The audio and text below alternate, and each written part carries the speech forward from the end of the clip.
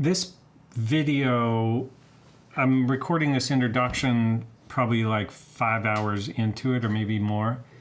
9 recording sessions into this video about this Mercury Felsa F760 based rebuild. And I just wanted to say, I wanted to explain something, which is like, I can edit this video down to 20 minutes, and I probably will, or I'll do another piece about this movement, the F760, which is super interesting. But the reason the video is so long is because I wanted to share with people every aspect of what I'm doing. And I know people are like, listen, I don't have 5 hours to watch this. That's fine. Don't watch it. There's plenty of other stuff out there. But the point is, it's taken me about a year to get to the point of being able to film the work that I'm doing, or the learning that I'm doing, and to be able to do that in an interesting way, and also to have the skills and confidence to get into a complicated watch like this. So I want to finish this. I'm thinking like, okay, this is an introduction, but I just want to show you where this goes before you even start watching. So basically, I started with a maybe I'll throw a picture on the screen or something, but I started with this Mercury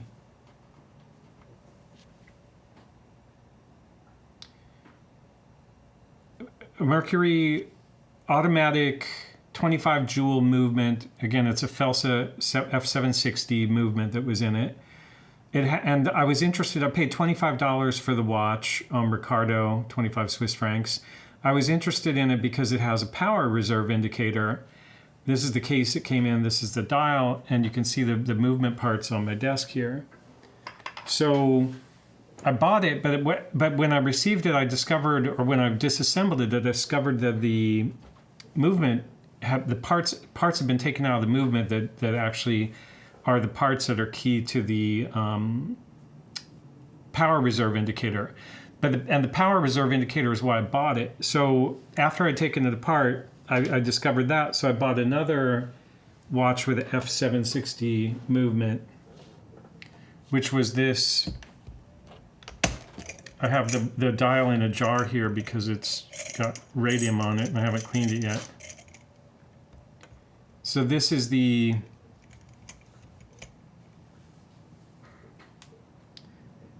dial from this other one. Let's see if the focus works on this.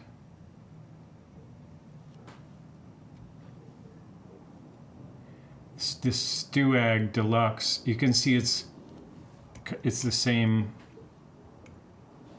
Has the indicator there. That's how I knew it was a Felsa F760, the 25 joules and the indicator. So at this point, 5 hours into it, I have both of these disassembled, and I'm putting back together one working movement. So the Stewag had some missing, at least one missing screw, but it also had much nicer parts on some of the parts. So for example, this plate is from the Stewag. The same plate from the Felsa, or from the Mercury, was highly corroded and looks like this. So it's also giving me an opportunity to put together one single F760 movement that's beautiful. Now the other thing is I broke parts in the original. I broke a pivot on the escape fork, the pallet fork, and I broke a jewel that pivot went into, cracked that jewel. So those are also parts that I'm taking from the donor movement, and I don't feel too bad about taking parts out of a donor movement when the donor movement itself was incomplete, and so was the watch that I bought. So I'm merging them in the best possible way, and that's kind of cool. But the thing is, it's complicated. I don't know this movement. I've been using this 17joules.info. Has a nice page about this movement. So that's helpful, like just to understand kind of what I'm looking at. But most of it is learning by taking it apart, and also by being able to videotape everything so that I'm certain that if I don't lose or break anything, I can put it back together again. So that journey for this particular watch has been very complicated, and I just don't feel like cutting it down to 20 minutes yet. I can always cut it down to 20 minutes later, or I can just, if I have the confidence, after I completely reassemble it and have it working, I can just do a tear down and rebuild simply for the purpose of explaining how it works. Because right now it's still at a point where even though I can disassemble and reassemble watches completely, and this one in particular, it's not clear to me how it's working. You can look at individual gears and put them back where they were and get things working again, but it's like the power reserve on this in particular uses this like little differential pair of gears that's really unusual for me. And I'm still trying to understand and figure out how every single aspect of it works. So so this is just, it's fun. And I think a lot of people that might be interested in watch repair, if you don't have several $1,000s to invest in tools and microscopes and cameras and watches and hundreds of hours of time, a long video like this will, if you want to watch parts of it, will give you an idea of what's involved that isn't false or isn't edited down to 20 minutes, which really doesn't tell you very much. All right, that's the introduction. Sorry for the long introduction. Everything I do is long. And now the video.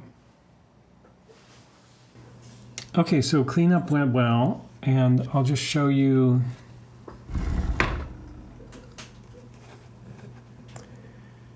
the dial.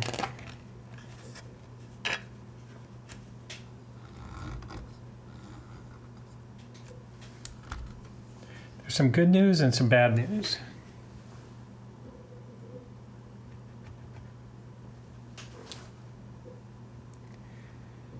The good news is the radium is gone.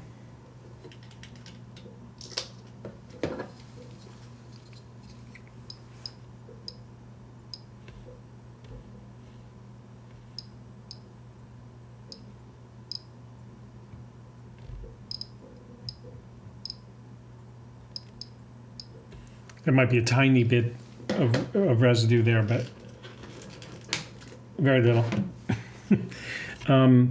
The hands are in there too. So the only problem is soaking in the water. We lost some of the varnish, and that carried away some of these indices, and also some of the varnish from the dial. So the problem is you can't if you lose the varnish where you've got type, like Mercury and this power reserve indicator, at that point it's over. These markings down here, the indices, I might be able to, I'm kind of curious about trying to paint that tiny. I know paint will run all over unless it's like extremely thick or actually the perfect consistency, because these were pad printed even though it's a textured dial. So I don't know how to, I think the best thing is going to just be to leave it the way it is. It's still going to look better than it did, particularly with a new crystal. So this is for me, and then the case, I cleaned it and I put a new crystal. So I think that's going to look great. The case has a marking. Oh.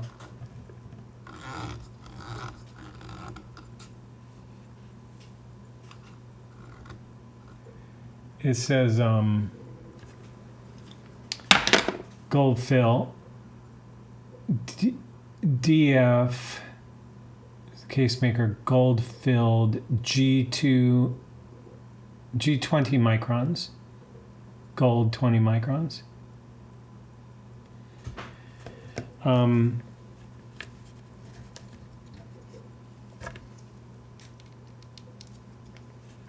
I had pre-purchased I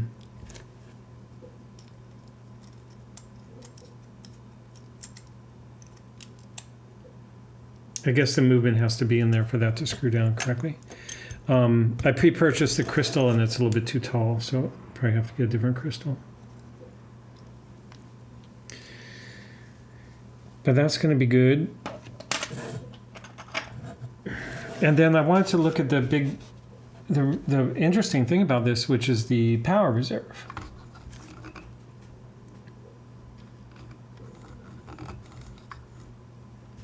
So there's a couple things we can note about this movement. The power reserve indicator is here. Can't really see how that works as yet. I see it's geared to something. Could just be that it's probably just needs cleaning and oiling. There's no need for a dial spacer. There's some dust there. There's no need for a dial spacer because it's got this whole plate here. And then this spring holds this thing which causes the date to click over when it, and stay until the next day. And then this looks like it's the 24-hour date turner. So this is just a press out in this gear. So every 24 hours it comes around and pushes that, I guess, which is simpler than the ETA method, but also not quick set nor quick changeover.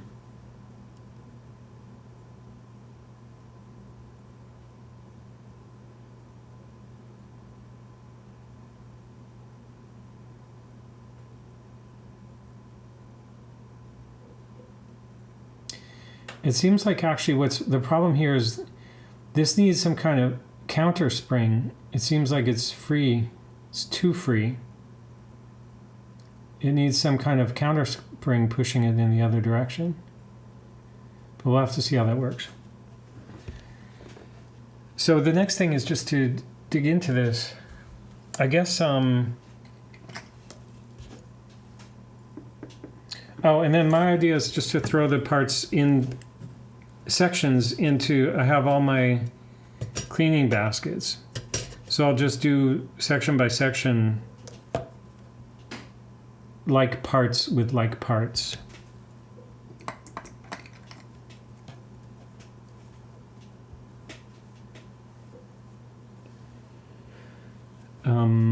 So what I mean by that is instead of, like for example, these 3 screws, I'll put with this plate.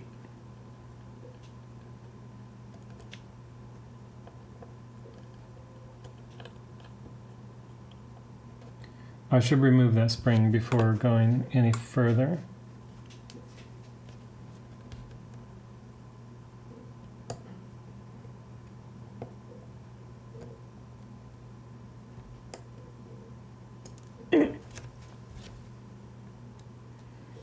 Okay, so I'm going to put that spring.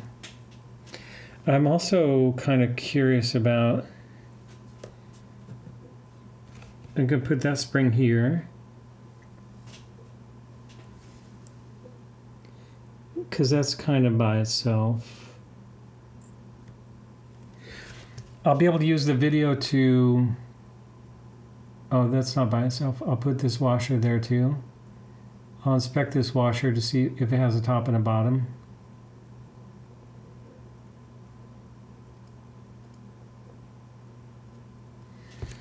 Might be easier to do that with a little bit of Radico.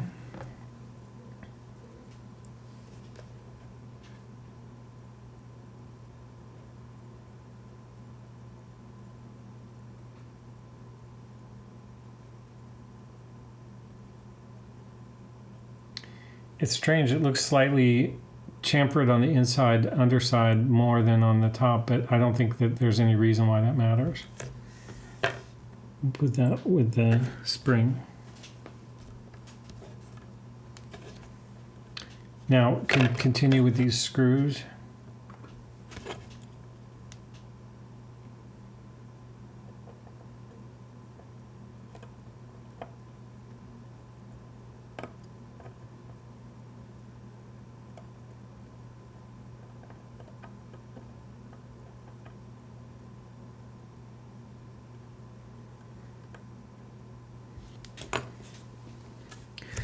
So I think I'll put this plate in this,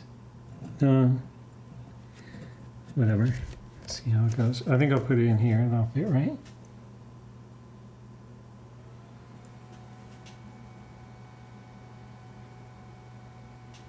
So we'll put this screw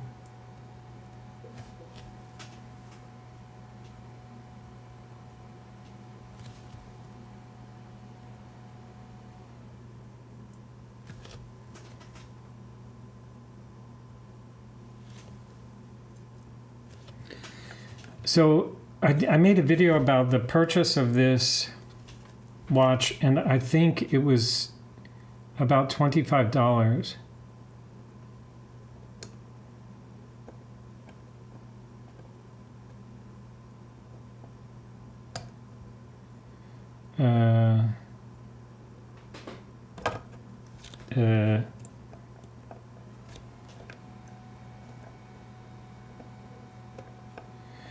So again, this is a practice watch.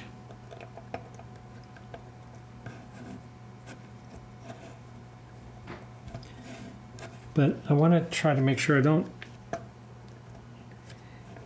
When you have the balance wheel like that, you want to make sure you don't squeeze the balance wheel with this movement holder.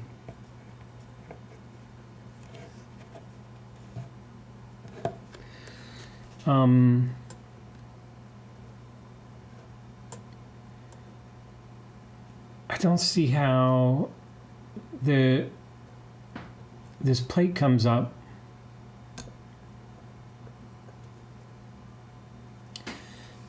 This thing is not catching either.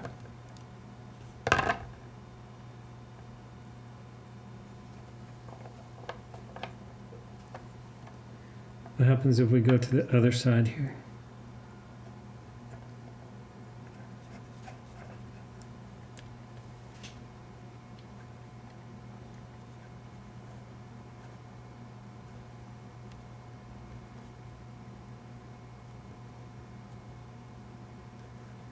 So again, this is a F760 movement.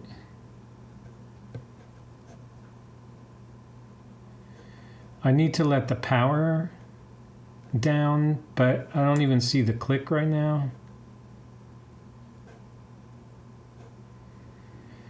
I guess it's under the plate for the automatic winding.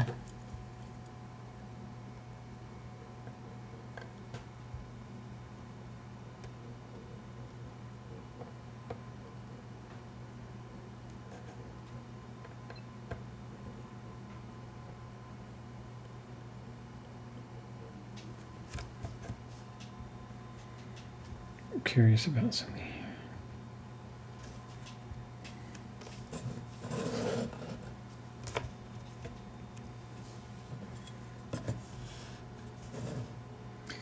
I need to put this somewhere, but if it's there, it interferes with the focus.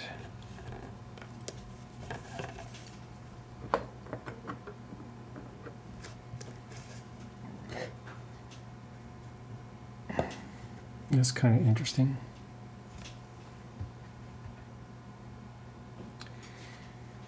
So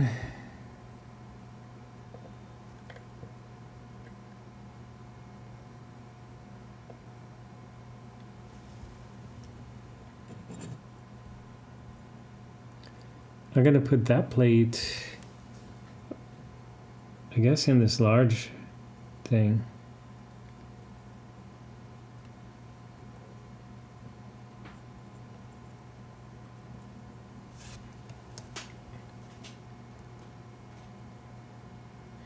Mm-hmm.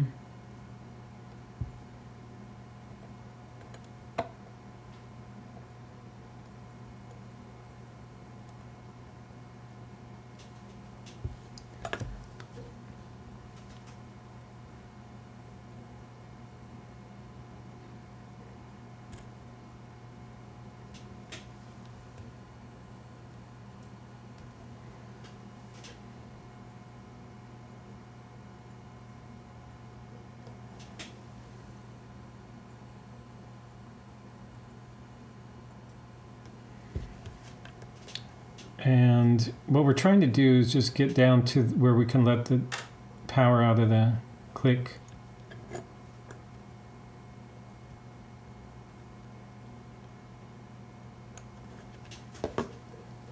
Probably has a pry point.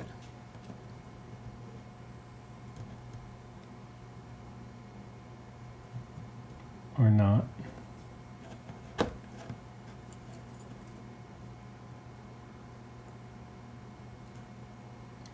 There's the pin. This might be the back of the power reserve.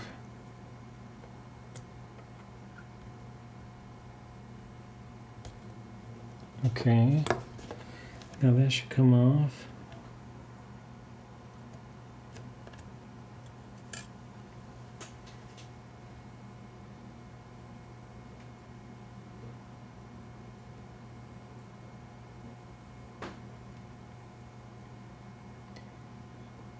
Not sure what's, this is all part of the automatic winding. Looks like that is kind of popped up now, because that plate is gone. That plate, I want to see, does the plate have, it's actually pushed down on that somehow?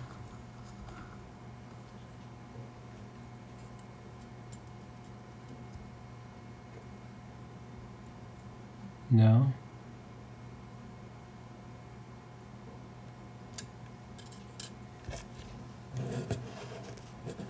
Oh, so it doesn't need to push down because it's actually the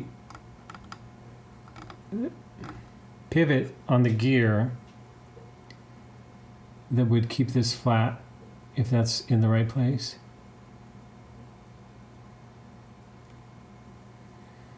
So this,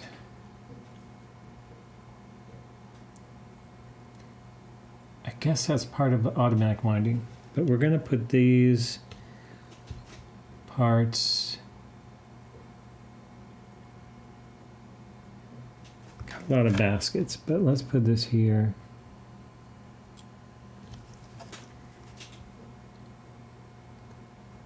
This gear is different than this gear, I have to remember that.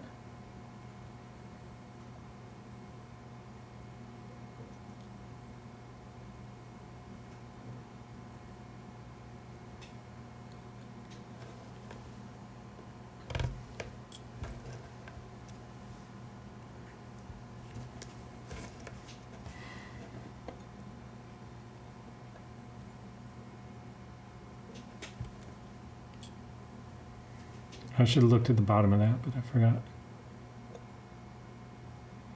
You can see there's some junk in there. Now I can't remove, I don't want to remove the balance cock yet because I want to try to let the, oh, that's not the click though. This is the click. So technically to let that spring down, I want to put the stem back in.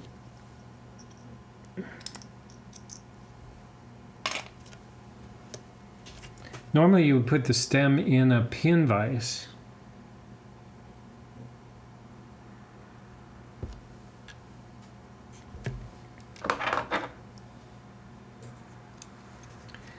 That might mess up the thread on it, but I noticed it's not.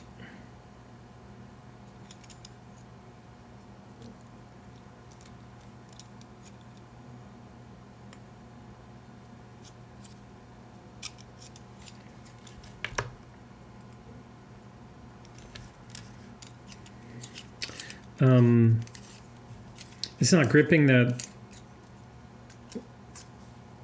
crown very well anyway. So if I damage these threads a little bit, it's not a huge big deal. Or so I say.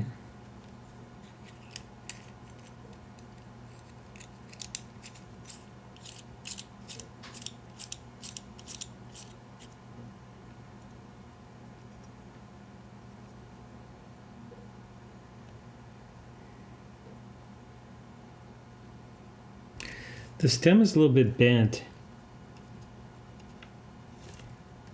which it shouldn't be. And that's going to be a hard stem to replace probably.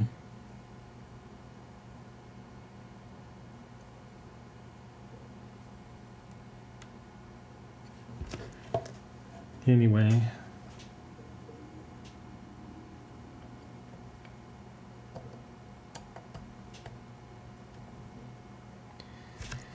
You see, now I've got action on the click right there. So I should be able to hold the click back.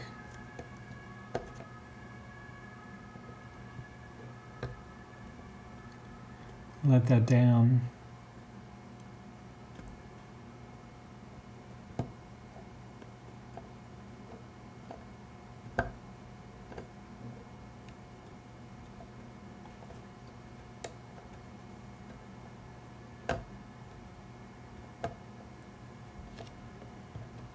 Keeps going.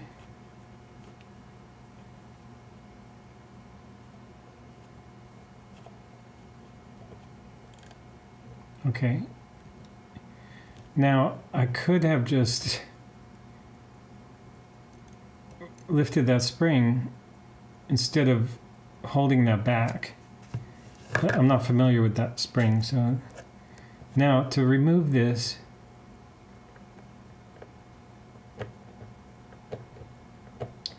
oh, every time you pull it out, it tightens it. That's interesting.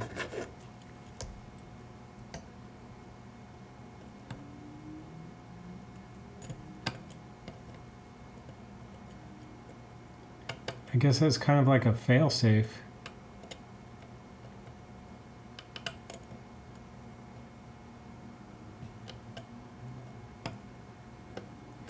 And also it helped to push down on that a little bit. Okay, so eventually I'm going to have to look at the problem of the stem being a little bit crooked.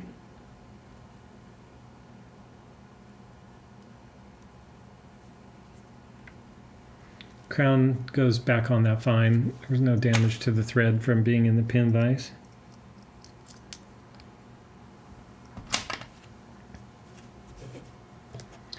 Now the power's gone, so we can remove the balance.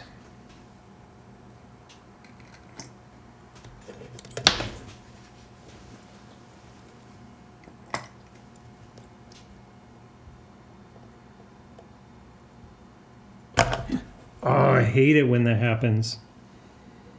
Hate it.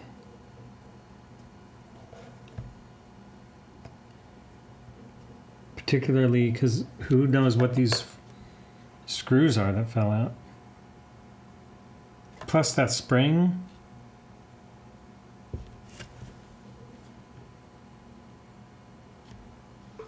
Okay, I'm going to put that spring there.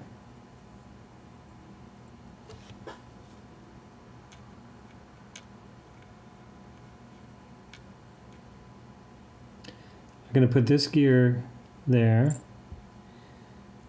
I'm going to put this looks like the click. Put that there.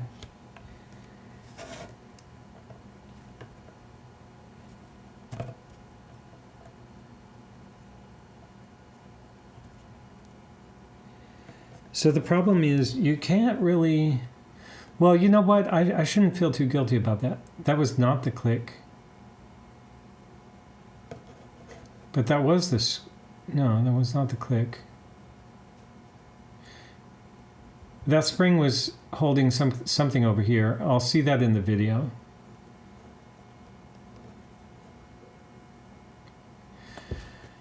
So the problem, I mean, here's the thing. I guess you have to stabilize it when you use this type of movement holder. I do have to use downward pressure here, and there's a fulcrum right there, so it's easy to flip that movement. The proper movement holders are completely round and movement specific. So if that happens where you flip the movement, it's because you don't have a good movement holder, and you got to be cognizant of. Okay, so this is the screw for the balance cock. I'm going to put that in this. Oh wait, I've got stuff in there already. I'll put that over here. This is going to be fun to figure out. Okay, so now we can try to get this guy out. That's going to go back in for cleaning anyway, but for now, I'll put it there since I dropped it.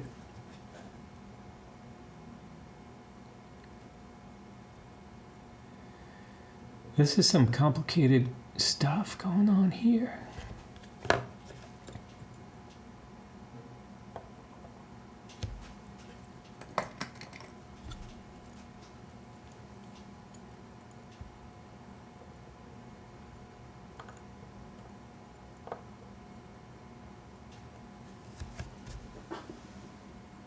I think it's time for a new dish already.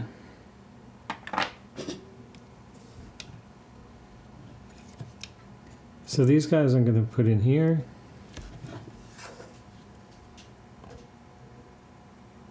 It didn't even go.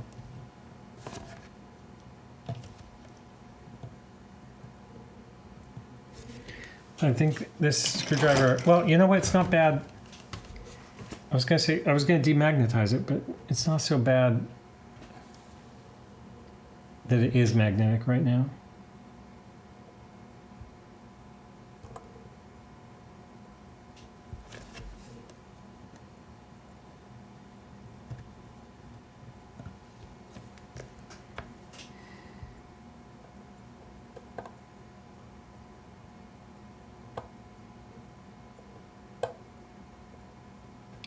Those are some little flat little screws. Now this thing could go in that same place.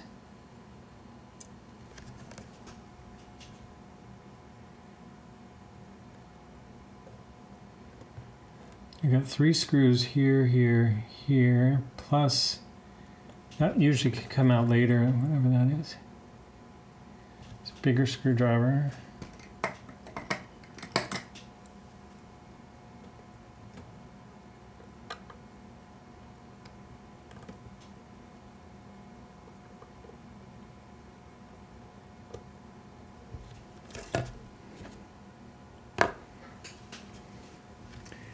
I guess I'll put that in here.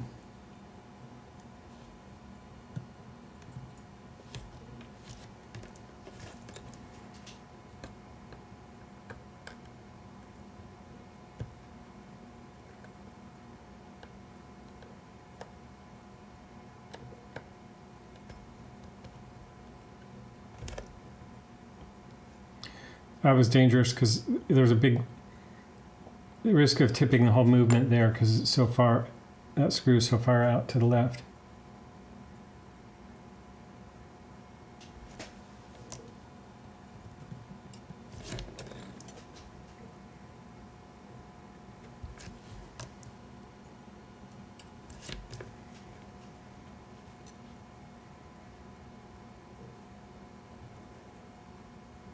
Oh, there's one more.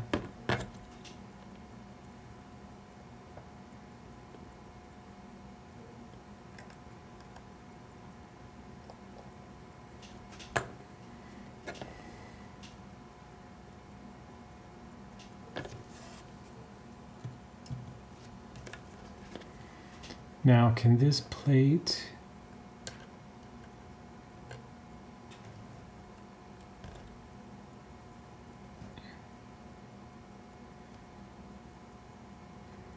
This plate has a gear screwed to it. It's going to go, is it going to fit in here? Not really. Okay, so that'll go in there.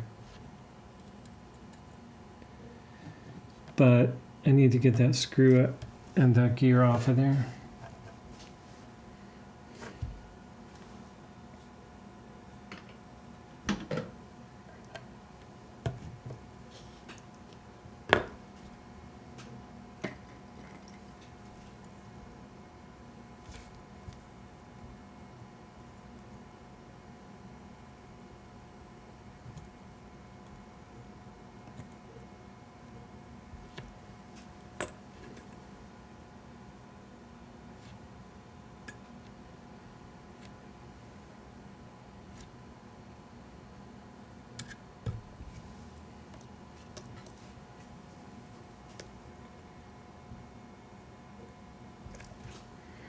That gear has a top.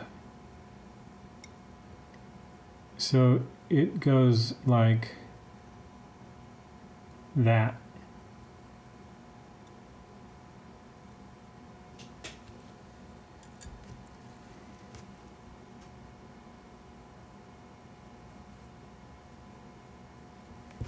Okay, now that can go in there.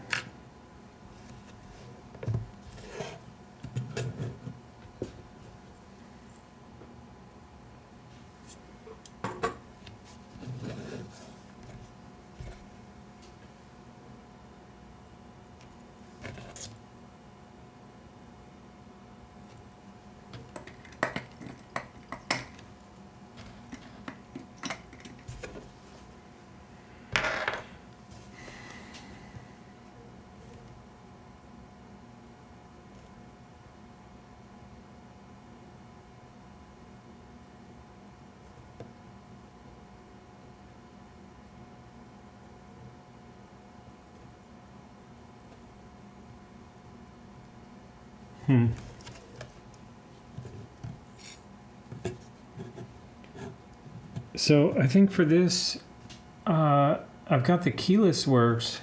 I think I'll put that there.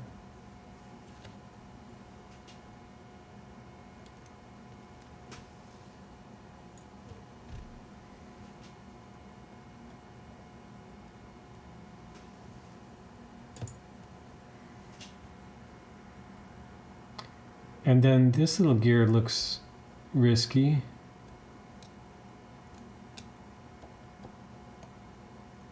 That's the second hand.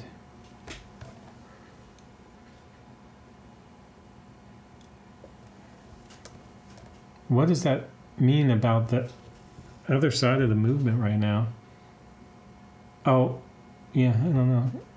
Normally, if the second hand comes out, other things will fall. What's this? Never seen anything like that before. What's that all about?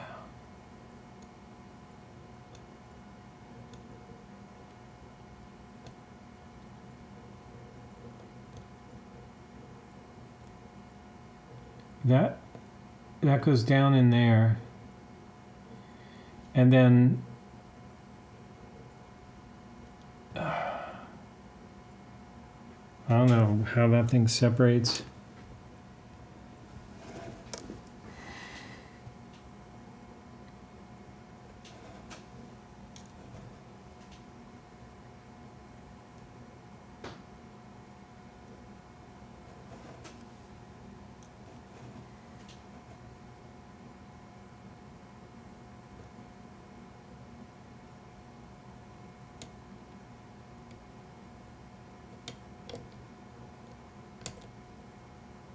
I think I saw exposed mainspring when I lifted that. That's kind of scary.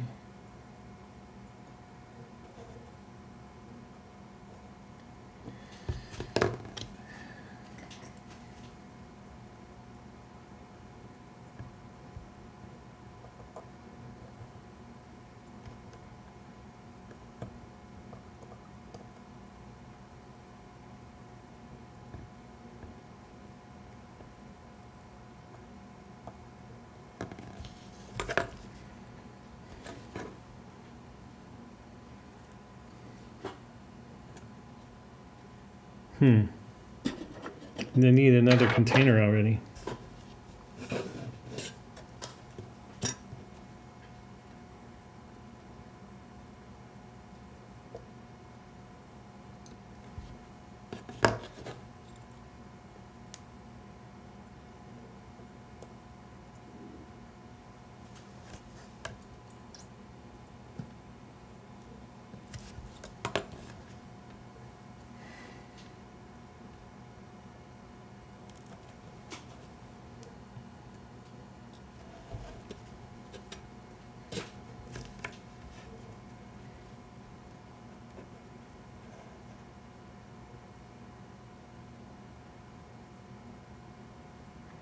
So this,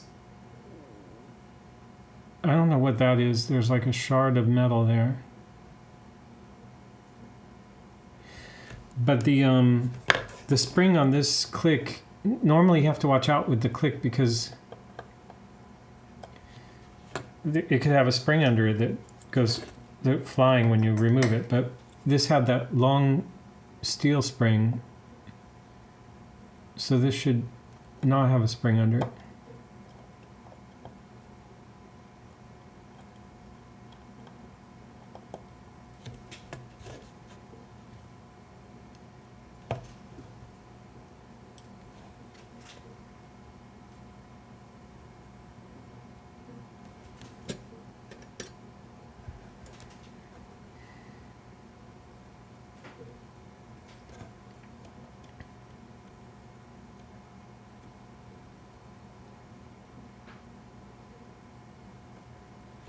Okay, I might as well.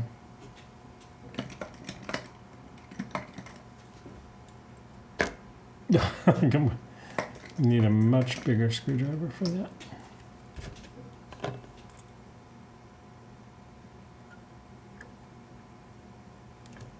Support this so it doesn't flip.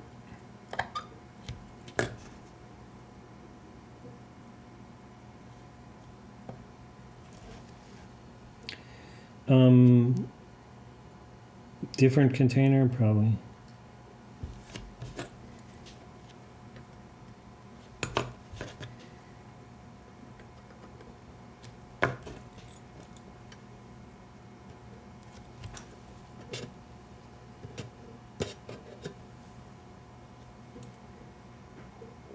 Pry point.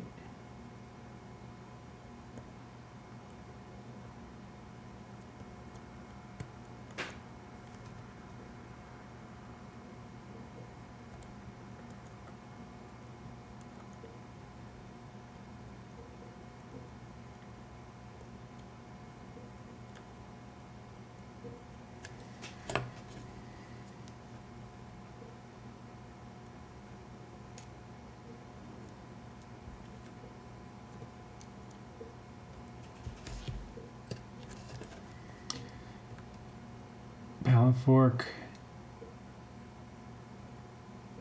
Looking nice.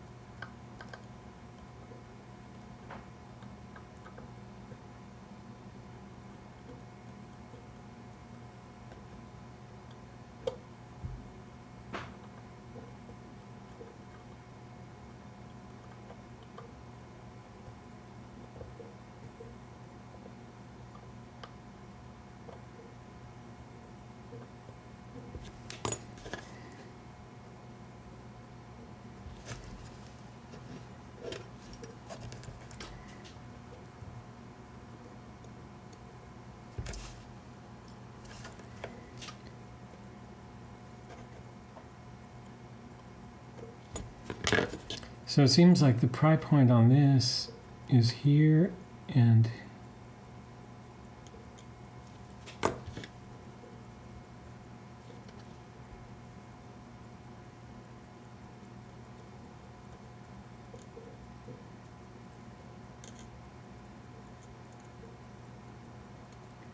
that's strange.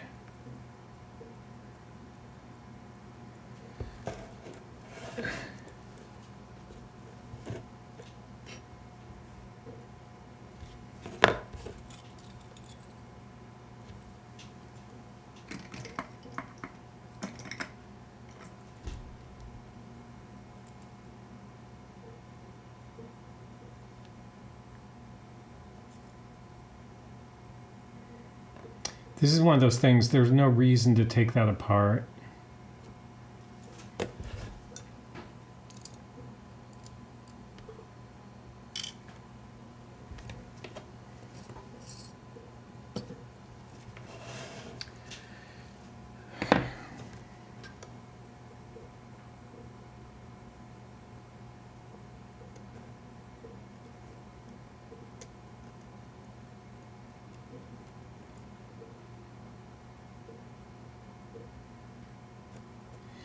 Okay, so this is the whole barrel assembly.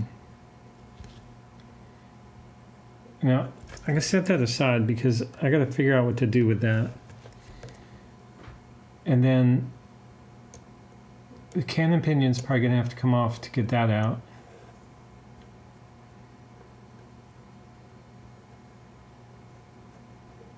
I don't see anything that's going to fall except for that. So I can turn this over.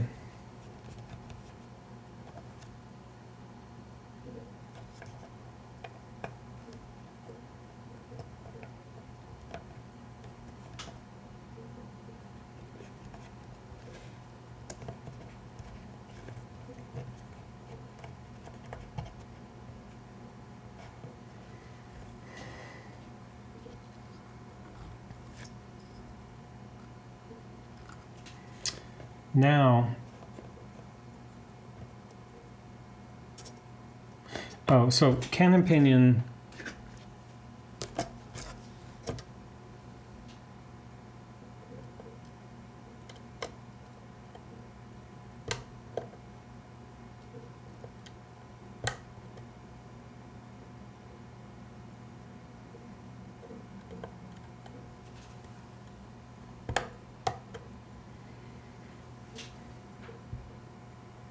How many times is this going to fail?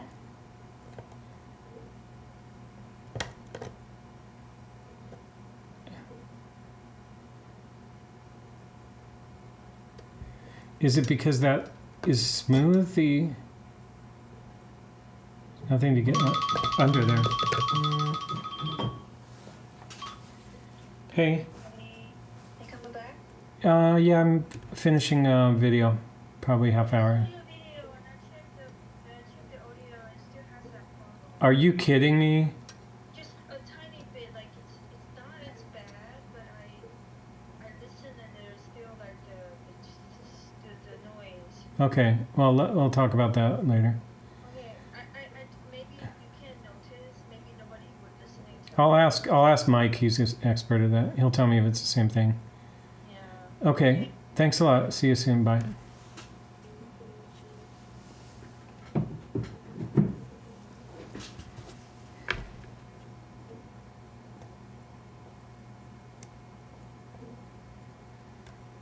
Okay, so one reason that didn't come up probably is because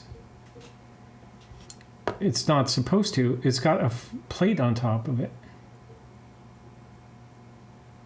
Now, oh,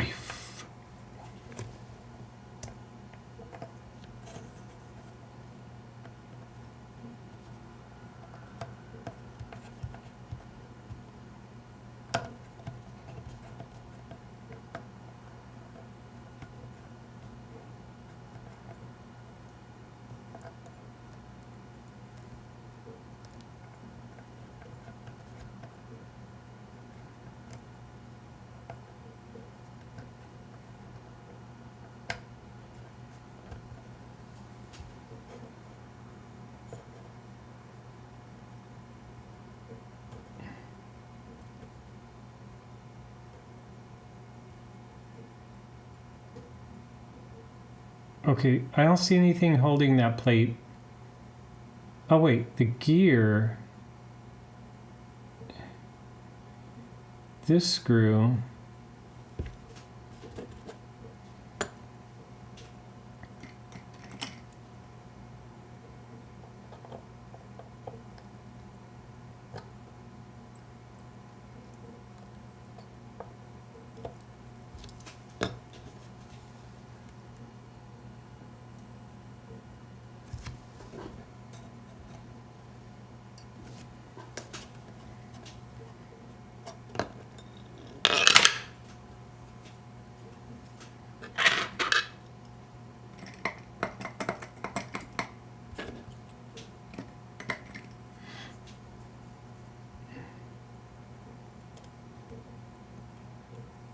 Oh yeah, so that was holding everything.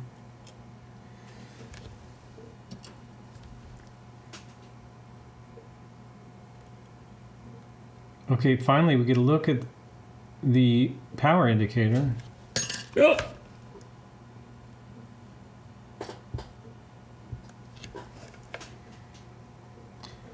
Wow. Have no idea what that is doing there.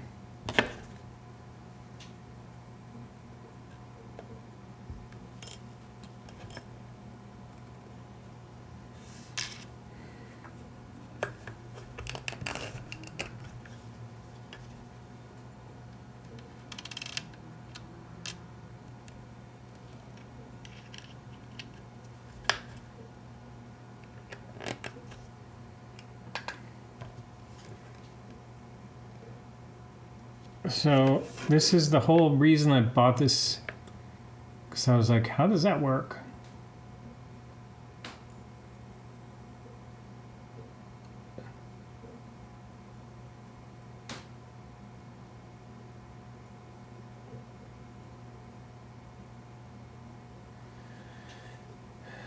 I don't see any evidence of how that works.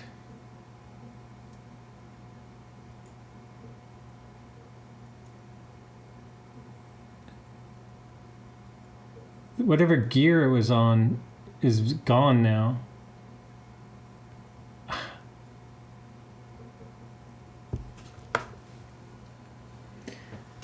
don't get it. I don't get it. I'm gonna have to watch the video and then try to figure out what if something is missing. Did I pull out some gear? Did I drop some gear? That is a mystery. It's the whole thing I want to know. Okay.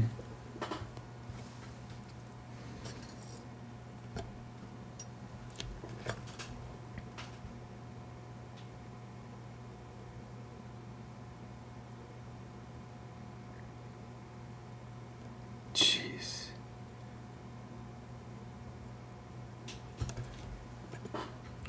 Now the other thing, I got to look at this and see what do these gears separate.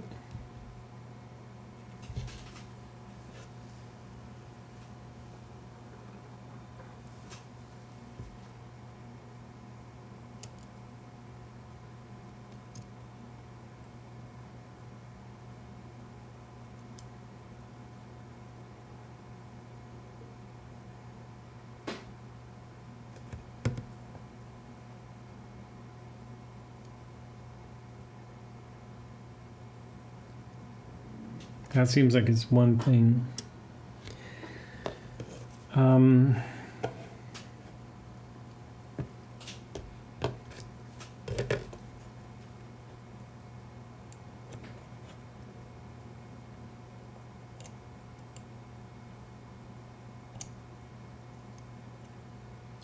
Now that's a kind of cannon pinion issue also.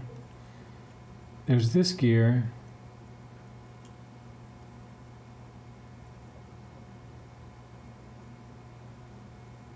DRP USA.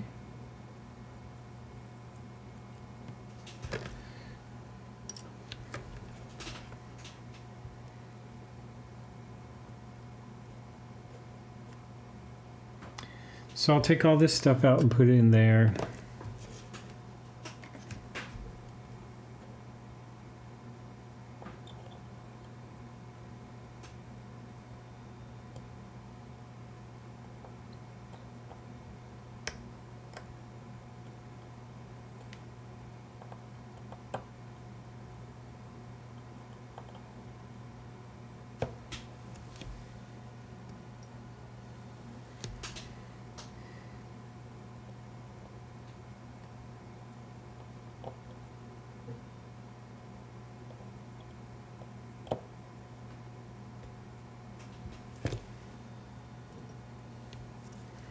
Some little fruit flies.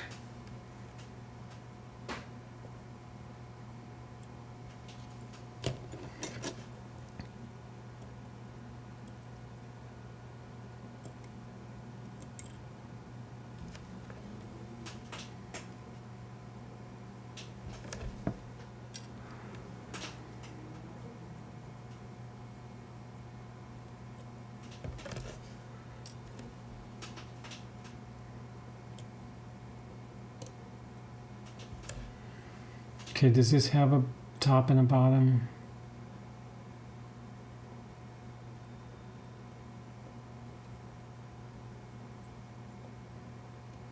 I don't believe so.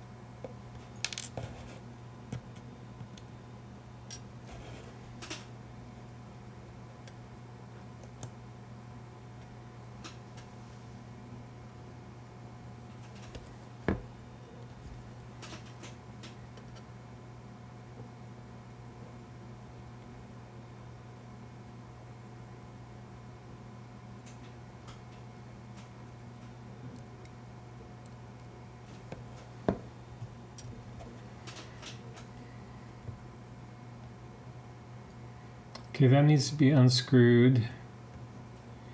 And then that's like a cannon pinion thing.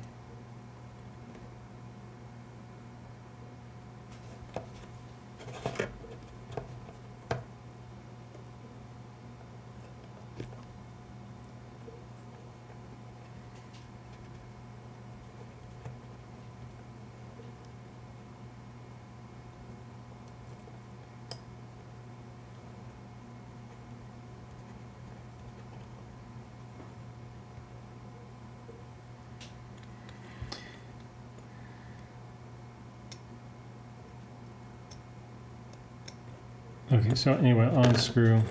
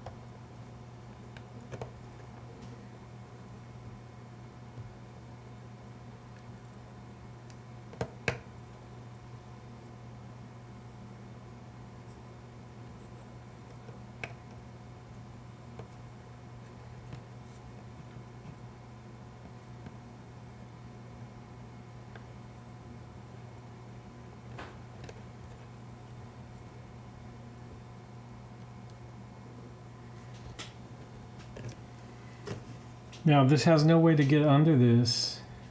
This thing is, this normally you would,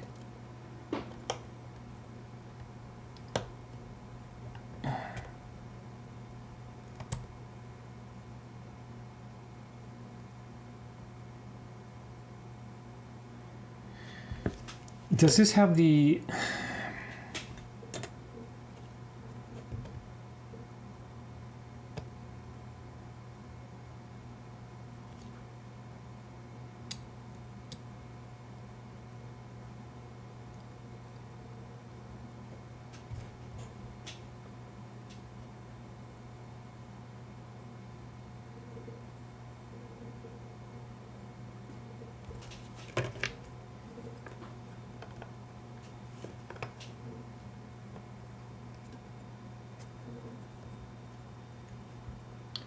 the whole reason the cannon pinion exists is so you can override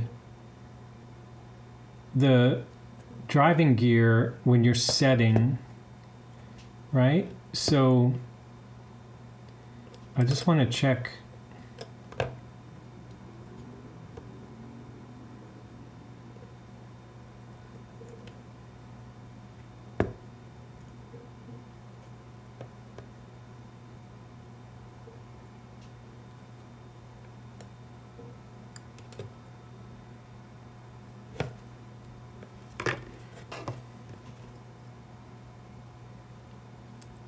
just want to see if that.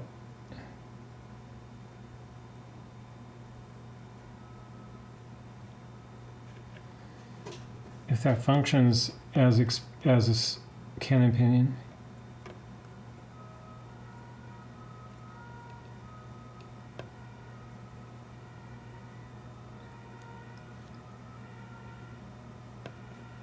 Yeah, so I was concerned it doesn't.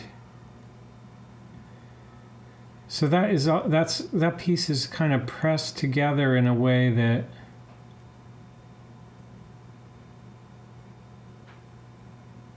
I probably need to use a staking tool to take it apart.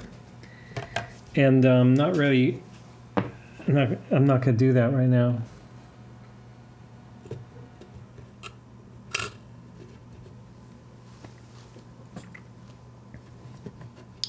So these guys I need to look at some more. The main plate and the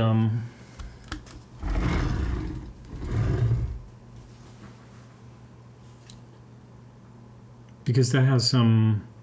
So the barrel and the main plate, I need to finish disassembling or decide what I want to do with that before I go into the cleaner tomorrow.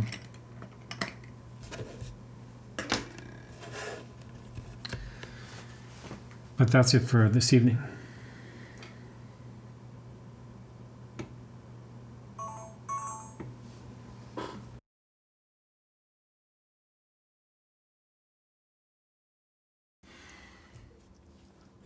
Okay, so it's the next day, and I haven't put these parts in the cleaning machine yet because I wanted to prepare for that, and I haven't ever opened the mainspring and let it out of its barrel before, so I want to do that on camera in case that turns into a disaster. I did some reading about running things through an actual watchmaking cleaning machine. So I have an Elma Vacmatic. It's like probably from the 1950s or 60s. But it seemed to be working. I bought the chemistry for it. I'll show you that in a second when I load this up. But the basically to prepare it, I put the balance wheel back in the base plate with the balance cock. You're supposed to take the jewels out, but I'm going to leave the jewels in and see what happens, meaning the cap jewels, because I'm going to clean them separately anyway before I lubricate them. I guess the point is if you remove them, the hole would be cleaner. Well, we could take a look at that together. I should do what they recommend doing. I just wanted to point out, I've also used the video from yesterday, or the disassembly, to keep track of where I put parts. If I pull something out and put it back, it's can get confusing. I moved the main plate here because I wanted to keep this for the barrel. I don't think the spring will fit in there. It seems risky. But I think I'll clean the spring by hand. I'm leaving this gear in, even though normally it seems like it's a Canon pinion, but it's not behaving like a Canon pinion. And I'm worried that if I force it apart, I could bend the gear, or I could have a hard time pressing it back together. I'm gonna run the pallet fork through the cleaning machine. Some people say you shouldn't do that, but I want to find out. The cleaning machine does use heat. It's the proper Elma Suprol cleaning fluid and rinse, so in theory it should be fine. There's some very tiny screws, and the mesh of the basket, I checked to make sure. Seems like none of the screws will be able to pass through the mesh. It's kind of close. I think that's it. I pegged the jewels, and when I reassemble it, after it comes out of the cleaning machine, I'll do a careful inspection and just see how much happened. There's something weird here.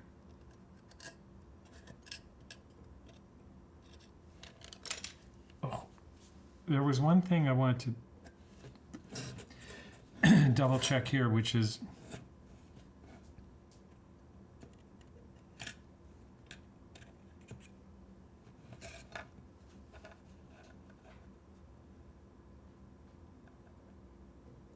there's a washer.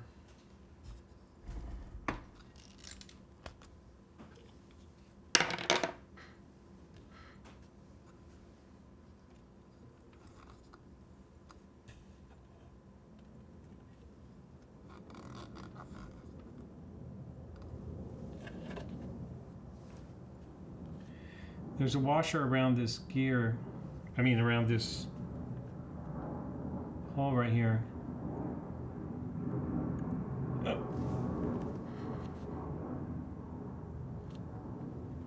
Okay, so this is like an example where I was keeping this here. So I'm going to put this washer here. And then I need to remember for reassembly that washer goes around this. I think that sits under the barrel, but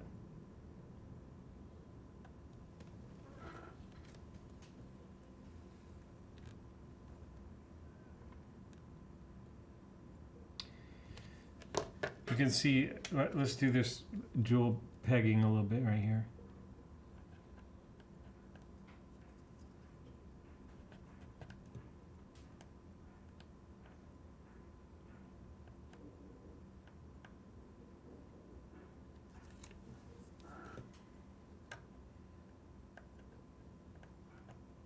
That's not jewel, obviously, but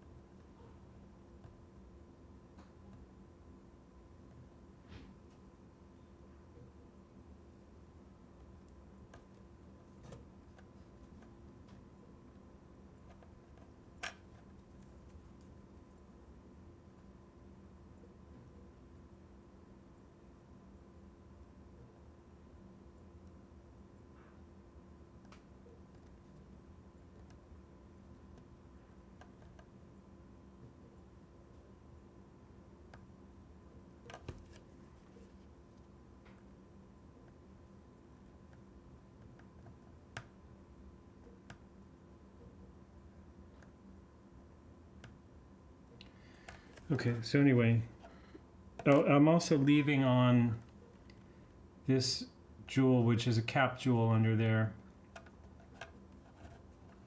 And I'll just clean that whole thing afterwards. Just too many loose parts otherwise. I'm really worried that it's going to be hard to put this movement back together. Anyway.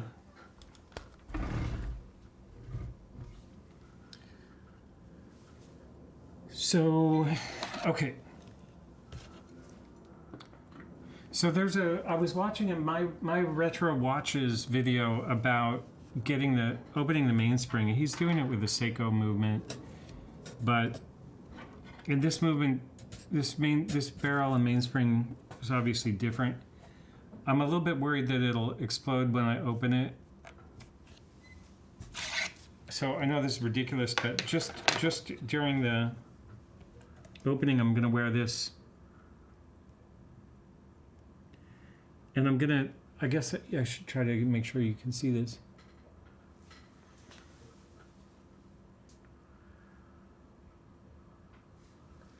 The idea is just lift the top off and hopefully the arbor doesn't come with it.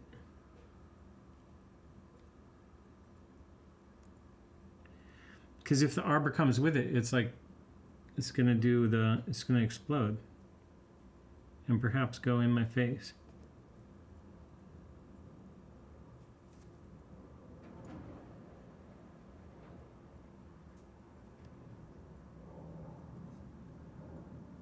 Should we?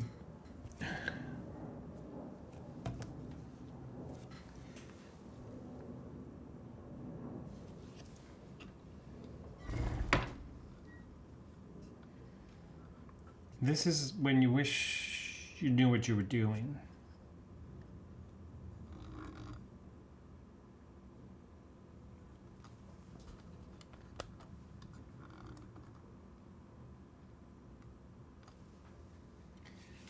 If I'm behind the microscope, that should be safe.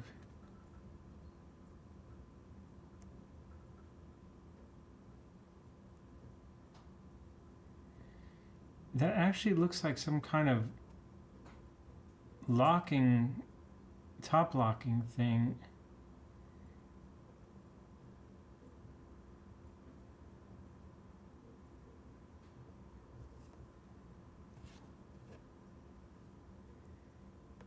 Somebody marked this. Don't know what that means.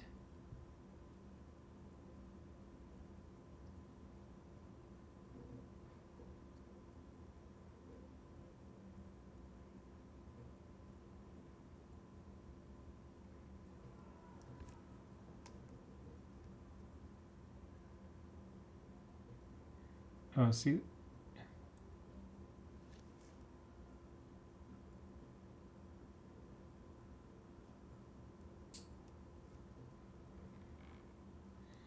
It seems to want to lift off, but I'm not sure.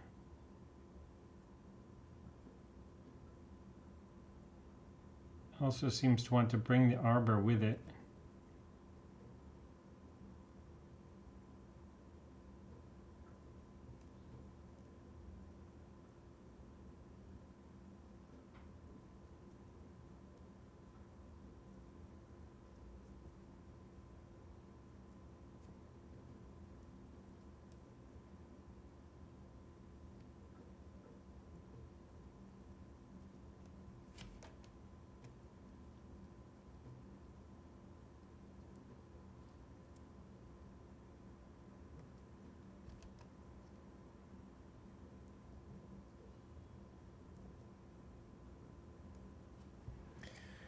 I hate to chicken out, but I'm not comfortable doing this because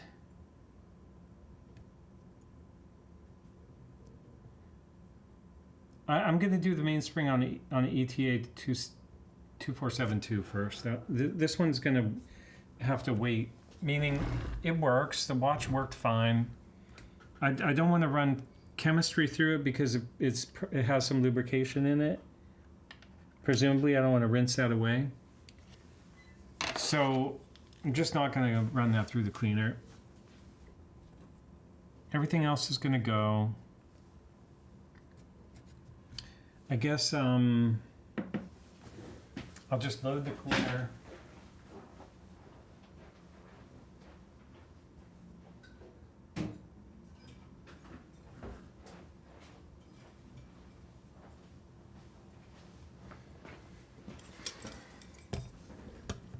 So this is the way this works is each tray has a lid, except for the top one, because this plate becomes the lid for the top one.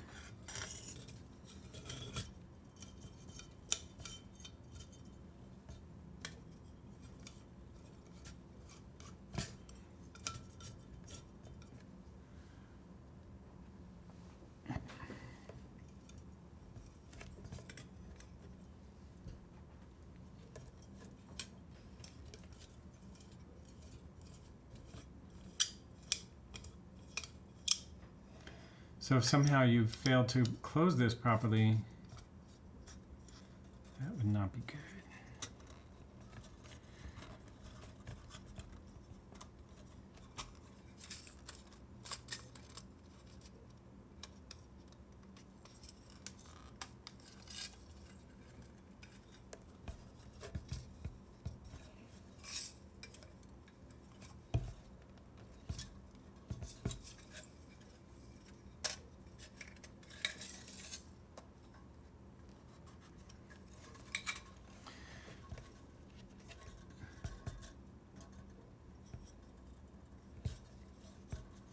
So that all seems good to me. There's holes in the bottom of this for the liquid to pass through, drain out. And this is the handle just to plop it in and out of the thing.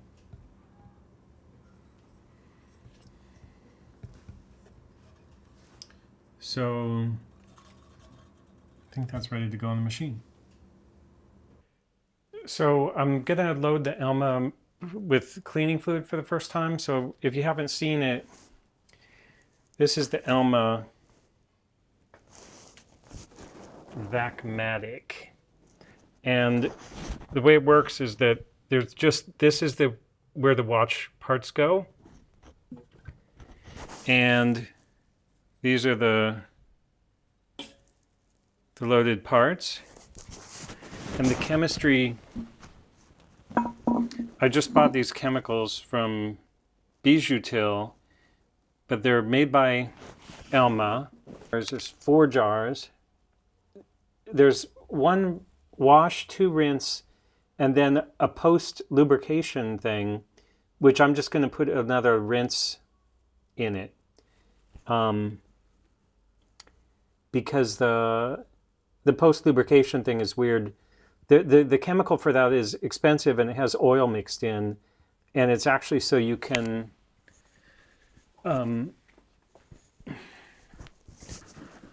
you can clean movements without disassembling them, which frankly seems a bit weird to me.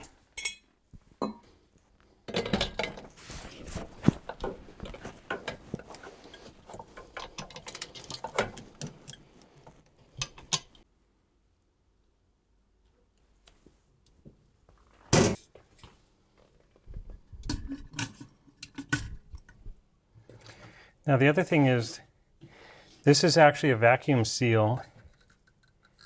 Seals against that rubber. So you can't open it when it's running. And then to start it, just push this button.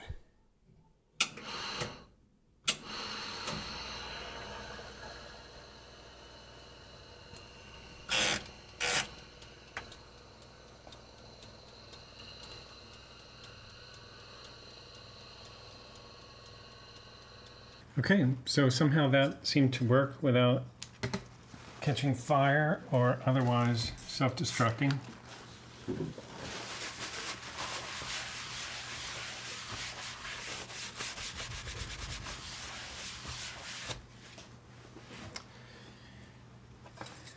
And next I want to see if it worked.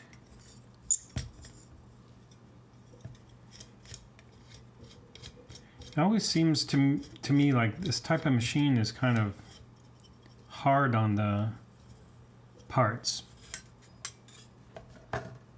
Spinning them around.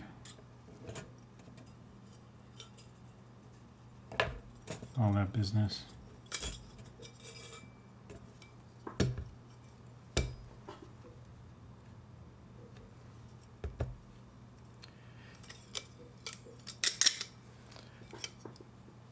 The reason I did that was in case something came out, like a screw or something. But I'm also curious what, there's some tiny little thing there. Curious what that is.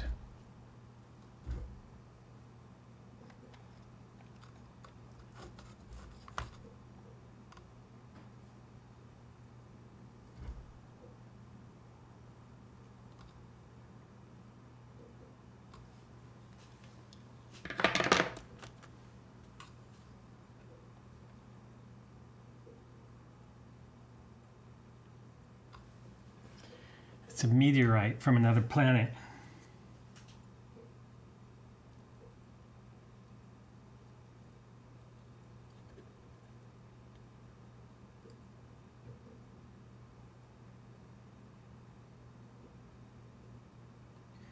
I would say that's a little bit of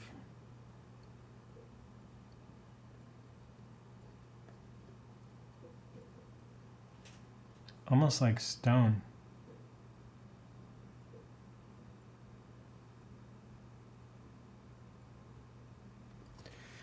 Very interesting.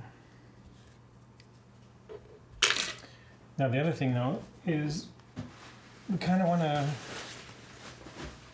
degrungify.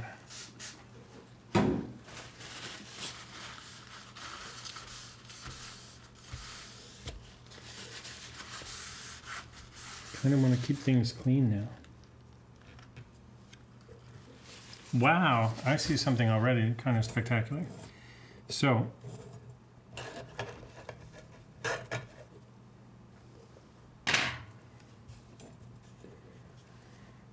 I don't know if you see what I see.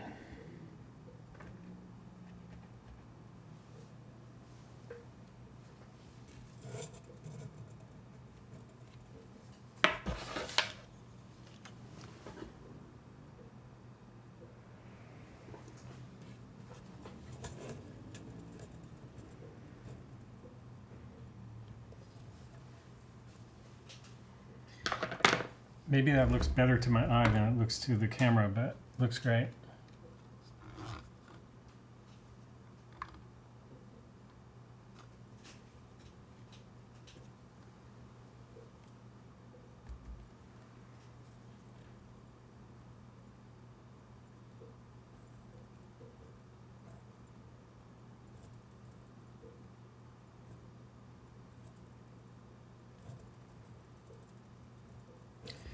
I wanted to look at the back of the oscillating weight. It had some pretty bad corrosion that I don't think is going to be gone.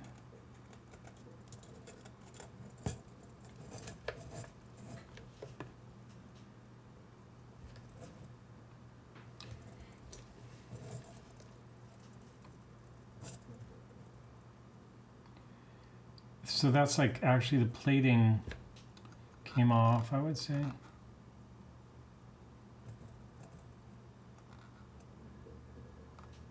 But still,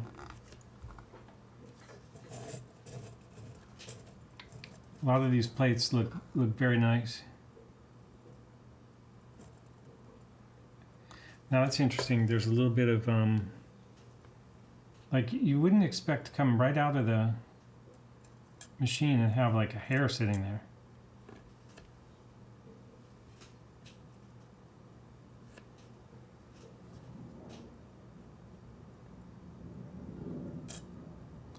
That thing too, with that little,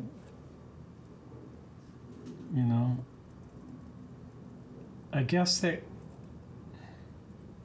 there's a screw trying to escape. Get back in there.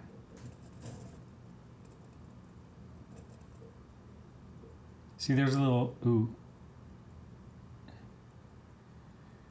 Palette fork looks intact, but there's like a little thing here too. There's some hair here.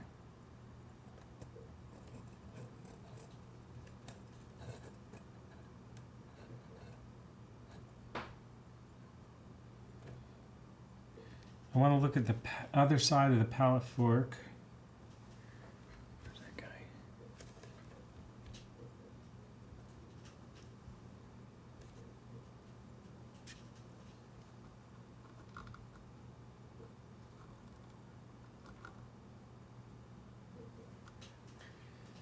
Because I saw there was shellac on the other side of this, or on one side of it.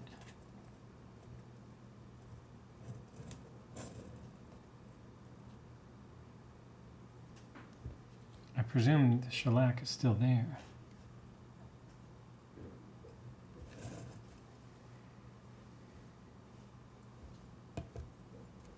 Damn it.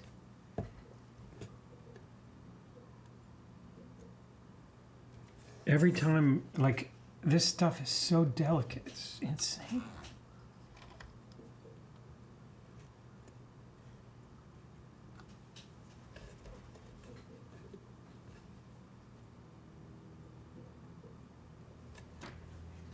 Is that it?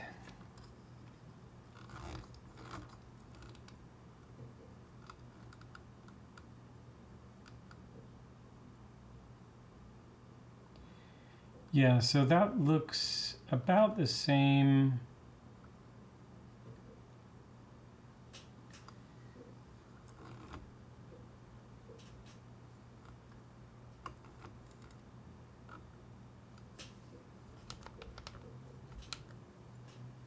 I'm just curious, about going through the machine.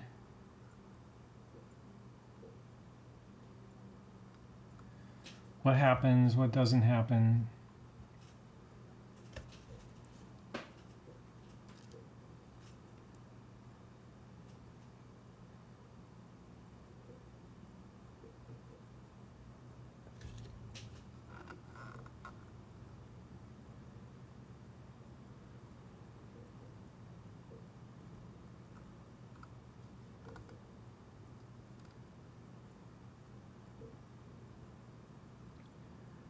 Looks fine.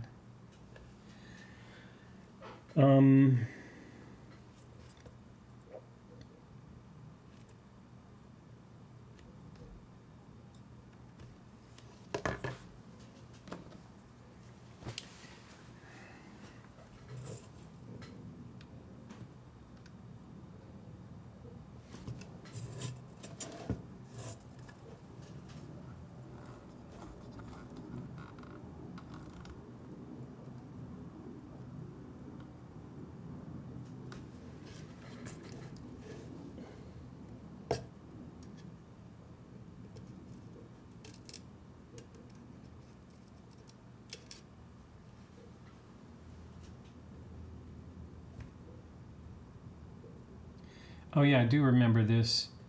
I was like, I don't remember that hole. Does a jewel belong there or something? But actually, I do remember that.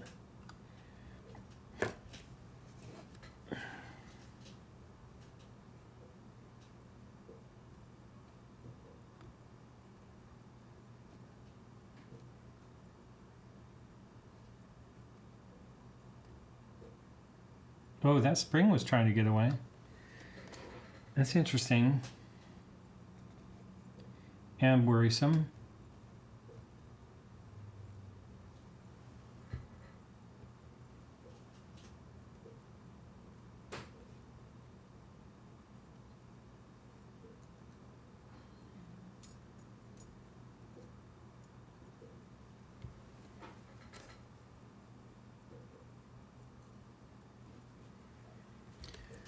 Oh.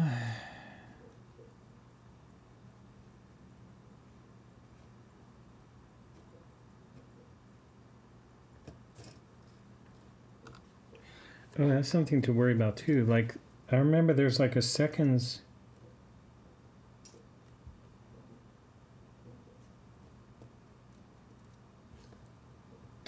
There was a seconds hand kind of gear.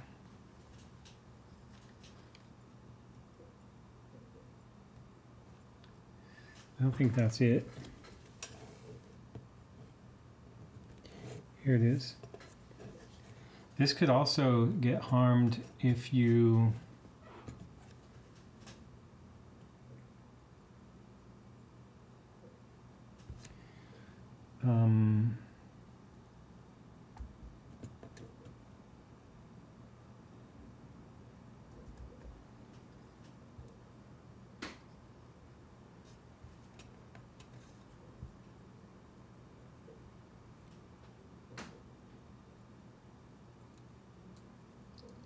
that's not it actually. This is this weird little stack.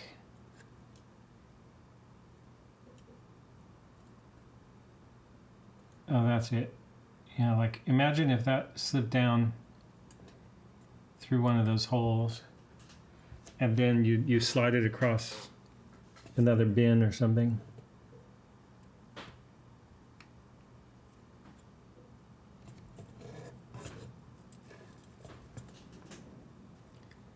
There's my spring. Okay, that's pretty amazing.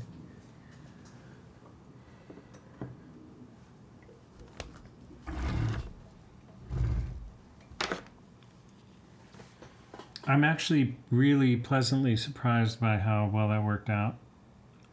And I'm terrified of putting this thing back together again.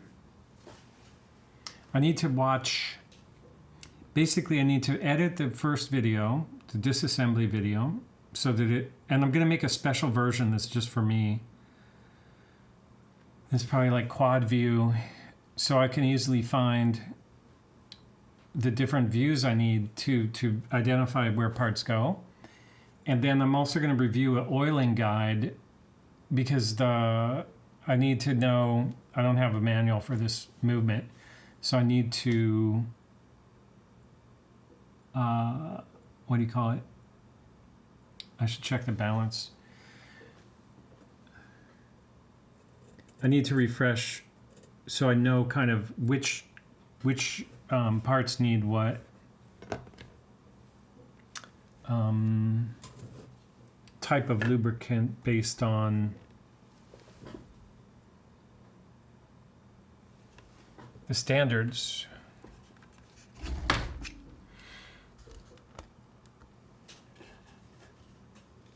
I did just want to look at the balance jewel because I talked about removing the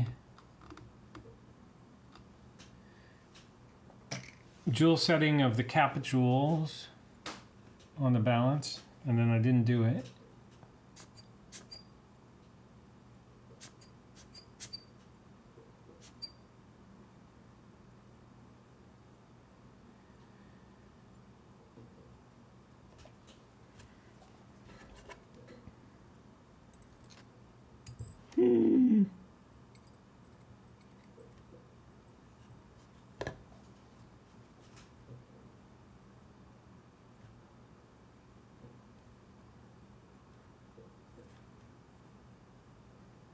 That is stunning. Stunning.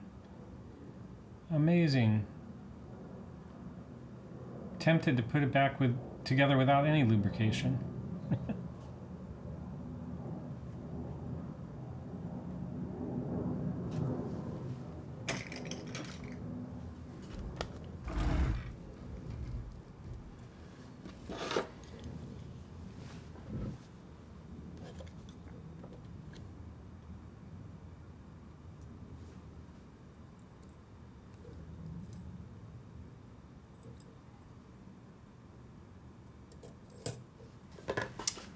Okay, on to, I gotta do my homework and then I'll rebuild it. Okay, so I'm ready to put this back together and I'm just gonna try to start here.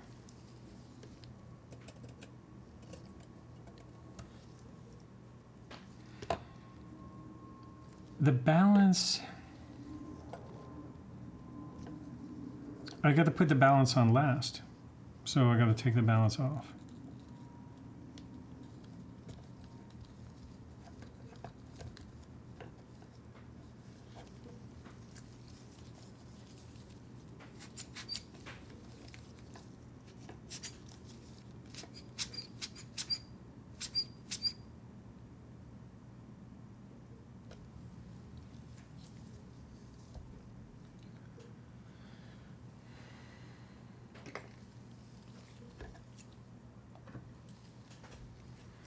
I think I'm going to just work under the microscope. I will say I have this full screen video of taking it apart on my laptop, and that's going to help me. So here's a typical thing that I'll do. I'll go like, that screwdriver is big enough. But of course that's not true. I also had something on it. So this screwdriver is big enough.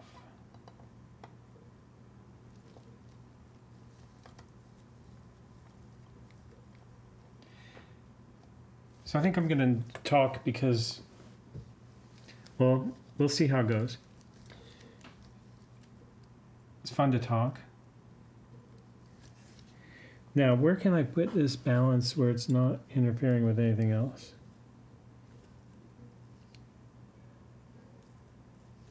What the hell? Put it here.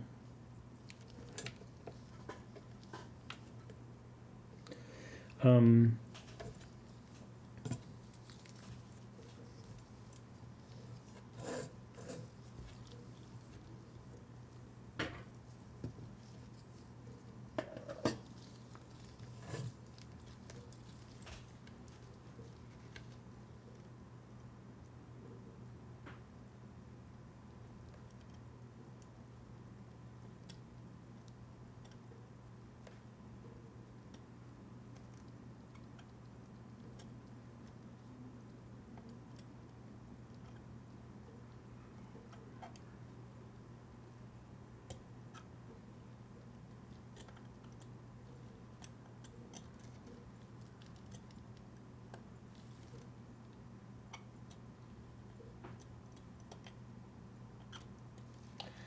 so what's interesting there is like if you, it kind of has like a little pry point right there, but it doesn't seem to have one over here. But you need to, there, oh, almost had it.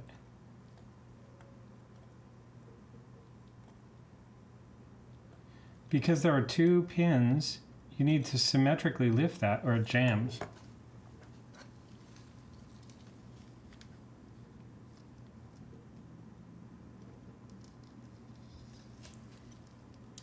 Maybe I'll put that on my little balance thing.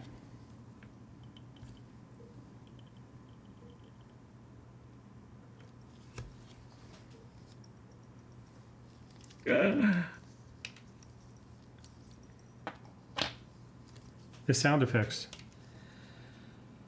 are stupendous.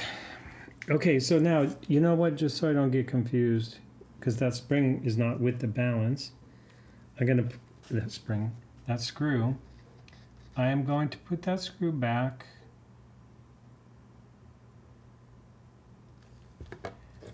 Keep it safe.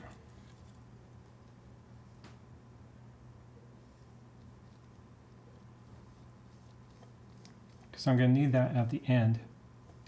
Oh, the other thing, I was just thinking this and then it leapt out at me. I wanted to make sure that the dial screws didn't come out and get lost in the cleaner because they are so tiny. So there's one.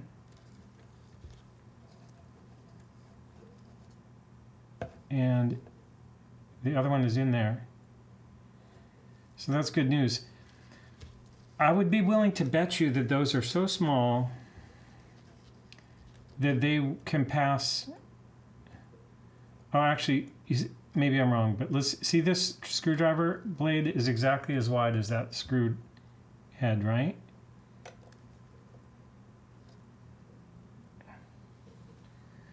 So I can test this theory of that this could pass through just by seeing if the screwdriver head could pass through.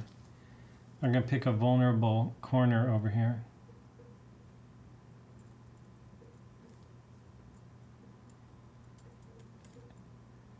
Very close, but I can't, so that's good. Could you see that? Okay. That's good to know. Like, you don't want to be nervous about that all the time.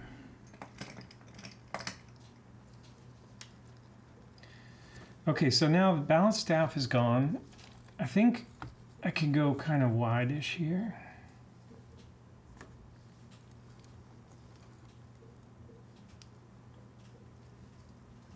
And what I have on my screen is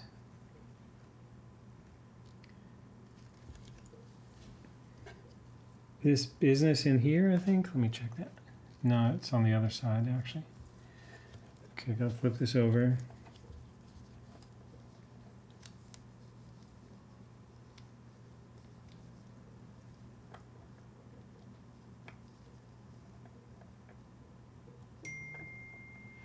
You know, a lot of people don't understand why I publish these really long videos, because who wants to watch it? And the answer is, I do. I want to see what I did. I want to be able to remember what I learned. And that's it. That's my Raison d'être. That's French, by the way, for reason for being, I think.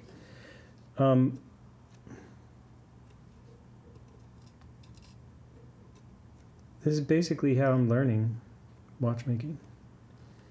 And if I don't have, if I edit it down for, none of that is right.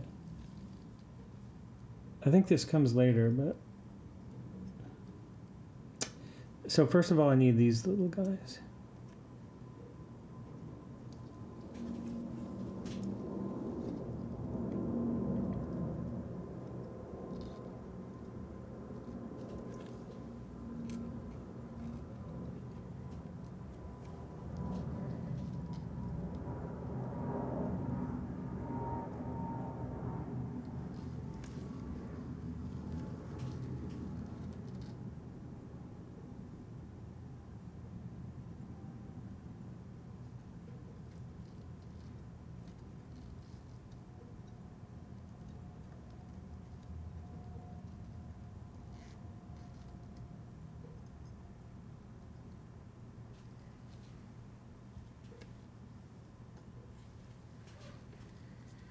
Okay, so that guy's gonna go like that.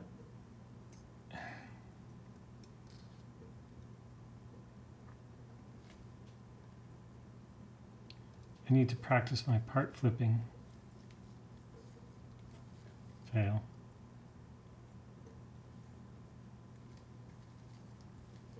Hey, I don't know if you agree, but I think that this movement is pretty amazing.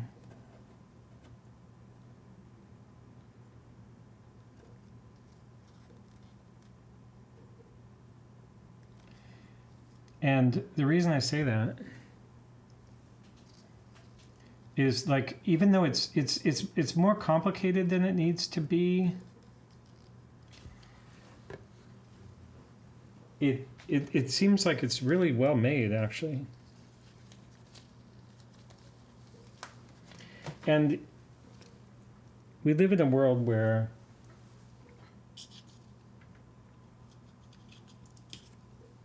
at least in the watchmaking world, people go out of their way to make things complicated.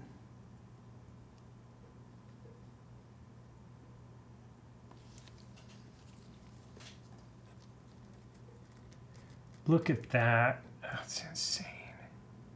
I'm sorry I get so much pleasure out of this.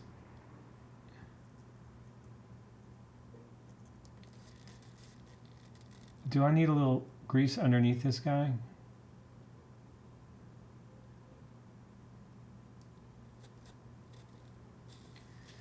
Let's hold off on that for a minute.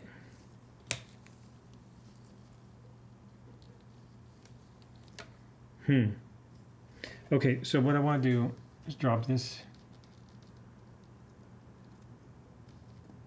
I mean, look at that part.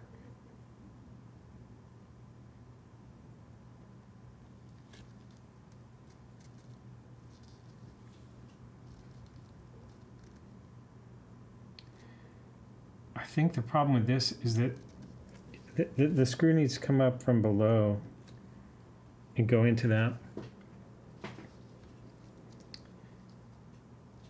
Right? I guess I could pinch that. Let's wait a minute.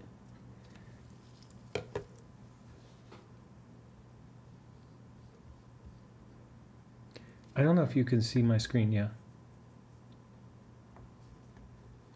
So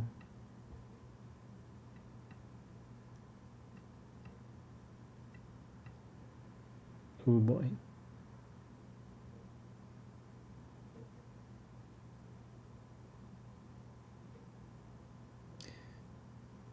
That screw has to be in there before I place that next thing on top of that.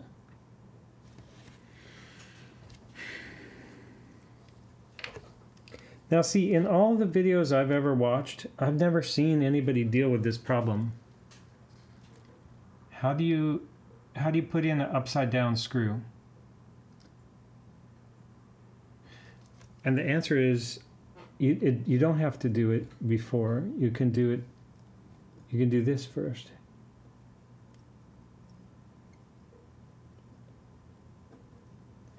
Okay, so this guy.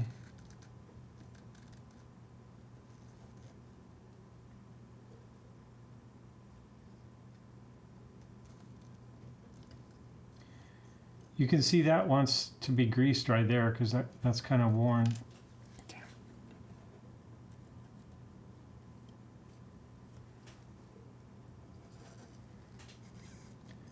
This thing has to flip like that.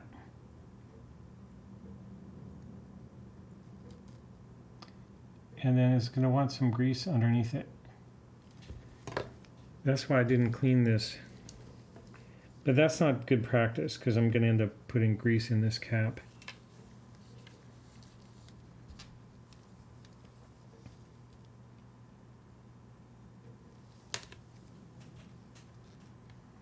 So this is 9504. I have a bunch of different greases. I'm not sure why. I went crazy on buying different greases.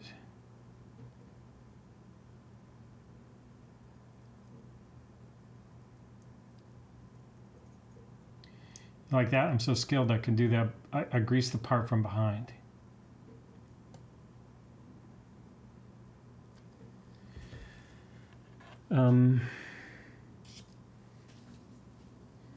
Now there's this, I gotta locate the correct screw for that.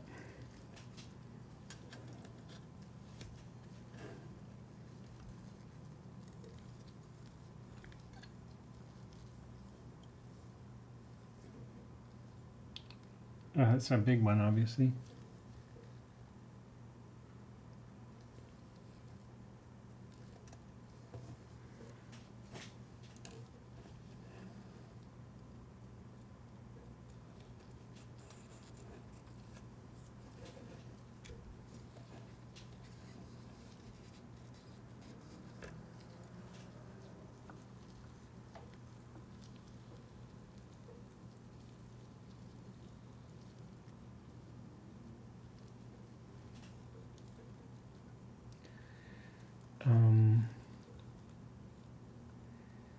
Tricky.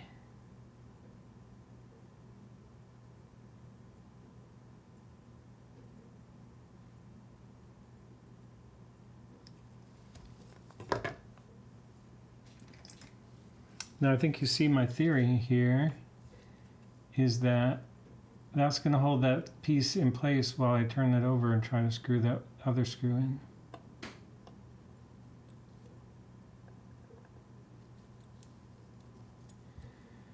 The perfection of that screw head and my perfectly sharpened screwdriver is impressive.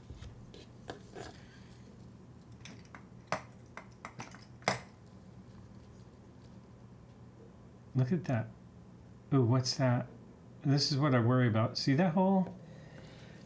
Is that something supposed to be in there? No.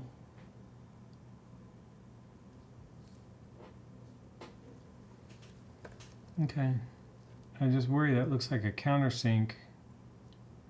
I guess the screw comes in from the other side. So now I should be able to flip this.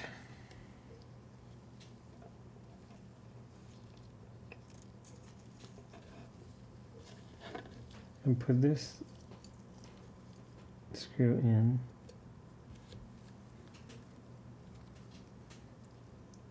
Now I didn't fix this at all in the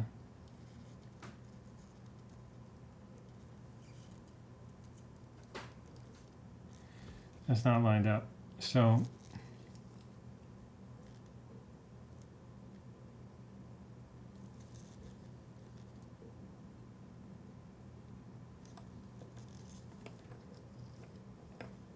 my theory is not working perfectly.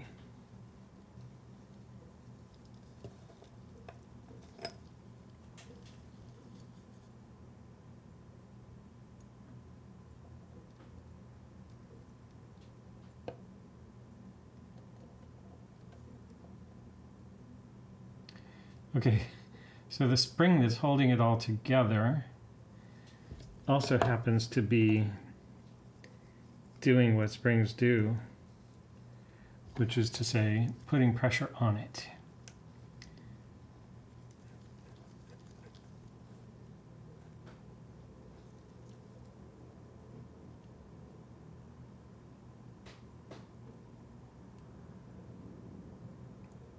But that looks like it's clear now.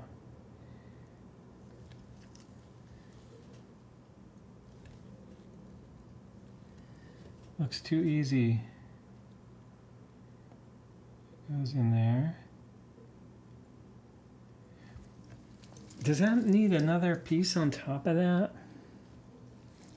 No, you know what this is? I remember this from another watch.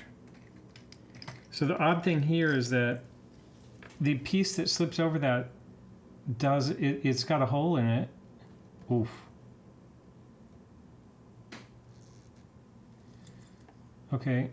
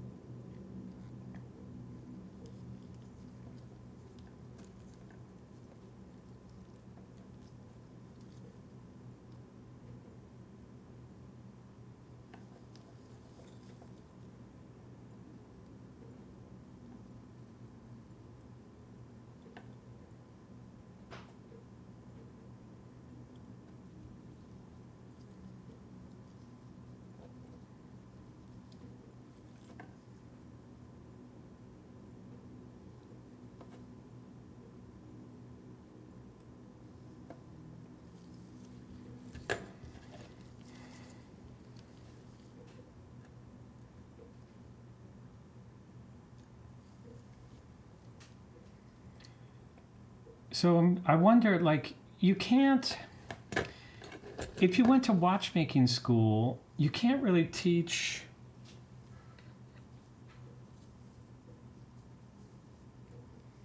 It's like that thing of like,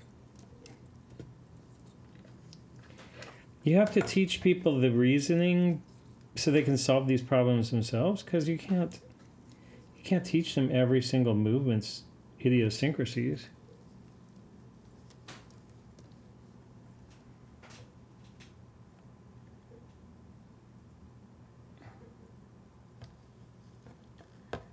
So this is the old upside down screw problem. It also kind of comes into play with, so what I think is if I can corner it,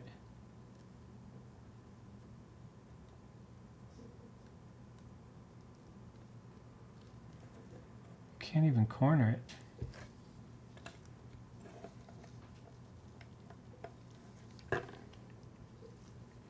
I did have some, I was thinking about this last night, like, you need to start improvising. So like I need to be able to put a little stub in here.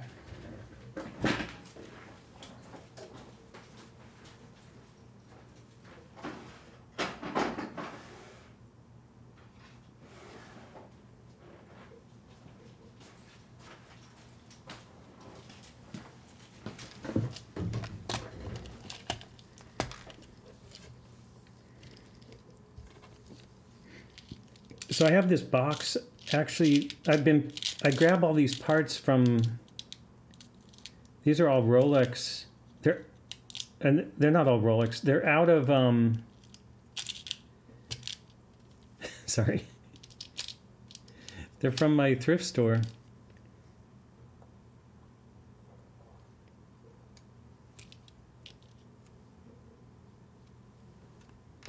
What the hell is that? There's some magnetism holding something there. Oh, it's just slightly too big.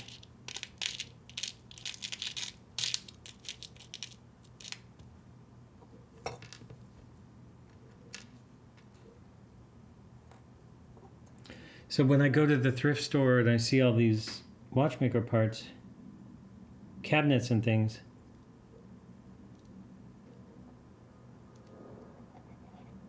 if there are parts inside, I grab them like loose little pieces. Okay, so so my theory is that I can use this to kind of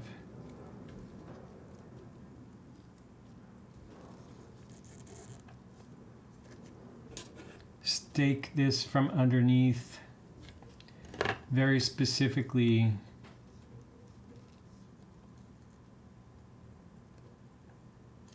So I can put some downward pressure here.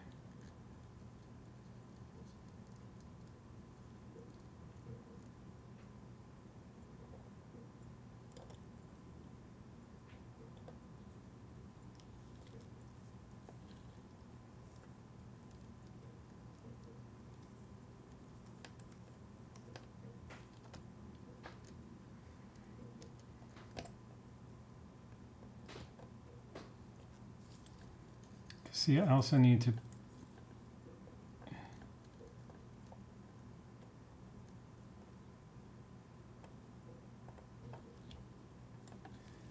slightly larger screwdriver is needed. Can't tell if that's sharp. It's pretty sharp.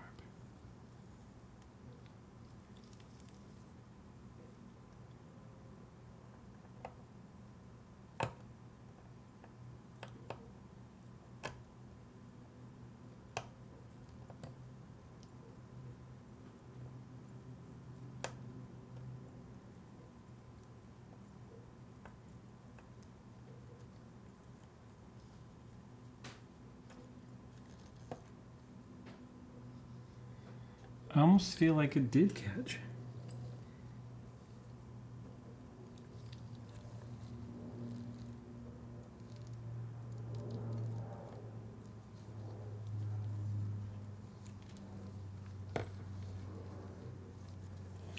Now the problem is just that the same thing, I've got to stake this from the bottom. Look at this. This thing's got a burr on it because whoever cut it didn't clean that end of that off.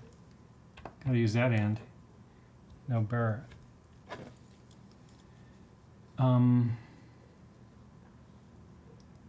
Okay, stake that like that. Oh boy.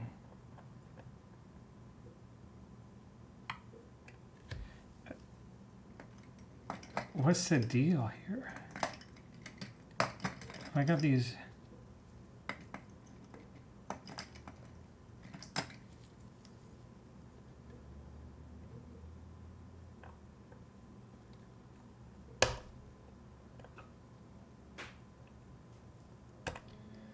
I think the problem is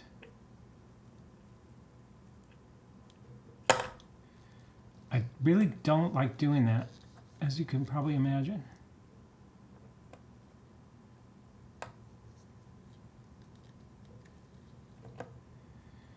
Now, I know what the problem is. The staking tool now is actually blocking screw, not exactly.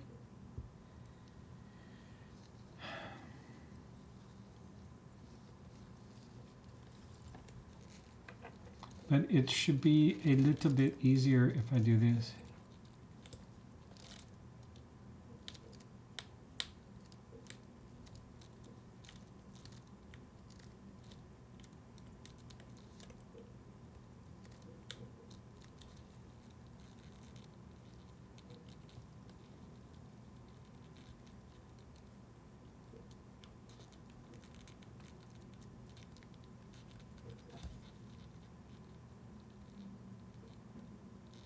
Okay, so it didn't take me long to get in trouble here.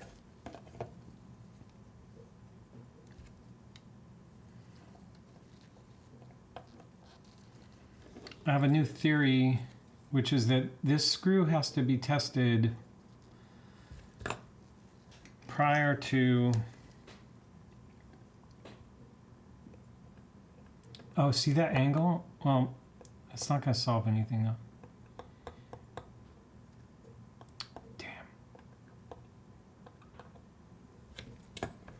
I want to stick with this plan, but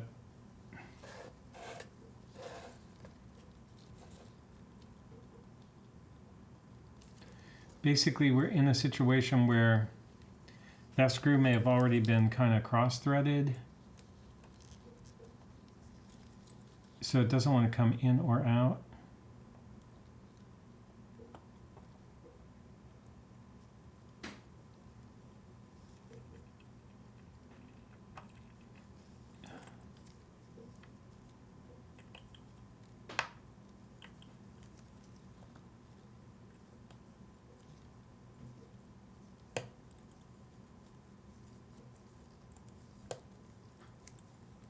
Okay, I uncross-threaded it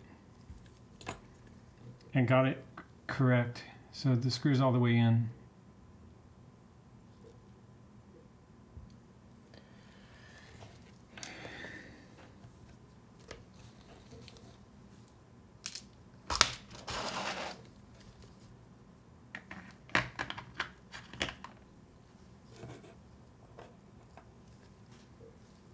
Oh, am I finished yet?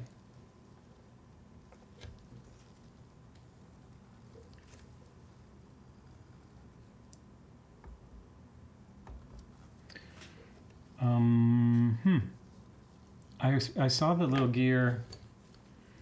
In the picture, I already put this gear in place. That looks like it needs a little grease on it though. I also need to stabilize this movement in the holder.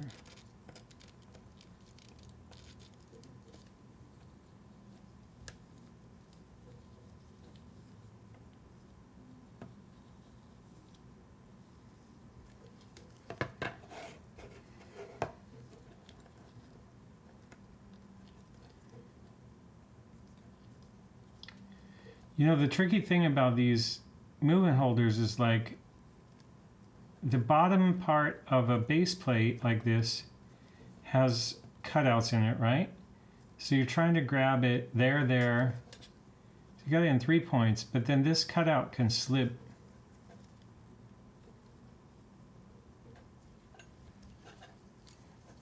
Anyway.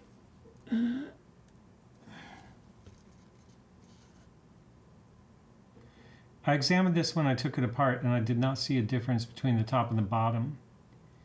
However, I do feel like this is the kind of thing you would want to hit with a little bit of 9504.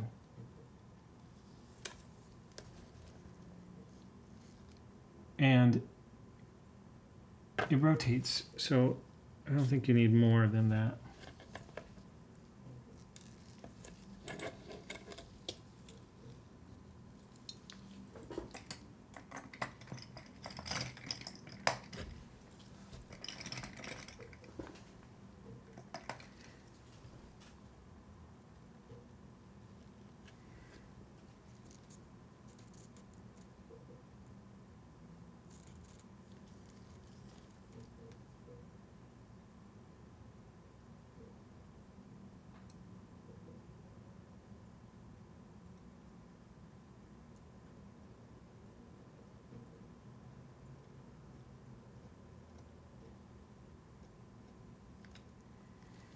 Okay. Now,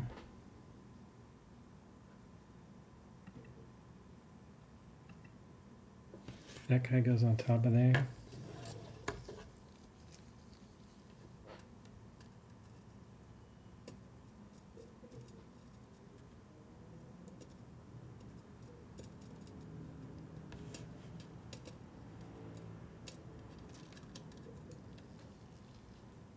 And it looks like it goes with this gear up.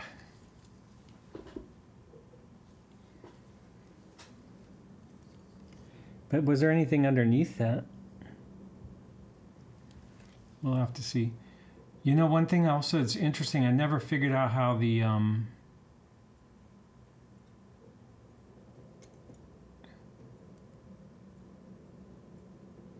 oh, this is interesting. Super cool. Okay.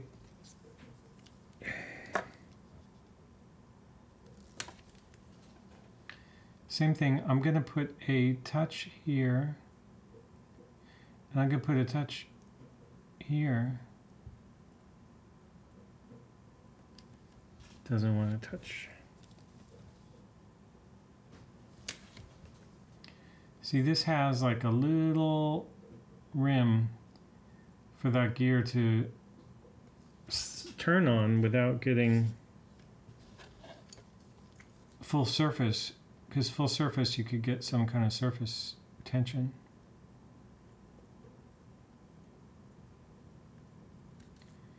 And that's the setting gear, I would say. Oh, I have a special oil for that. Stem, Canon, Keyless Works. No, that's right. 9504 is good for this Keyless Works area.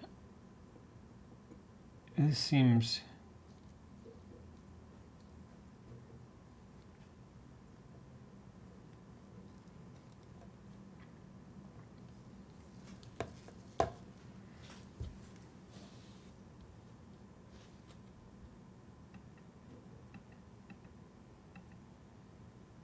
Stop.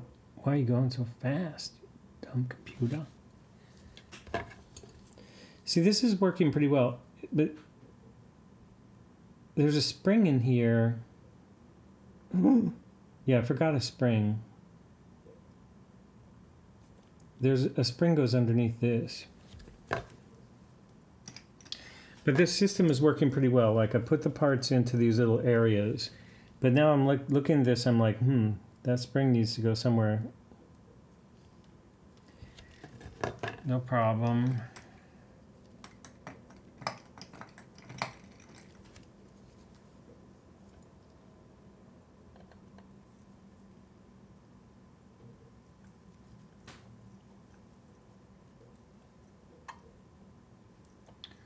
One of the reasons I got in a hurry here was because I wanted to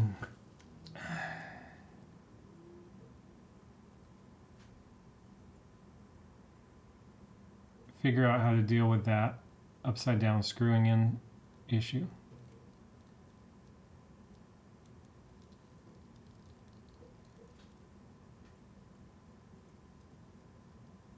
Ugh.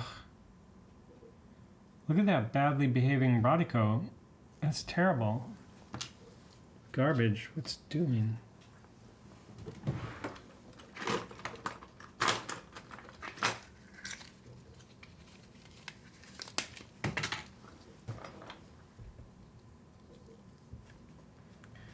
It's very upsetting.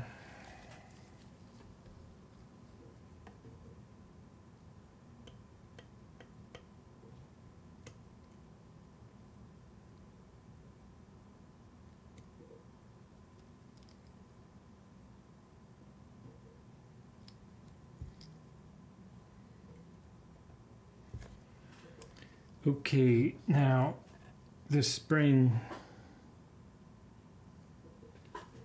I need to either deduce how this goes in there.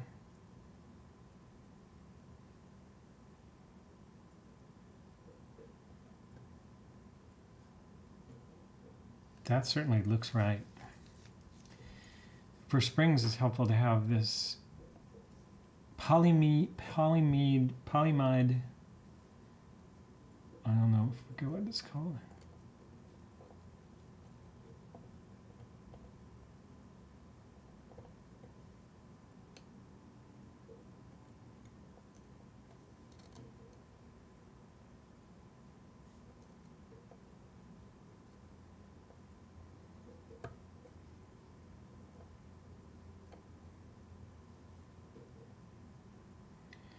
That looks like it's form-fitting in there, but if I'm wrong, it's going to be pain, so I gotta see it in the image.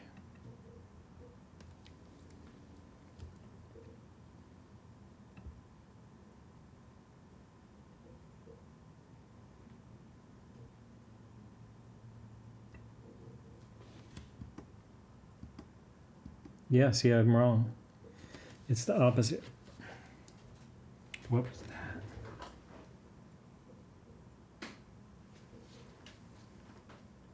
Something just dropped.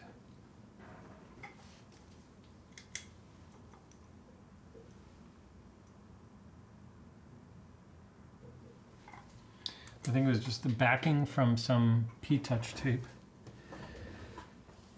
Because I don't think I'm missing anything at this particular moment in time. Yeah, it's just a piece of tape like that. Okay, so this has to be flipped.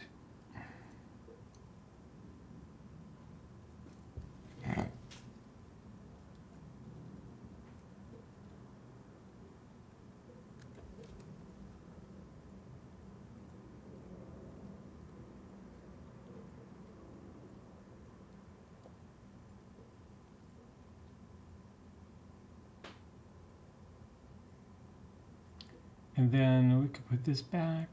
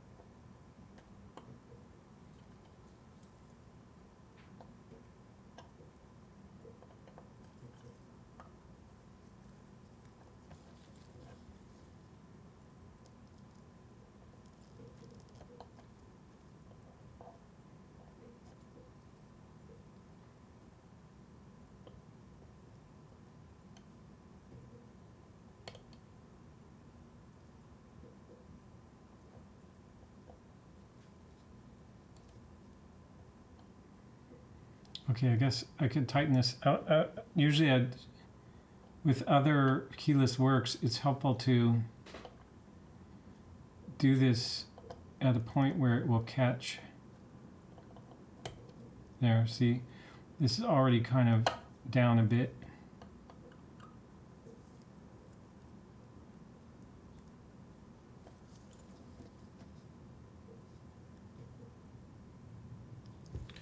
Okay, that all looks good.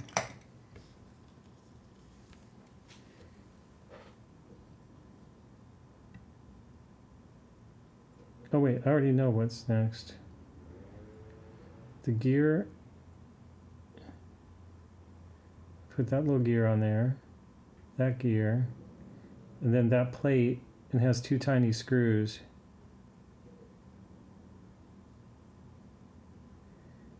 And then we're onto that gear.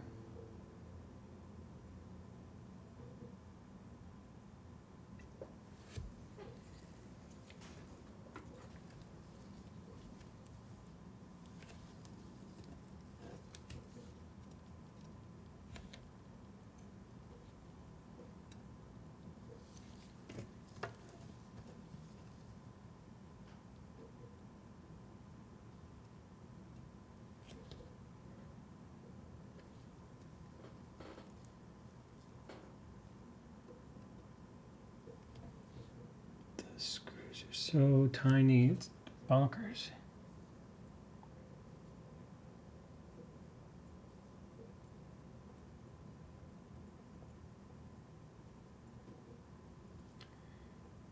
How does that go?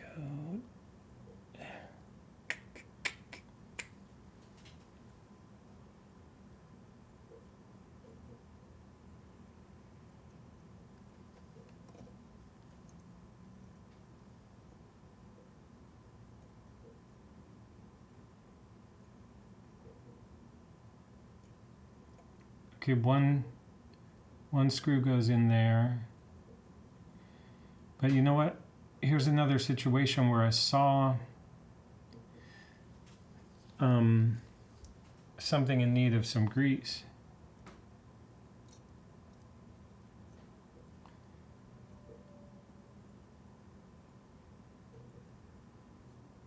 Here and here.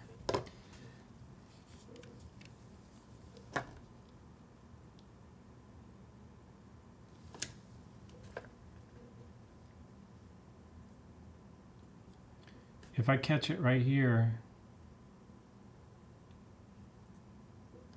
it's going to distribute to both.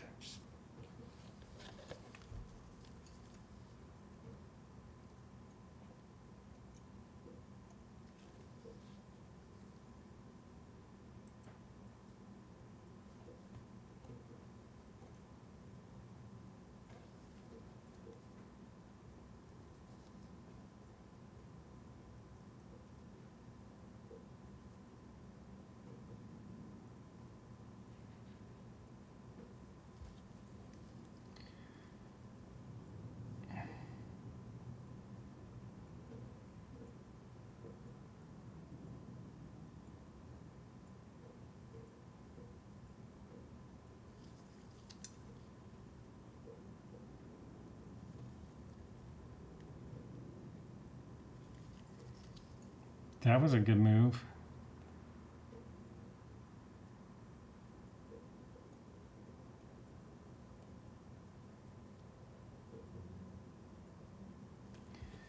Something interesting happens when you're doing this is looking through the microscope. It's easy to forget how tiny everything is. That screwdriver is 0.6 millimeter. This one is 0.8 millimeter. Look at that. I could have done a better job, but I did just the screwdriver for the occasion.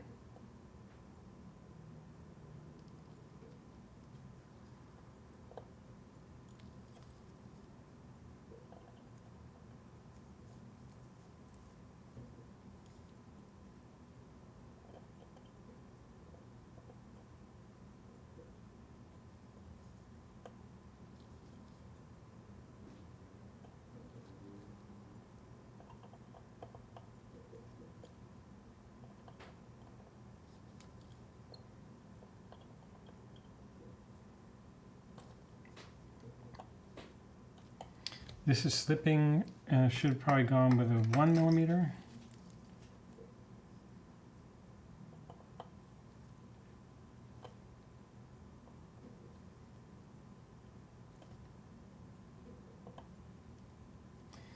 One millimeter is just a little bit too fat on this one. So then you see this is what I worry about, like end up creating a metal. It breaks off the screw head, and then if you don't take care of that quickly, that could end up anywhere.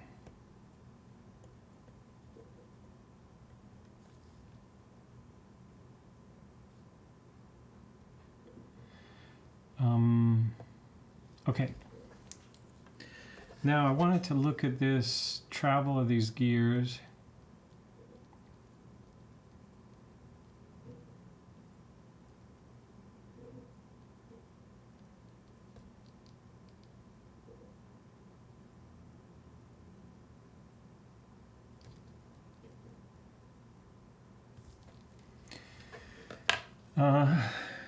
Next thing was this golden gear.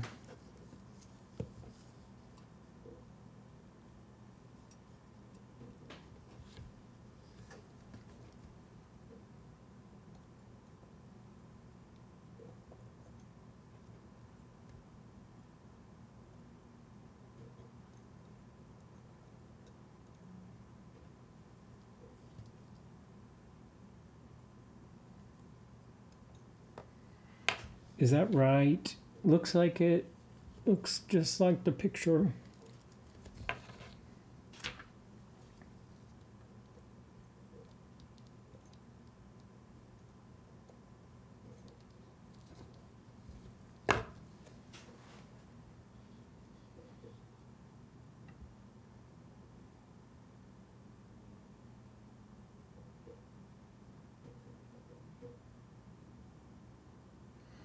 Okay, so this is this weird double gear that goes in the center. I gotta figure this out for sure. This is...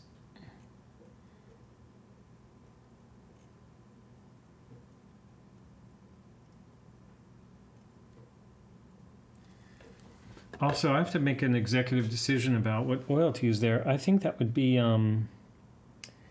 HP 1300. It's just an hour hand, right? Even if it's a minute hand.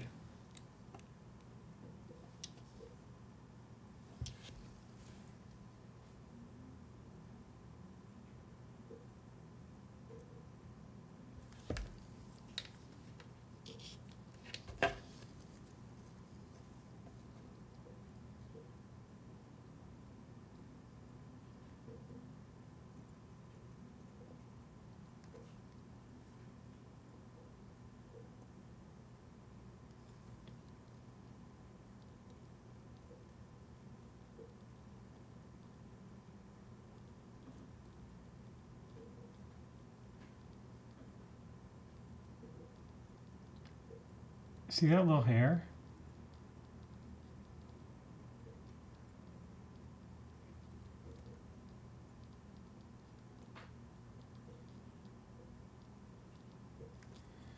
I can see it. Got it.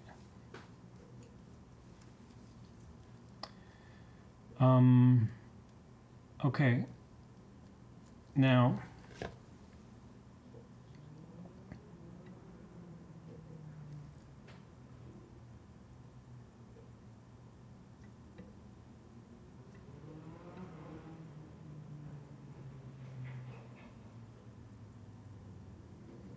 that gear.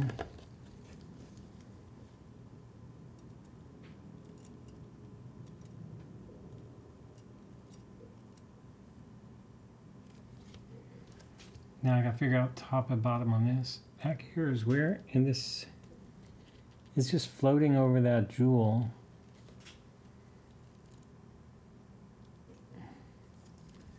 I think it's upside down like this. Yeah. Because it's got like a, oh, that's our power reserve. Okay. And it needs to fit down. It's not flat because it's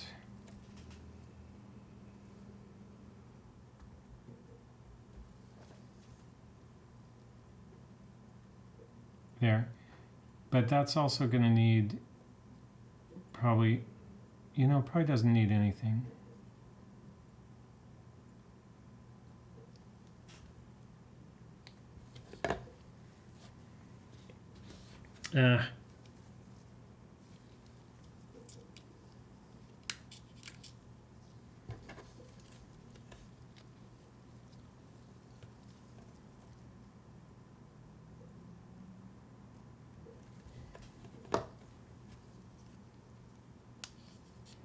That thing is going to move very slowly.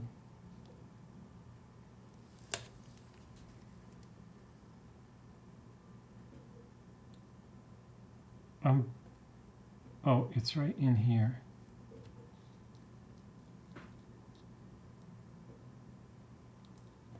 Wow.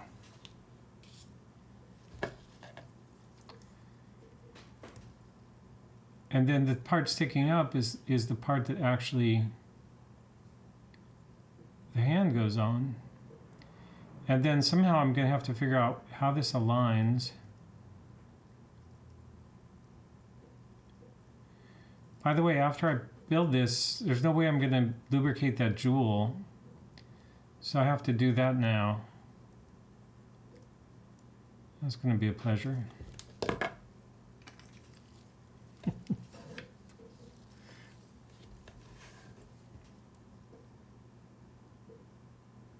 It's a bit small. 0.6.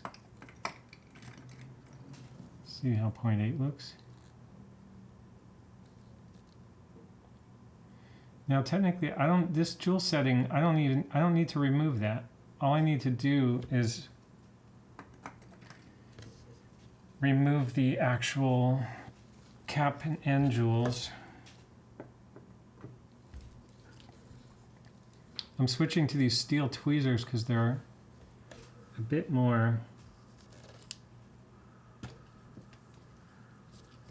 sharper.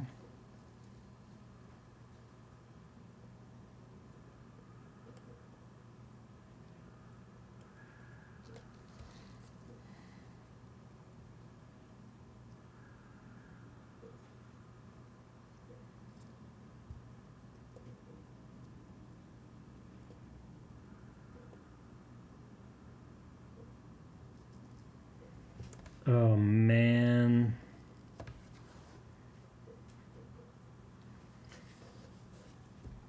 This is crazy.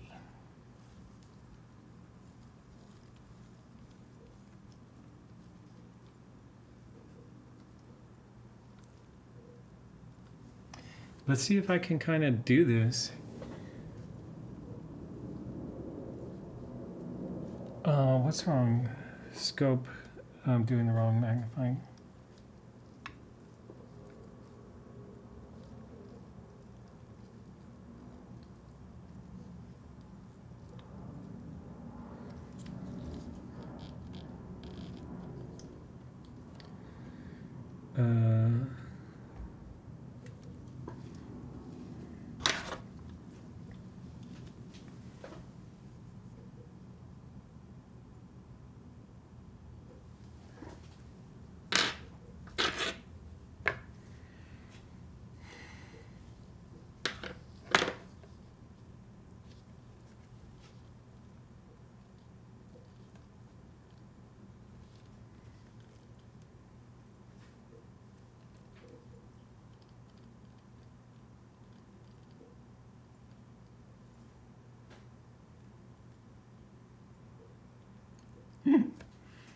That terrifies me.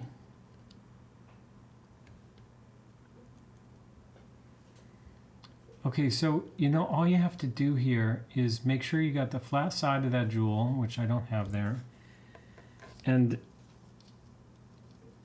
then put a little drop of oil in it. I'm going to use this because I don't want to ping this with the tweezers. Too sticky. Well, not too sticky.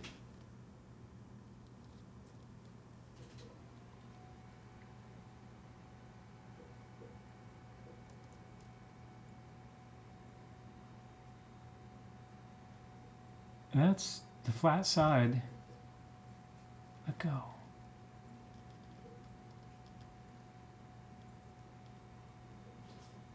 Oh man.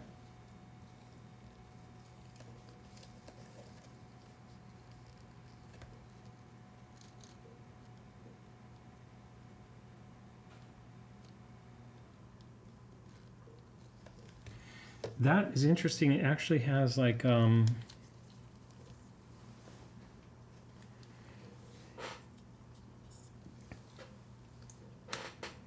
is that 9010 or is that's probably HP 1300. I don't know what the okay.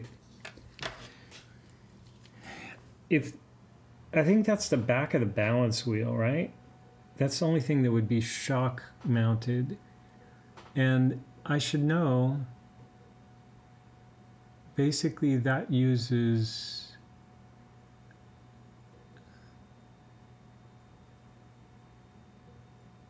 fine oil like 9010. Yeah, it's moving fast.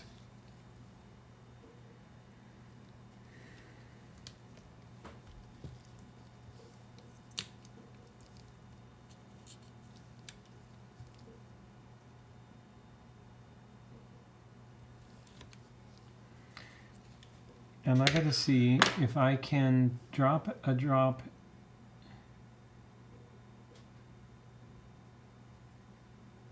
See that's kind of fine. It's spread out.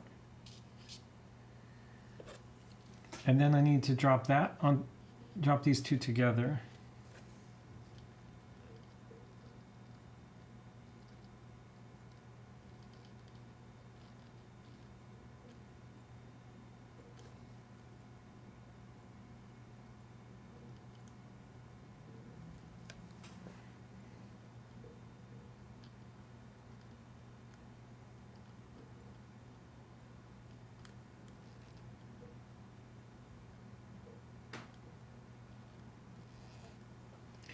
This thing is called the chaton. It's easier to flip that for me than it is to flip the jewel.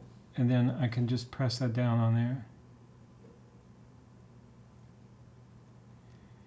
And then hope they stay together long enough to get it back in.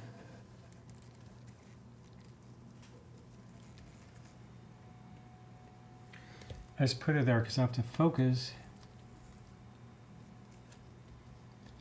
and find it.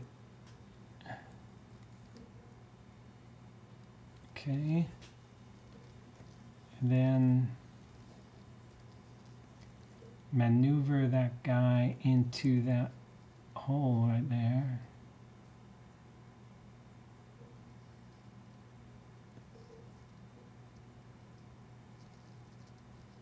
Close that.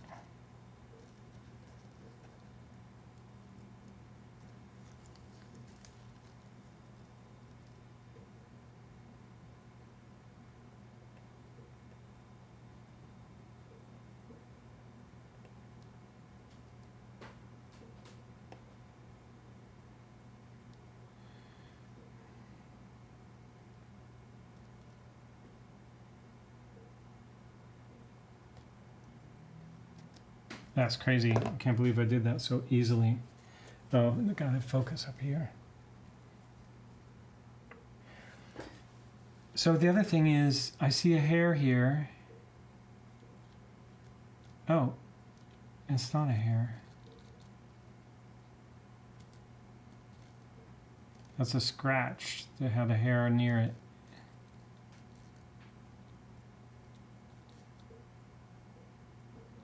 Oh, so the reason we did that, now, that's because we're gonna drop this power reserve setting in place.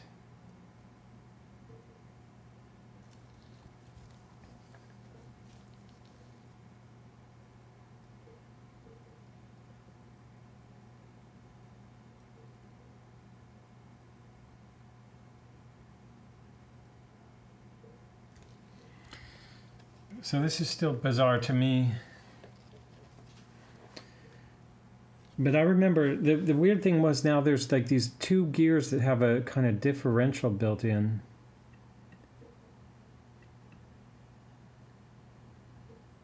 So we got that.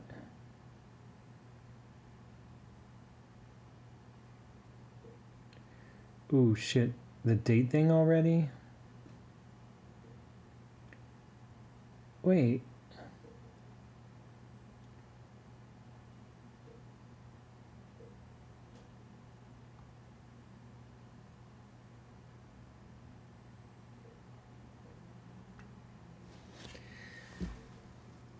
We're gonna have to figure this out. That something is missing. I see. There's a gear here. There should be a gear on there.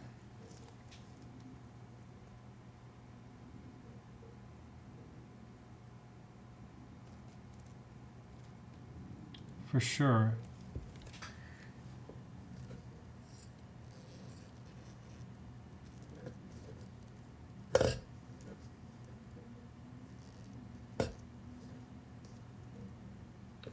And that's the gear that never was.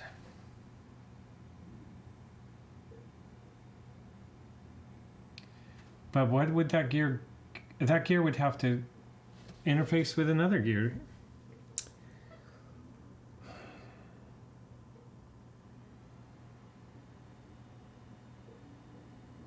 I think somebody messed up this watch. Let's look at this video because remember the power reserve was not working.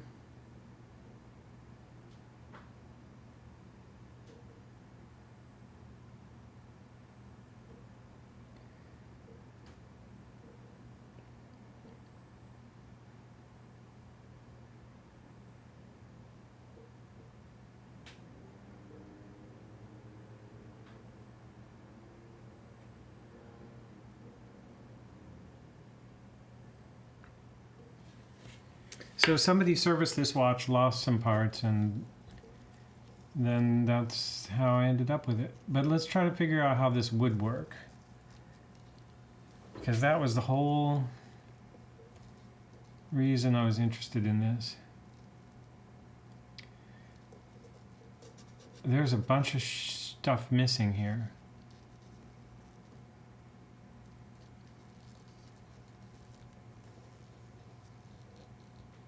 All kinds of stuff.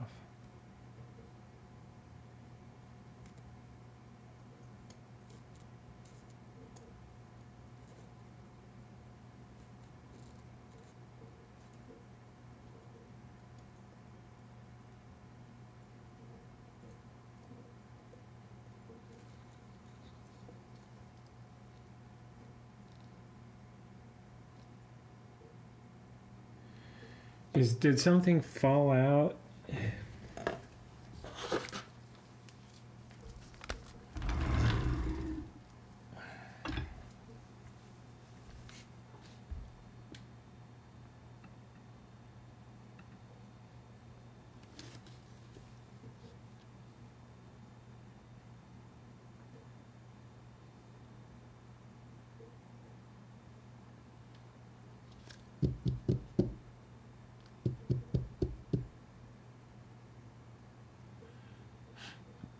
So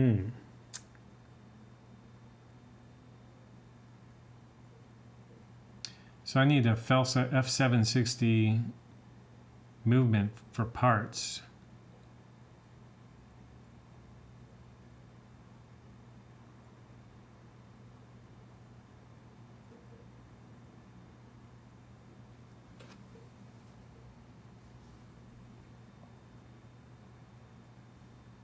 That's not great.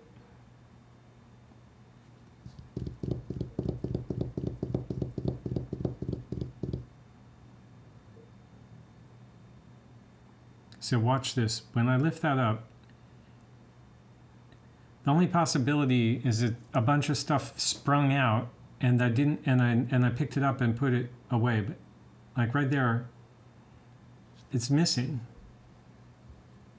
This stuff is missing in here.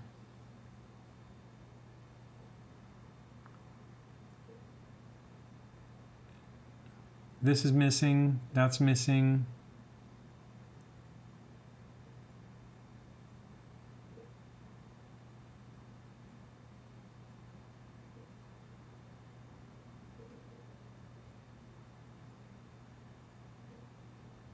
Now I'm looking at the table like, did I notice that there were some tiny parts? No. There's no tiny parts.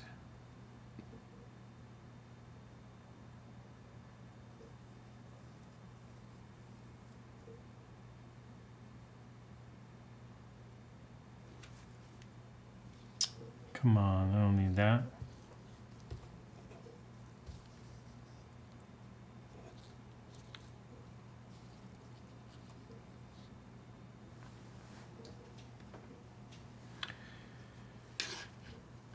Yeah, so there I am examining it and being like,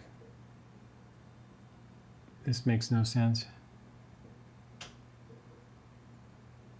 Okay, so I'm going to end this video now because I guess I should put it back together without that, but then, yeah. It's an exercise. I can always replace this later. Yep. I can always look for the parts. I really do like this movement. That's the crazy thing about watchmaking is like, okay, so that needs to go on. Then the gear, then the plate. That's all pretty easy. Maybe I should try some without the microscope.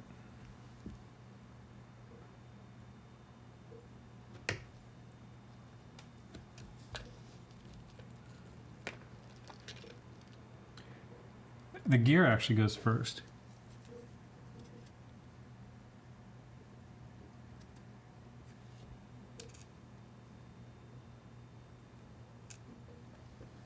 Is that the gear?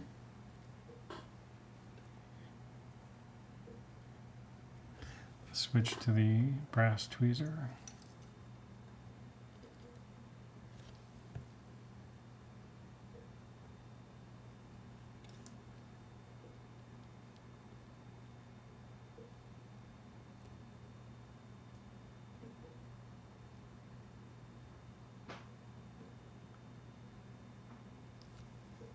Why am I blind?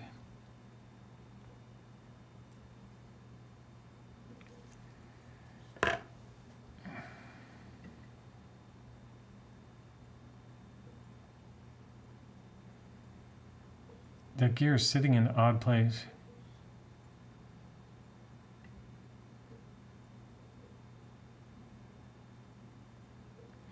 Oh, it's on top of the plate. Duh.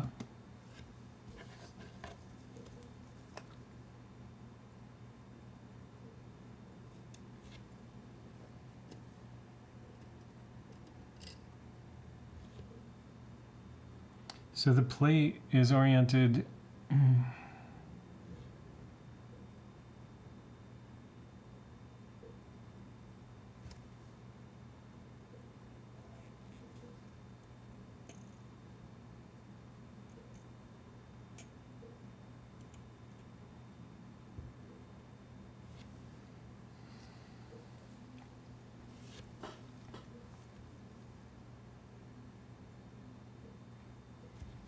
think it's oriented completely opposite of that.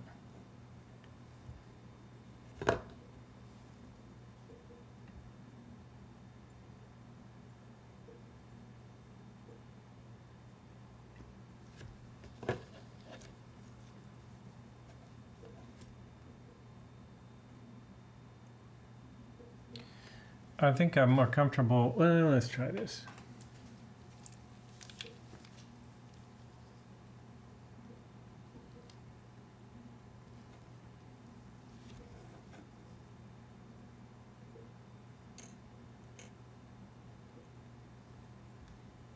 I need to line up this hole for the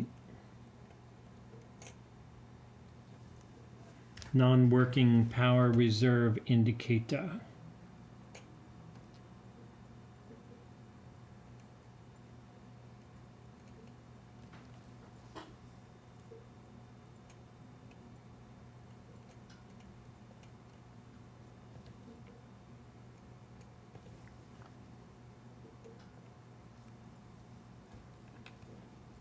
That's tricky.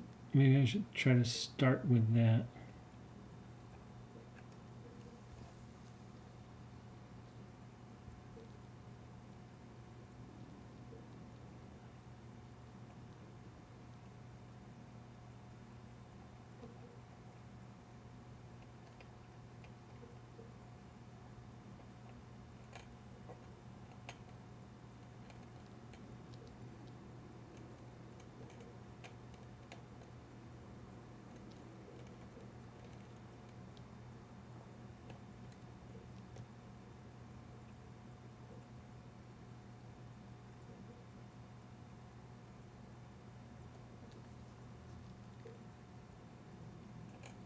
Oh, it went down.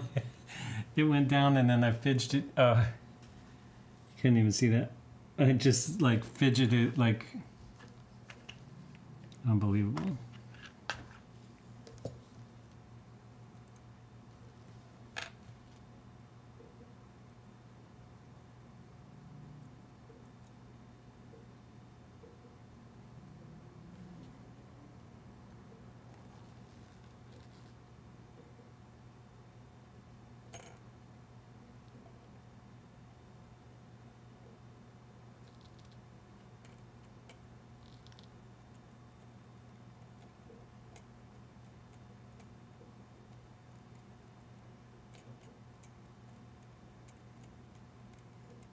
There. Well, that's crazy. So now that, yeah, there we go.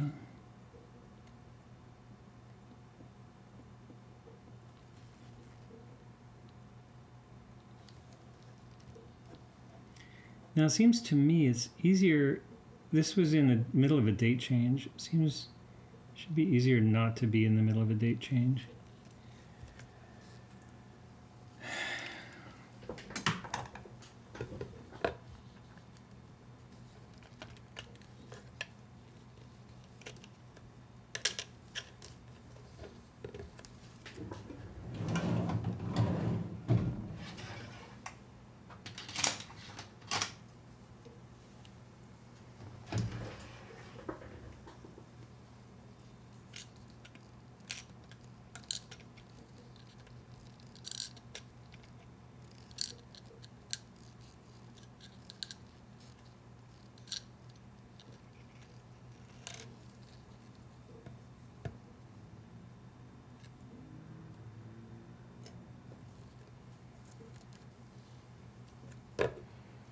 I think I'm gonna go back under the microscope.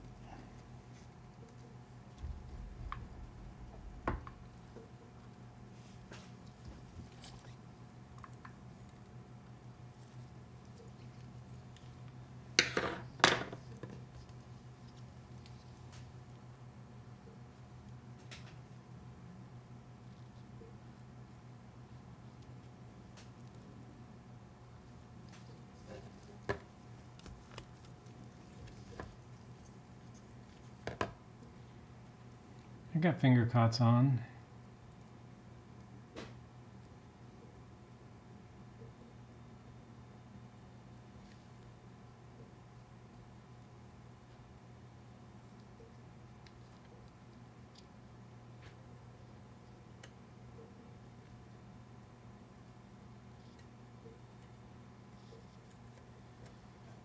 is it actually the case that I needed to put that ring first? Probably.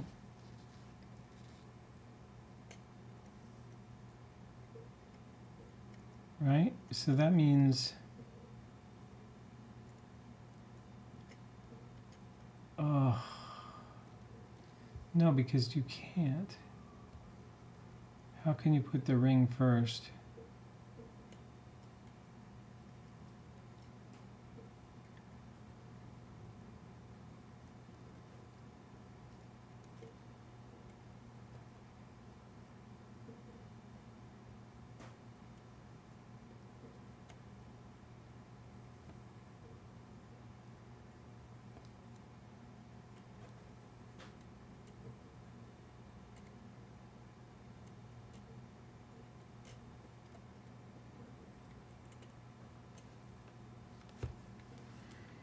Okay, I can look at the video again.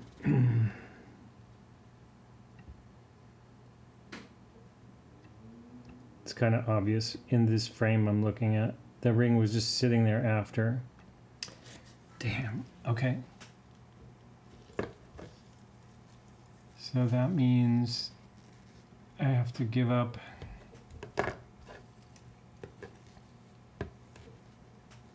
not so easy to get that lined up, especially with that date wheel there already, but that's the way the game is played.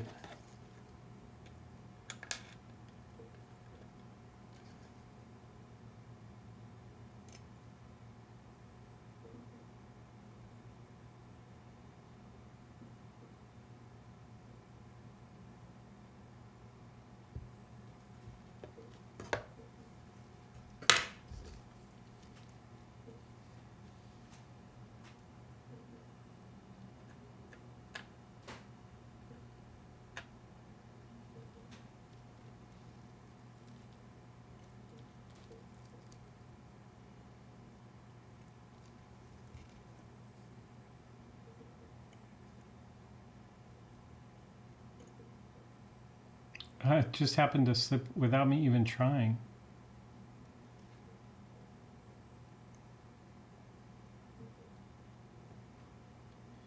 And then we're going to put that spring there and that'll hold that.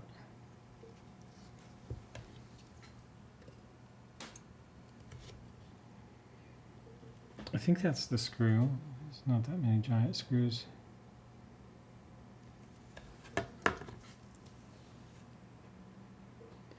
Because remember the gear was holding it. The gear had a giant screw. And then those other 3 screws, I took those out at the very beginning. So they're not in the proper location, but we'll find them.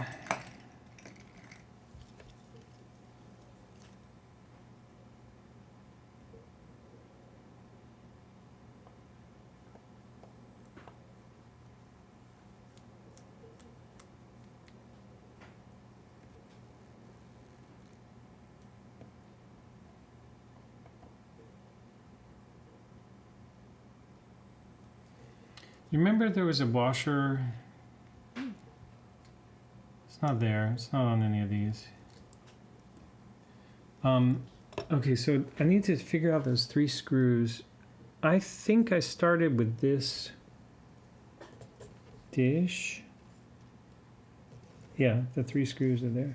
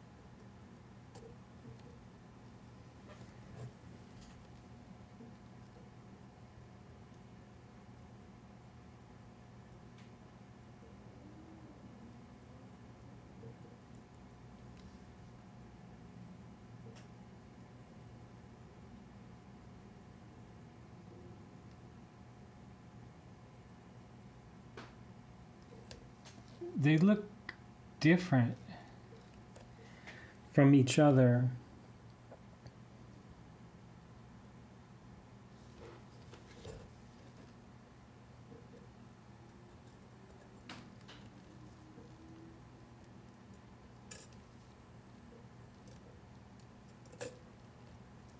Now that could be,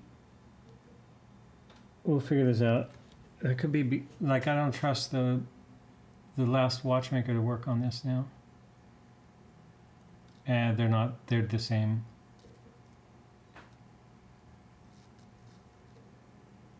Just the head of this looked a little bit different in the light. It looked less chrome. Well, actually, if any of them are different, it's this one.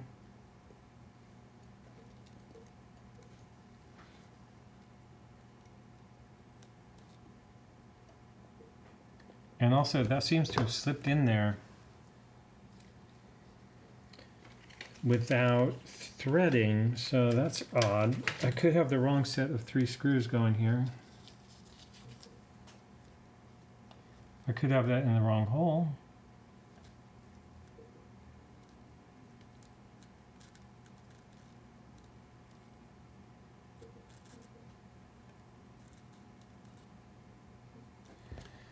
Let's go back to the first part of this video.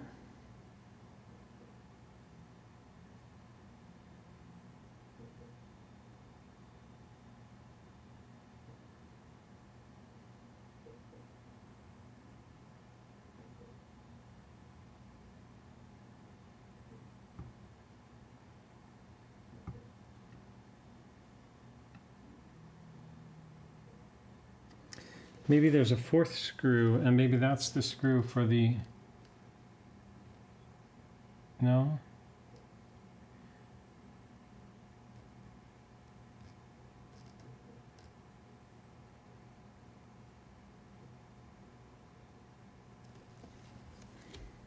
Oh, so I need to look at where I put those screws.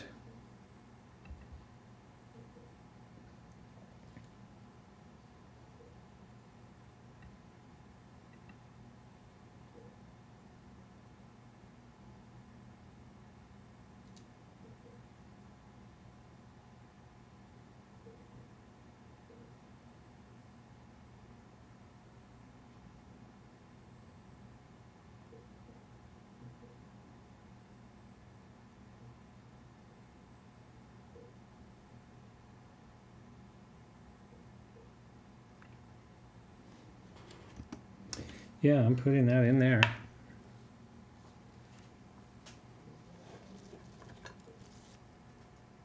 Ooh, that's...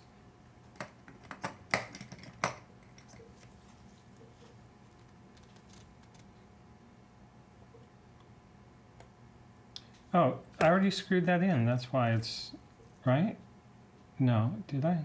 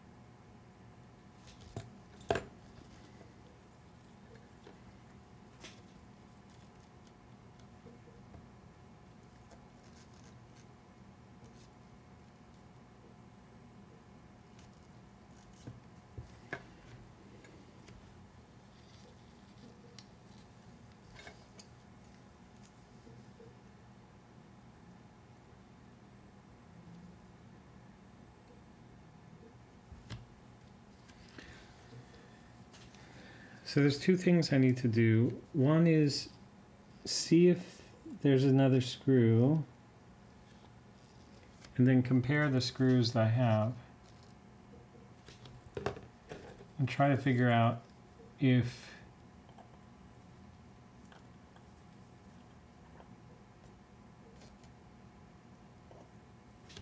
it seems to me it's not long enough, so there may be one hole that needs a longer screw.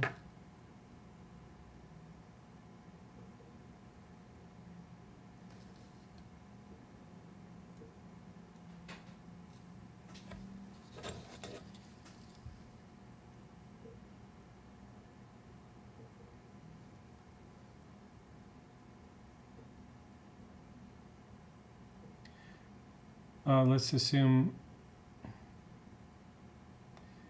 these two need longer screws, and maybe this.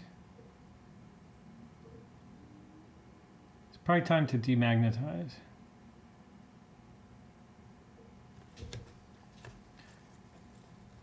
So this probably doesn't need such a long screw.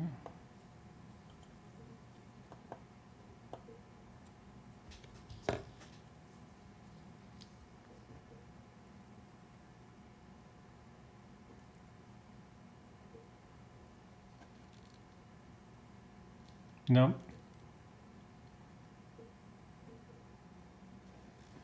It's also possible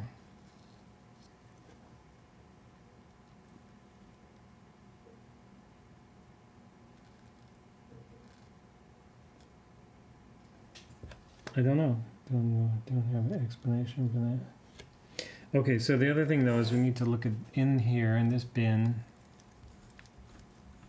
Are we missing something?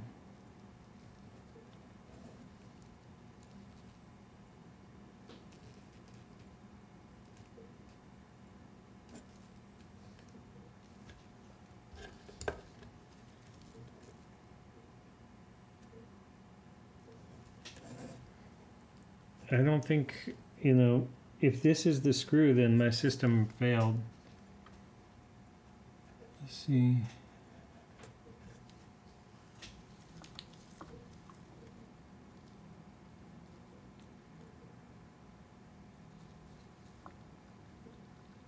Sure looks like it is though.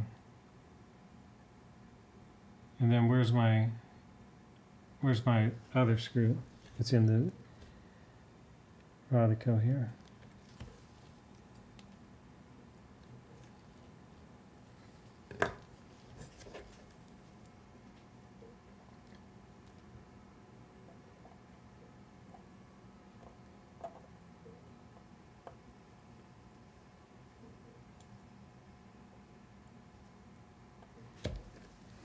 Okay, so I think we're going to have to actually do a little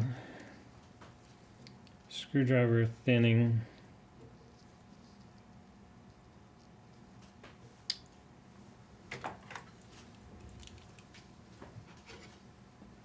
Have to do this away from the other stuff.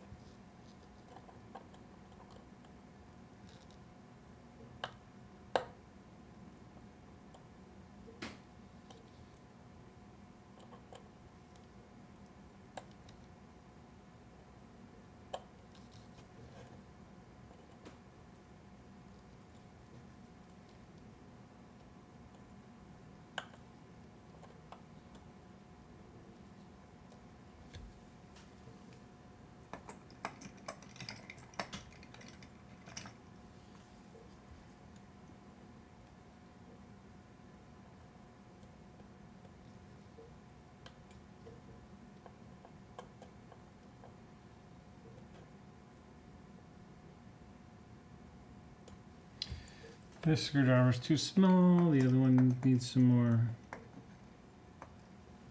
work to be thin enough.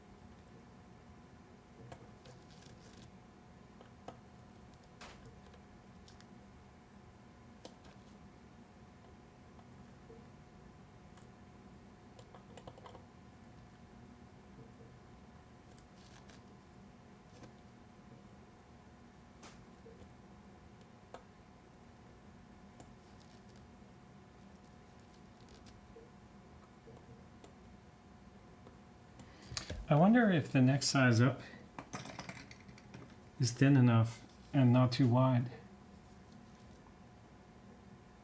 Oh. That's where I should have been the whole time.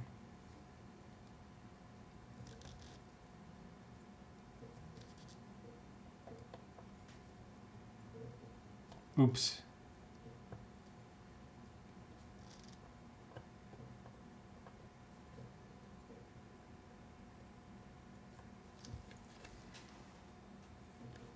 Okay.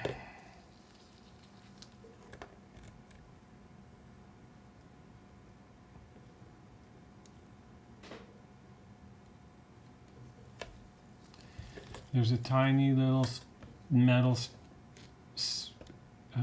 splinter right here. And I just flicked it somewhere.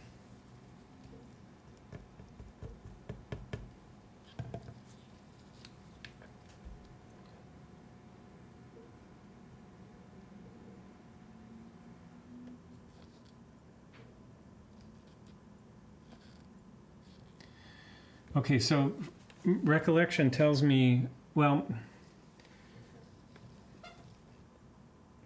there's that spring in the washer, but I want to do that last because the dial holds that in place.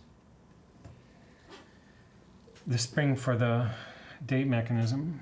So we can go backwards from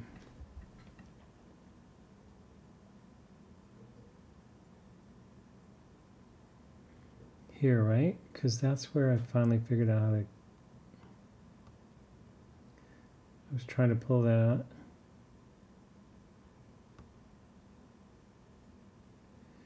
Okay, and then before that, we're on the back side.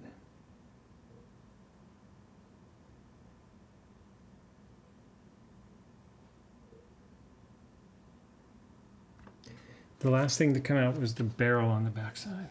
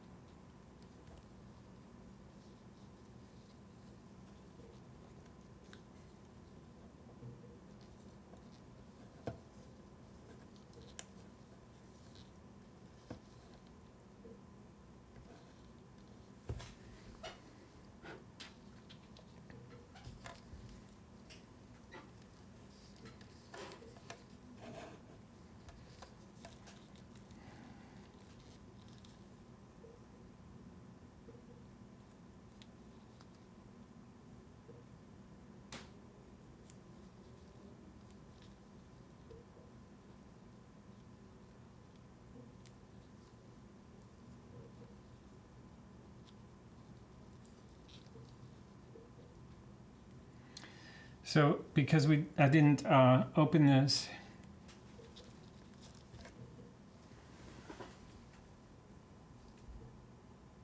I just want to do some Rodico cleaning.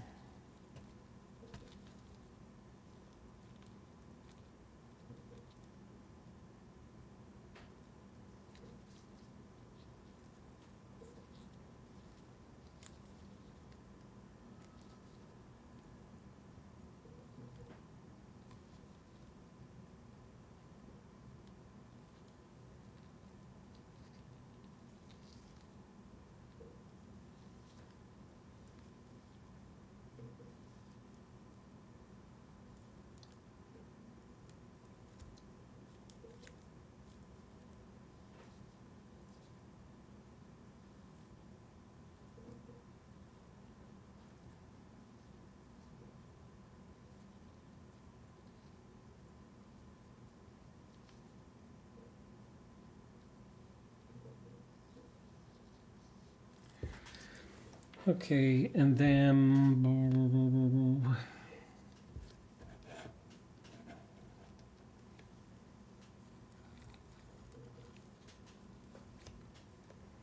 it looks like these guys face up here.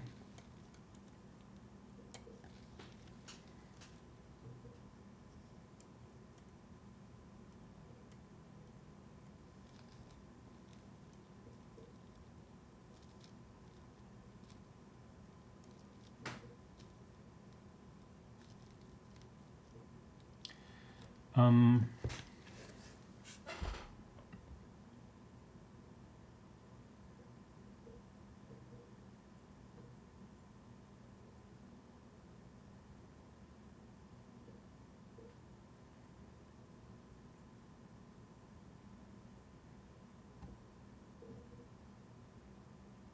that's a little bridge that goes right there.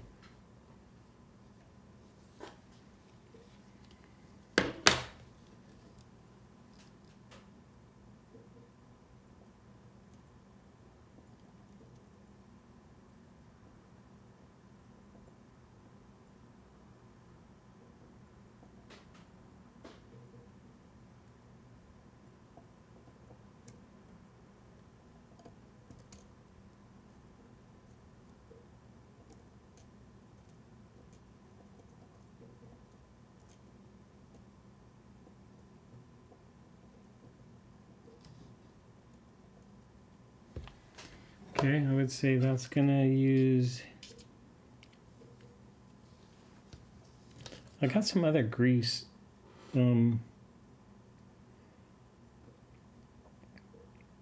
Let's keep going with this.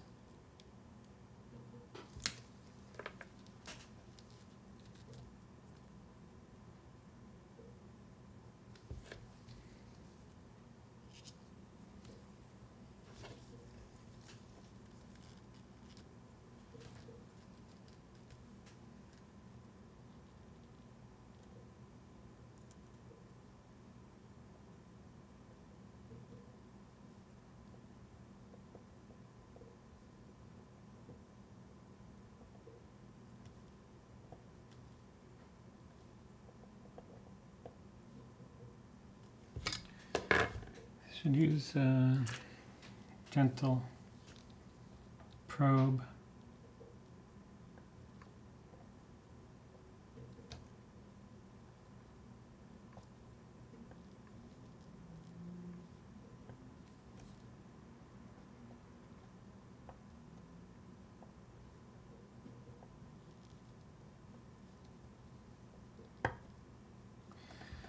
I saw a little. The polyamide probe is great until it falls apart. and leaves polyamide residue in your watch.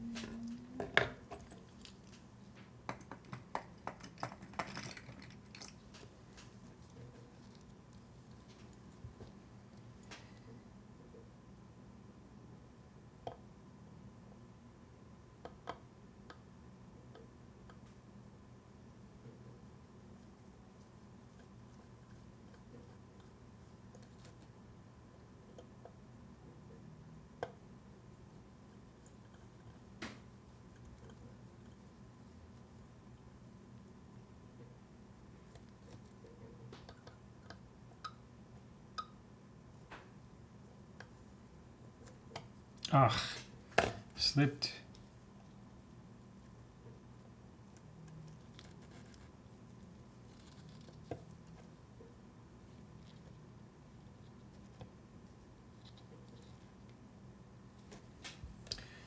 Okay.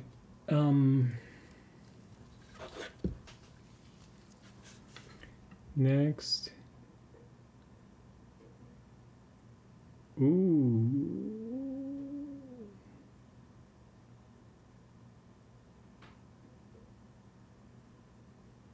That's that. That's exciting.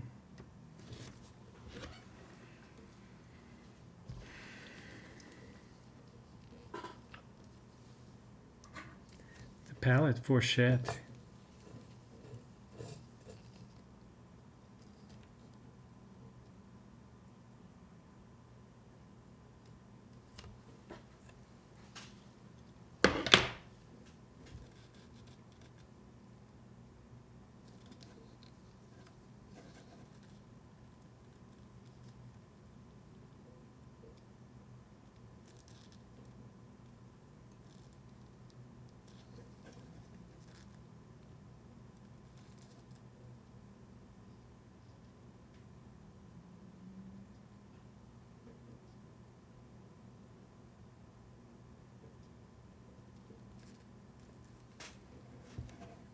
And then we got that little bridge plate that looks like a T.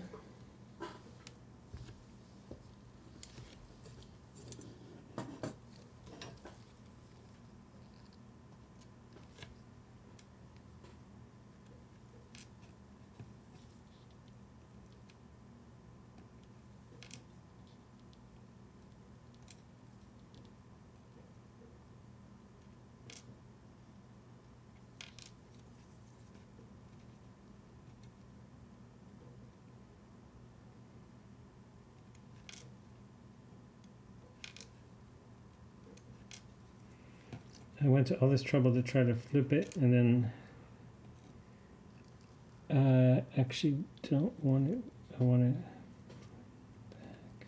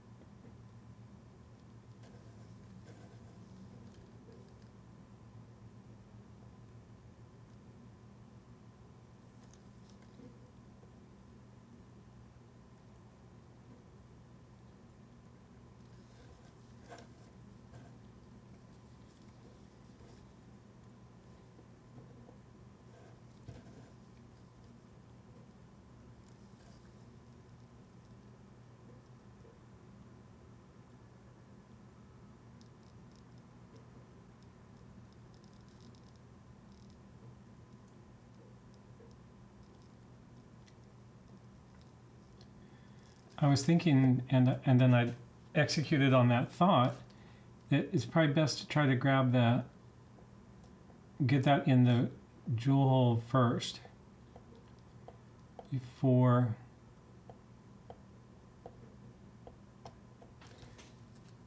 and I think I think I did it. Yeah. And then we can just check, zoom way in on this.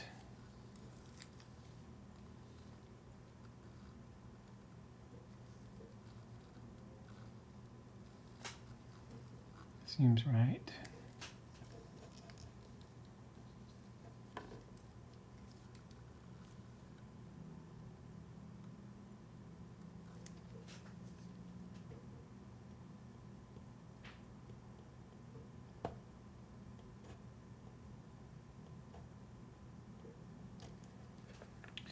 Okay, and then there should be one screw for that.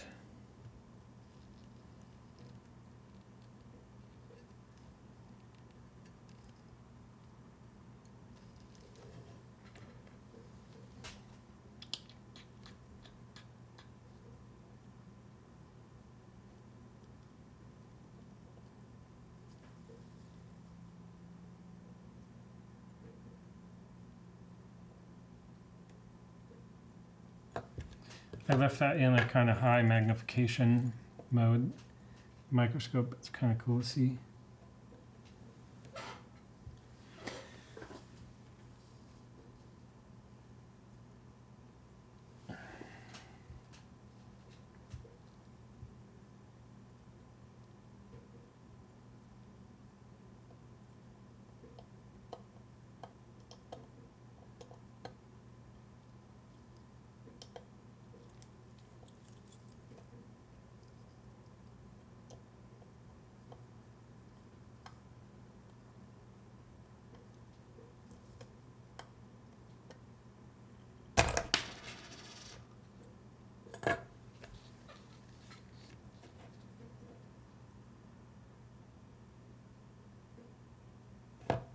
That was the mainspring made that strange sound.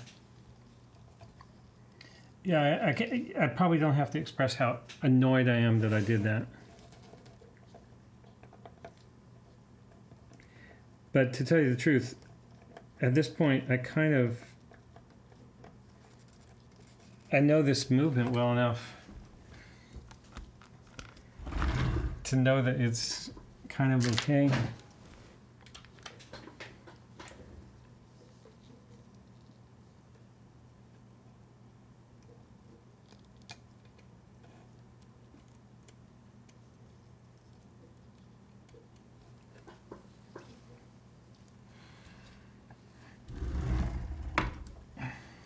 I didn't think about the fact that the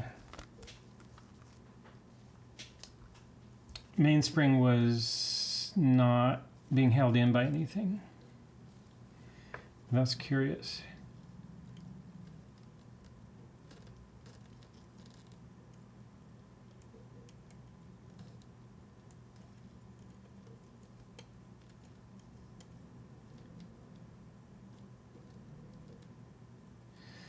Okay, so paddling fork is done.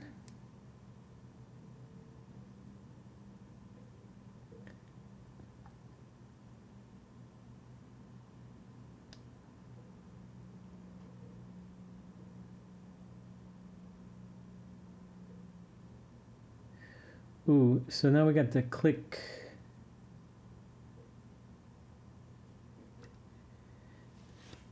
That's pretty straightforward, I hope.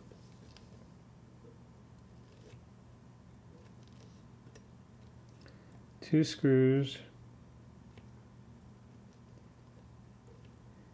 a click and a spring.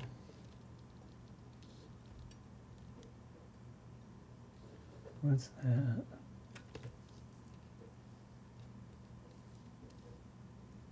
And then this dish is empty.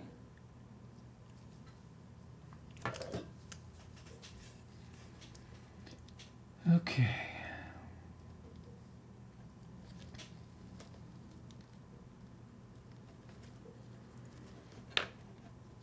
not sure what my strategy is here. That's upside down. Oops.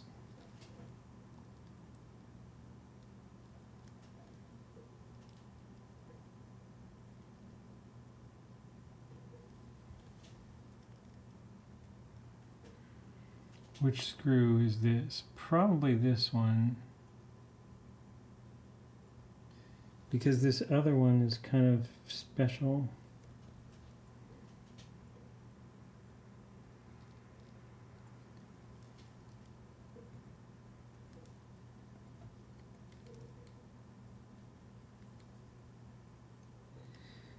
Then again, I don't know.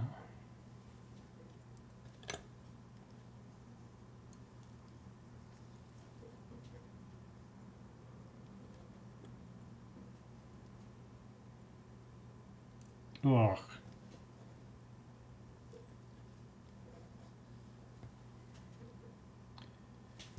Let me see if the video happens to be good enough to tell me which screw that is.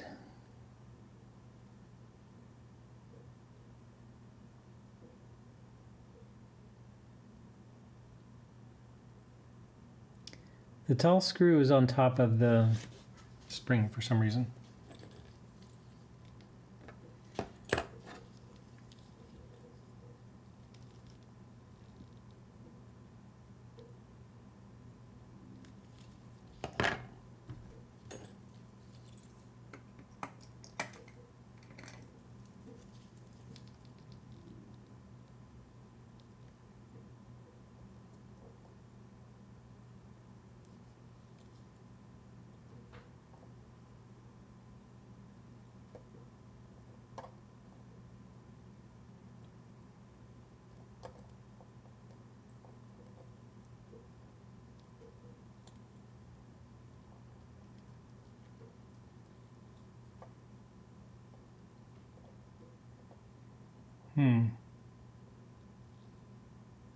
That's unexpected.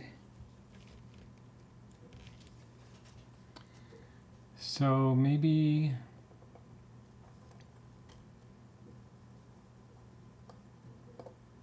I'm wrong about that.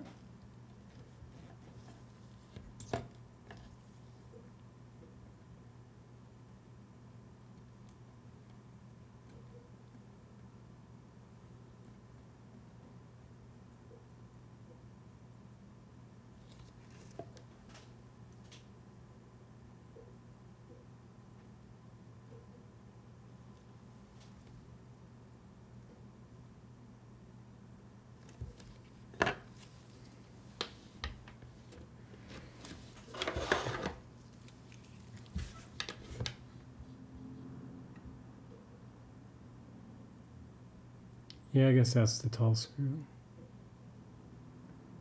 Yeah.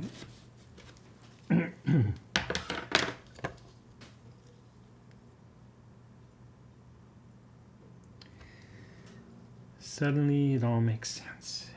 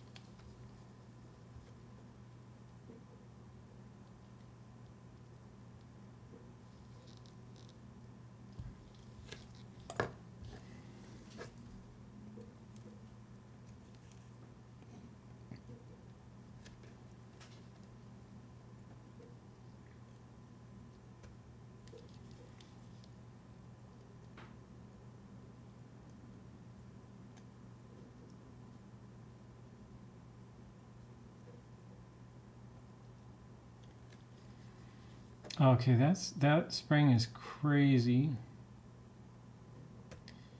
It's got a pin.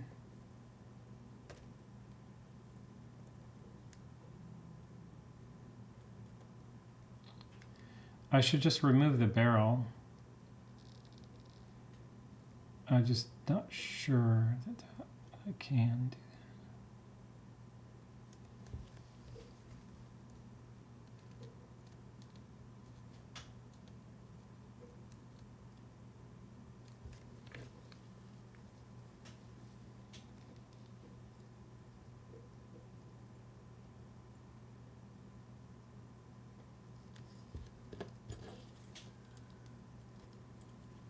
It's weird, these like little gestures like that, when you succeed,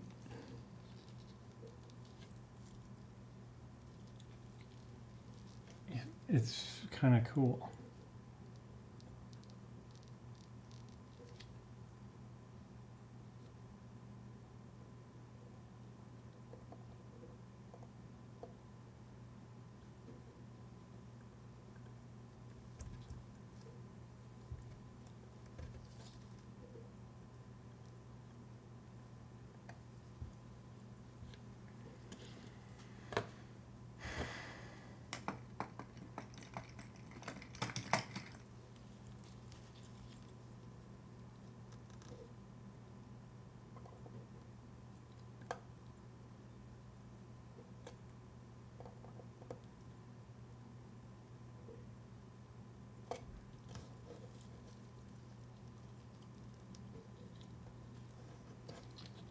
Okay, and the click seems like it's at the right height, and the spring is functioning.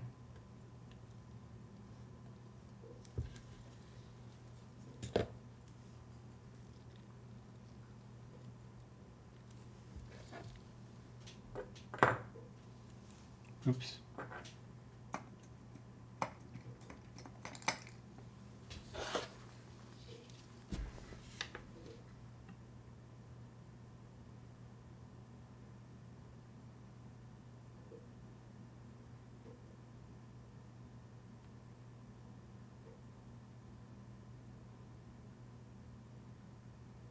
Okay, so now we got that gear and then that gear. The palette gear and then that gold gear.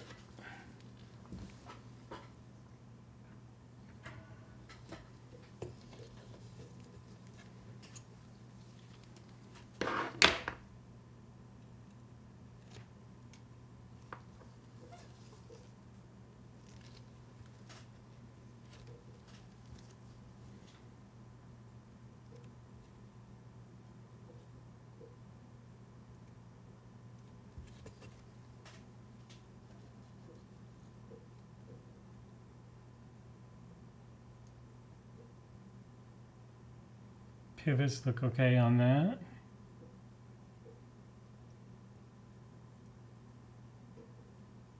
I think that goes down like that. Is that right? It's got to be at the right height for palette fork.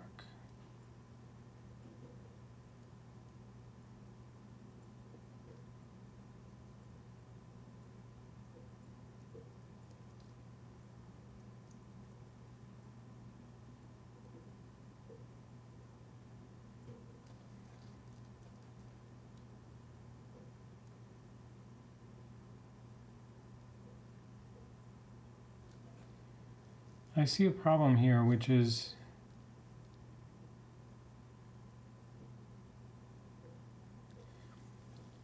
I'm going to have to remove the palette fork.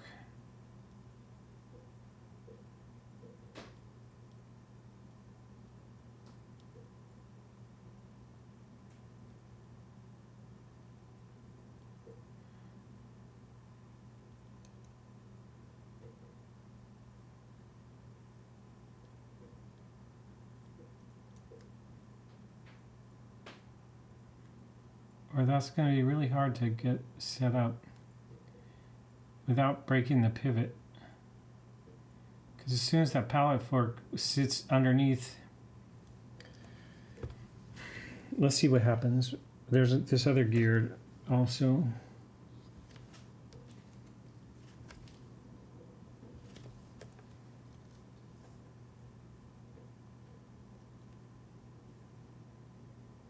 I don't know if this is up or down.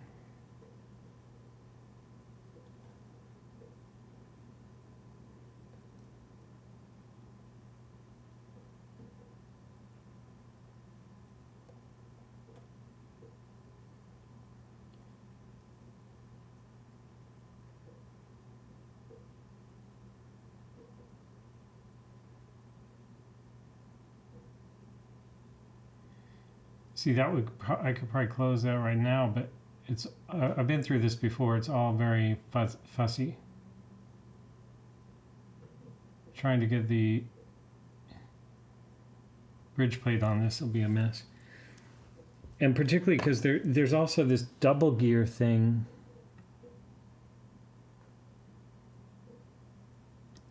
Which goes gear down.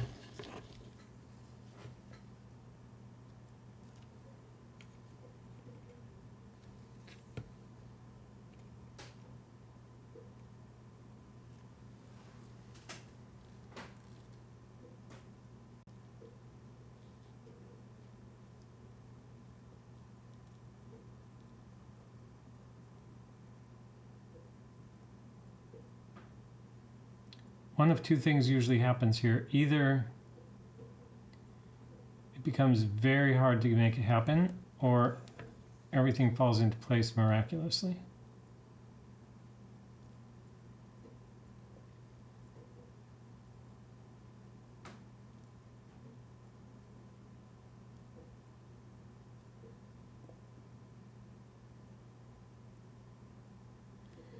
Seems like we may have hit the miraculous level there.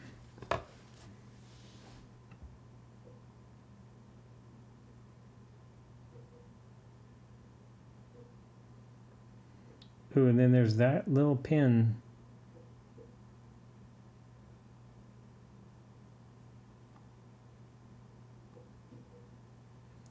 And that gear, and that's the gear with the washer. And that goes on the plate before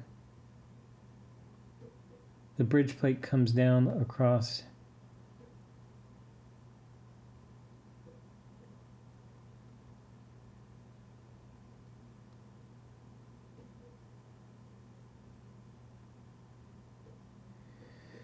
Okay, I get it.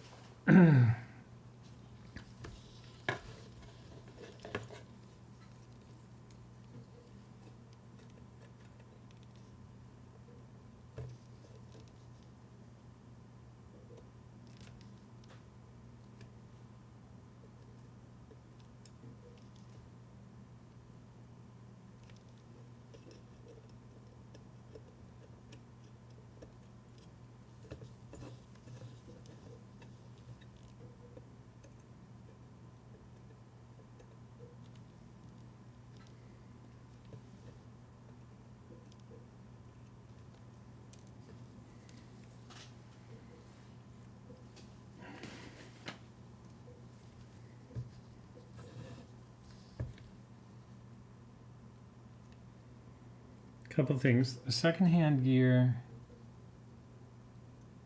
needs to drop down in there.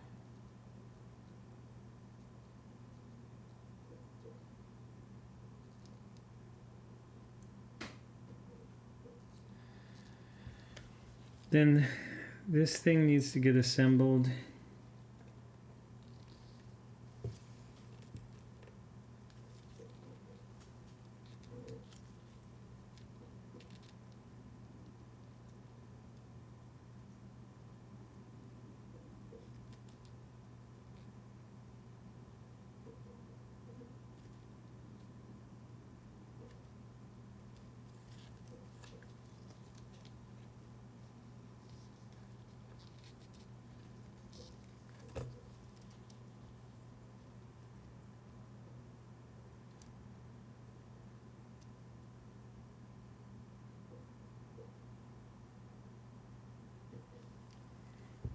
Now, if that's not asking for some 9504, I don't know what is. I mean, yeah.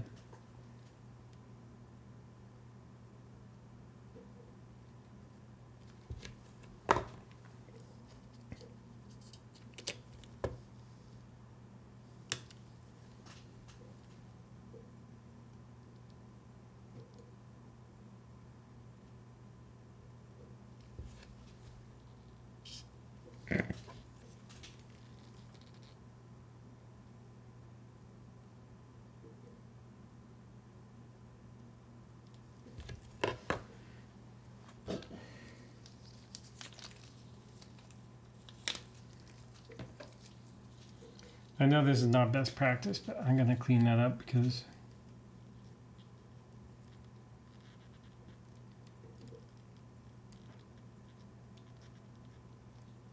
that was too much.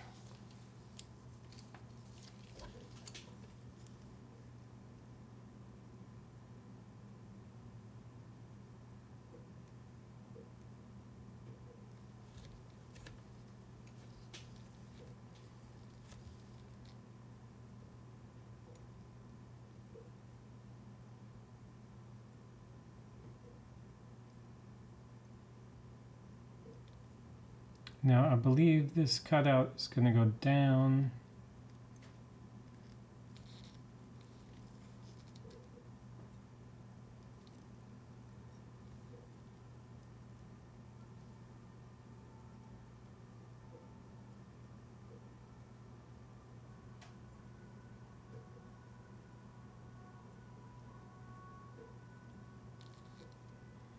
Maybe not.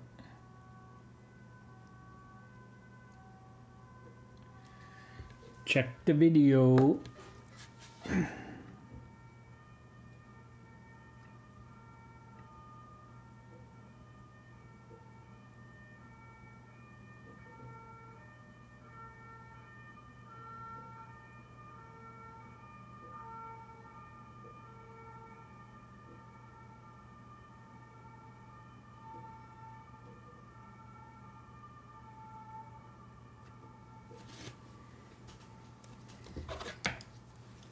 As soon as that screw came out, yeah, the cutout is down. I mean, up.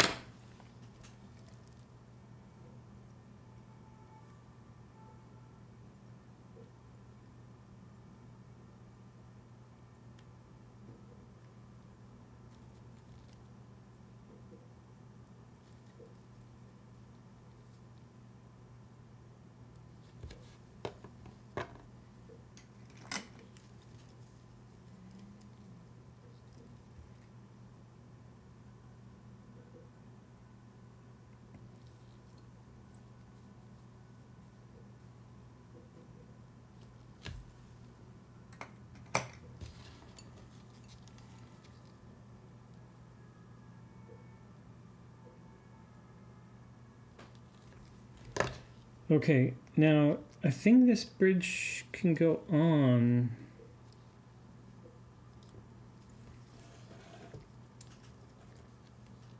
But there's, yeah, the only thing is the keyless works parts need to be in there.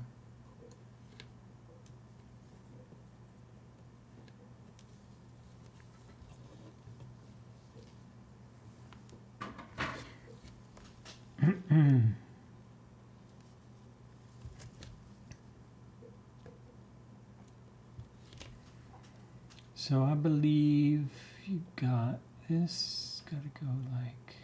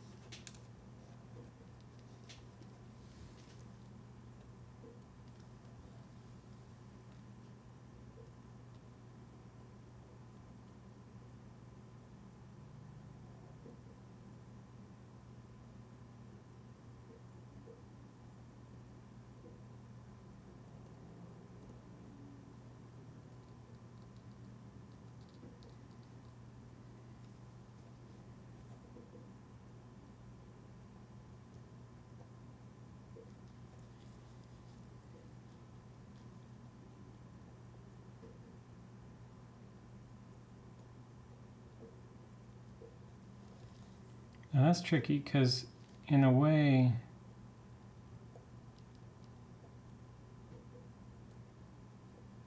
I want this. I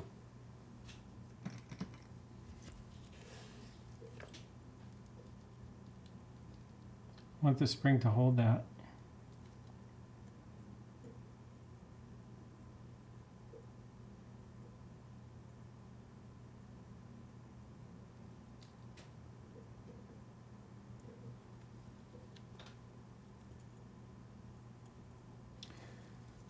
If I close it like that, can I manipulate it from the other side, or will it be jammed? Let's look at this. See, this should pull back and hold it there gently. It's just, how do you hold it there gently while you put that piece in?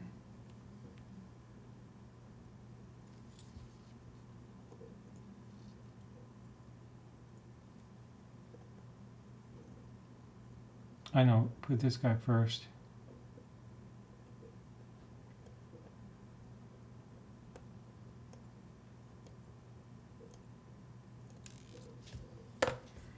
Nope.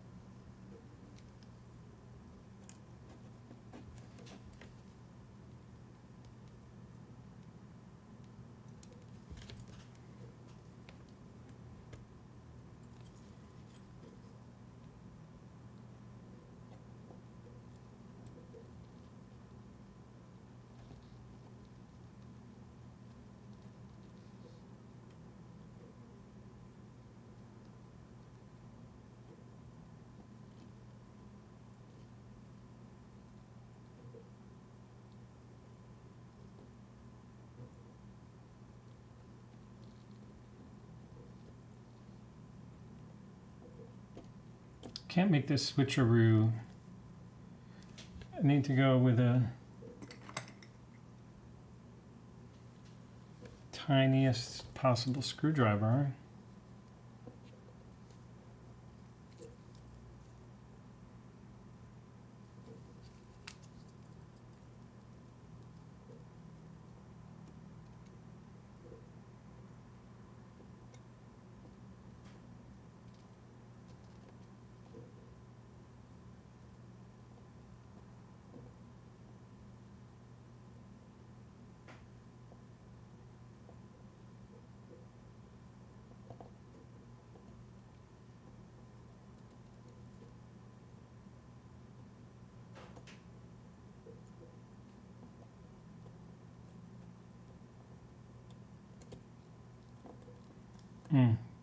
I think it just slipped under.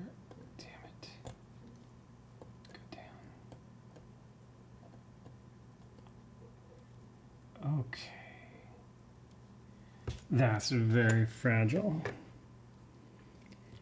I'm not even sure that that was necessary, but sure was fun. Now, this is the impossible part. Getting the bridge on. See, my feeling is just don't even frustrate myself. Just I got to remove this bridge and the pallet fork.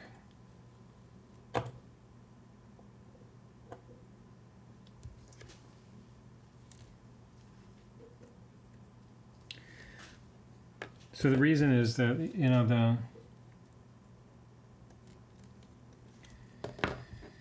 if the pallet fork is there, it's going to hit those jewels. It's not going to want to line up the top pinion, and then there's a risk I'll break a pivot.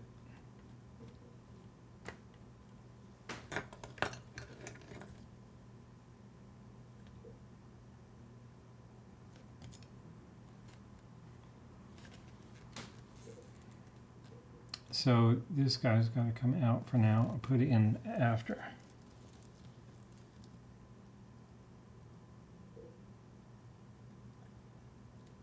Oh, wait. Yeah, I can put it in after. That's probably why it has its own.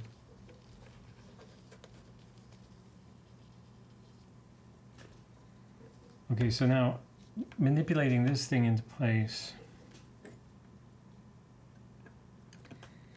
So again, this can be the most difficult thing, or it can go surprisingly easy. It's going to be difficult though. So you can't see what the hell's going on here. I don't even know where are those four. See, those are the jewels, right?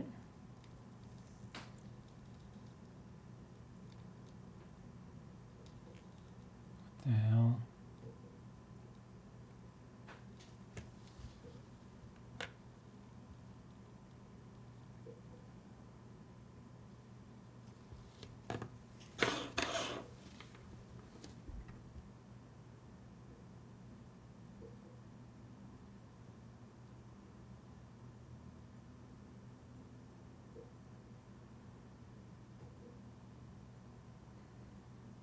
Okay, those three, the Mickey Mouse ears bridge the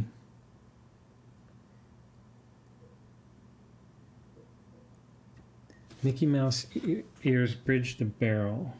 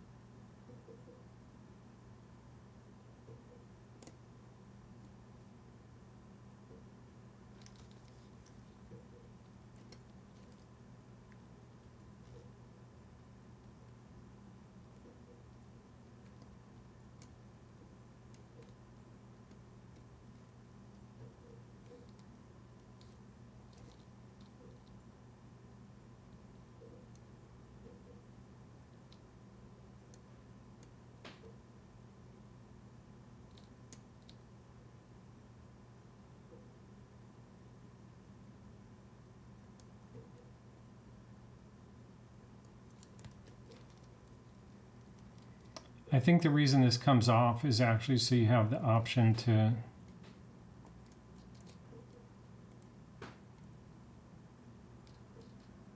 align that later. I'm going to do that because so you don't have to hit all three at the same time.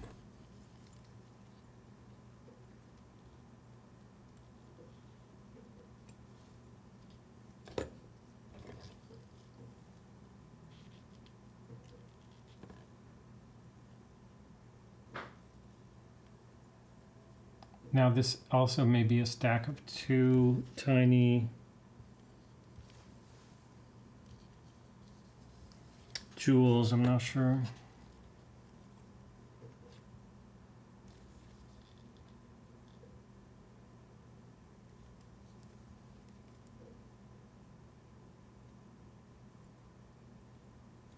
Rodco is my friend here.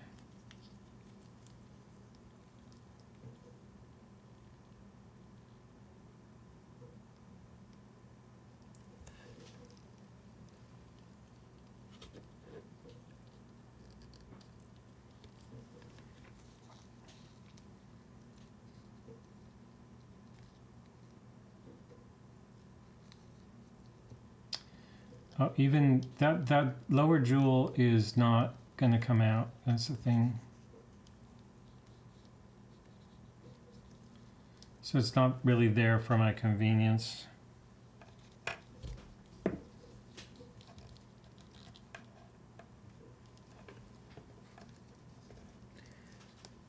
Perhaps it'll give us better visibility of that pivot.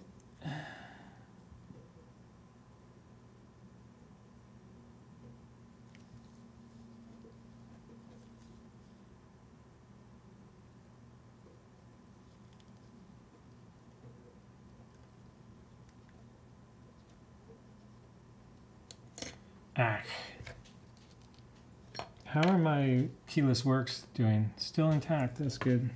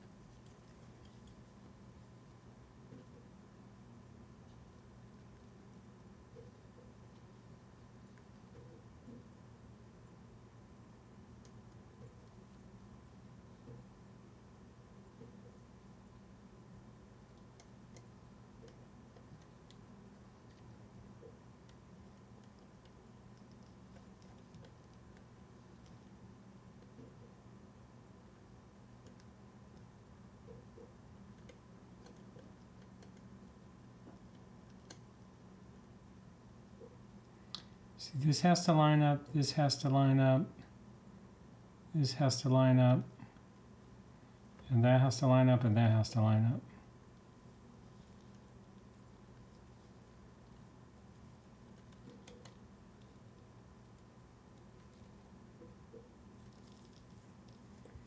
You kind of do it like 1, 2.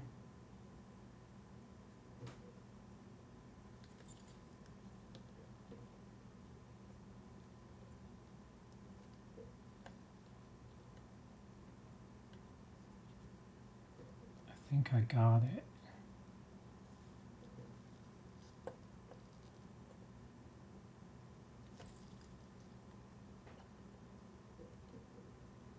Yeah. Whew. Okay, so before I lose this,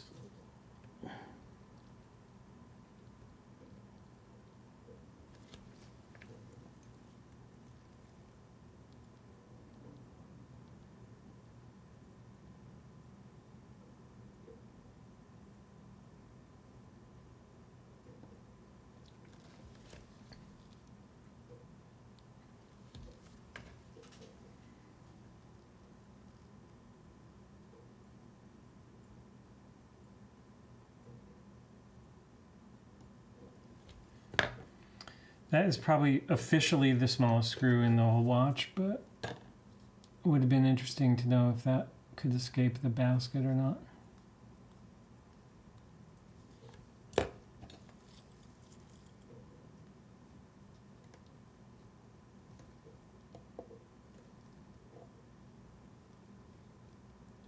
What's going on?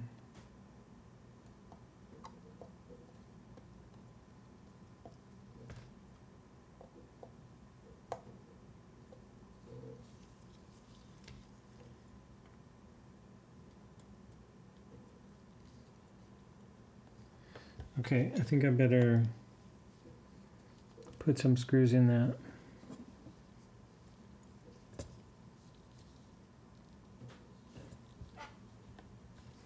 I remember seeing 4 screws.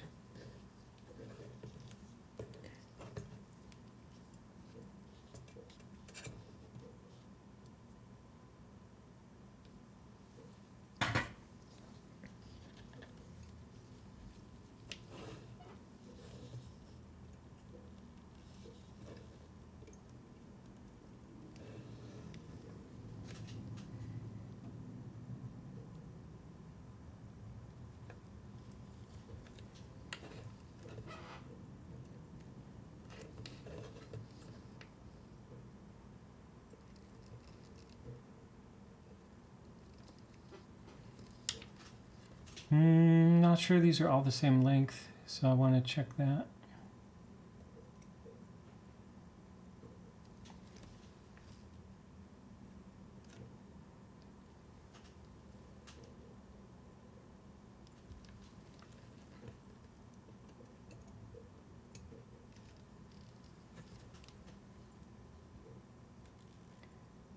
Yes, they are.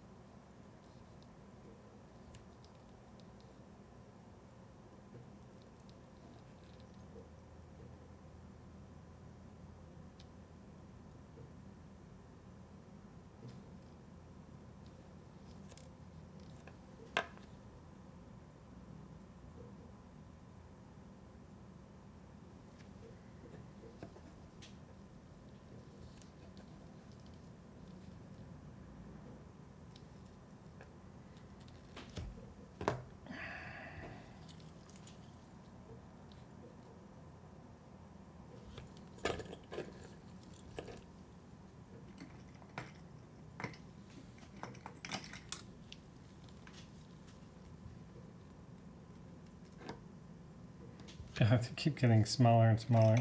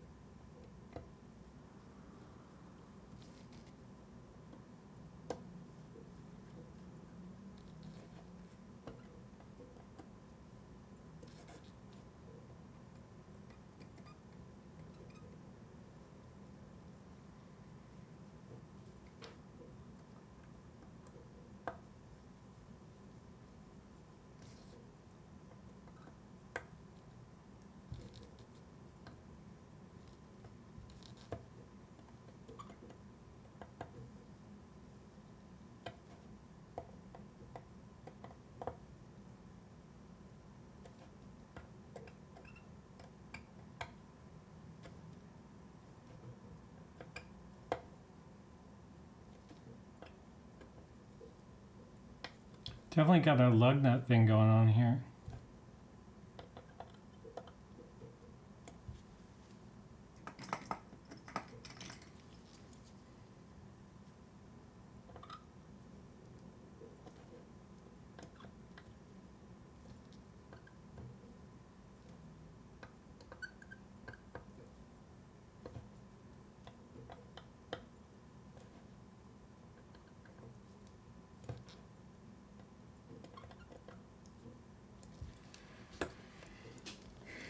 Okay, so I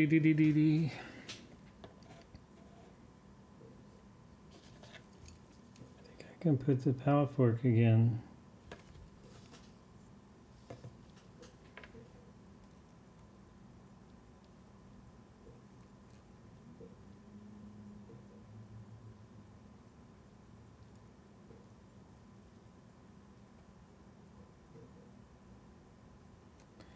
But I broke the pivot on the pallet fork. That was not broken before.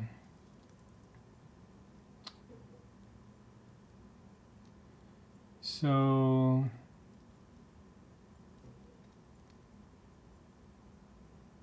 that's the end of this watch.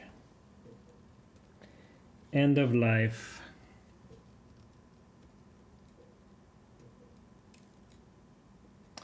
It was manipulating this thing.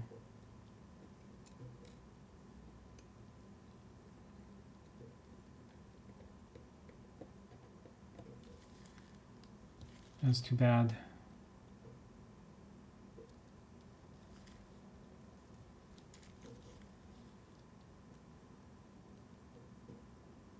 What a drag. What a dummy. But what a great experience.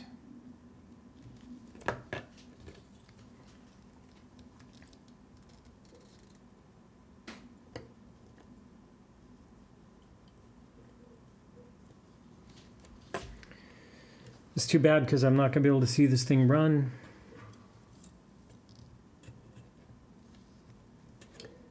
I've got the just the automatic works. Okay. Well, it's been a fantastic journey, and I'm glad that you were along with me for the ride.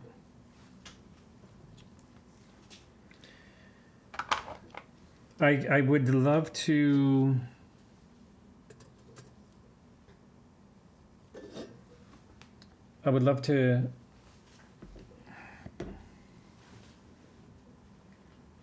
I have to finish putting this together and then change it later. Can you imagine?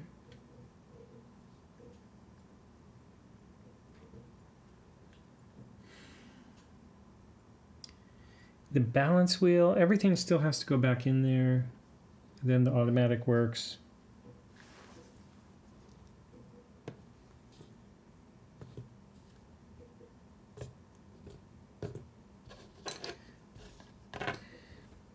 I can put it on hold. It's 12:30 at night. It's probably a good idea to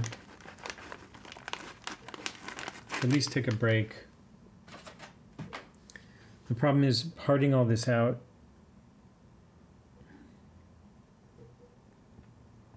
I can't continue right now. Partly, I think, the disappointment. The strange thing is, like, I know how to find the parts too, so just, who knows, maybe next thing you know, I'll magically have the broken pallet fork and the,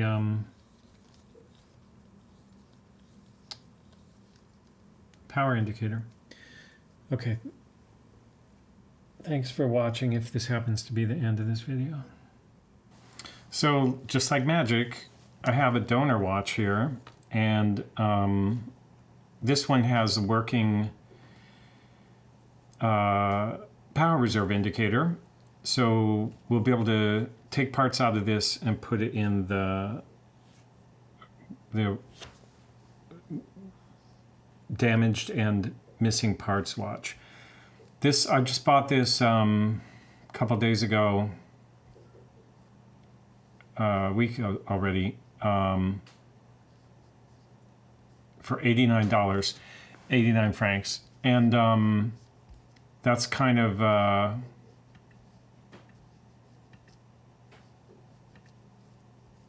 the first watch was 25, so that's 89, so it's like 115 now. But this is the Felsa F760 is such an interesting movement that I really wanted to. This is the dial from the Mercury. I cleaned it, and I noticed some of this type down here was already missing even before I bought it. So I guess somebody cleaned it before, but I kind of scraped the loose varnish off of the center. And I think it doesn't look perfect, but it looks a bit better. And with some new lume, I might try repainting, like touching up the eye in Inca block. But I might not. I'd love to fix those missing indices also. It's just, I know that that's so hard to get it right. But compare that Mercury with this new one, you know, and then this can also be something I experiment with. I think I like the F760 movement so much now that I would just part this out and keep it until maybe something in even worse condition shows up cheap. But there's another weird thing about this, because it's been actually a couple weeks while I was down waiting for the part. And this is the main plate. This is the partially reassembled Mercury. This plate is like shedding.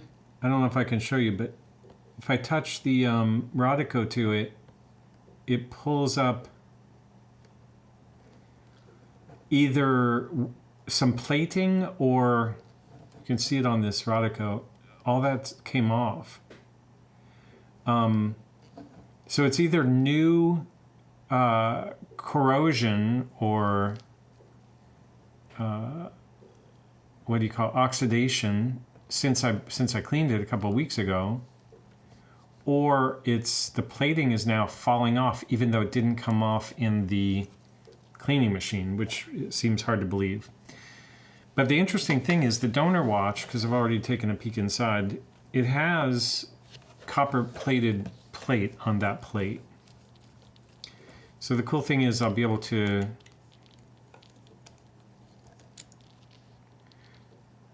the rotor on this is a little bit oxidized, but I'm not going to use the rotor, and you can see this plate underneath is actually copper plating, matches the original movement. So that'll be cool. And then I can kind of see the balance and the parts I need. I don't need the balance, but the balance in this is finished differently. It might be the same actually. Anyway, I'll try to salvage. So I have a nice clean movement all around when I put it back together. Now the thing I'm terrified about is that I don't want to keep having accidents, because it's expensive, it slows the process down, and it's not professional. But I also try not to lose my mind when it does happen, but somehow I have to stop it from happening. So one of the internal debates I'm having right now is like, should I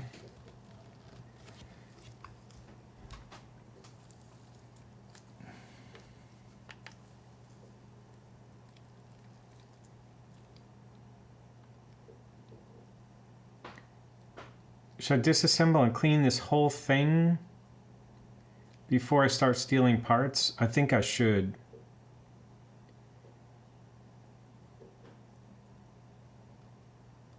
So that means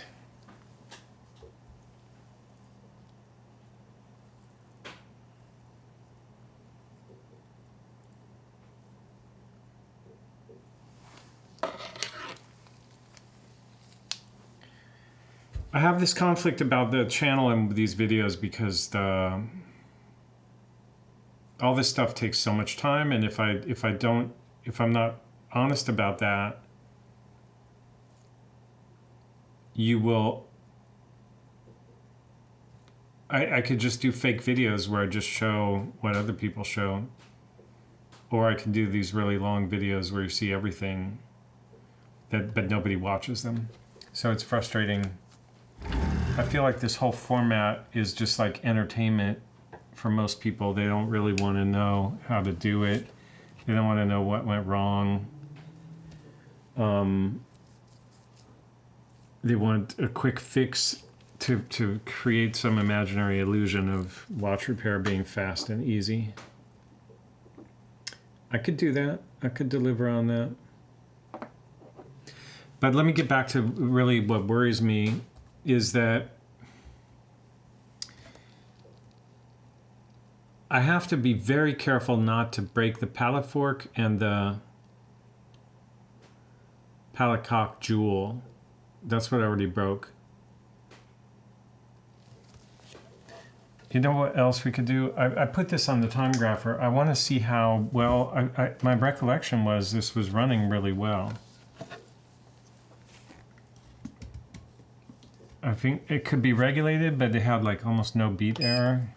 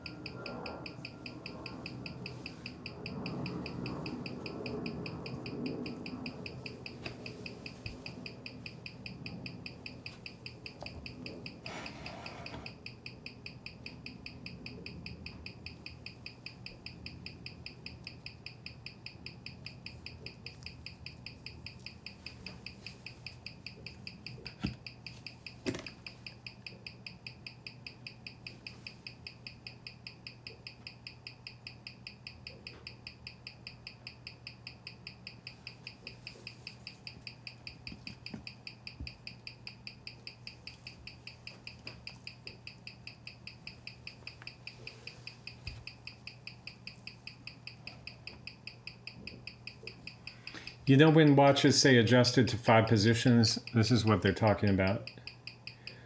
They adjust it at 5 different positions and take the average to try to make it accurate. Because see, this was, when it was face up, this was running slow. Now it's on its side, it's running a bit fast. So you can't just regulate it based on a single position, or you can, but there's actually machines like this that are automatic. They run through all 5 positions and they take the average and they print out a little report for you. And then if all 5 positions average out, that tells you that it's properly regulated. But in any case, what I found interesting is that the beat error is not too bad. And that means I could probably steal the balance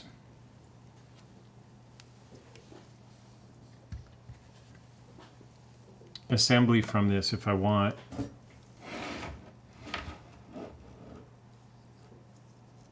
And just use it in the other one because it also looks like it's less oxidized.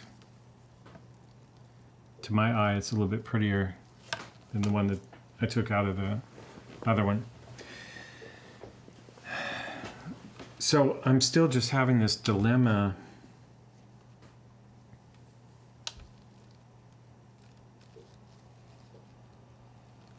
I'm so afraid of making a mistake now.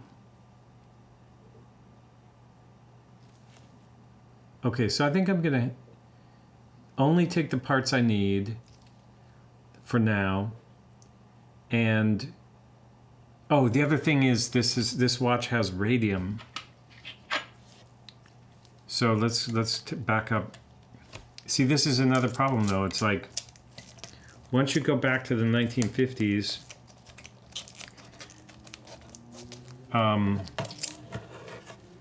you got to deal with radium, and both for myself and for audience, I want to be clear about how risky this is. So here's the Geiger counter.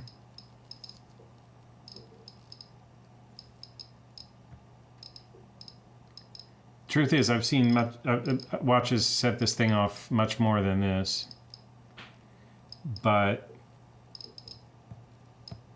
nevertheless, there's radium in there.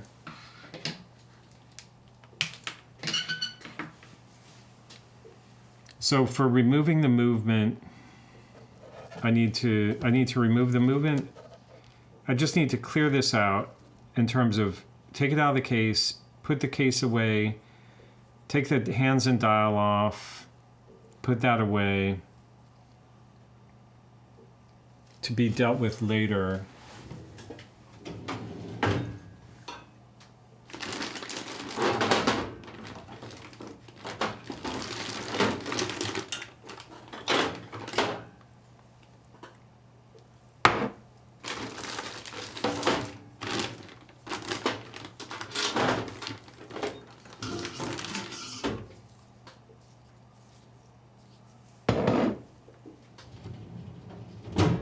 These hands look like they were reloomed actually with tritium because they're not as dark. The indicators, the loom is not as brown as the radium on the dial.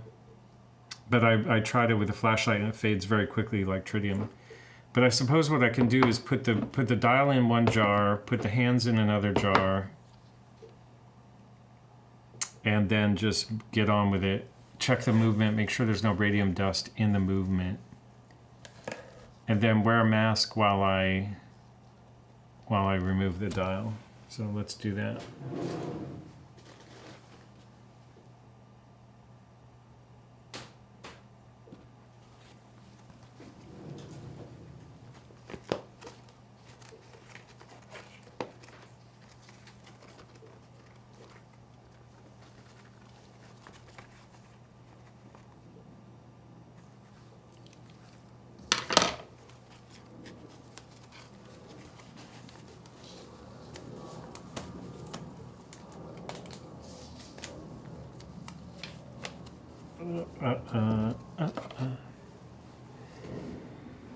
So how do I want to go about this?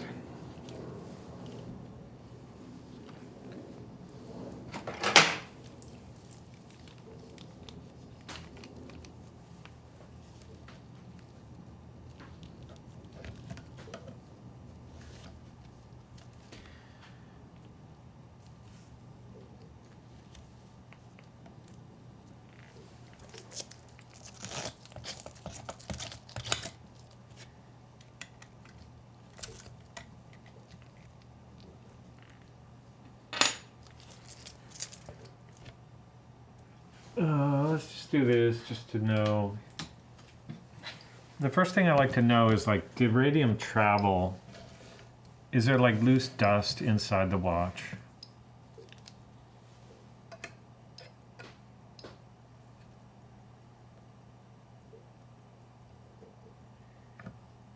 So the case back is no more radioactive than background.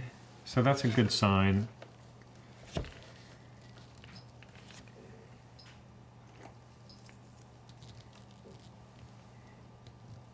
Case clamps.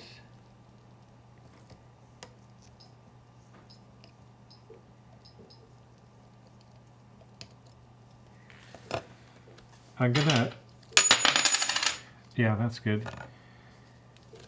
I'm gonna store the case clamping screws in the case back.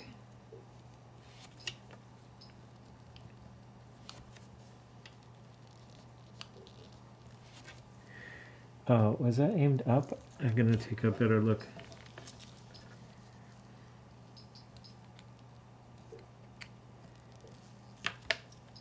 Is that the case clamp? Yeah.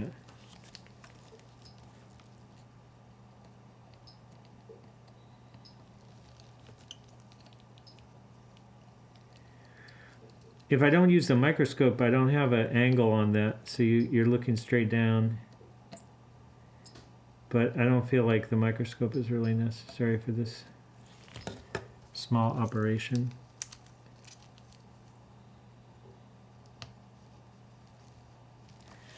There's one thing I want to keep in mind right now, though.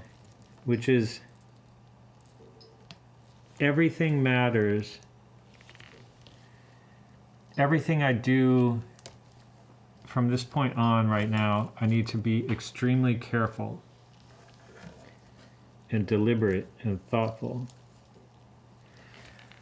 So I'm going to get the microscope going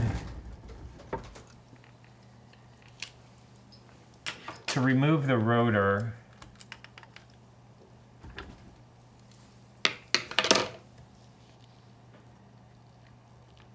Because there's a potential to scratch the rotor here, which I want to try to avoid. So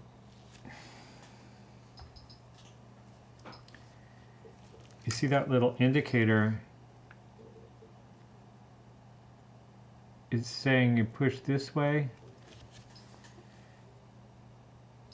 I think I'm going to use wood instead of plastic because I think I can get better. I think I have a sharper point on a piece of wood.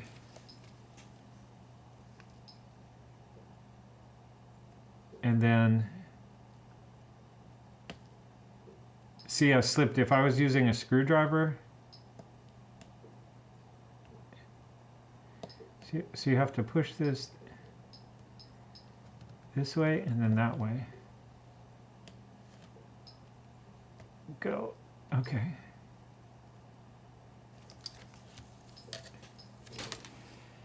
And then I can use a plastic screwdriver, a plastic tweezer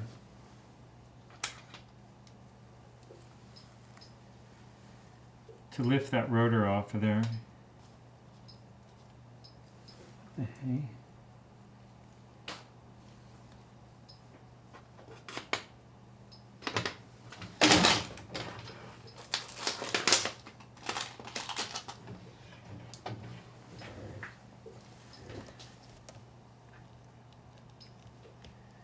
Okay, same thing. Let me zoom out a bit here. Looks like that's all the way.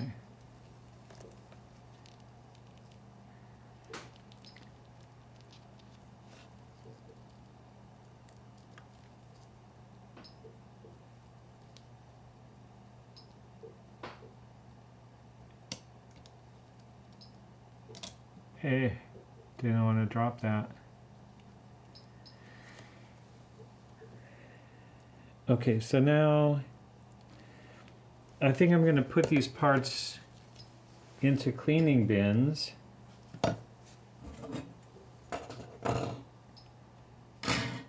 Just so I have a way to organize them.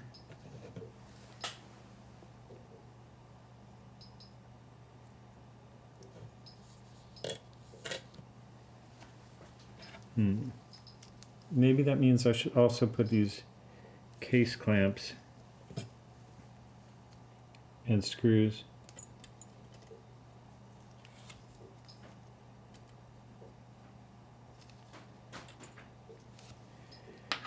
Otherwise I'll forget and dump them somewhere. Okay, so then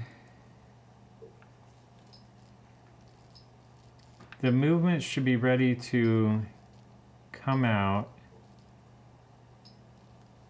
Oh, there's something else. This watch, the hands were setting. This is the back of the watch. That's the pinion for the automatic movement.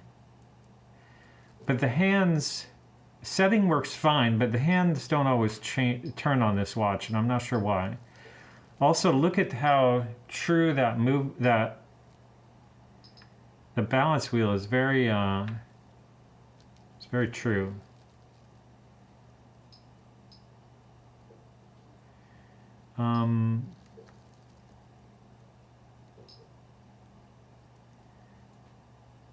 Now the question is, do I want to try to take these parts? No, I want to definitely take this out and get the dial off it so I can take this mask off. And when I turn this over, I want to turn it over onto something that I can clean. Which means what?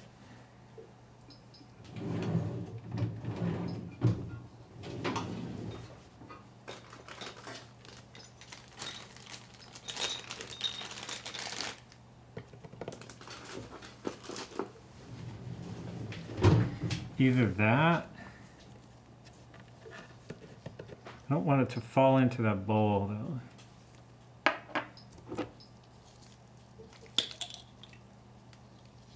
Same with that, it's too dished.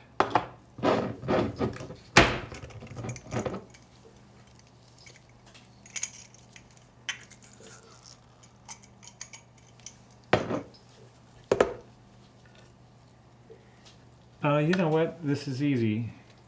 A casing cushion can be cleaned, and that's what it's for. So I'm gonna put the casing cushion like this, flip it over. Oh, I forgot about one thing. The crown. So we gotta look at the crown release, stem release.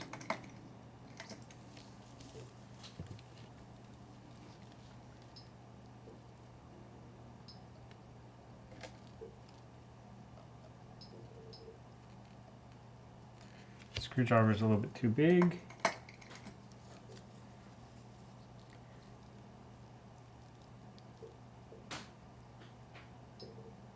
Screwdriver needs a little bit of work.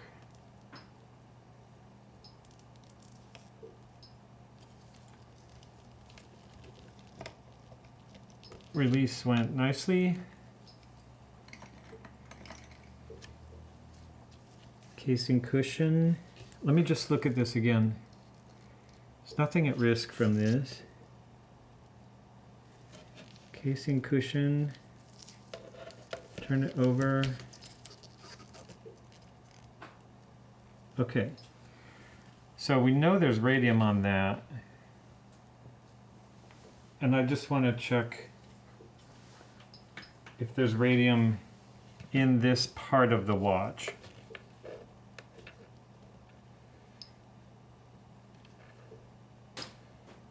Not really. Nothing above background. So that's good. I'll still clean it, but it's not like setting off the Geiger counter. Next, it's more radioactive over there. That's interesting. Okay, so the next thing, obviously this is radioactive, but I'll just demonstrate. Now with the crystal off of that, you get a lot of action from those hands in that dial. Now, I need to remove the hands first, and the hands are going to go into this jar. And then the dial is going to go into this jar. But the hands first, I need a piece of plastic. This will get discarded. I need my hand lifters. I should have set the time for so those hands were aligned with each other. But those are some big hands at the base. Let's see what happens here.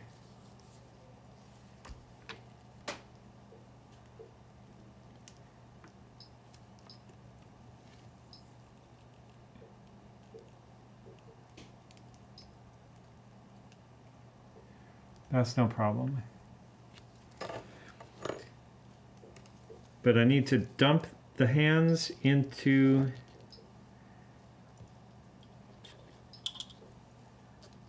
there, including the second's hand. And then I need to take a look at, this is going to get cleaned and this is going to get thrown away.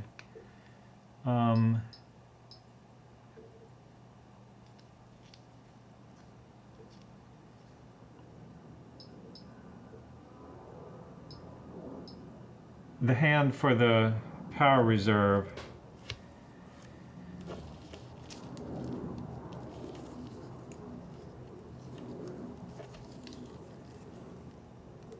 Is there any way to get under that?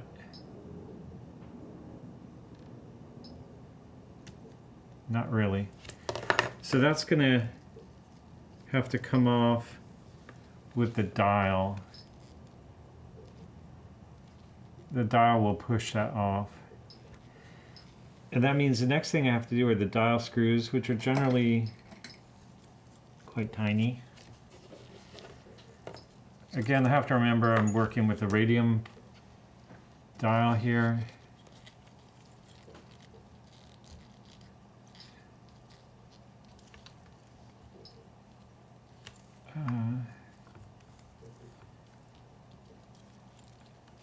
Even though that's maybe not in focus, I'm gonna, sorry.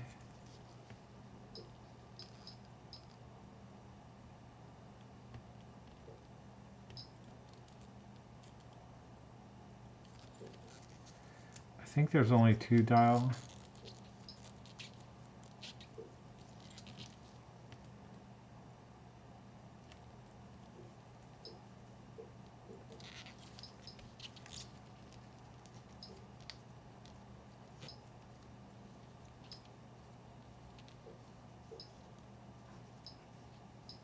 Is there 3? No, that one's loose. Okay, so now I want to see if I can lift this off.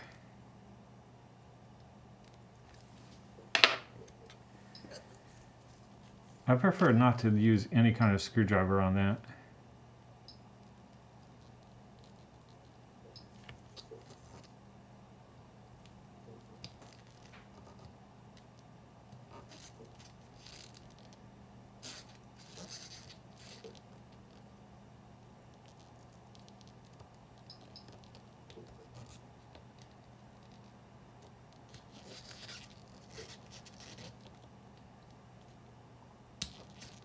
I feel like that's not loose enough yet.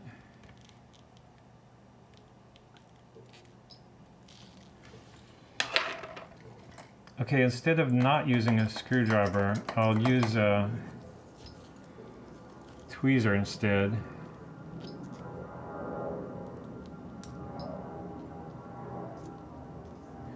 Okay, so now the hand popped up. Still not free though.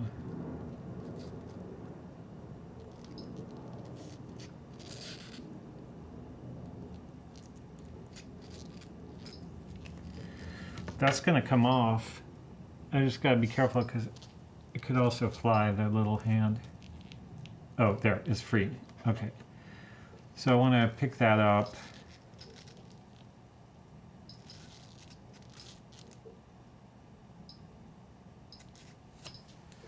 And move it to where my hands are.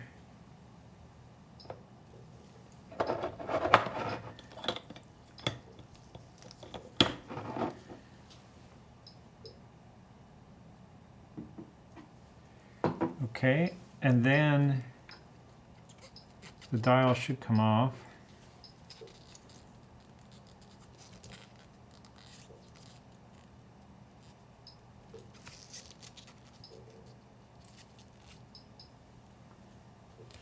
And it can go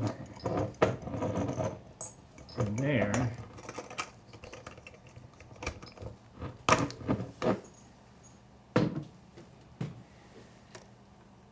and now I can check if there's loose radium on the movement, which there's not. Oh.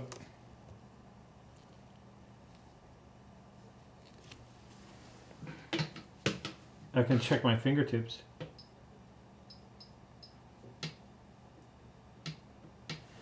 I feel like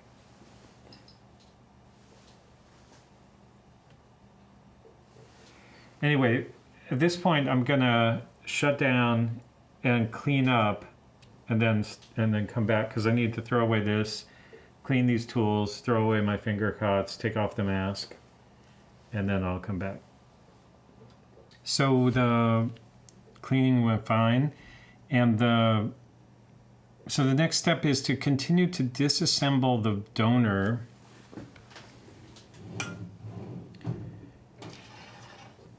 And while I do that, I'm gonna part it out for cleaning.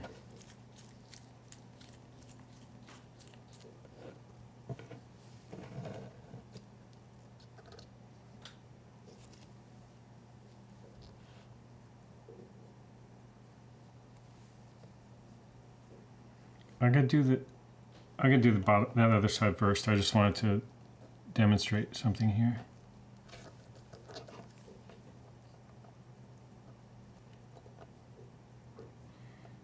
Is that going too far?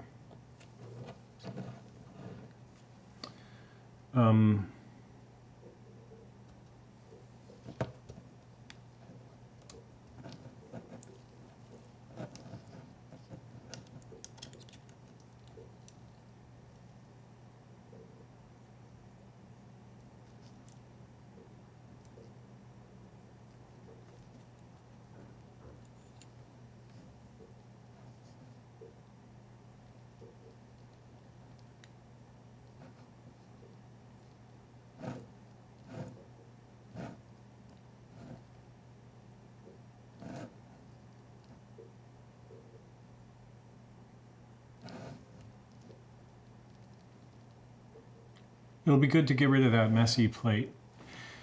I feel like I should do the dial side first, though. So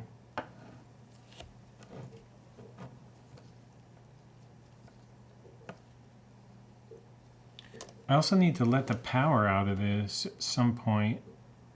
On the dial side, oh yeah, because the power indicator is there, some of it. Let's try to let the power down.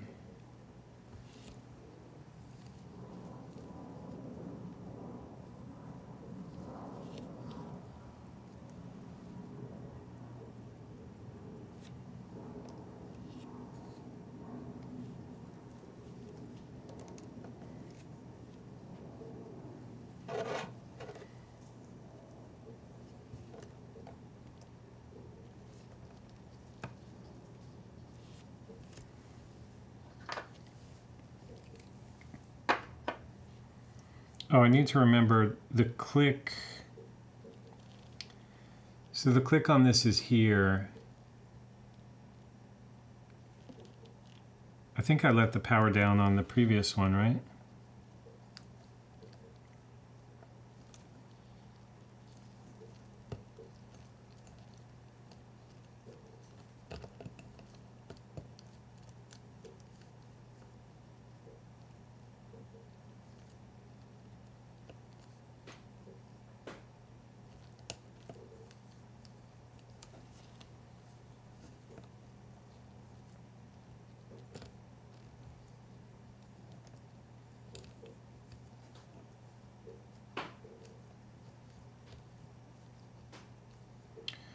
Okay, so it's not engaging.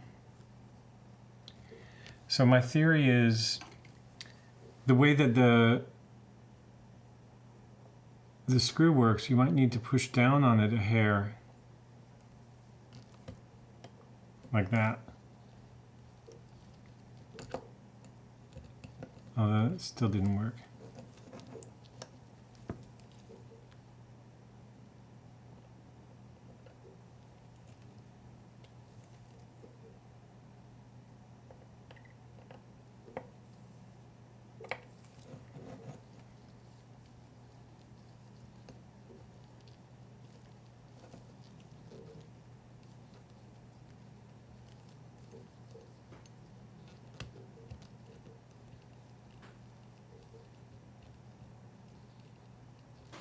Oh wait, okay, so we got winding back.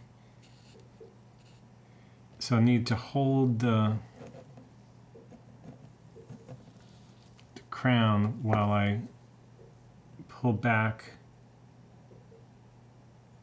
the click. Jesus. I did pull that back, all right.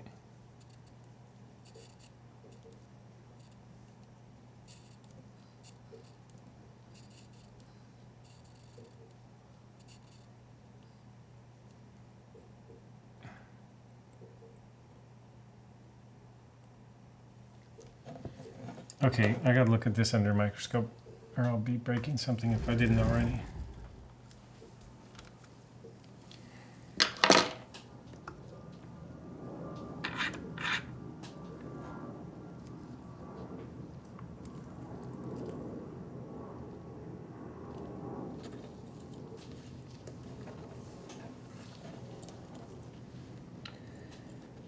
So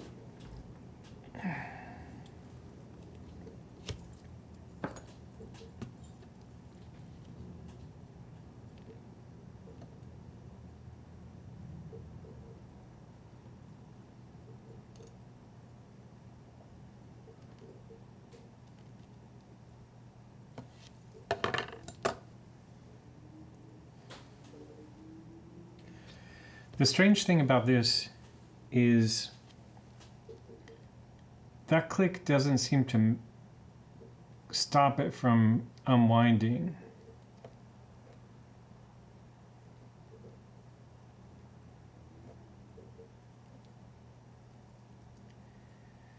Okay, so I'm going to investigate this on another level.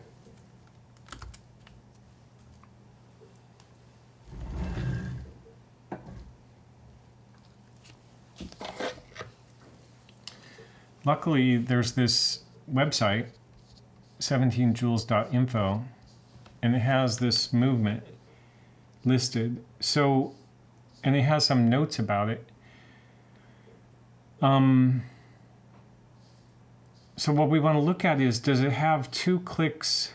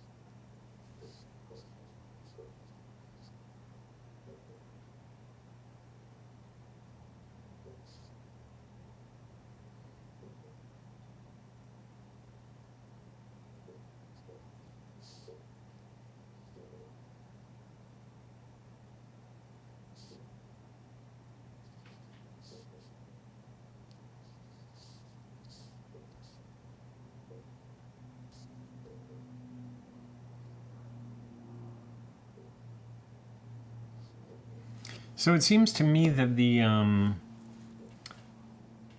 power reserve indicator itself, because it has a gear that's, well, wait. Now we don't know the position.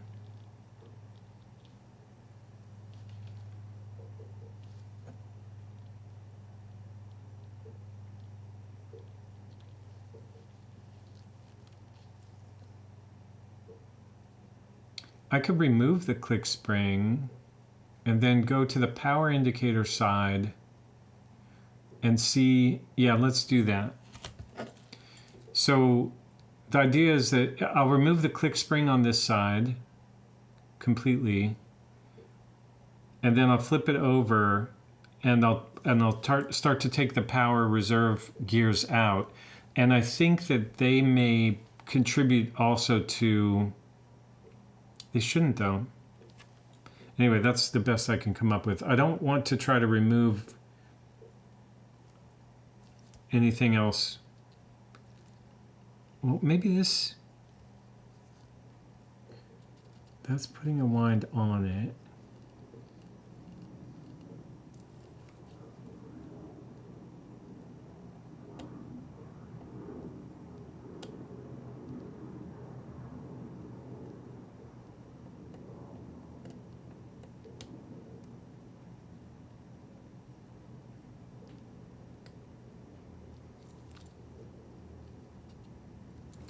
So to take the wind out, we want to push it this way.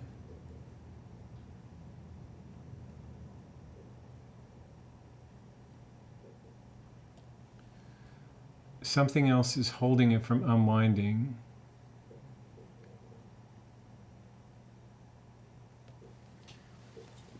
Which almost makes it seem like the click is superfluous, right? Why would something else hold it?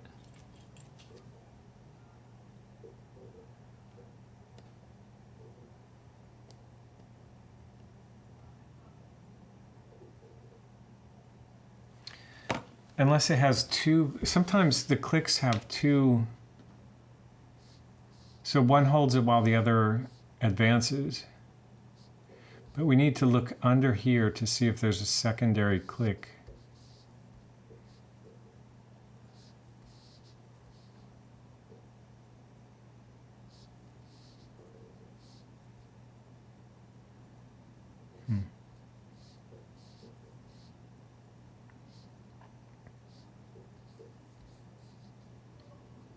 Is this gear? No. This gear? That's the clutch gear that turns.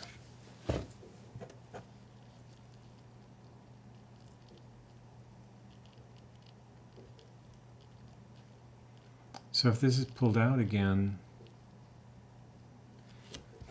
shouldn't it unwind in?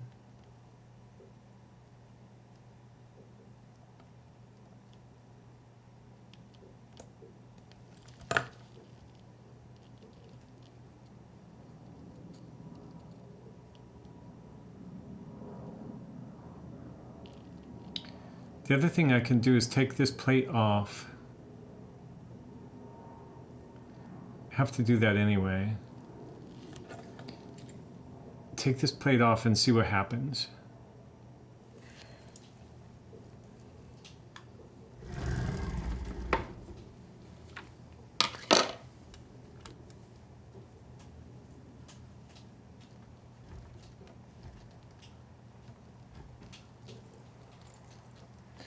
I think it's great to be able to go to 21.info, 21joules.info and see what you're getting into, but it doesn't always answer every question. That screwdriver needs, let me go one size up, and if it's not right, I'll take some time and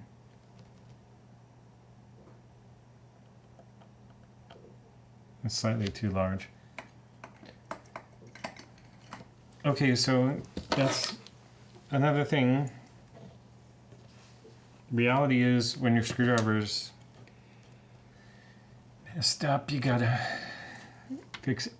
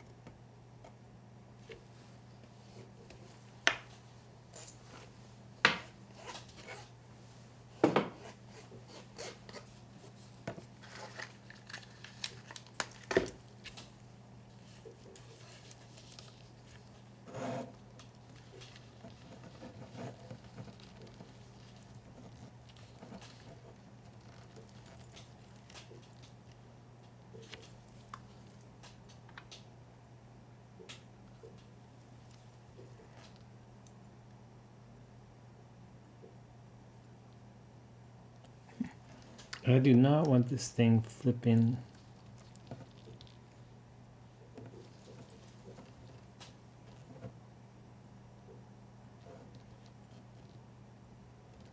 Let's start with one that's inside of the...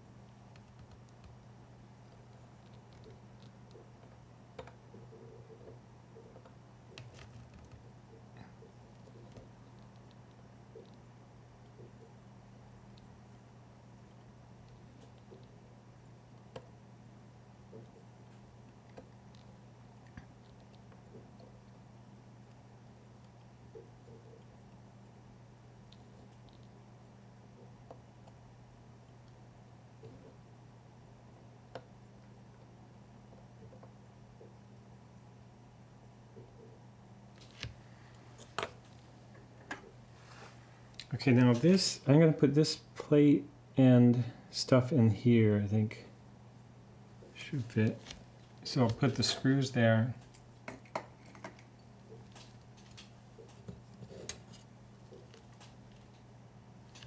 I think I can get rid of this for that operation.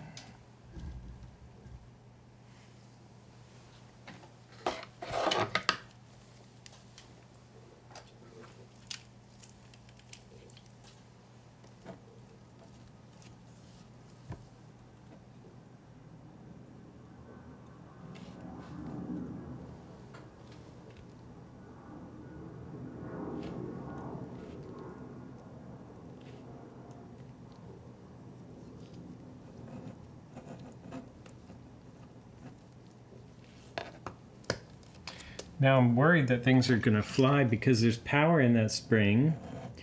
The click is undone, so maybe I'll put the click back.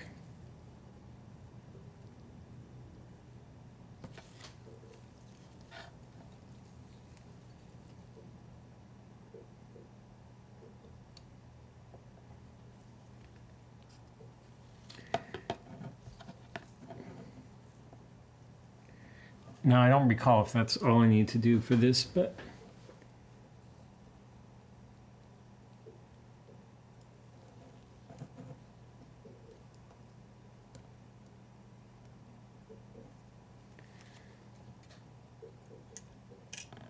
is that, there's a clutch gear underneath one of these plates, is that it?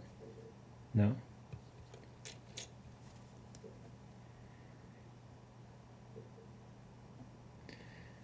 So I think I have all that, yeah, I have all that stuff for the other movement. So I'm not down to the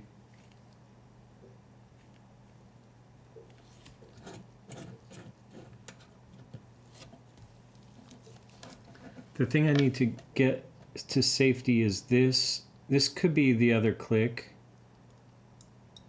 I don't think so.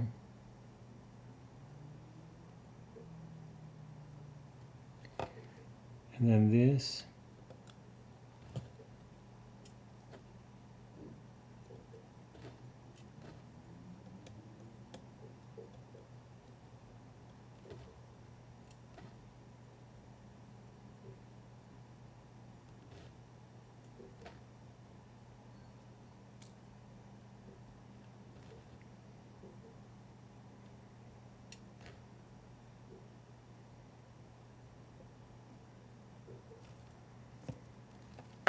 So now we can see if the click somehow,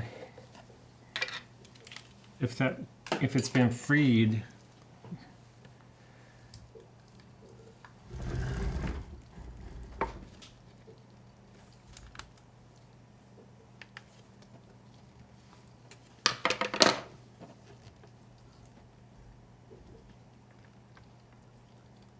If the barrel is free enough to move. So to do that, I need to hold the crown. Let's try this. Winding It does feel like it wants to unwind now.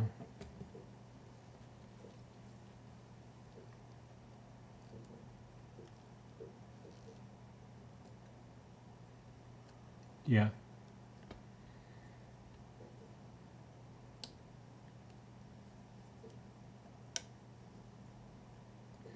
Okay, so what I can do is remove that pressure and that, and then let it down.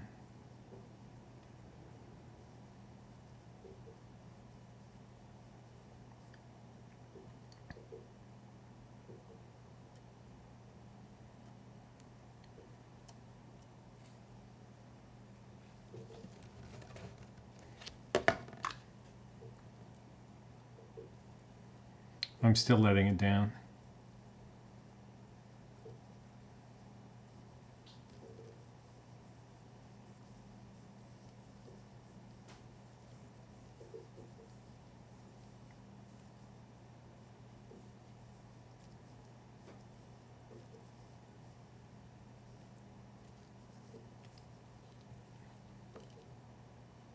Okay, the balance should stop now. Okay, good. Now I should be able to remove the stem again. So again, for this, it's not only turning, it's also pushed down a little bit.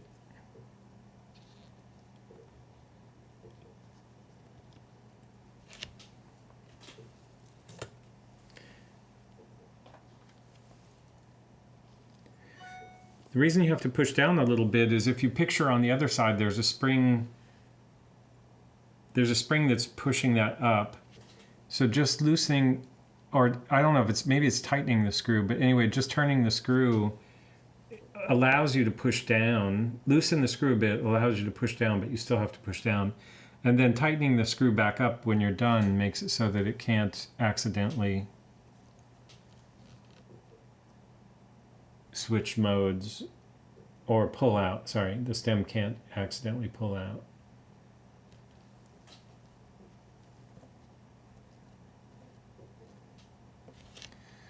Okay, so now the bottom side, I had to take the power out. I had to remove that plate to take the power out. And I needed to look at this again and look if there's anything specific that I need for the power reserve indicator. And I don't think that there's anything yet on this side that I need, but maybe under this plate there will be.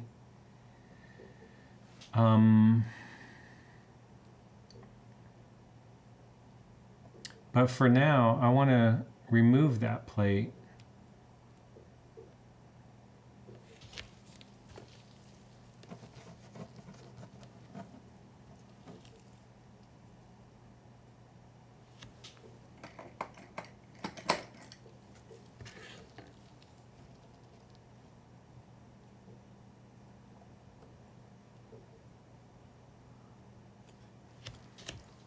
This guy, is that the same one I sharpened?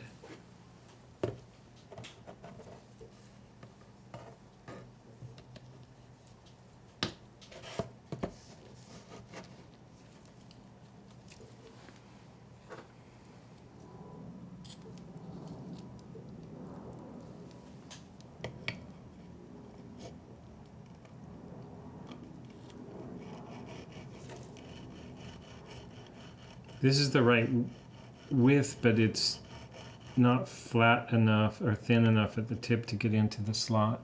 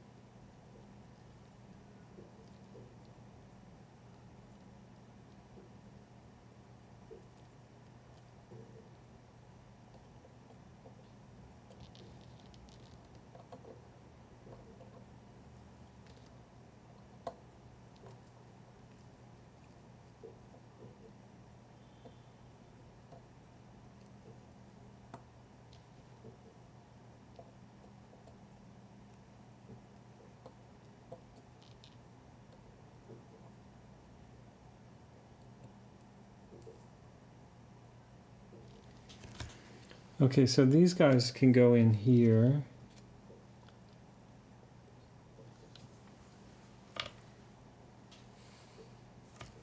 Again, I don't really need a microscope for this.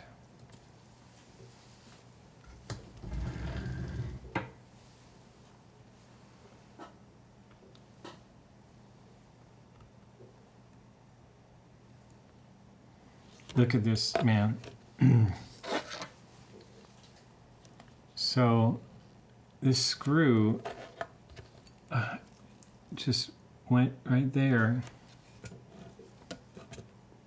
which is fine, but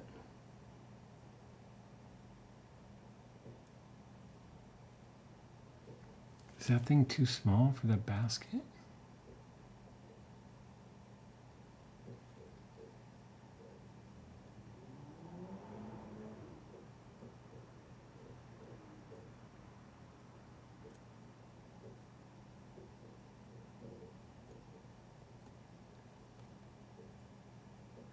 Kind of nerve-wracking. Anyway, now I'm gonna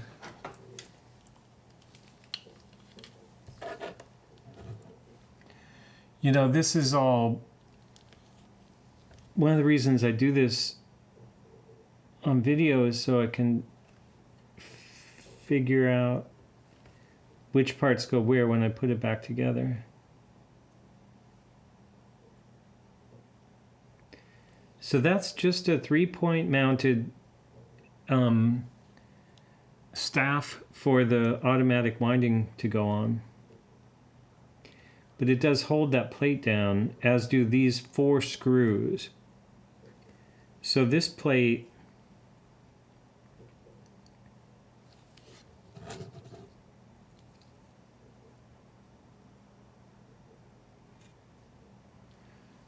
is something else I want to look at. Remember this, there's some mechanism on the bottom of this.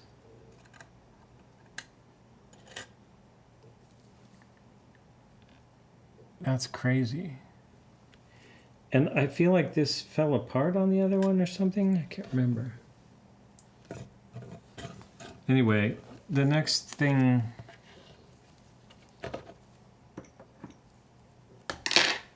is to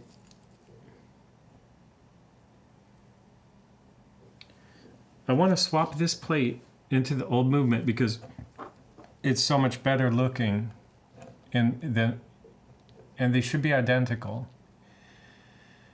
So to do that, I need to remove it, but I also need to clean it. But for now, we'll focus on removing it.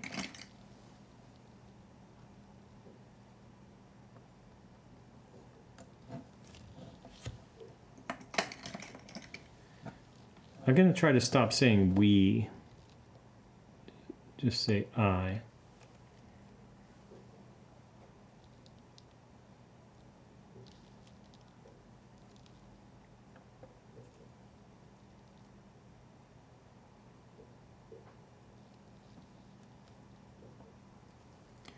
Man, I should use the microscope just because this is so delicate. I mean, I'm trying to be so delicate. Because I don't want to slip and scratch the plate.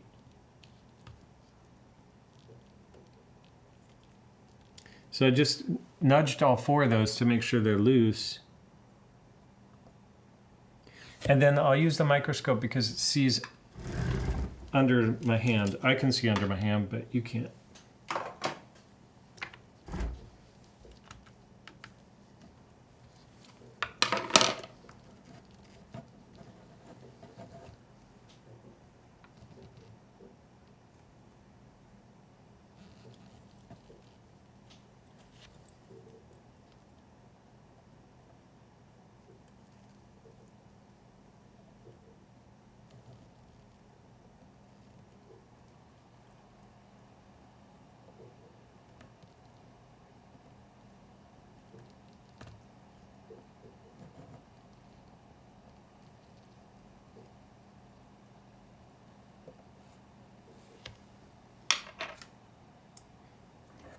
Now, I'm going to put this in the large circle there.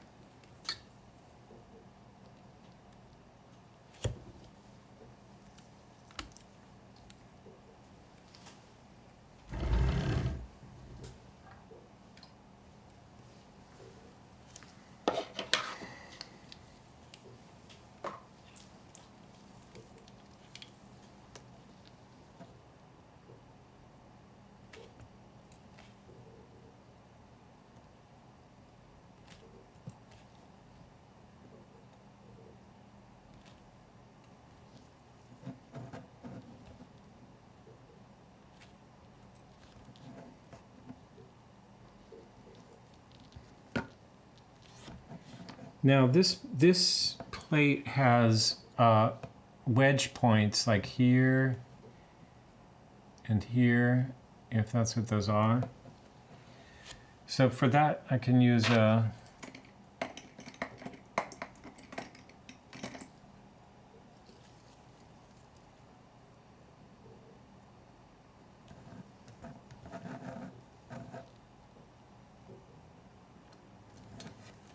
that was easy, but you never know.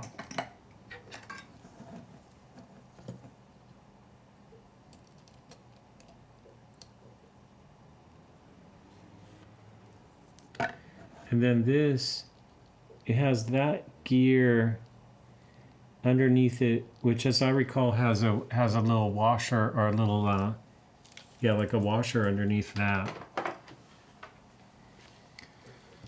So I think we can put all of that in there, but first I need to remove that gear and washer.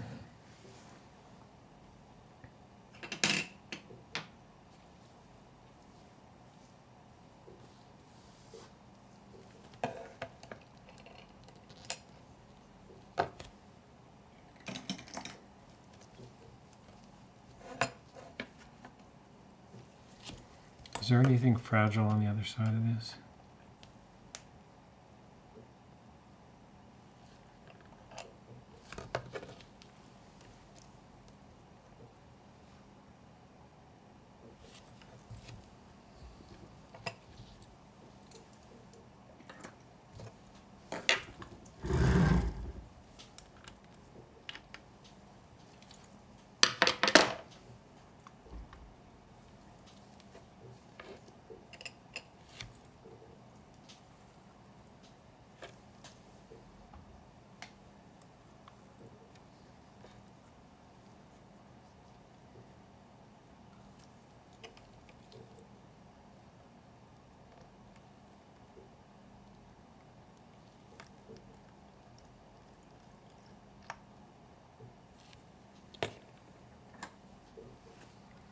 So let's see if I remember correctly about the washer. Yeah, I can put that there.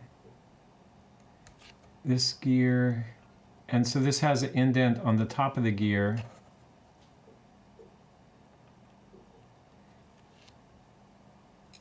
And then that's the washer I'm talking about. And now this plate's ready for cleaning or for jewel pegging.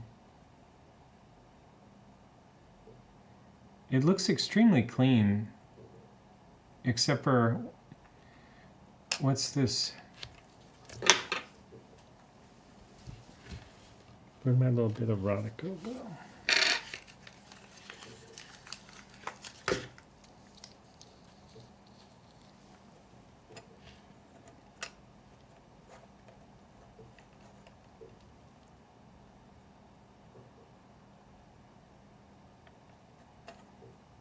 There's some oil around these screw areas, which is kind of weird.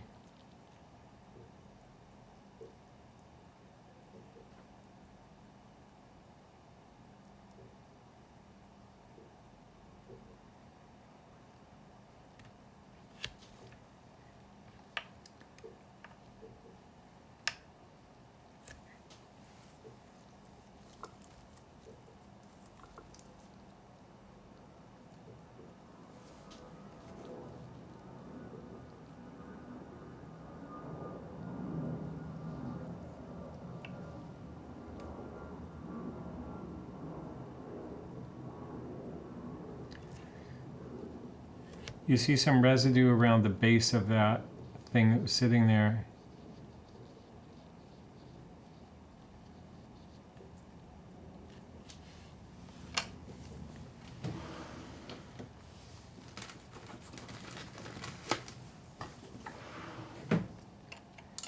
I'm curious, until I know what the cleaning machine does in its entirety, I'm curious how much this stuff needs to be pegged.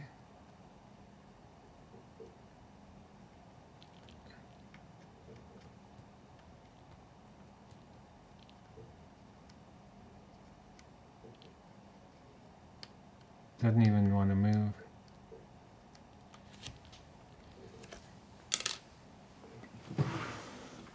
I'm doing all this just out of curiosity.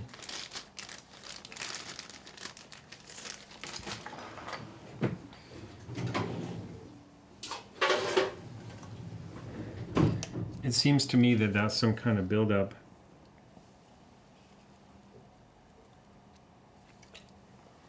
I just soaked this popsicle stick in some alcohol.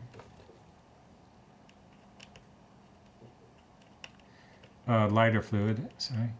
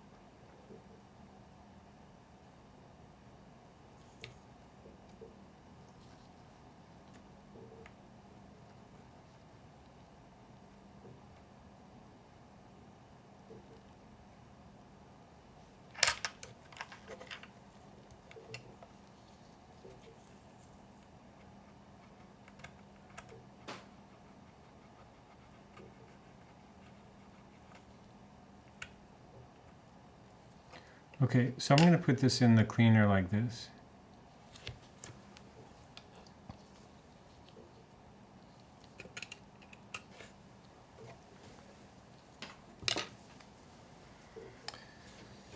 What's next? We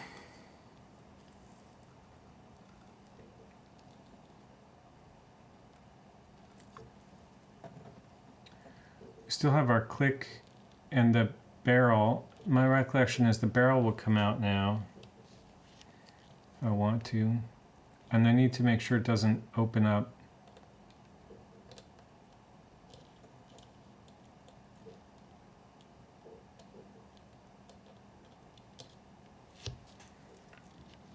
So this is not going to go in the cleaning machine because, oops, I put that there for now. Because it's got the mainspring in it and I don't know how to open that barrel.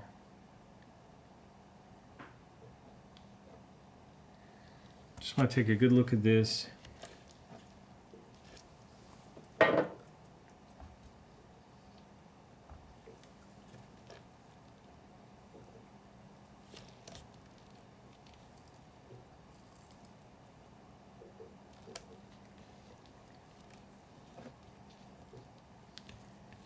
I remember how hard it was to get these guys in place. Still trying to figure out where that looks like part of the power reserve thing, that gear at the bottom. I still don't really understand how those two gears work. Right there.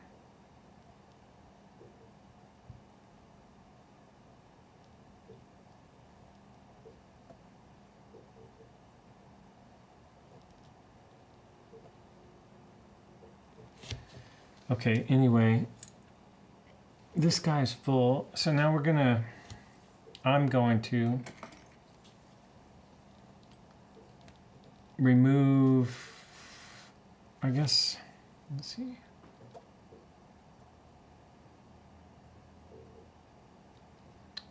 Keyless works, let's see.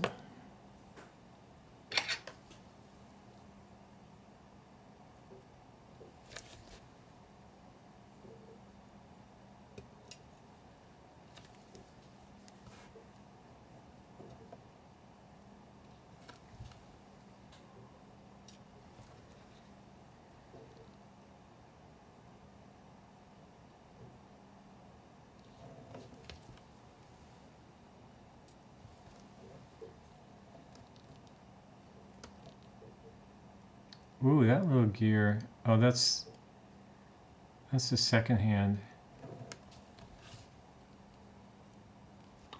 I was worried about this. Can poke right out of the basket and get caught up on something.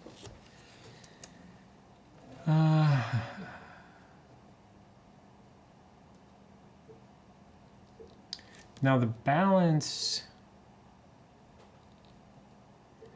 The idea for cleaning the balance is remove the balance plate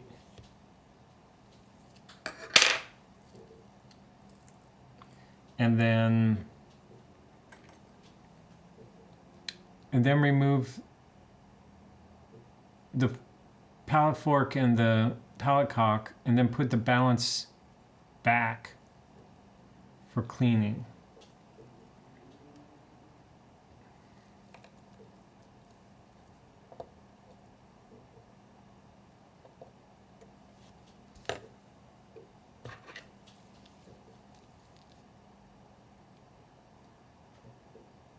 So this screw is special. It's going to go back. Now this is something I want to be extremely careful about, which is I don't want to break my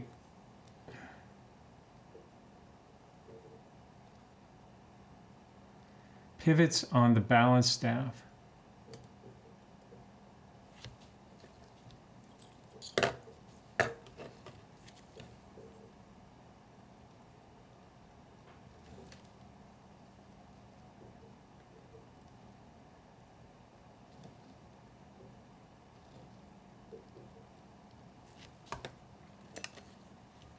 Now this right here,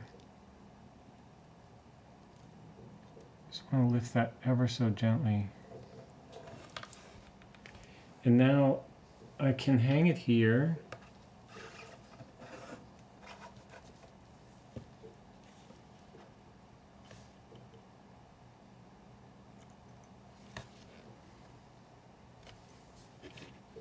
Because that's going to go back in the main plate. But now I've got this, and this is the part that I broke.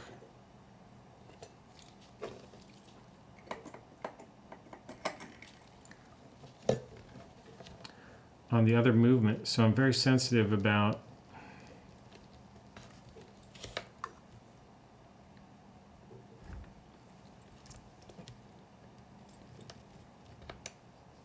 I'm not worried about taking out the screw, but everything after that.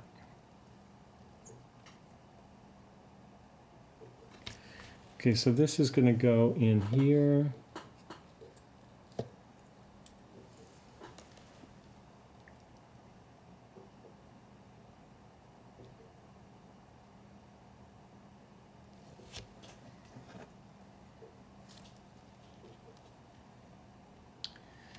So what I need to do is remove the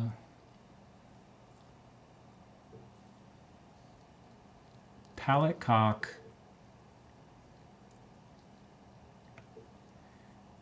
without damaging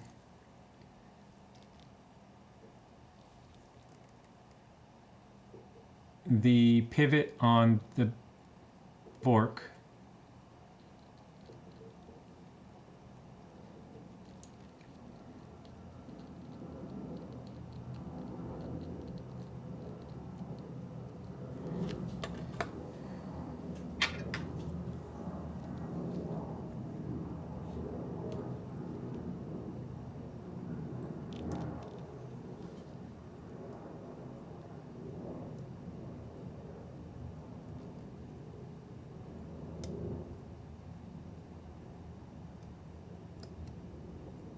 That is so annoying. Like those two, the fact that there are those two studs there makes it really difficult to lift that straight up. I know the point is it's supposed to make it easy to lift it straight up.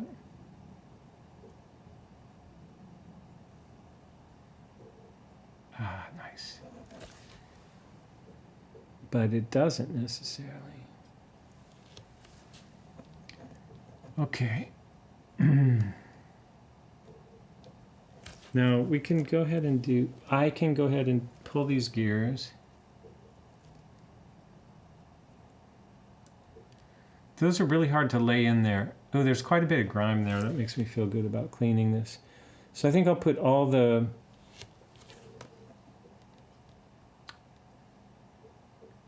keyless work stuff, including the other side, in that basket. But this guy needs to come off.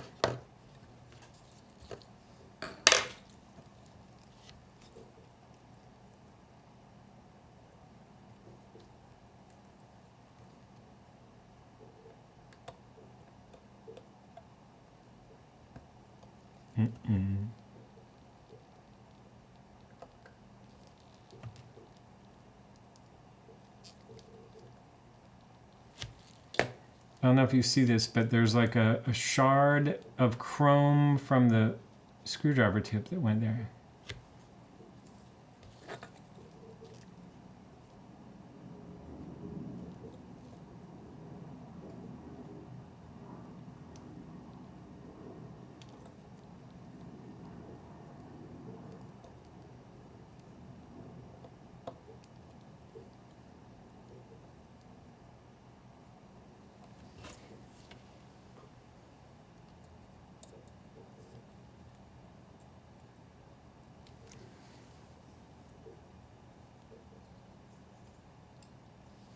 So I have a magnetizing problem.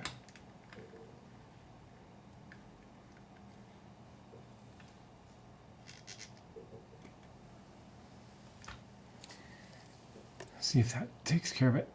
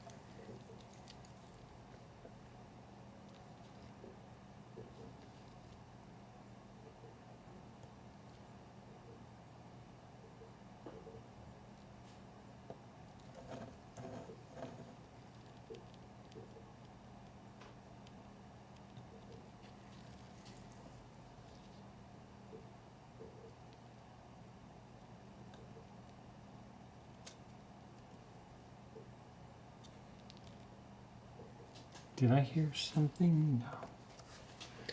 Okay, so these guys go with their screws. And then this gear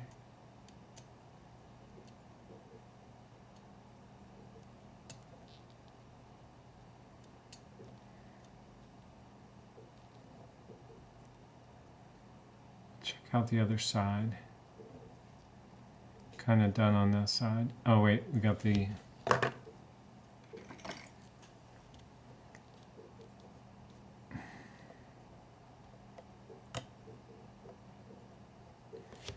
Is this screwdriver too big? Yeah.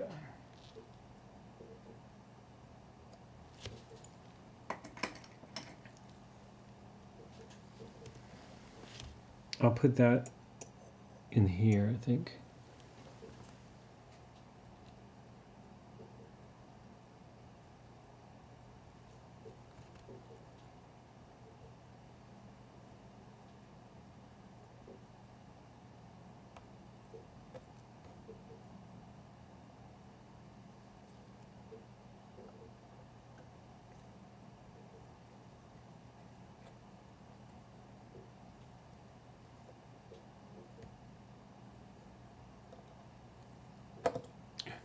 I hate slipping. Oh.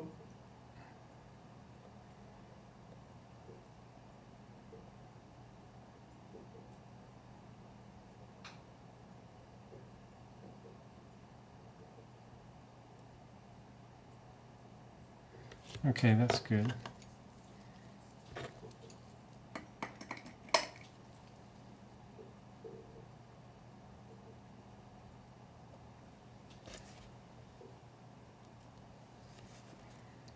And we got this guy. And we got the click.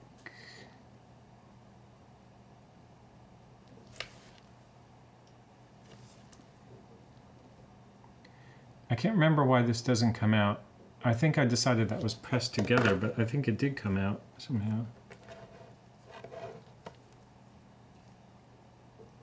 Maybe it's just because of the...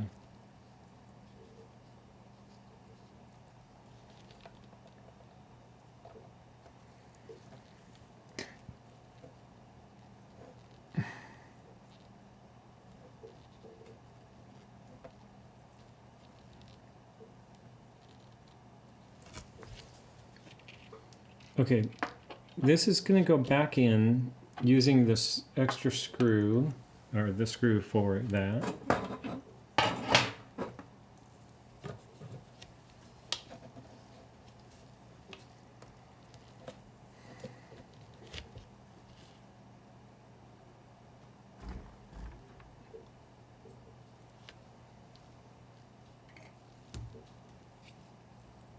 Oh, I need to get, there's a spring here.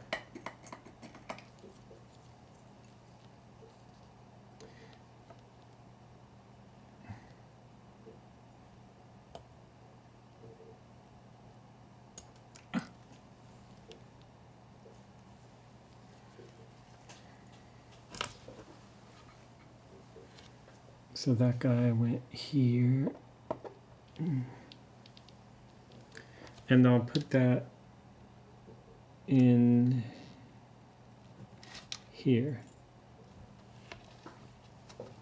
Jeez.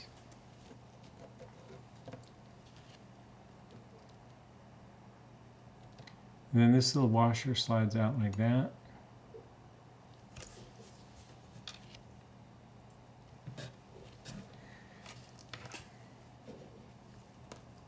And then I've got these three. Ooh, there's a screw missing here, and that is not me.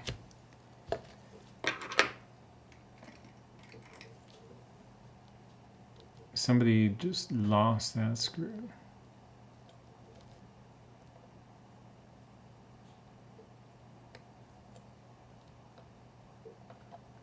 Now there's something really curious I'm looking at underneath this, which is the hands were not being driven correctly. The second hand was moving, but the hands were at times not working on this movement. And I don't know why. So I want to look for evidence of why that was, because when I put these two movements back together and make one movement, it will be nice to not use the parts that are faulty, whatever, if they're faulty parts. So the first thing to note is that there was a screw missing here.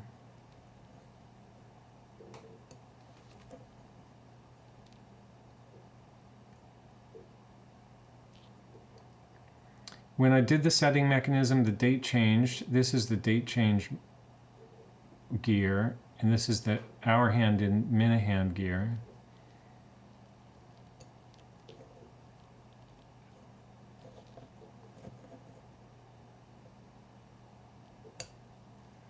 I can't remember. Oh yeah, this gear holds that down.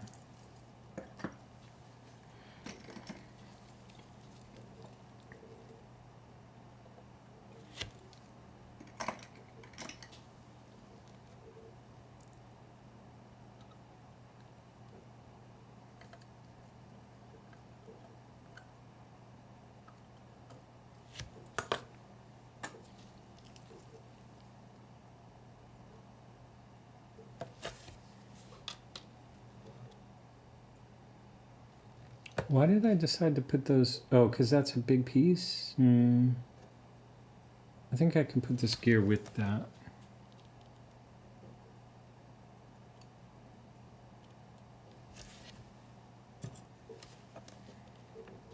Now this should lift off.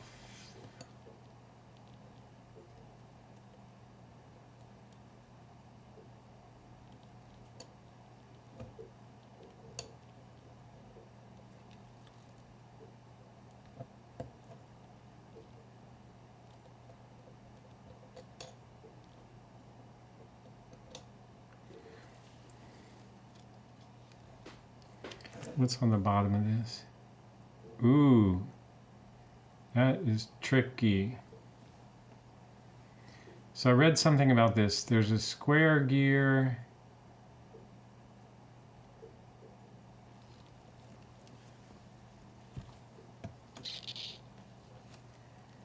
I believe that's missing from the other movement.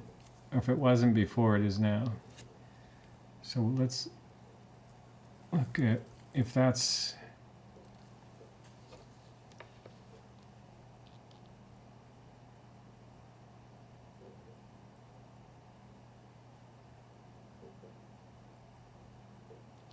And how does that lay on there?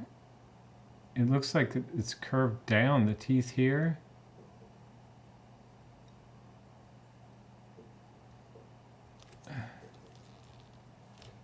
But it looks like they're flat. Yeah. It's flat on the bottom. So now then, that's that gear, but what does that gear correspond to over here?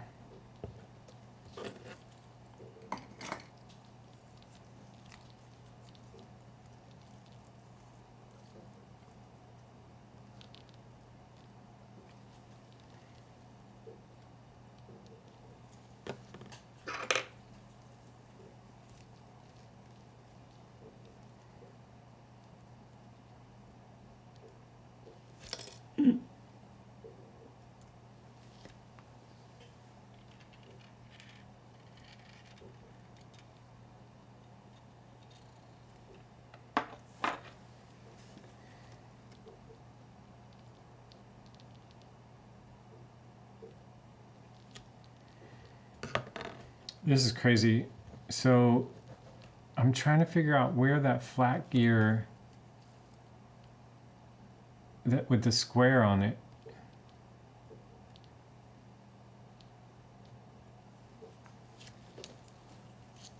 Where was that positioned?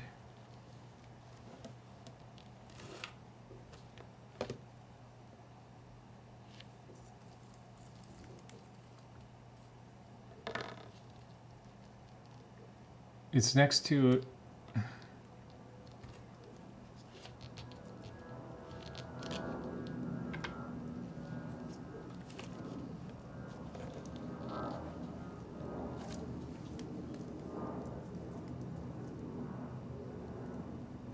This is pretty critical to understand.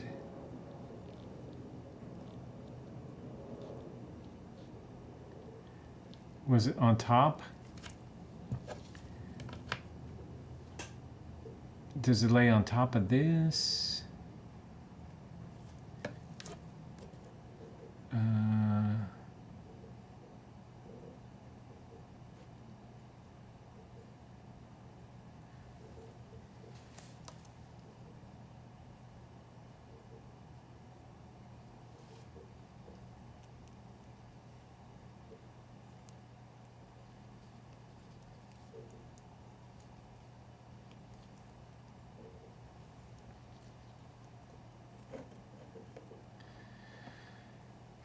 So the date roller, here's the way I'm going to look at this. This little notch, this is where the date was. So this goes at 3 o'clock. Because the date window is at 3 o'clock on this watch. What I'm trying to do, that little tiny gear with the square hole is still attached just by some oil right there.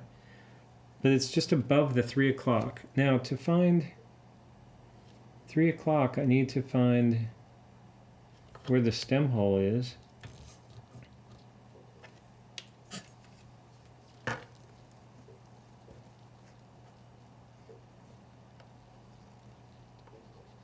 Okay, so that's right in the middle of the keyless works, right?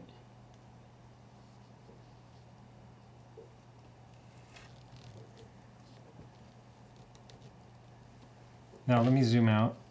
Is that, yeah.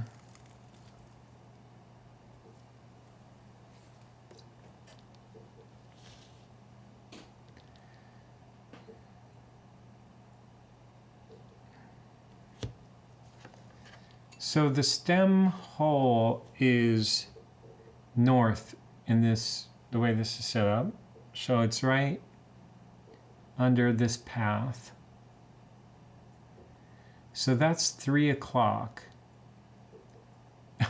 I took like 15 minutes to set that up, and it's the way it was before. Okay, but the point is, I've got to understand when this notch by my fingertip there is at 3 o'clock, that little square gear is at like 2 o'clock. And what the hell is it doing?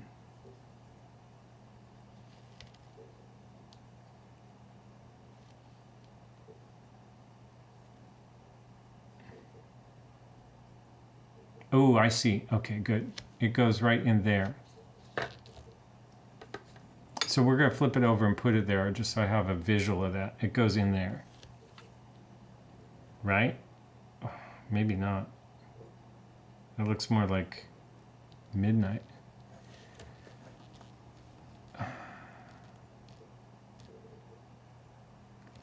It's got a positioning.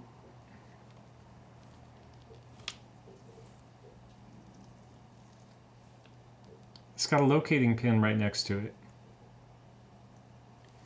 So let's see if there's a locating pin right next to this. I think it goes in there, and that's the locating pin. And then the foot of some other gear comes up in there. We can look at that. I don't see where else it could go, frankly. That's the locating pin. That's the place where the gear goes. That's the teeth that the gear meshes with.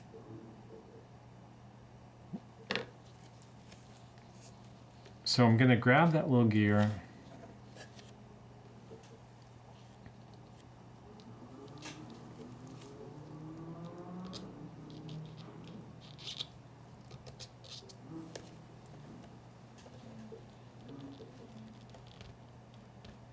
See that? I'm going to grab that, and I'm going to flip it over and place it where I think it's going to live.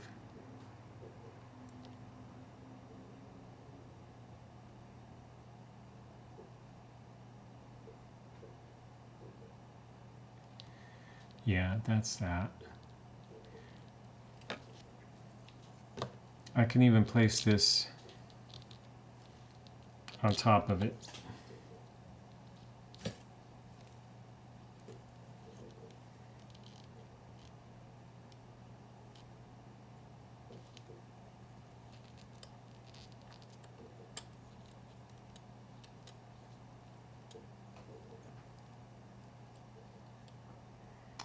I remember this, when you put this plate on, you got to make sure that it's lined up with the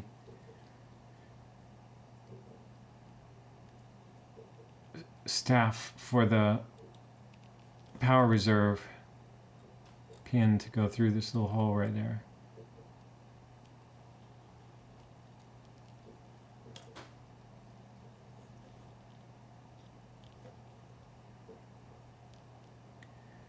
But there's another thing I'm having trouble understanding here.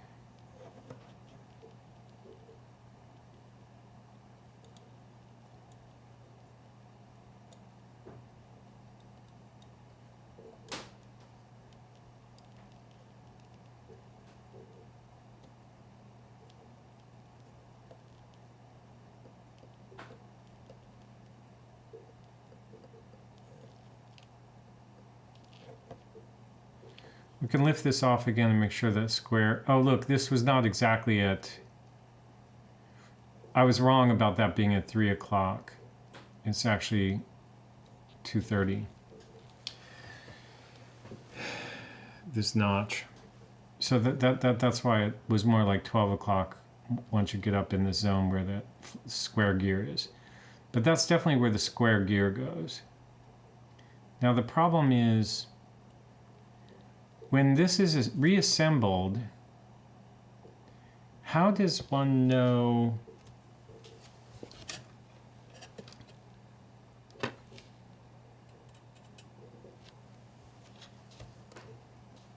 how does one know how to arrange the 270 degrees on this thing?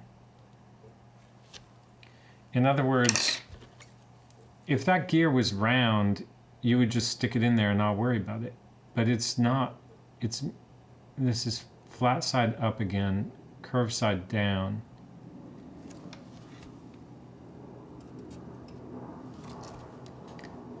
So how do you know to put this like that? I don't understand that.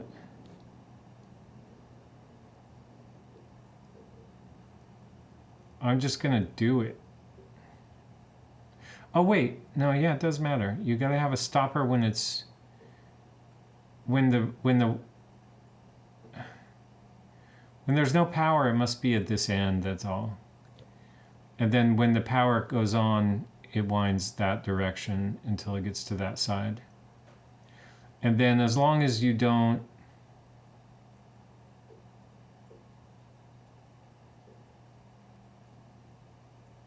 yeah, so we'll just set it like that when we put it back together. I don't think that other pin is in there.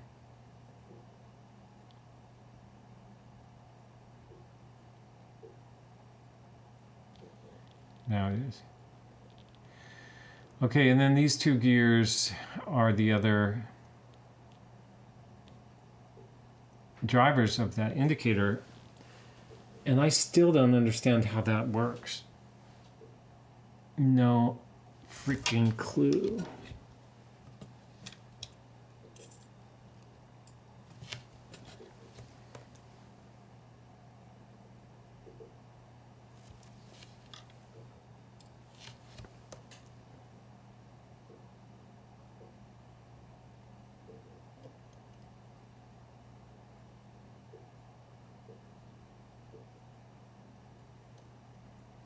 Are these gears? Ooh, Jesus. What is going on in there?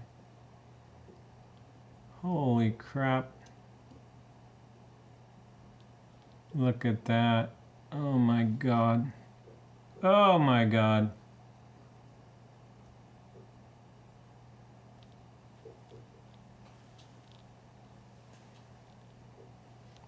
How would you ever know the position of that also? Does that matter? Probably doesn't matter.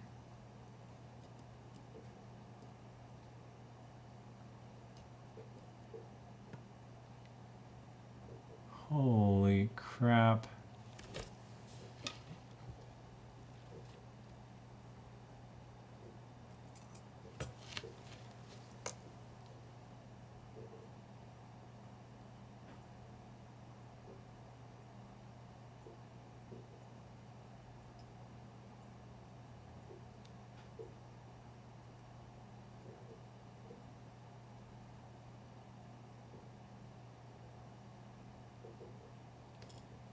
Wow.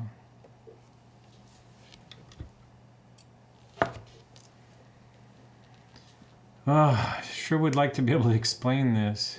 Oh, now the other thing is, why were the hands not being driven correctly?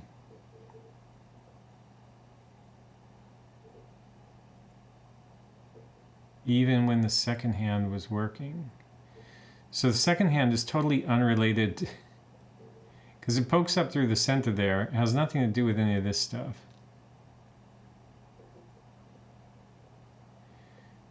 This is coming from the keyless works. This would be the setting gear, which disengages. I think there might just be too much resistance in this.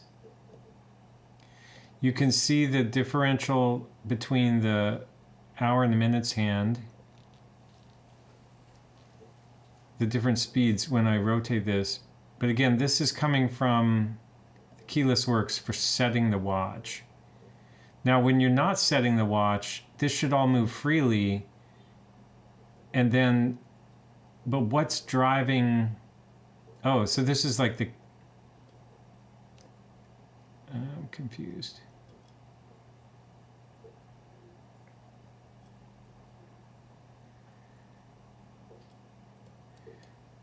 These are the two gears that are pressed together.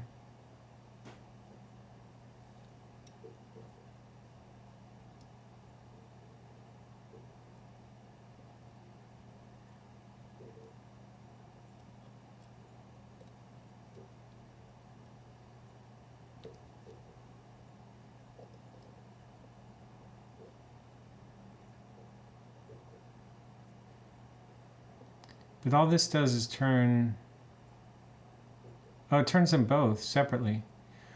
So this is the minute, this turns the minutes, and this turns the hours.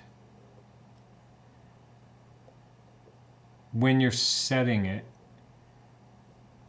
And then this gear must be, oh, maybe that gear just turns the calendar.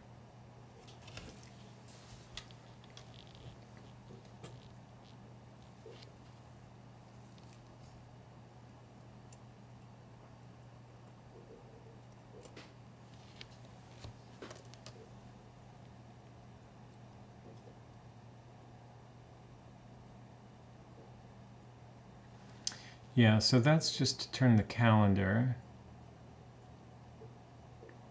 The notch is like 12 hours, so that's what trips the ring, the calendar ring.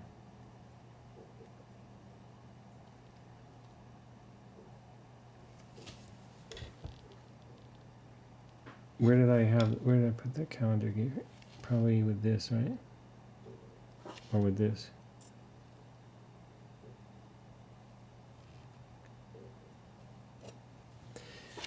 That can all be in the same place. I think, I don't want to confuse myself.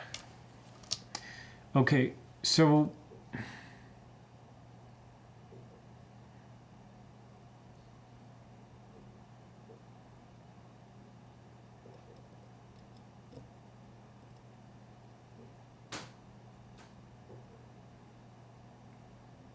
I'm still trying to figure out what drives how the main movement drives the hour hand. Is it possible something is also driving that on the other side?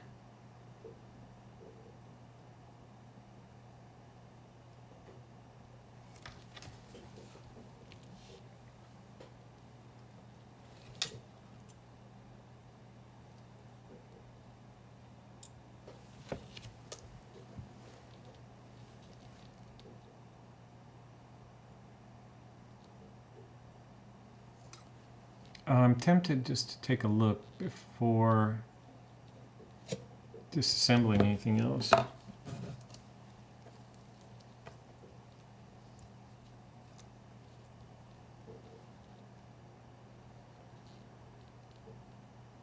Yeah, that gear drives everything.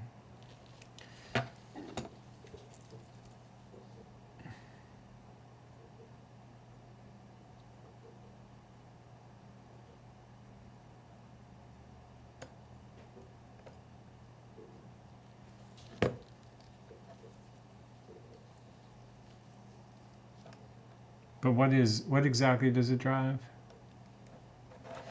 I feel like I did this before.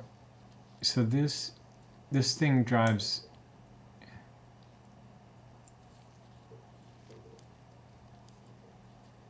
yeah. So if you drive this, which is the minutes, if this gear drives that minutes, then that also drives everything.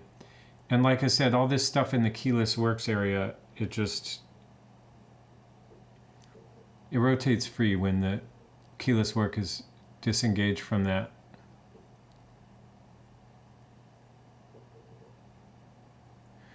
But the question in this movement is, why was this not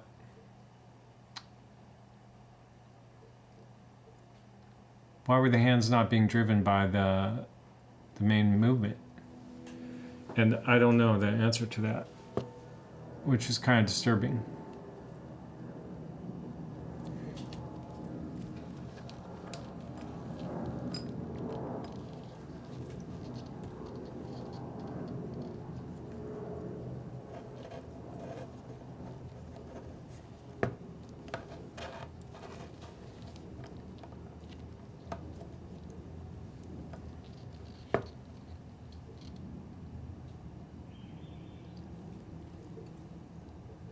This probably just happened. But this could have been this could have happened a long time ago. Because I'm not sure I did anything that would have caused this. And then this could have broken the connection.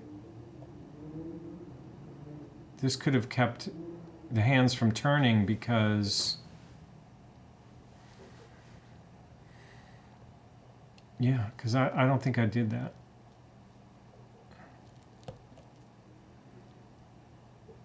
This feels like this part may be bent up as a result of somebody screwing this down too far or something. Hard to say. This is what I'll have to look at when I reassemble it.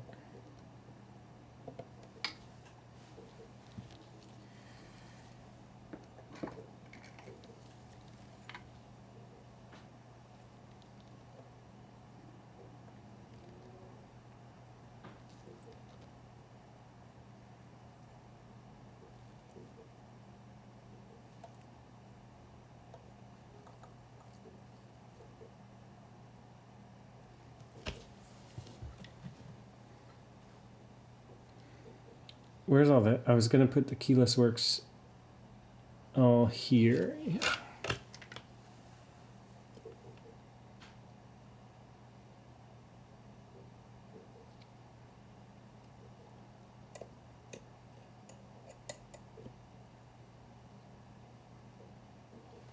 Got a magnetism problem again.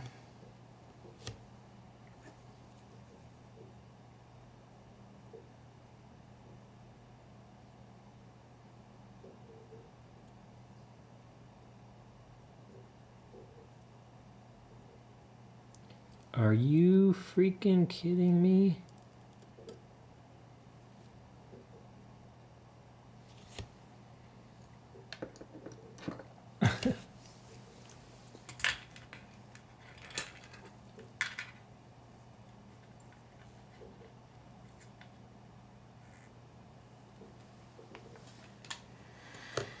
Okay, demagnetize that. Now, when I pull the screw, it should not stick to it.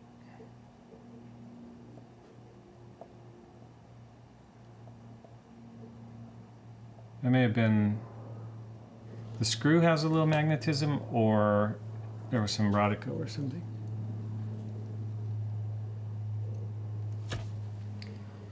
Where was that keyless work stuff? There we go. Oh boy.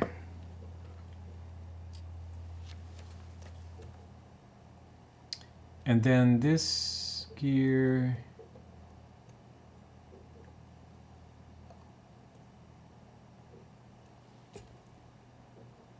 That's pretty clear how that goes.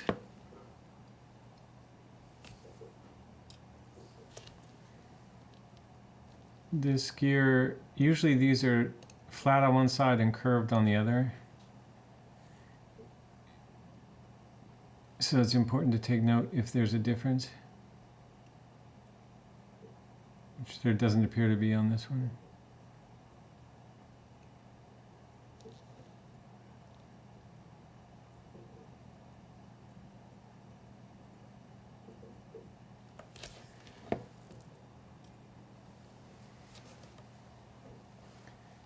Okay, that's the weird thing.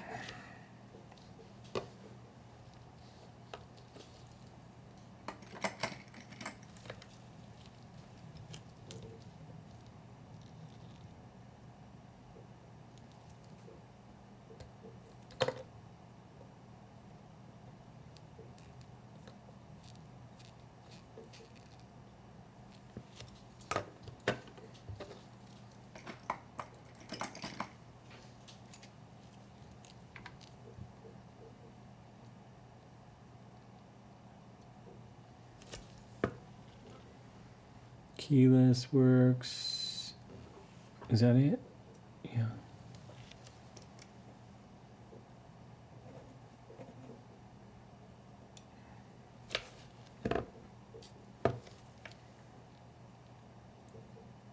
This spring again is interesting.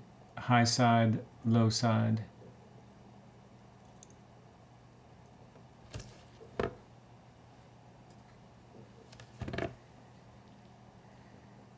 This guy sits like that.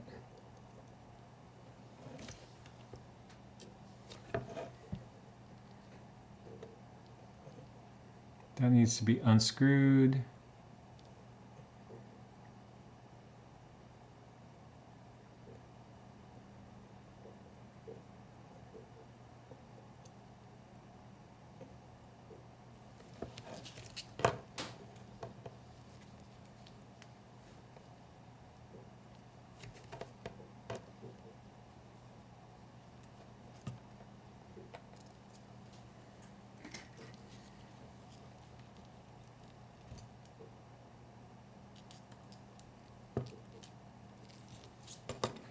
I heard that drop underneath.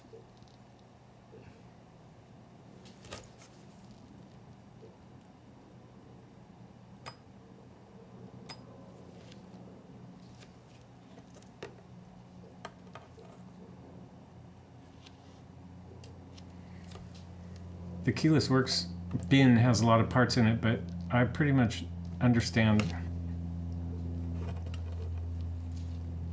They're all unique. Nothing's going to get confused in there.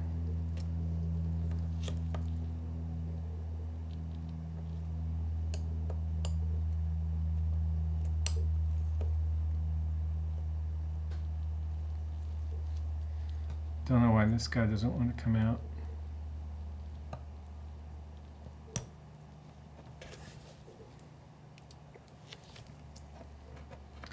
Okay, so the final thing is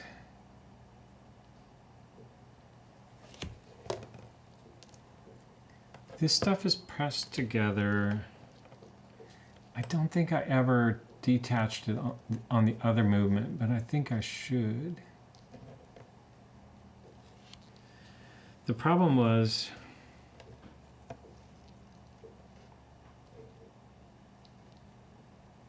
how to get a grip on that.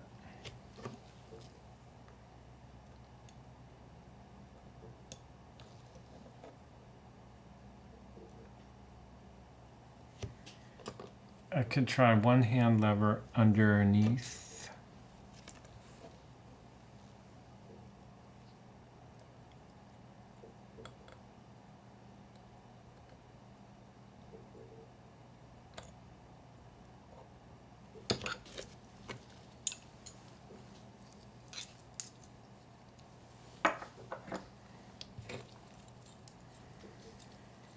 I didn't like that because it wasn't bringing it up, straight up.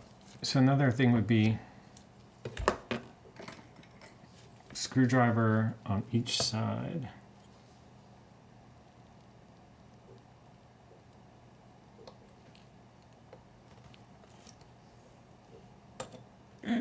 Don't want to do that.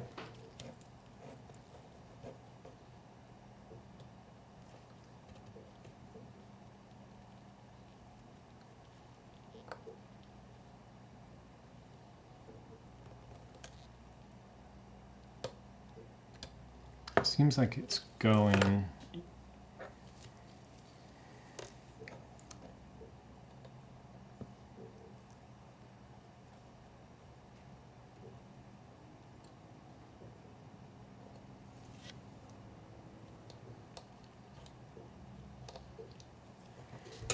The problem again is I don't want to. I do have a spare movement now, but I don't want to damage this thing. So if I pull.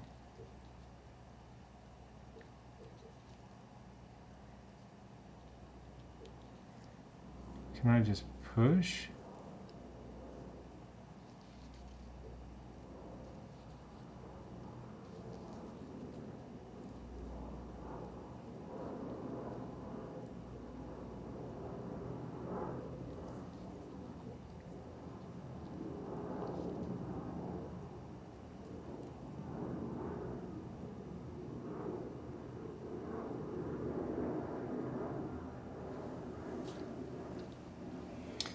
Oh boy.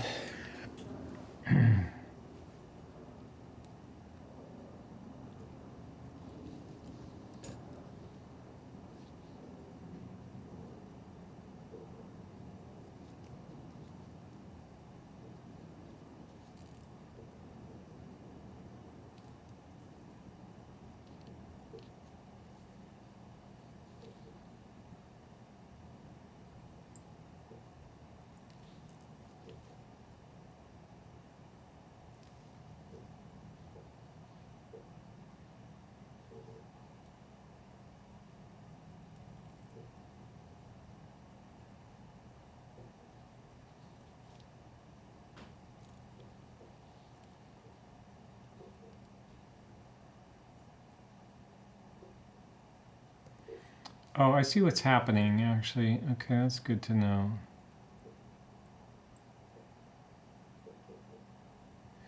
Okay, this side stays together as an assembly. This stays together. This lifts off because you can see the inner part there. And it is similar to, if not is, the cannon pinion. Just, I thought the cannon pinion is supposed to slip, not just be kind of riveted.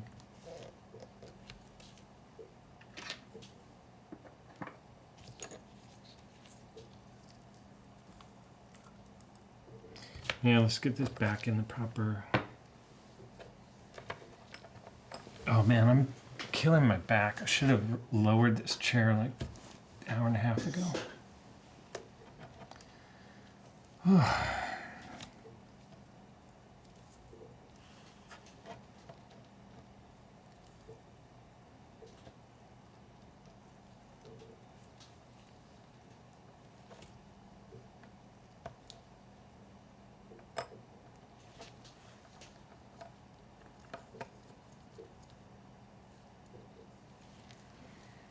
So what we want to do is lift this while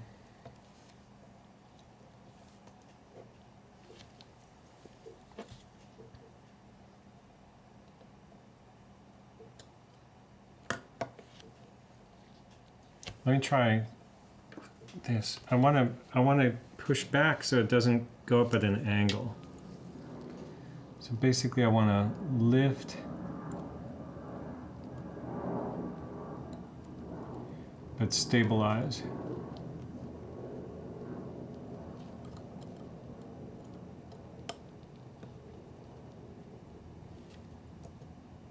There we go.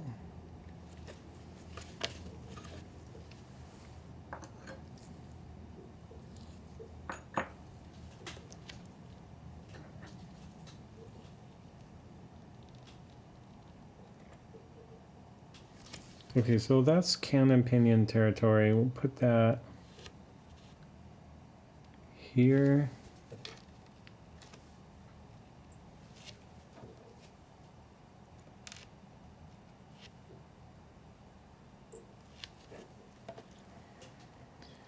And then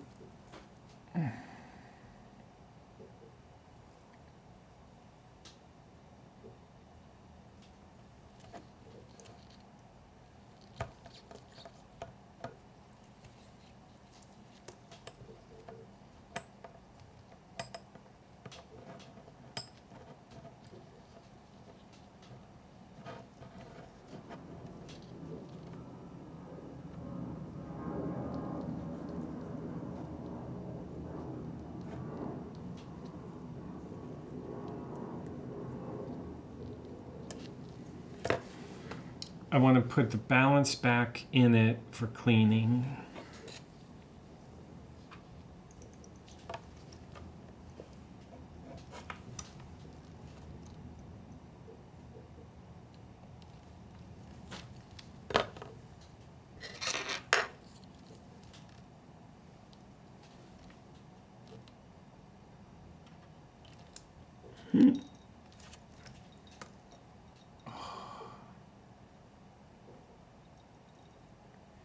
The balance is going to go where?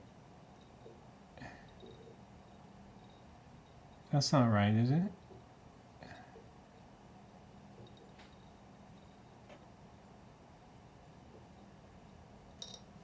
Oh no.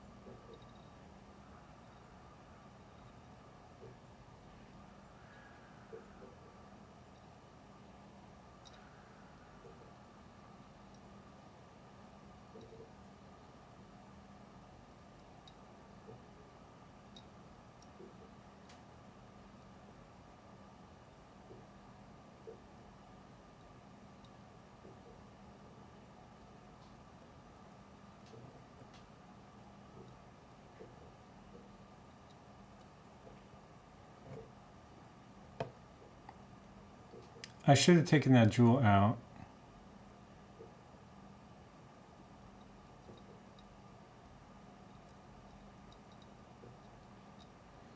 It's just not a good time to try to do that right now.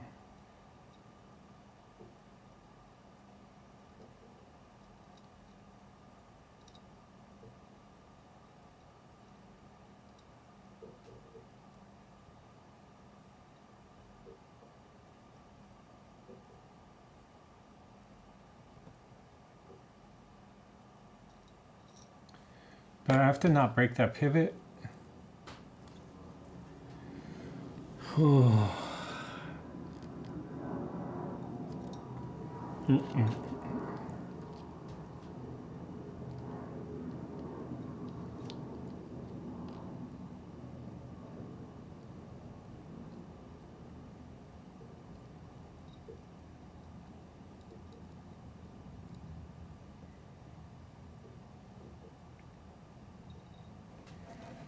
Okay, I think the mistake I made was a rookie mistake.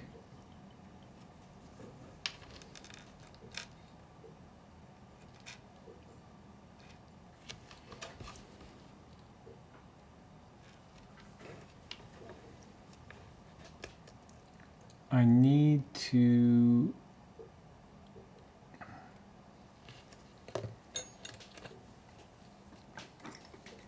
remove that top jewel.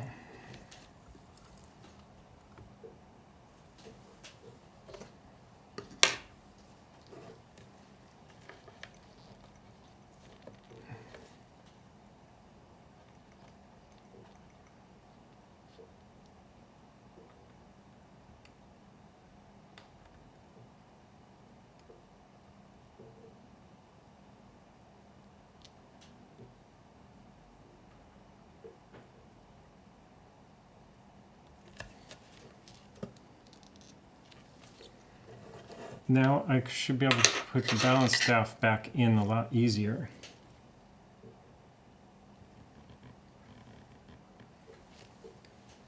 And then I'll put the jewel back. Damn it.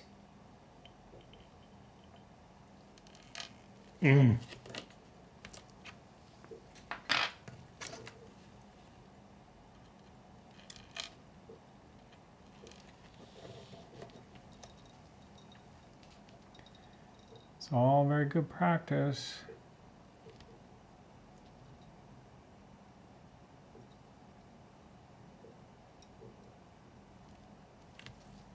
I should be able to almost see.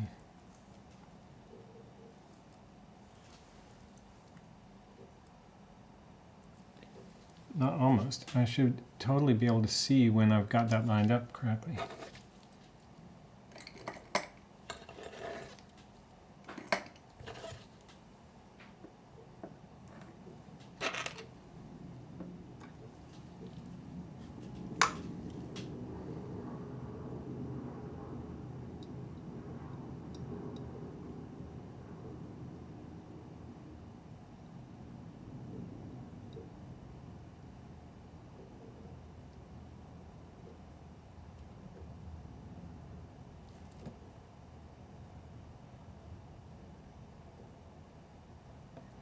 Seems correct.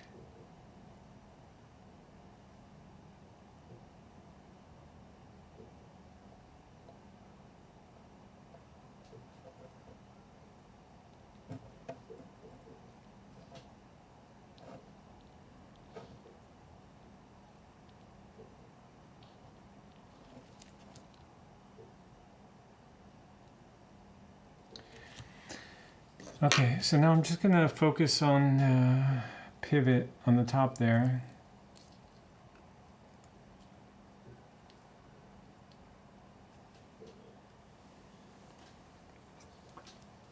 And then put the jewel back in.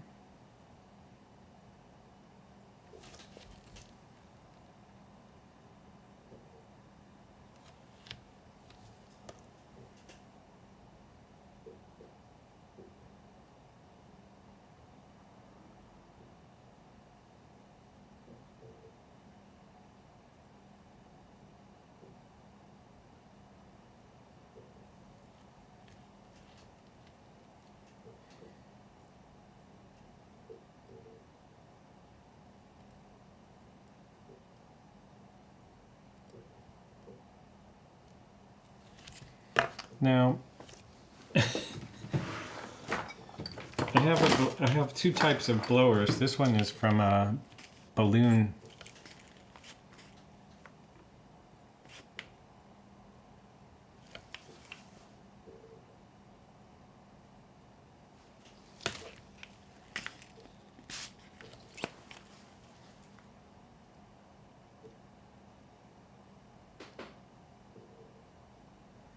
Okay, I think it's still in business there.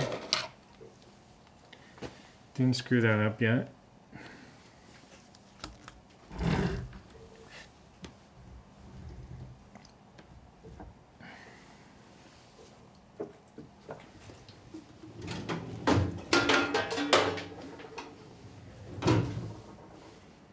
So I'm gonna go ahead and run this stuff through the cleaning machine. So we're back from the cleaning machine. Let's take a look at the results of that.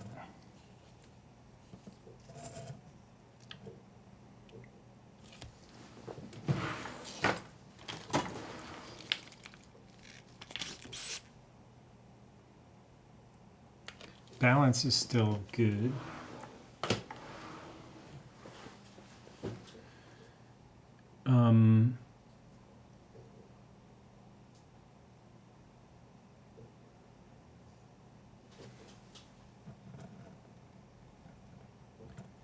I feel like something is sticking out. Guess not though. Yeah, so once I start digging around in here and pulling out these various gears,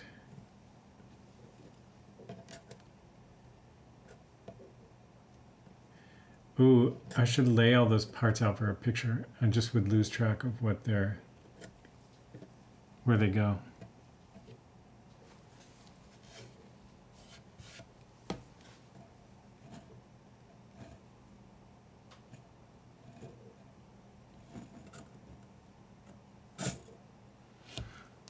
One thing that's good is that this plate, it looks so much better than this one.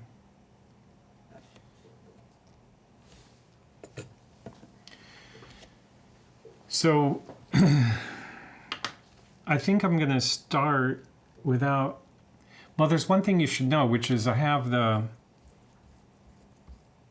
videos downloaded so I can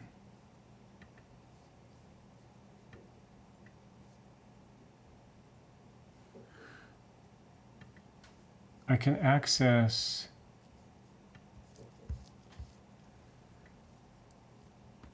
I can play back any video I need to.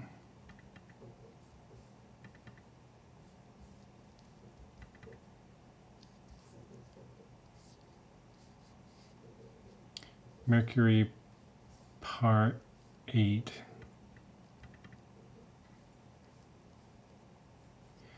So the interesting one is usually camera 4.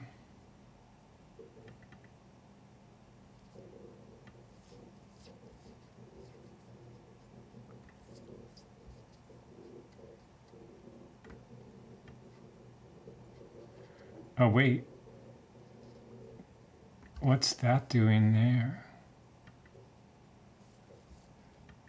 Part 6, not part 8, that's my problem. That could be useful too, but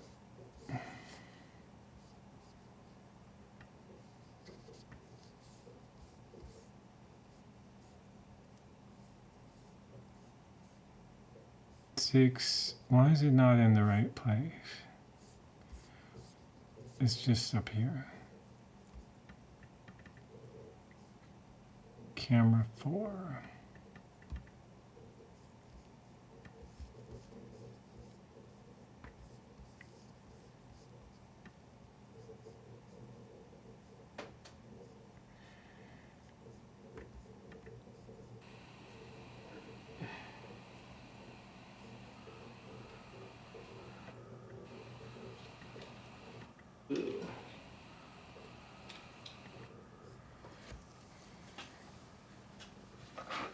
Now, I think it's good to be doing this right now while I still have some potential.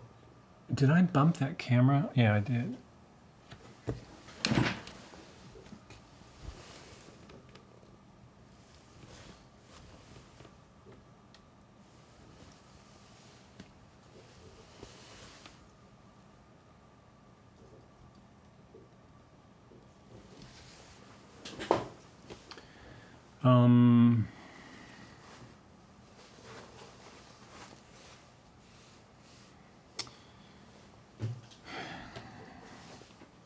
I still have a memory of what I just did. So I'm going to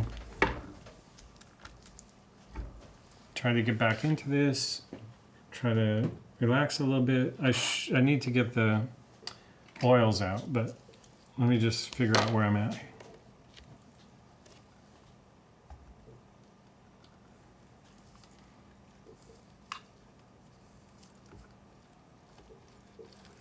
What do I want to do? Wide. I basically want to get rid of this plate and then keep building this up. So I think all we had here were these four.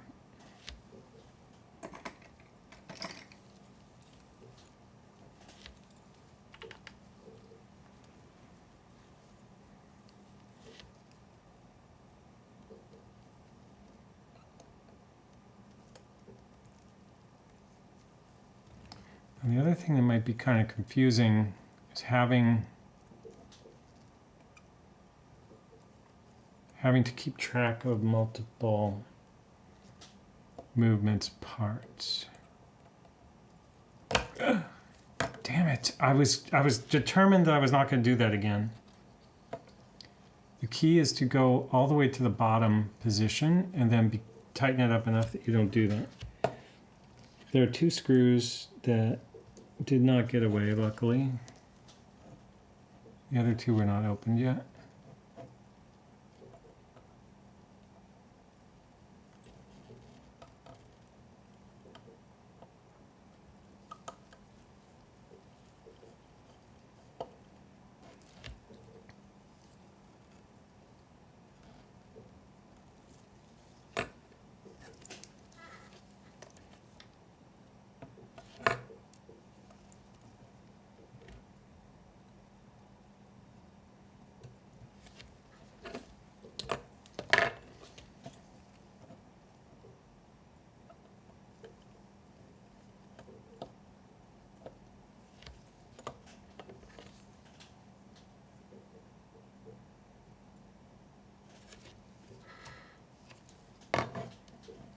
Okay, now my recollection is it's not hard to pull off.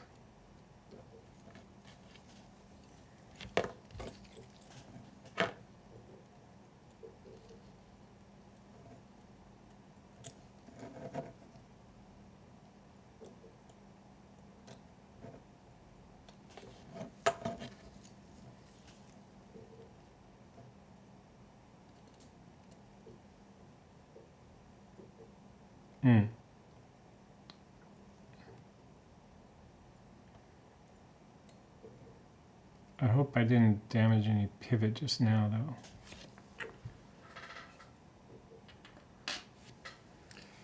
Particularly this guy.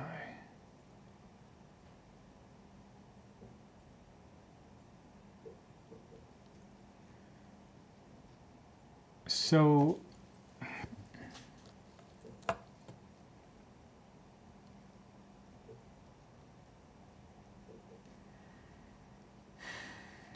okay, there's one thing I want to look at. I think that we have a better, this piece right here is corroded, and I have a better version of that.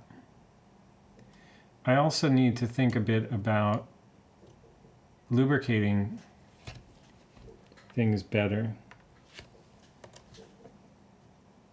particularly these gears.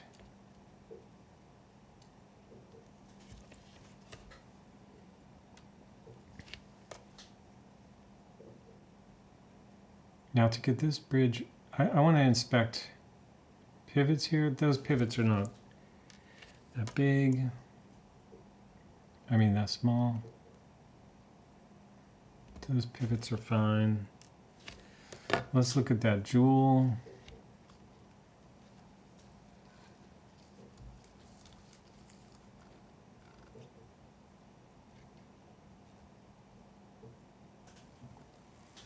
Jewel is fine.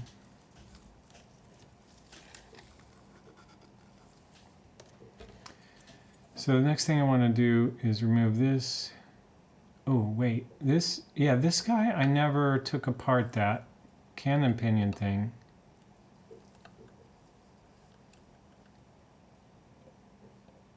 Also, that gear...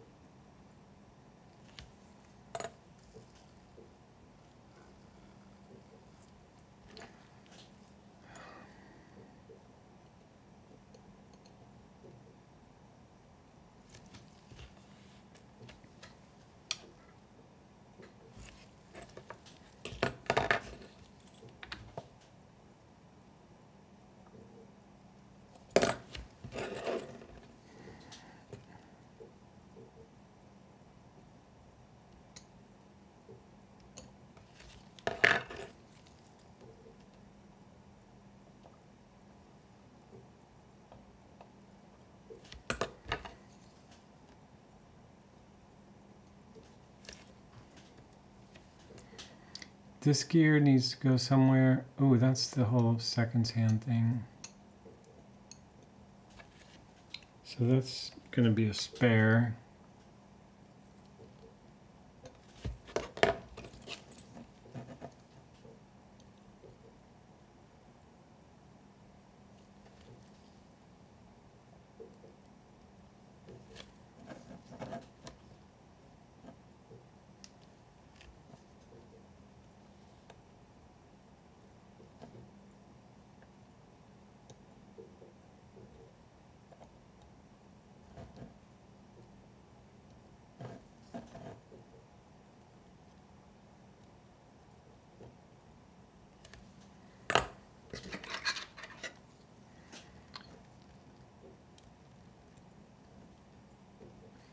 Okay, so I think I'm going to swap this out for this piece, but I want to look at something which is,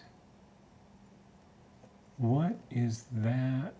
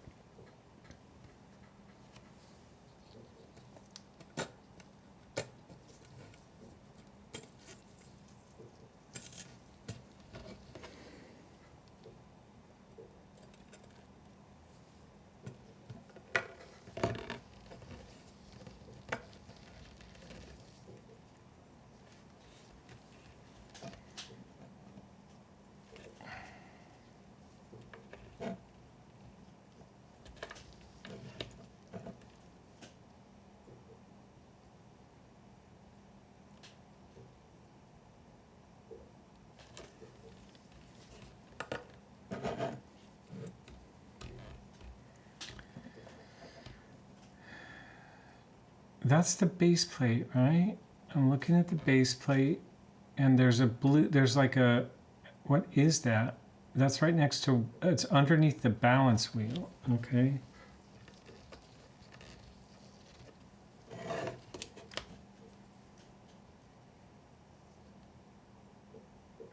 Okay, I guess I put some oil in there because there was, yeah, so there's, that's interesting.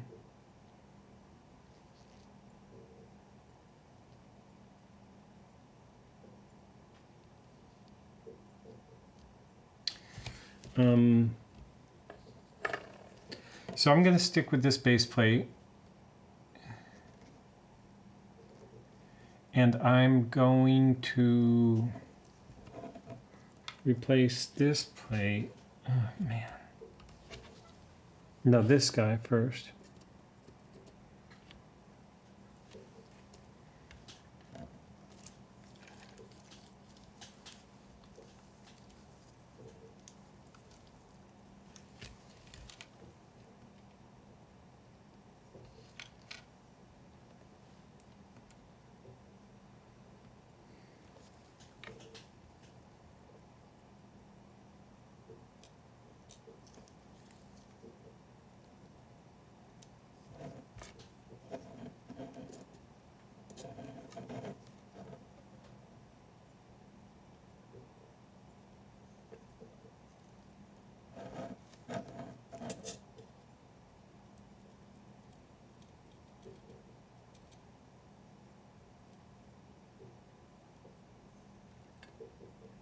Right?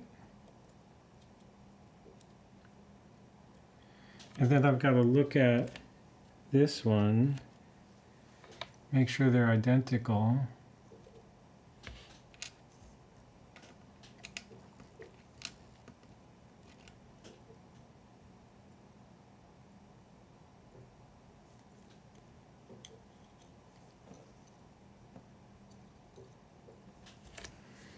And then I'll put that back there for now.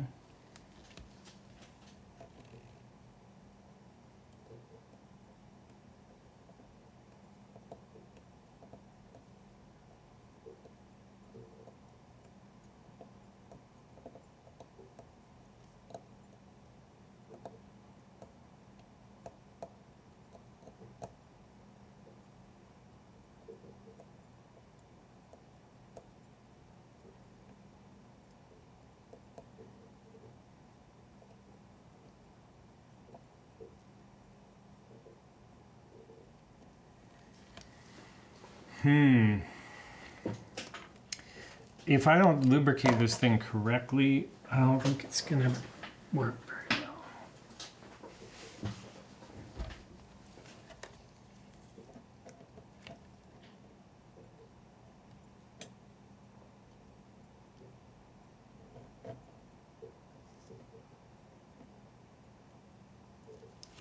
So let's face it. Let's face it. Let's think about what the right lubricants are.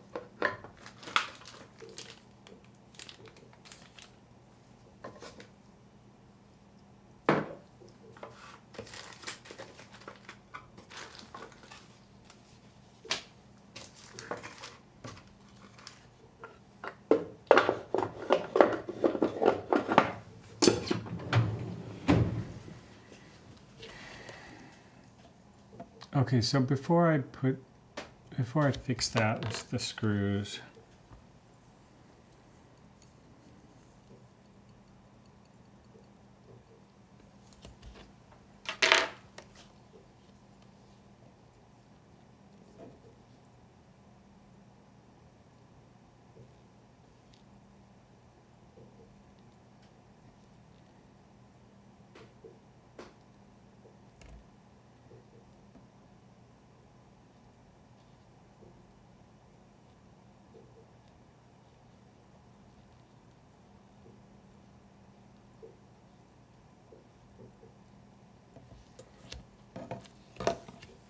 I know kind of what I have to do. I just am not prepared mentally for how much work this is going to be.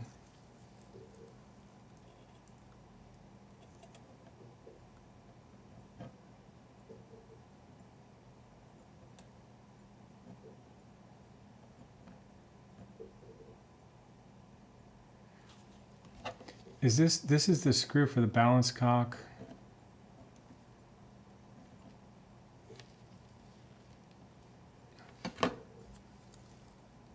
Dial screws are still there.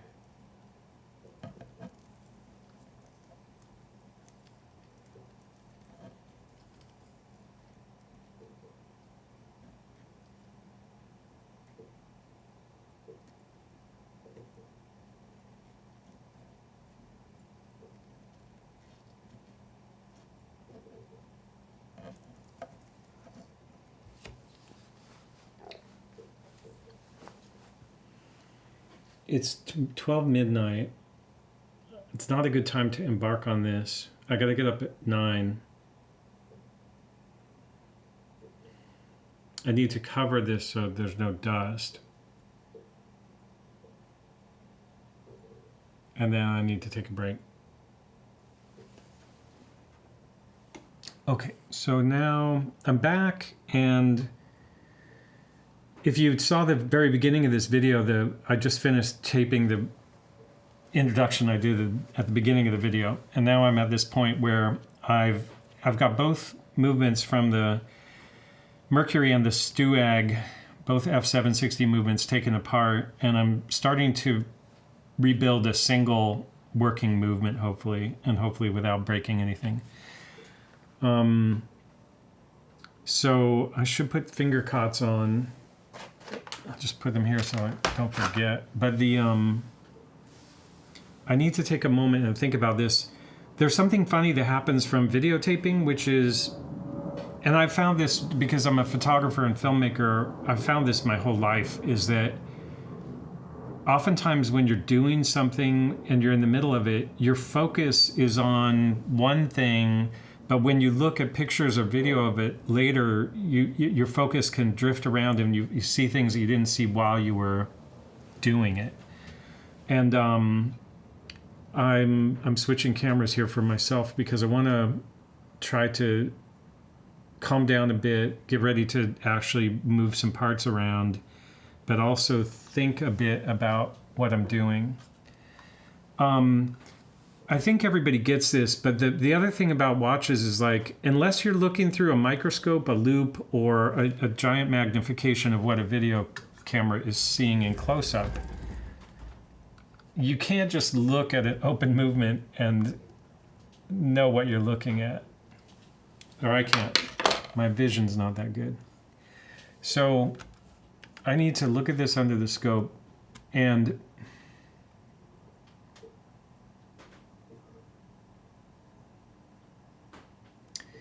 there's a concern that I have from last night when I finished working, which is that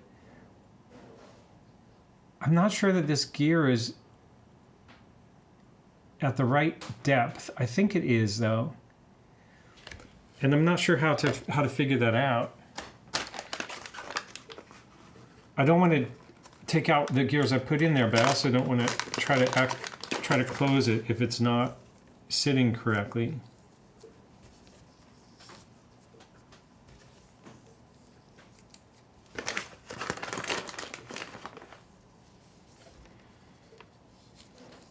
One thing about this Felsa F760 movement is that from the moment I saw it, I fell in love with it, even though the first one was missing parts and oxidized. Some of the plates are very oxidized. But now that I have this donor watch with nice, clean, unoxidized plates, I'm even more in love with it. And I'm just so nervous that I'm gonna make a mistake.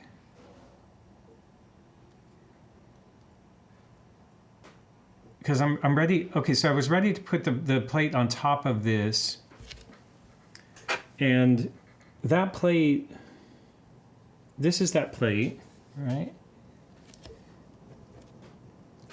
And what I want to check is that the depth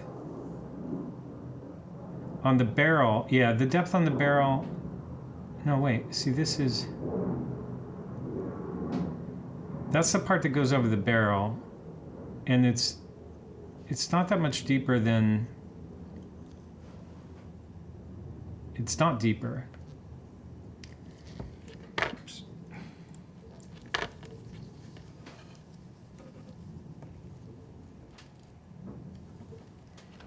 Did I need to look at this sideways? See, it feels like it's sticking up too much. Now, I think it may press down a bit.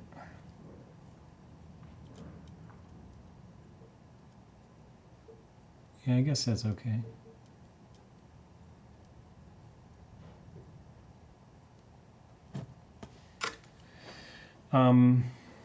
And then there was one other thing. There was something that I put together last night that I felt like maybe needs some oil that I didn't oil. So there's that.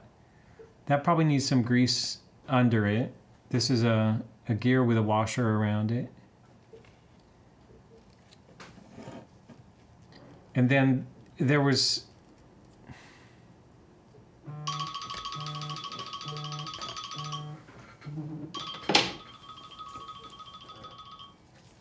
Hello?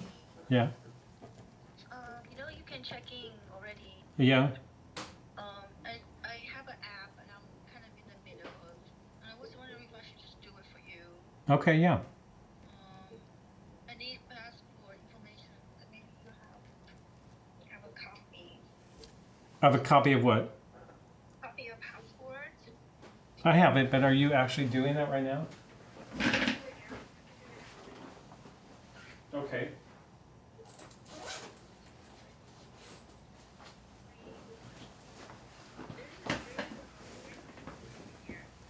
Of what? Your copy of your passport. Okay, so you can use that. Should I just do it and then you stay online or what? Why would I need to stay online? I guess not. If I need you, I'll call you. Okay. Okay, bye. Bye.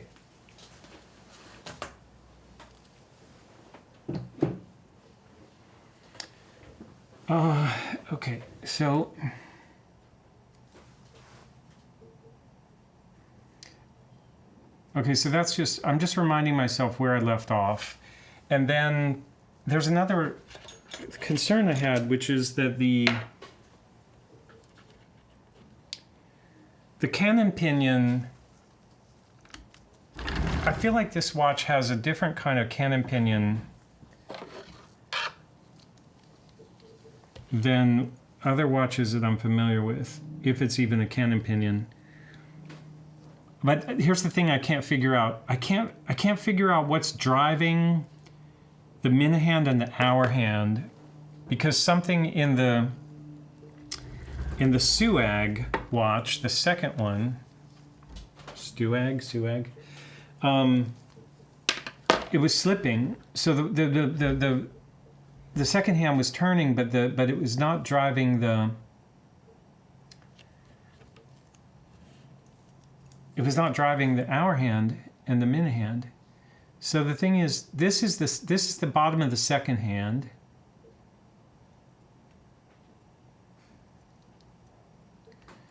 So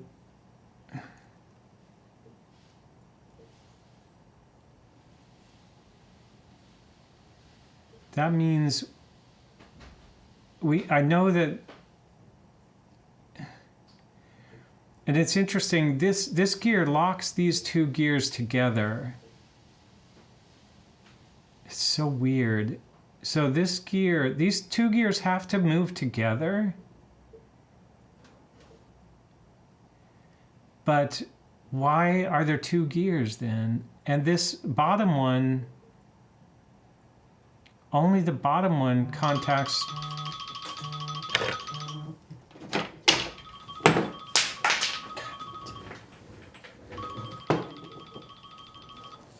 Hello? Hey, I need your mom's address. These are US, the first night we stay. Okay. US. I think it's on a post-it on my desk, but are you in your... I can get it for you if you're not in that space. Are you in the back room? Well, I mean, I can walk around. We're supposed to. Under them? Yeah, it's just that you can look for it there, but I'll also check my email because I sent it to... Is it the terrace? Yes, yeah. I'm not supposed to. And what zip? Like, I guess I can figure it out. Can you figure out the zip? Yeah. Yeah, because I need a zip code.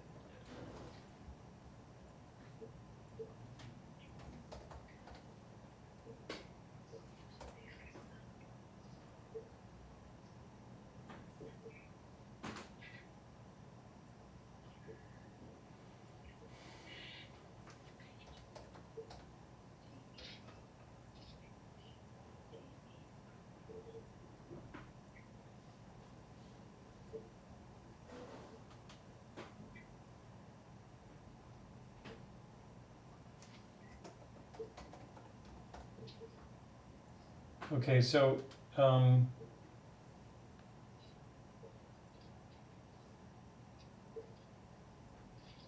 it's 88011. That's not right. 88011.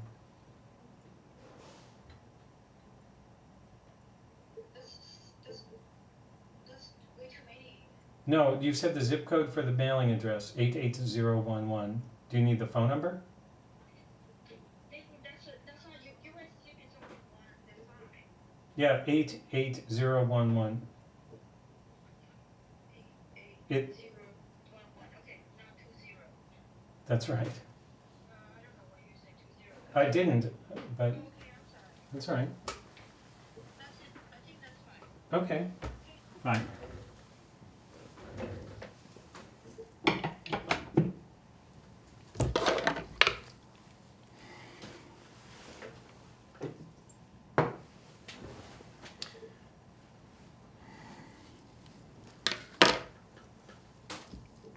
Okay, so I'm trying to figure out why the hell.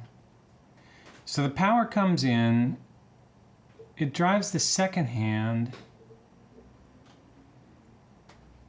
Like, what the freaking, what is this?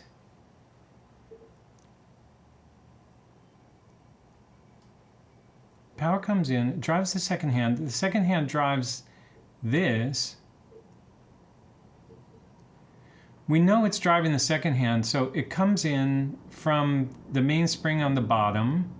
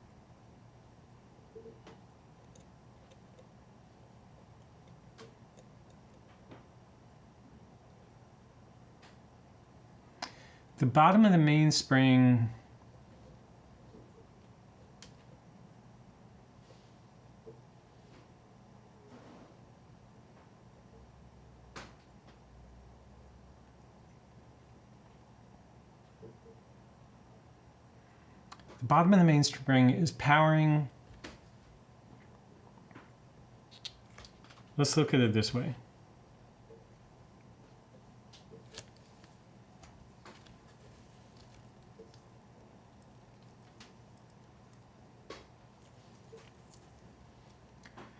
The bottom of the mainspring, it doesn't power this, but this should turn freely because this is the setting.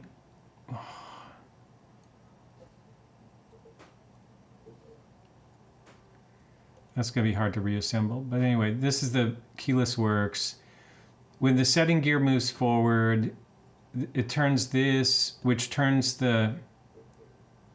That doesn't make sense either.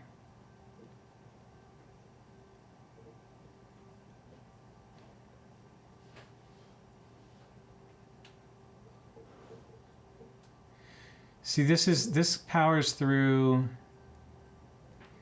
goes all the way down here. This slows down the flow of energy out.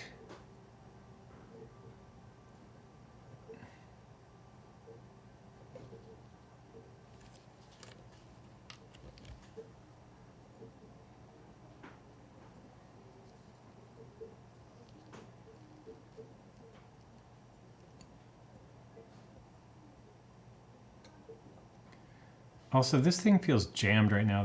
That cannot be good. That should turn freely. So I'm going to have to remove that. I could look at the other side of the movement. Is there a reason why that doesn't turn freely? Could it be the position of this gear? because some of this movement was partially assembled already with the keyless works stuff in there.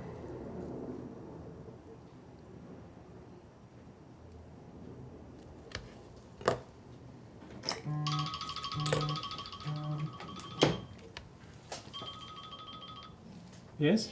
Hey? So the phone, I go to the very last tab, and I say submit, and then it kicked me off. Okay. So I think you should do it. Okay, I'll do it later. I'm not going to do it right now. I'm in the middle of something. But Okay. So when you're ready to do it, call me, because you also need global entry number if you have it. okay. And I think that's the only thing, and the passport information. Okay. So when you're ready to. Yeah, I'll probably come home when I'm ready. All right. Okay, thanks. Bye. Bye.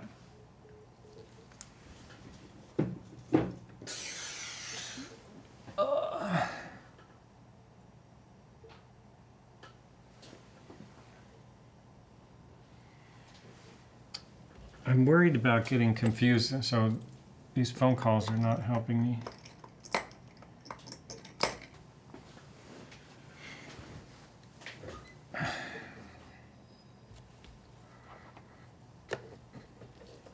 I gotta take advantage of having two.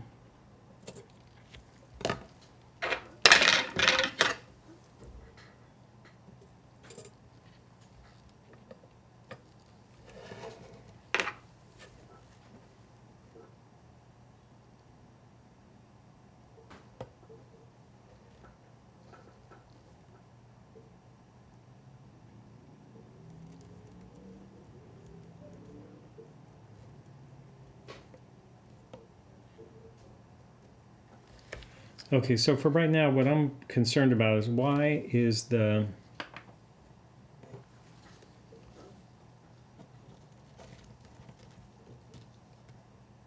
I don't want to just dump that because all those gears are going to fall out. But I have to flip it over. So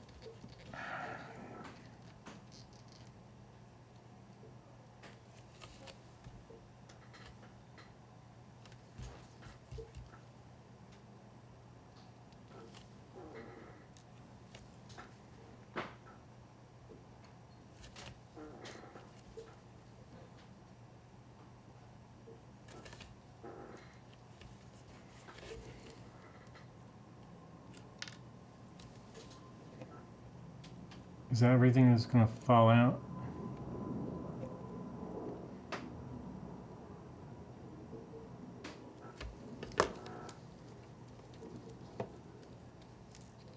No. The click also fell.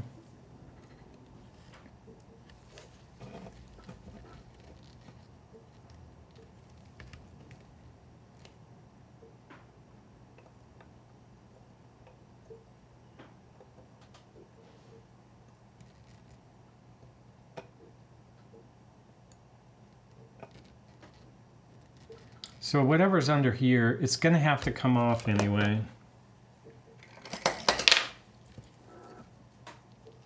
Gonna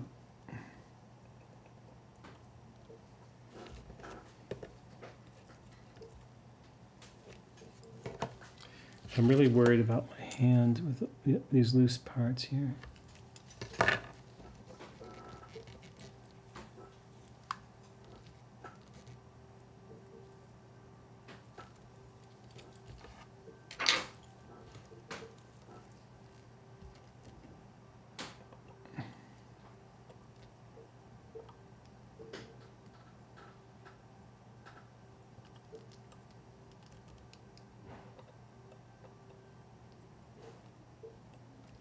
Damn.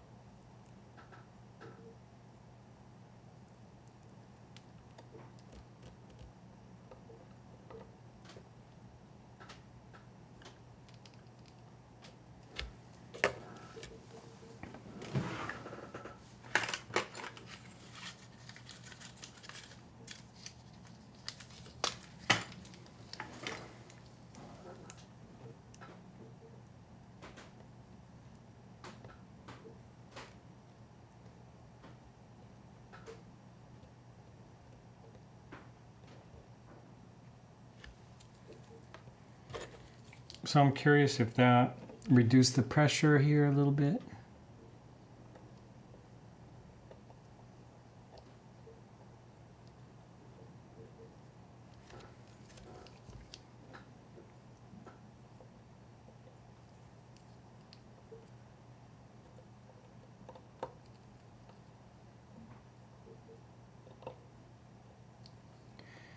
I'm trying to figure out how to organize the parts here. I think I'll just double where I have two of something. I'll just double up this screwdriver slightly too big.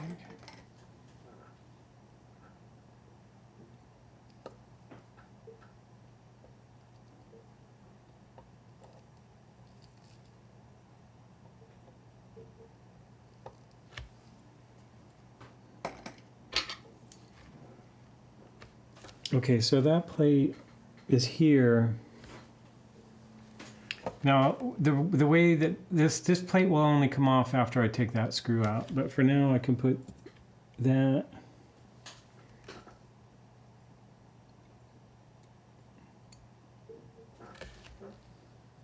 That.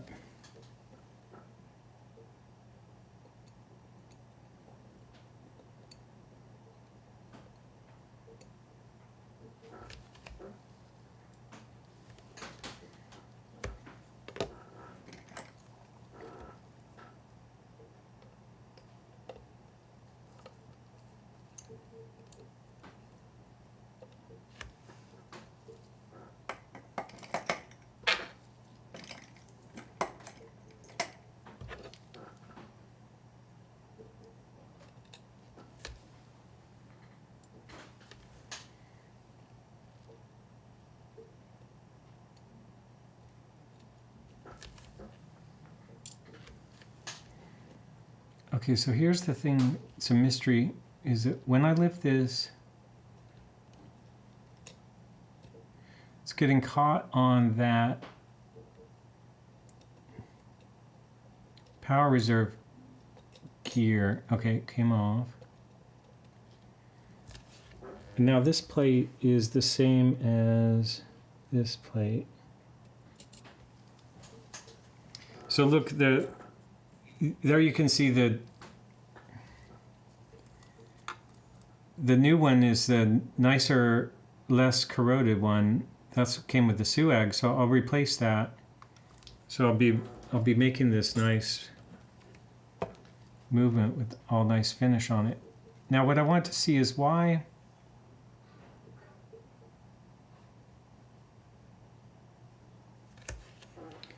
okay, I know what gear that is. That's a very unique gear. It's not going to get confused. Okay, so this was kind of jammed.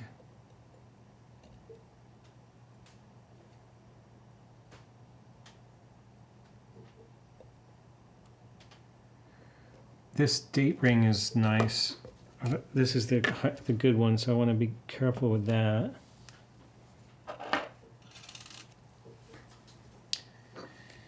The other one's a little bit messed up. Now, if we look at this part of the keyless works,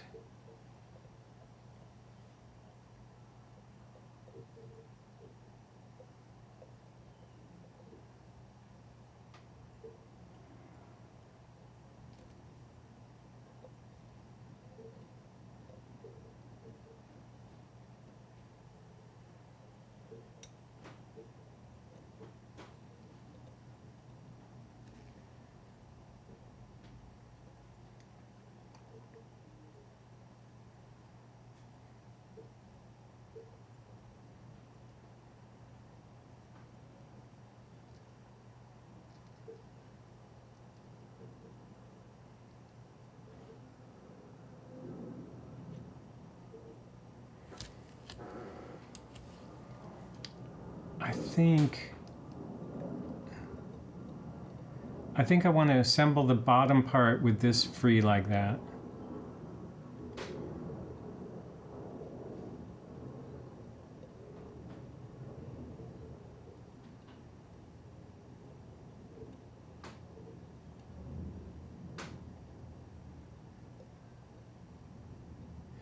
Now, the thing about this is when the watch is running, these gears have to be able to move freely. And that means that they probably should have a touch of grease, even though they don't move very fast.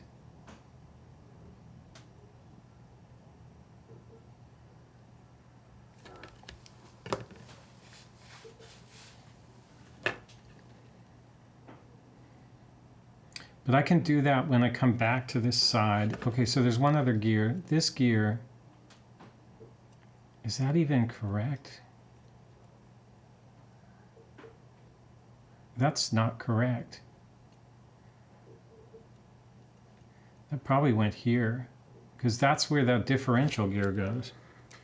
So this was, I put this together based on the non-working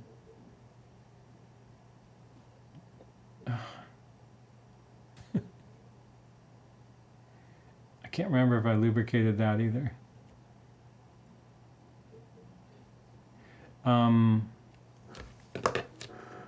This is a mess.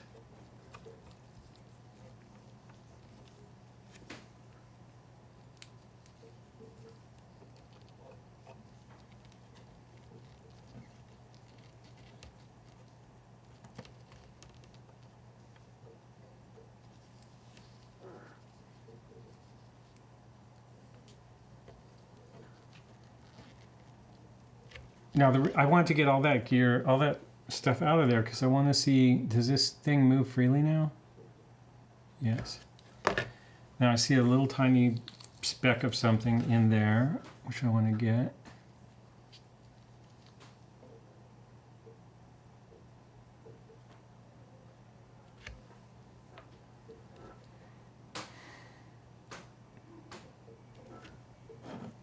Okay, so now I can go back to trying to start the rebuild on this side from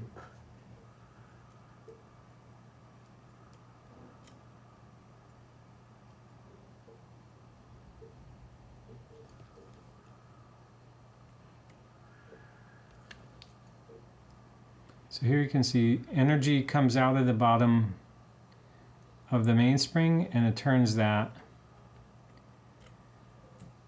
But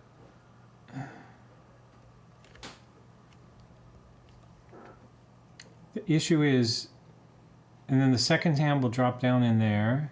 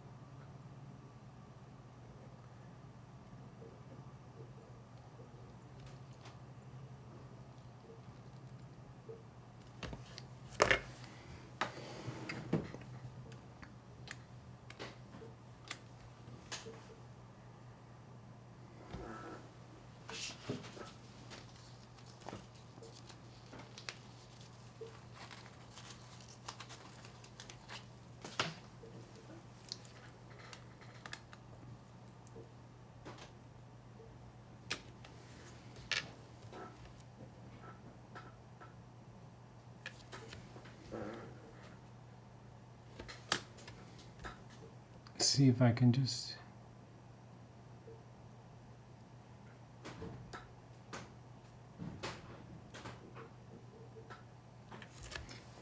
this is driving me crazy.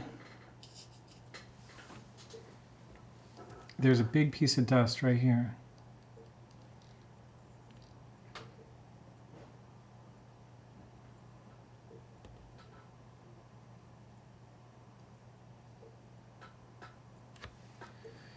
Okay.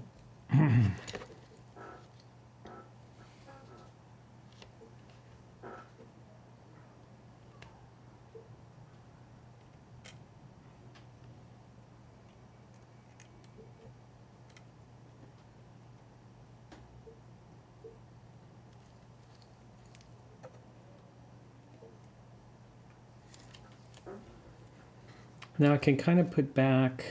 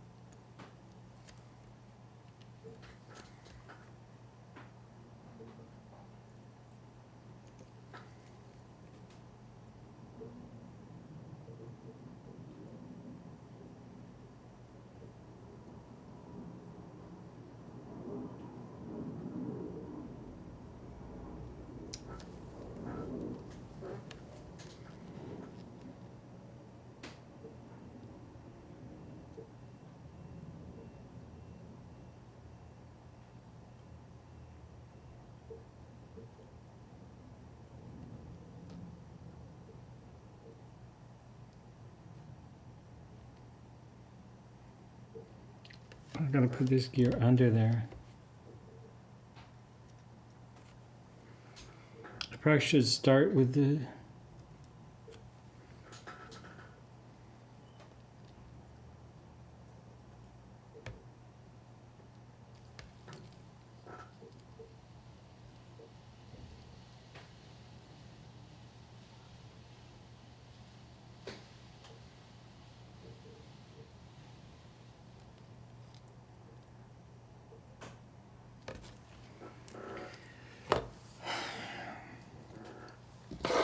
now my recollection is the fix-a-drop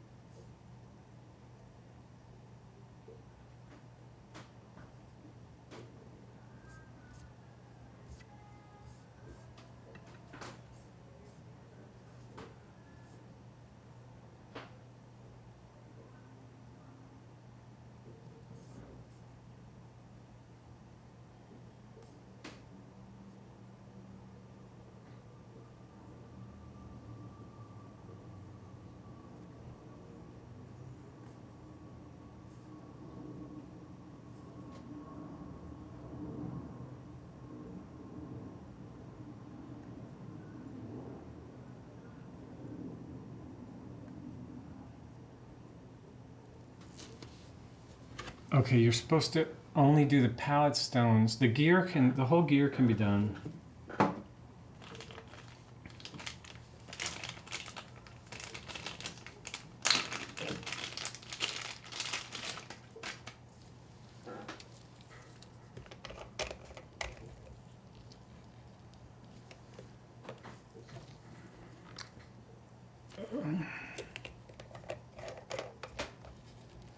So this is super evaporative.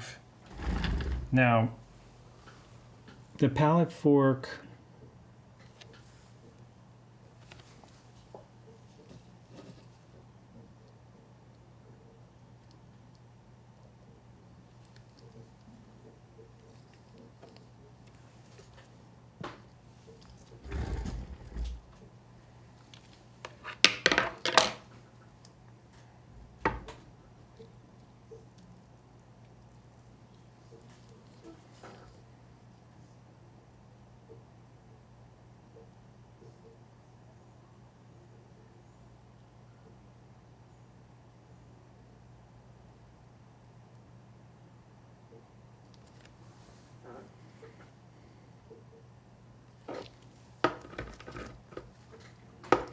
what I understand is that you only use the fix-a-drop on the pallet stones.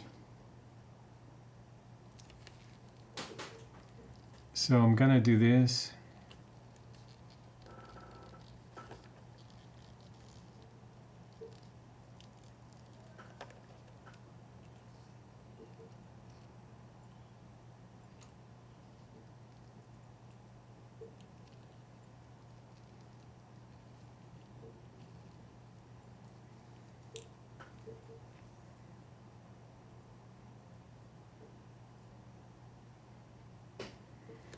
That worked. I got it everywhere, but we'll try to remove it from the place we don't want it.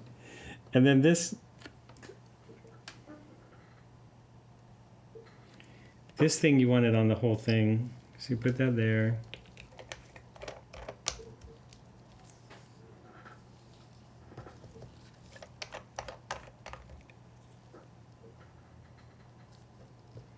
What's going on? This purposely takes its time to drain out of there, I guess.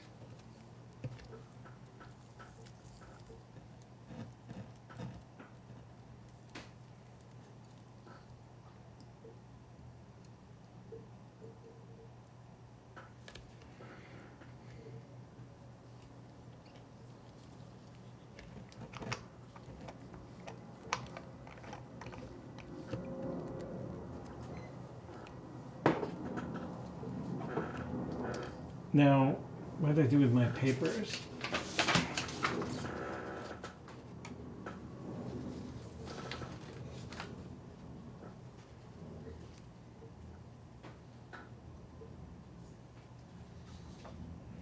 Gotta let that dry a bit, but then let's go back to this guy. What did we do wrong here?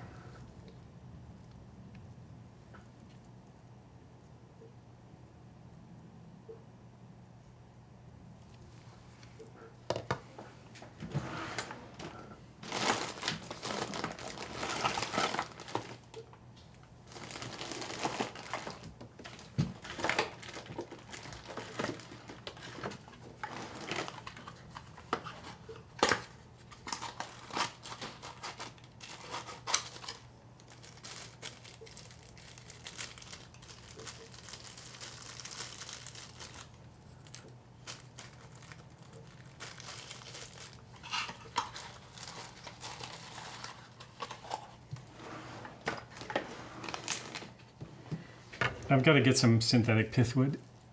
Okay, so here's the crazy thing. To clean where you don't want it, you just poke it into this pithwood.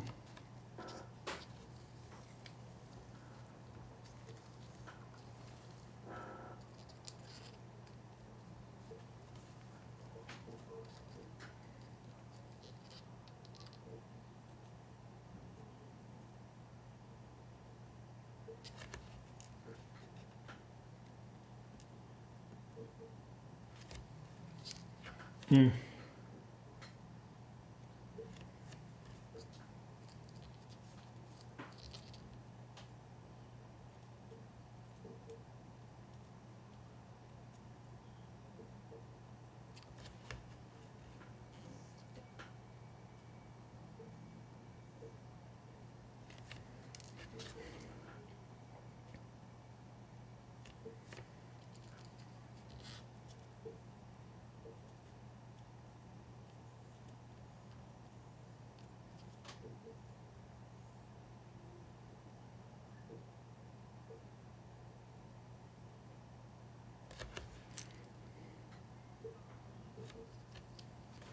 Now, if they're saying that you don't want it also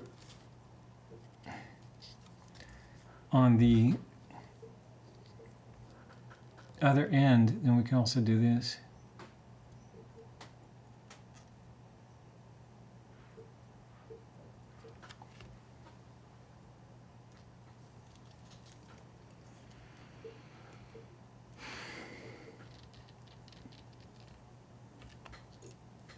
Now, my dried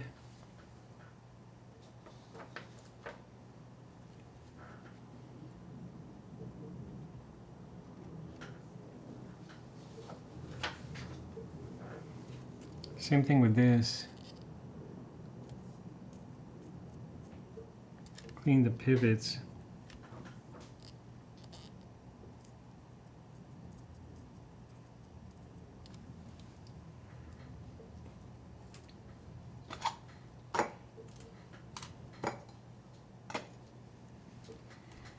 Okay, so the whole point of that was to get to this point where I can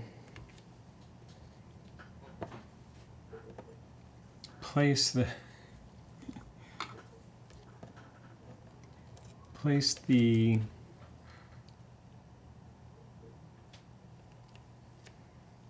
pallet gear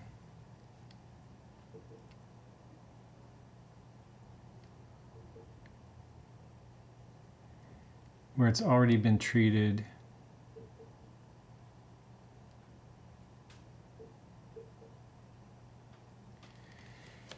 And then I need to place this gear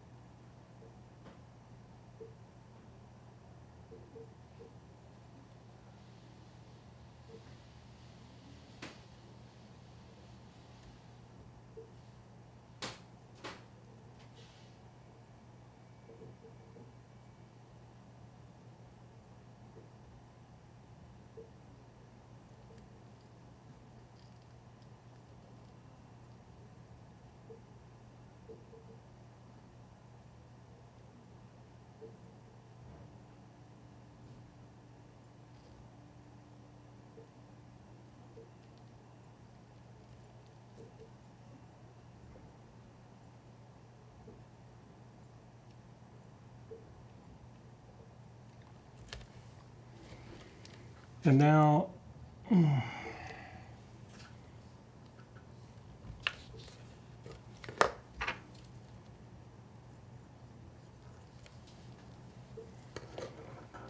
there's two things I want to do to prepare to put that next plate on there.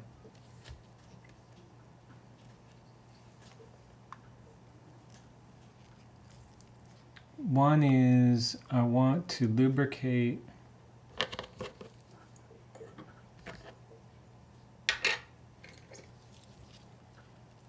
this thing.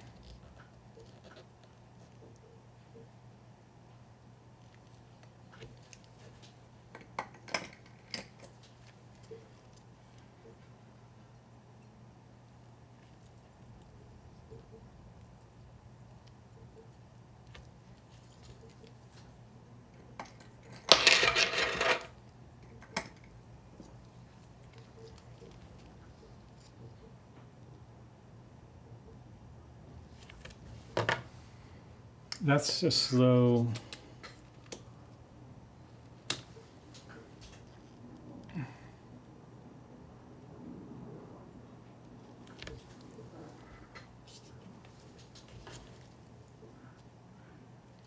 So that oil will spread.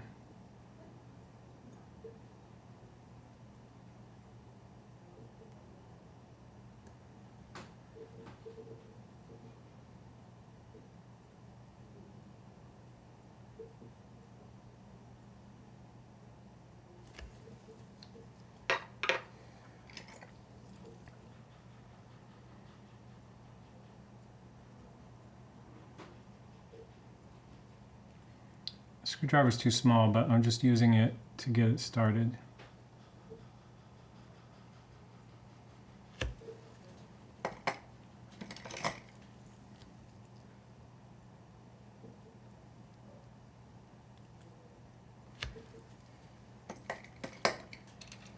Now I want to nudge that. Look at the hair. Jeez.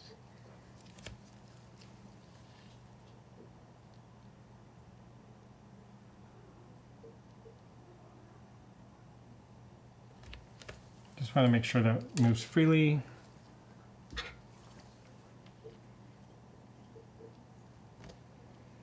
So that was the first thing to prepare to put that on. The other thing is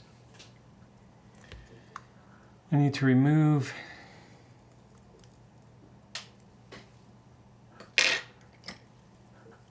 this jewel.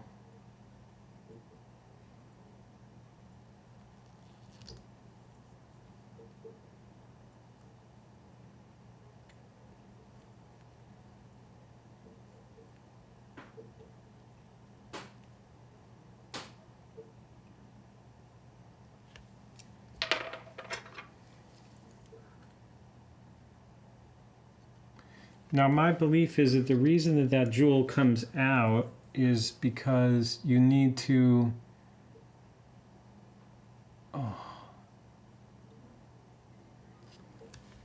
First of all, it's a double jewel, but also, does that bottom part come out?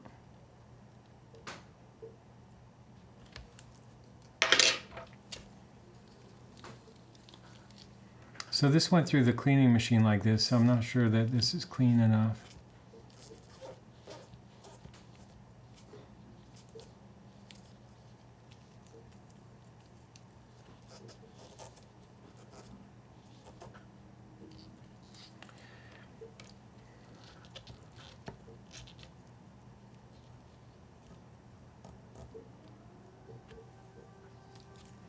Is that gonna try to drop out of there? No.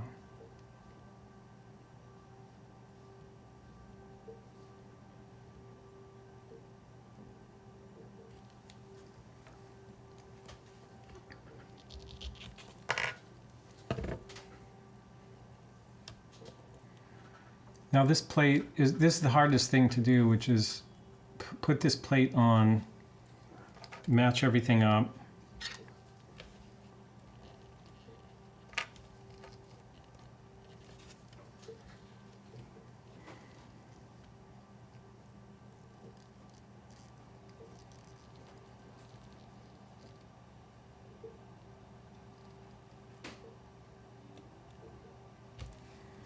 Now the weakest pivot is on the top of this.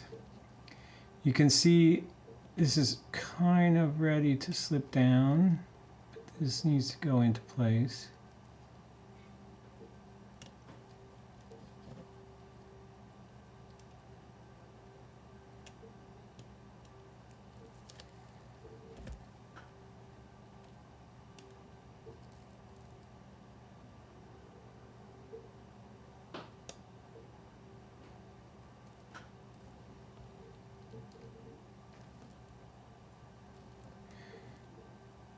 Now, I think that actually worked, but I got to make sure that the pivots are all in their jewels.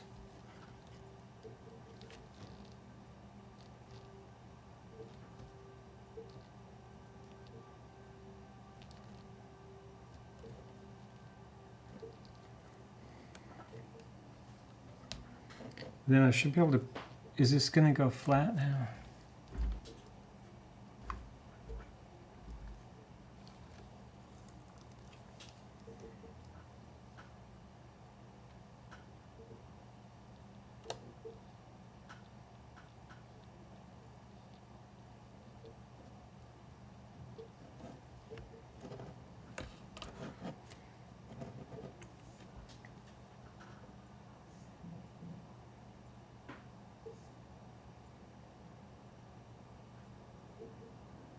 So the next thing are the 4 screws.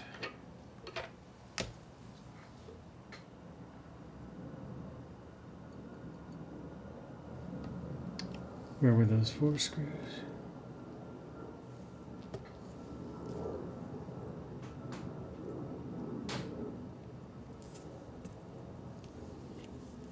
These are them, right?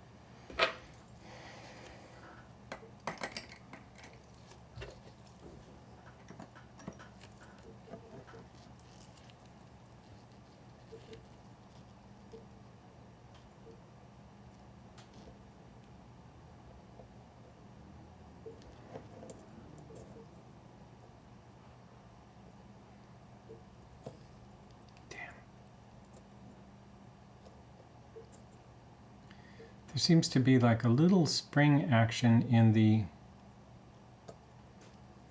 mainspring wanting to lift up.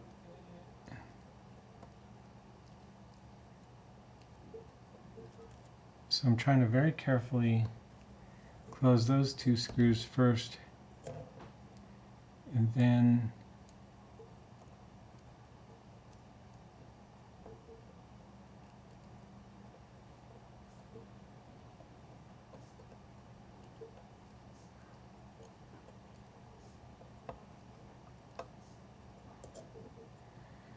okay, there's 2 things. I thought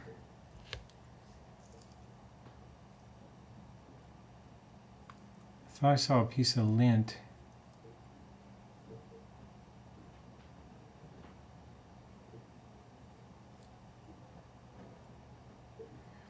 So all 4 of those screws still need to be tightened, but I wanted to test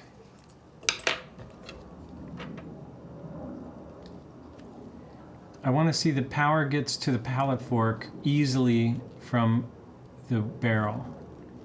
So see that?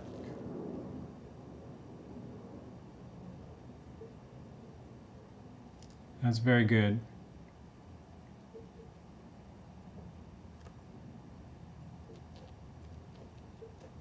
As long as I didn't forget anything. Obviously a gear goes here. We're gonna have to look at the video for that. But for now,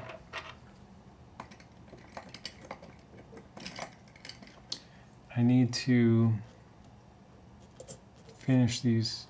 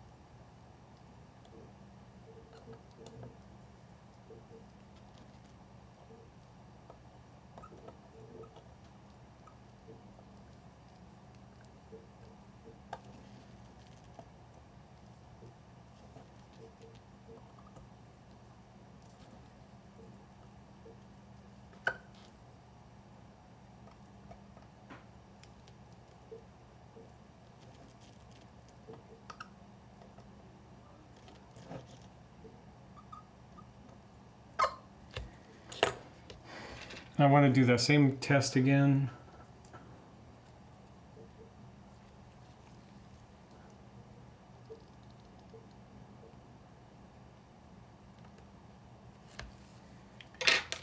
And that looks good, so I can continue.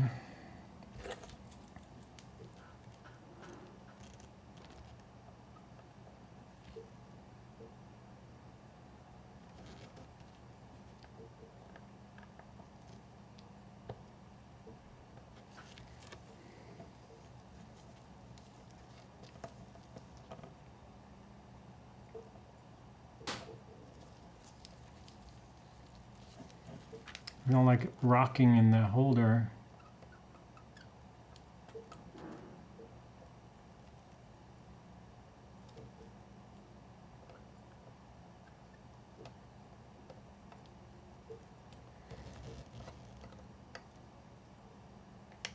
Ugh. See, every time you do that, it costs the screw some edge, but it also creates a burr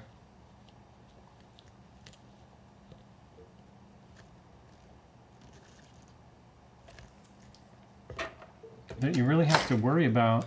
You don't want that burr to be like a loose piece of metal.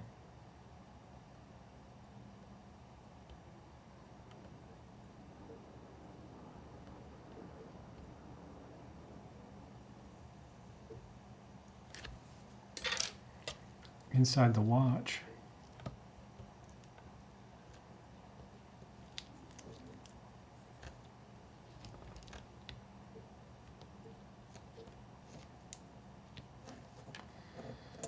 Okay, and then I could test even another time. There's a little thing there. No.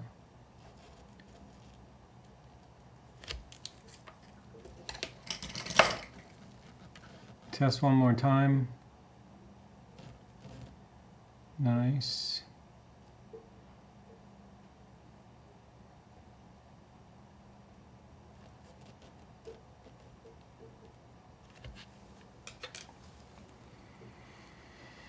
Now, did I put the seconds hand back in there before I did that?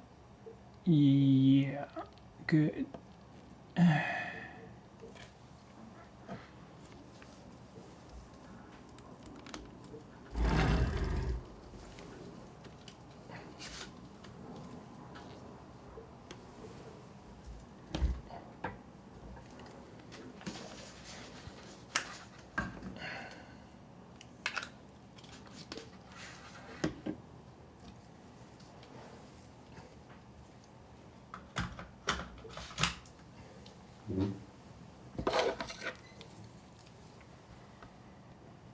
Okay, that was insane. I think I have to take a break to cool off a little bit and review the video, at least get queued up. Oh, I could replace that right now, but that needs to be lubricated. Let's just do that. That's high speed. Okay, so let me tell you what I'm talking about.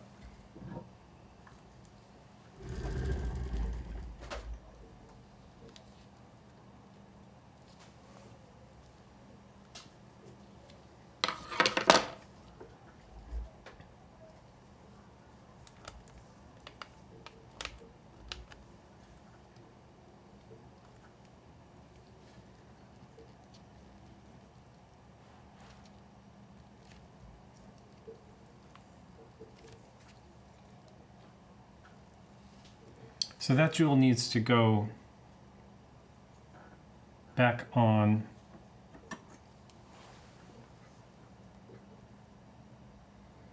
It shouldn't be that difficult. But basically, we need to oil the bottom of this.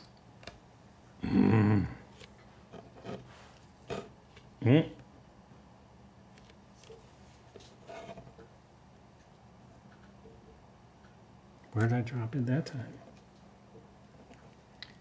Damn it. Oh boy.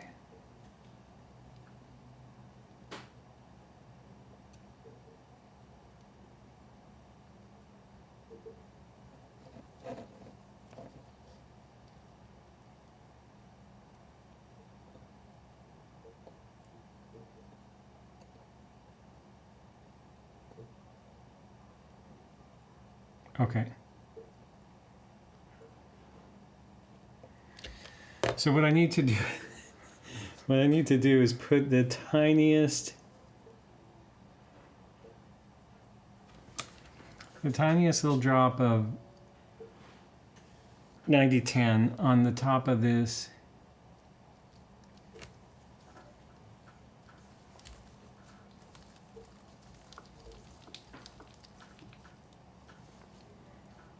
On the top of this cap jewel.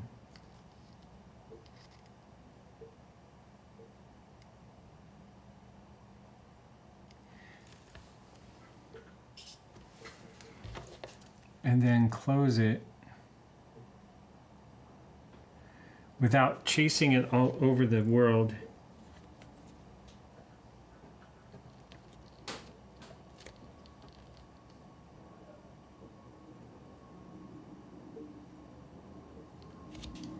So that should do it. I'm very proud of that move, flipping that over in my hand. Normally once I get oil on something, I end up chasing it everywhere and oil goes everywhere.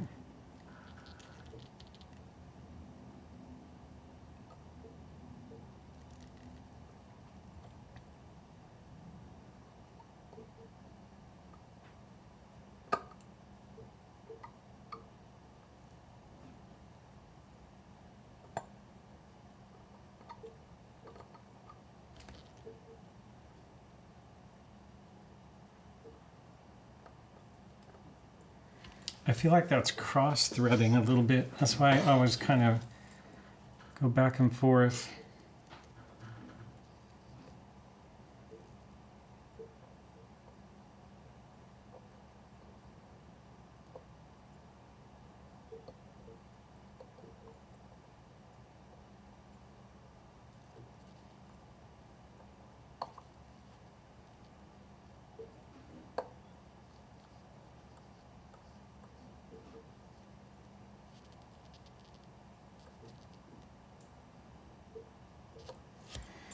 Okay, and then we can do that test again.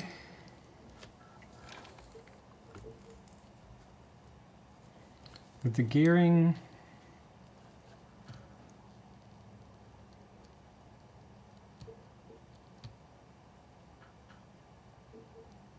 Make sure that movement is free.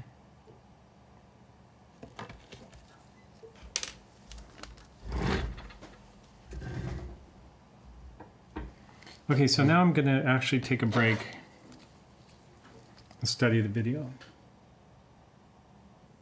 I looked at some video. I think everything's good, but I need to make sure that I can put the... I had placed these parts of the keyless works on this side, and I'm pretty sure I can do it from the other side if I take out the yoke. So I just have to make sure, because if I have to, I don't want to forget something and have to take it all apart again. Even though that's probably what will happen either way.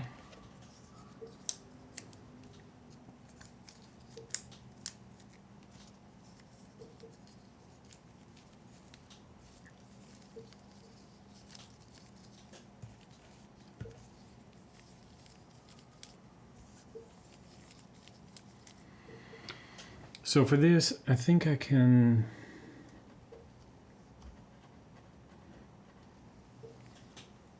just look at it like this.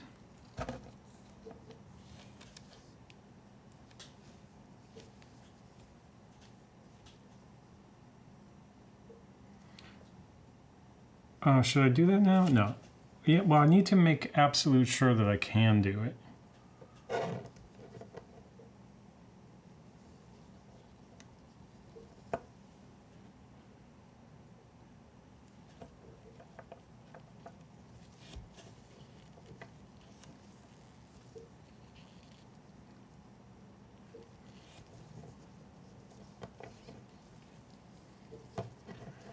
This movement has like this inner stuff going on, like this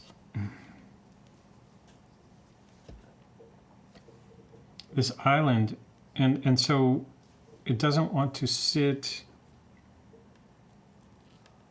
You got to think about how it's sitting in the movement holder.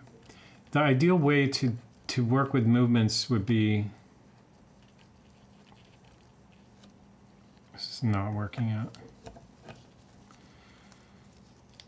in the special holders that are designed for each movement.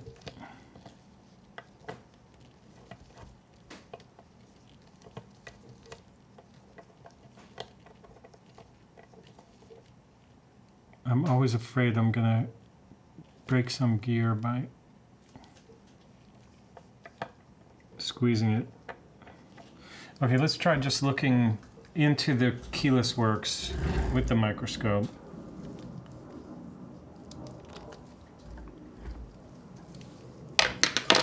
I should be able to visually deduce.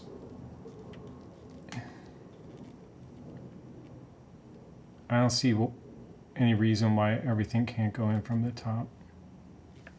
And I need to take that apart again to lubricate it anyway. So we'll wait on that.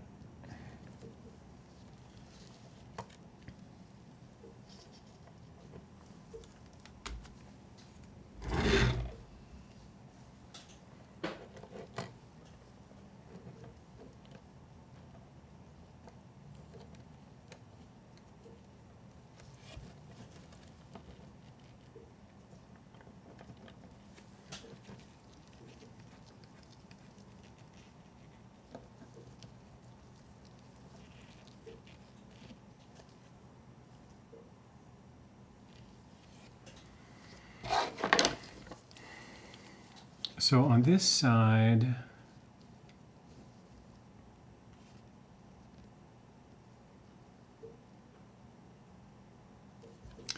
I think that each of these gears are relatively slow. I haven't really talked about this, but basically I'm going to use HP 1300 on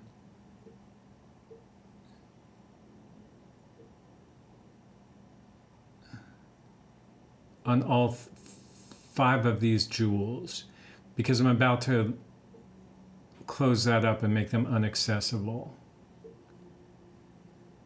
Pallet fork jewel doesn't get oiled.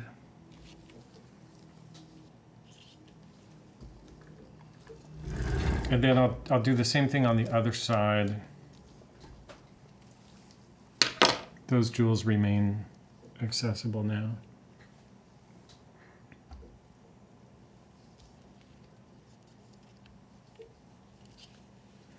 So HP 1300.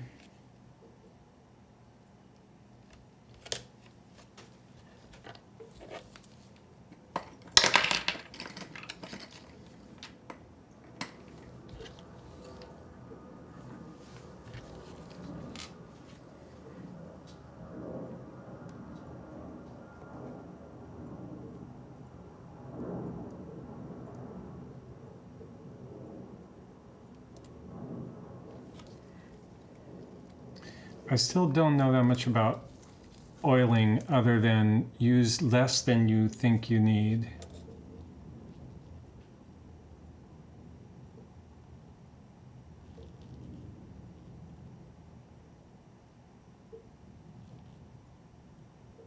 I just feel like that went right on top of that. Now these guys, I can't really oil it. I'm going to have to oil that when I put them on because the bottom side is closed already.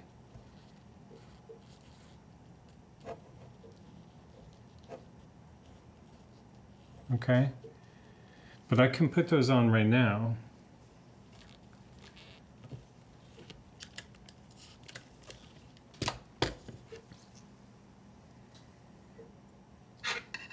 So those gears. Oh, I feel like I did have a video ready here.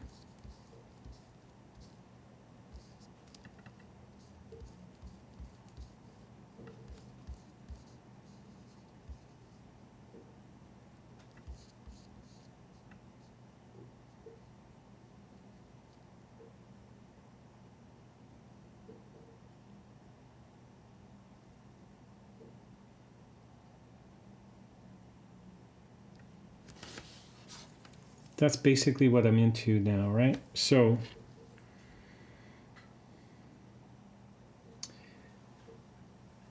I don't see any reason I don't use. I have 2 sets of everything now, so I'm going to use this set.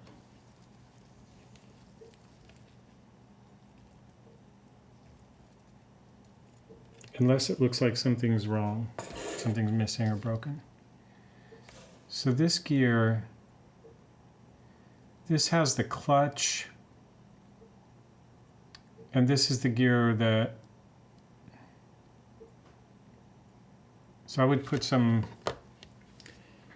HP 1300 on this.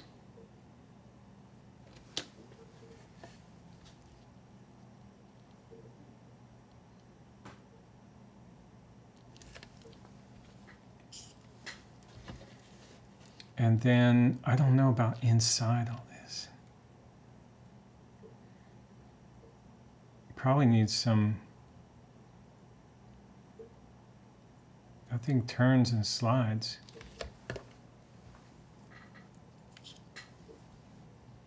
I think I'll put some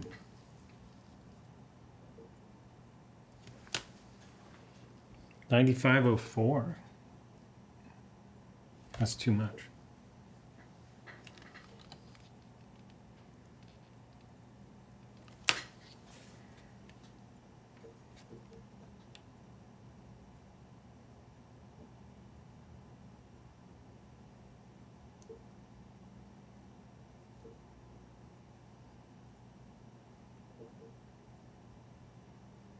What are those?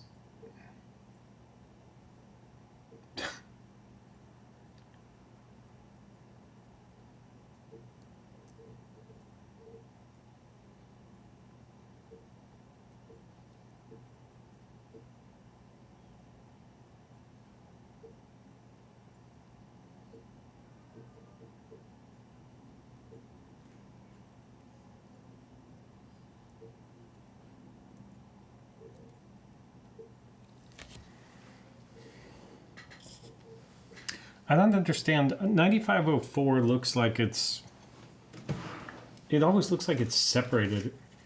Are you supposed to stir it? It's like two completely different viscosities in one. It doesn't seem like that's what you want in a watch oil. This is worst practice, using Radico to clean up over oiling, but I'm gonna do it anyway. Now, one of the things I worry about here, this goes here.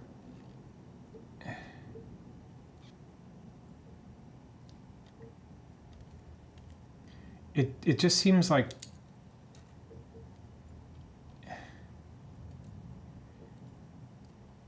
I really need instructions on how to do this, because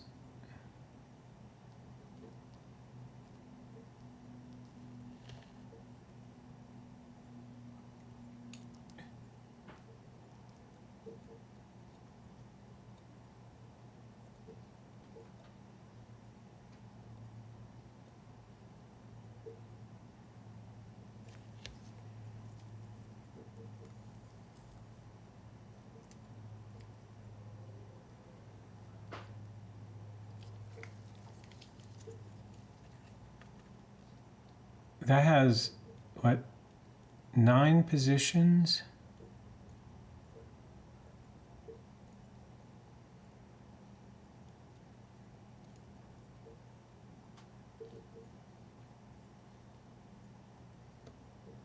Okay, that seems to be located correctly. All I can really do is reassemble and hope for the best.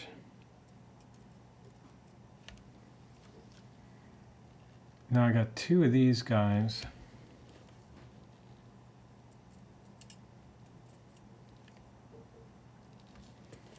And I don't know if they're the same or different.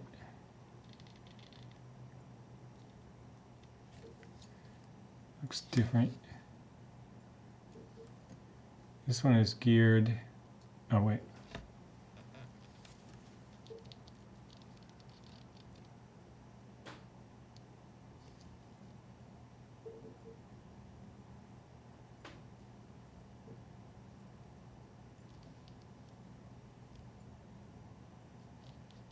This one kind of has to go here.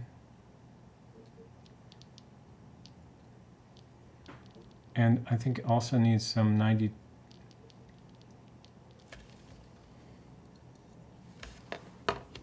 No, HP 1300.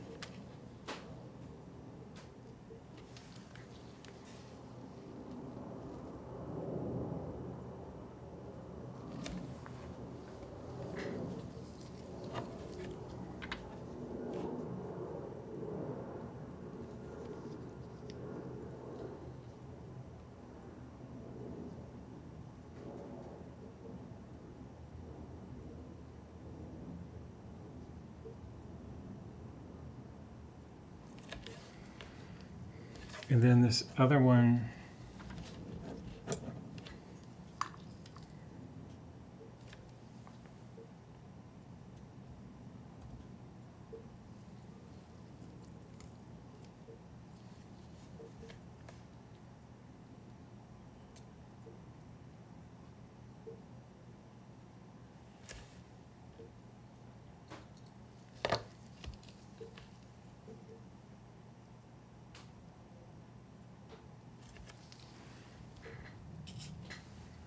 that is like insanely small amount of oil. I love it.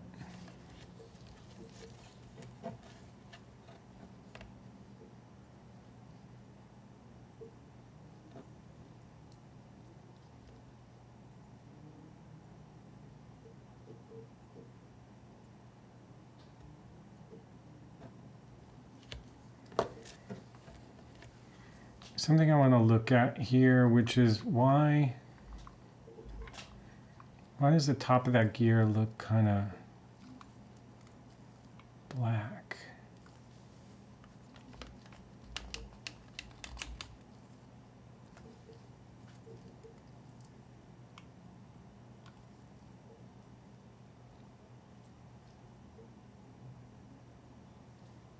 It's not really, it's just an illusion.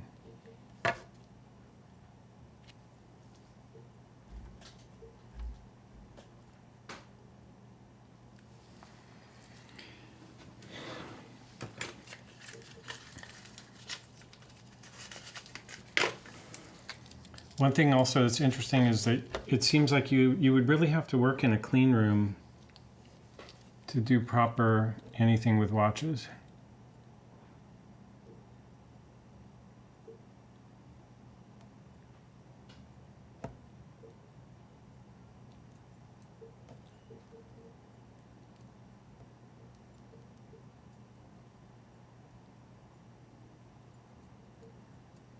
Oh. Now, how did that happen? I got a hair there that was not even...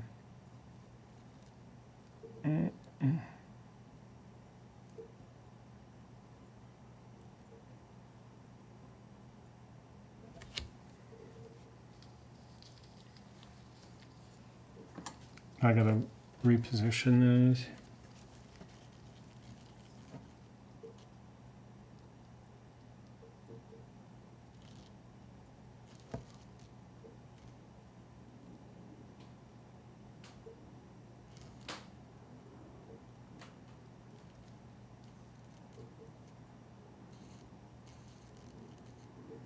Now what goes here?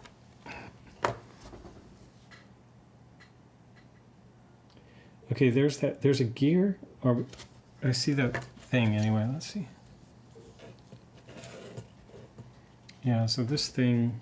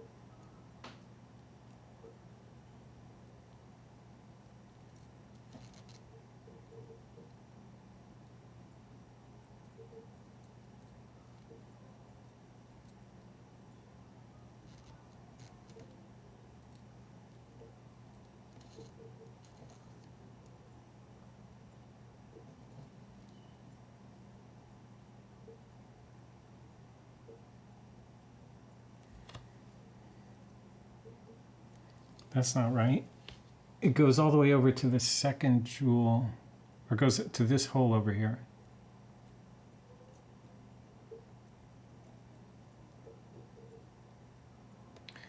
So that's a pivot point, very mild pivoting going on there.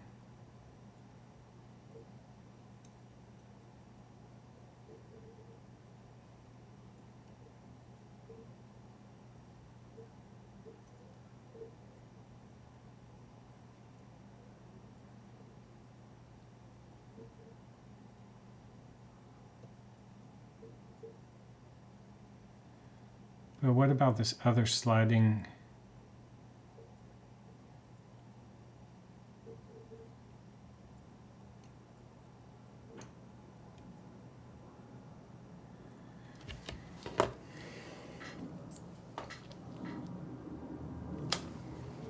Seems like you would want a dot of 1300 around there.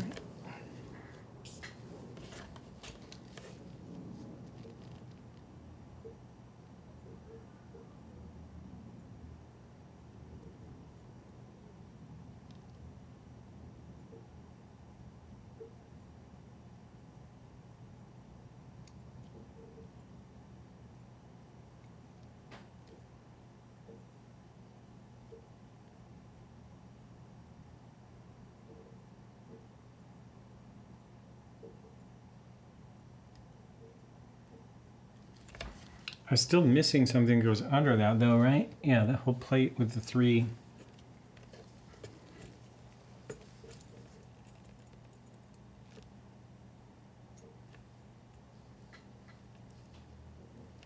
Oh, those are some really tiny screws. So let's get that plate in place first.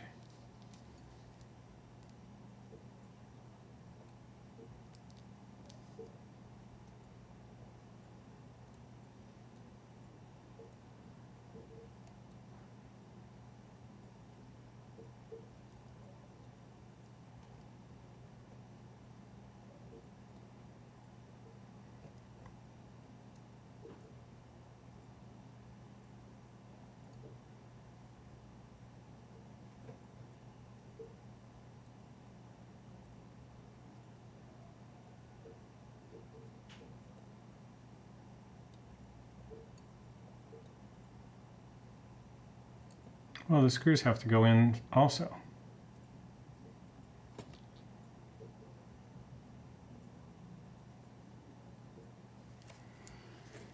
So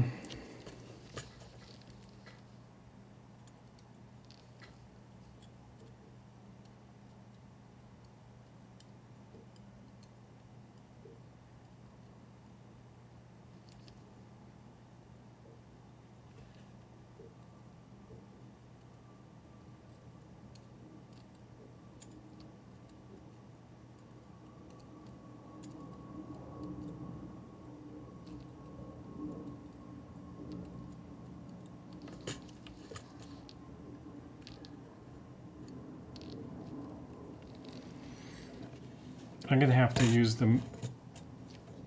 Actually, maybe I can use the. Is that the microscope?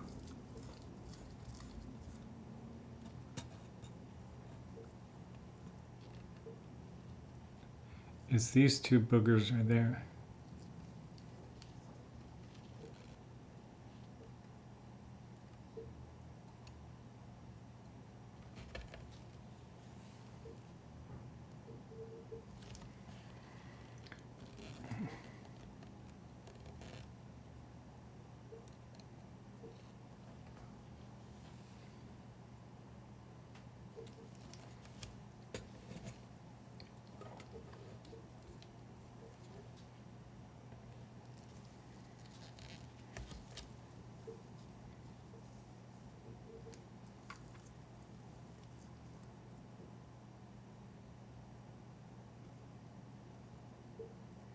So I lost one just moving it. And I see something here, which is quite surprising.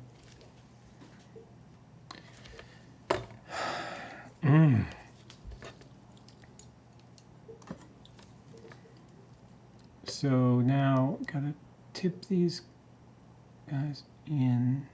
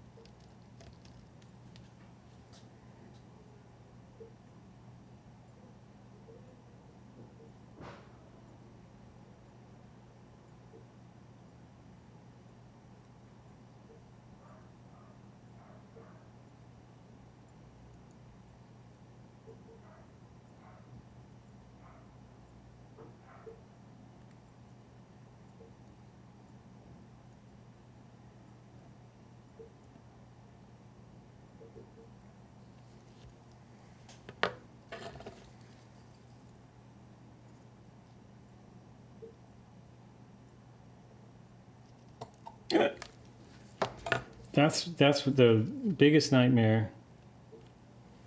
That's why I really need a jeweler's bench or a bench with a rim around it.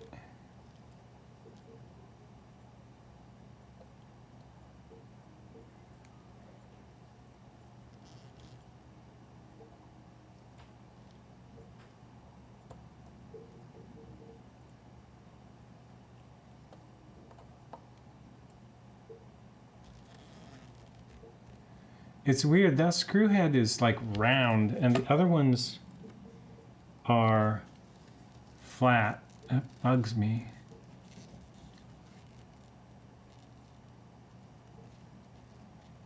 Now the arm has to reach over those flat ones, so that may be why they're different, but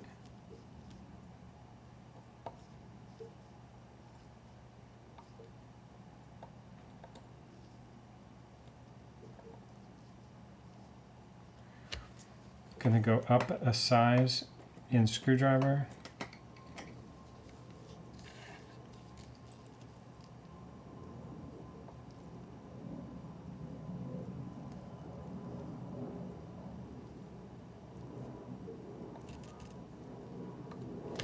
So that screwdriver's too fat.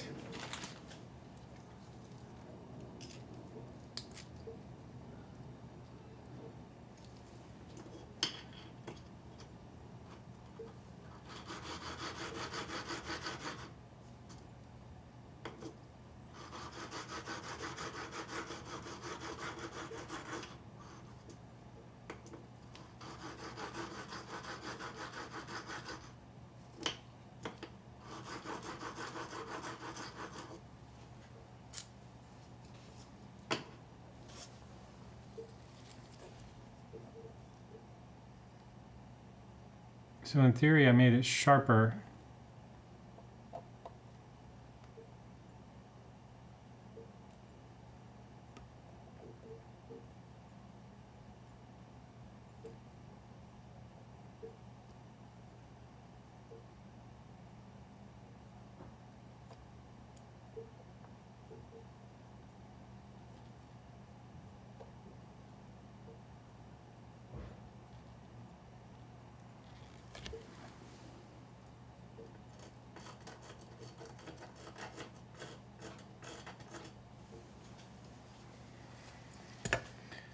I saw a little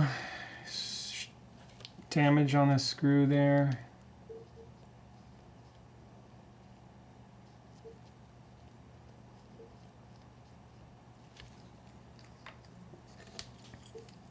See, these screws are so tiny and they're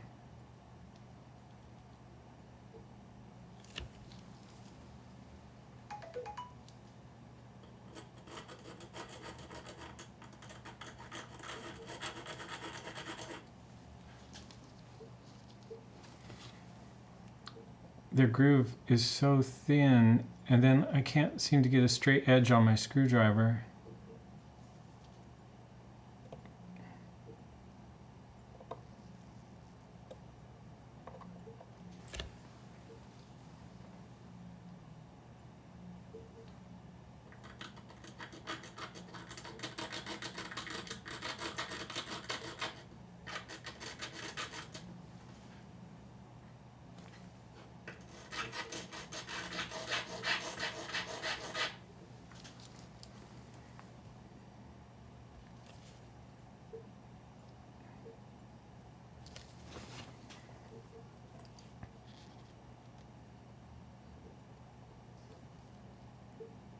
Mm.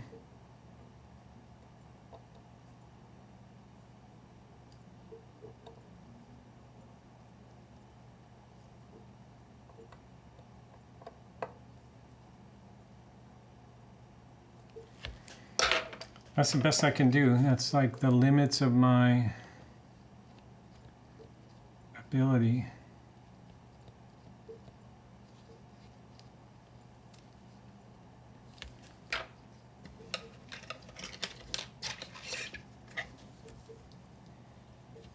I just want to make sure that there's no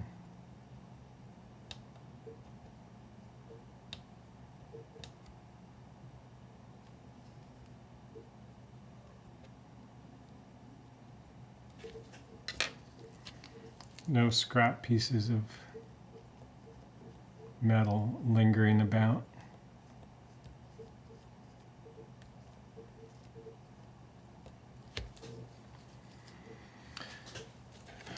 Okay, so now that guy got out of place.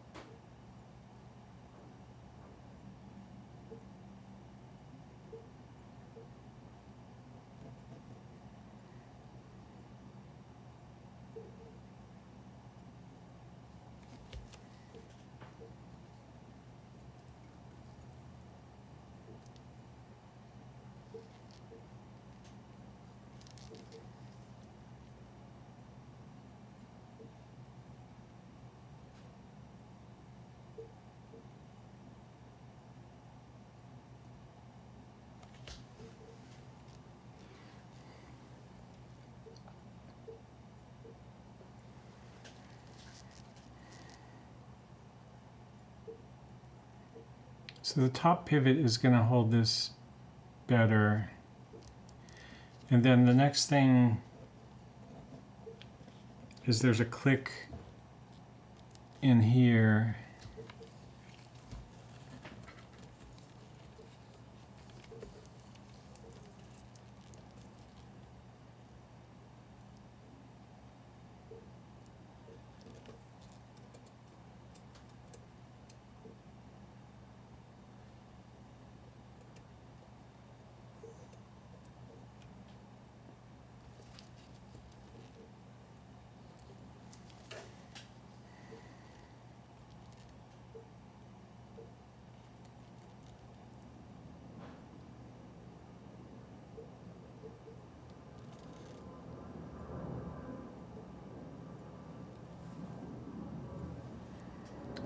So that click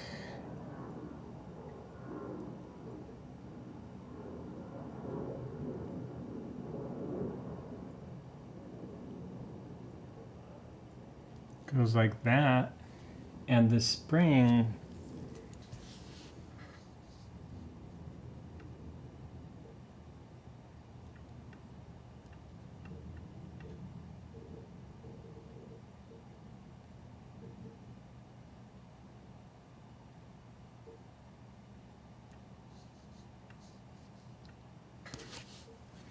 there's only one way that spring can go, and that is like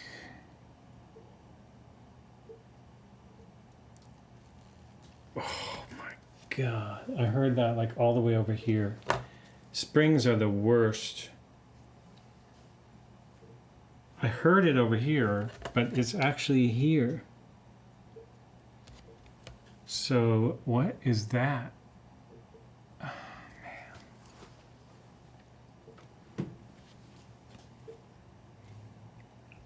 I don't understand. I have a second of that anyway, but thank God for using donor movements.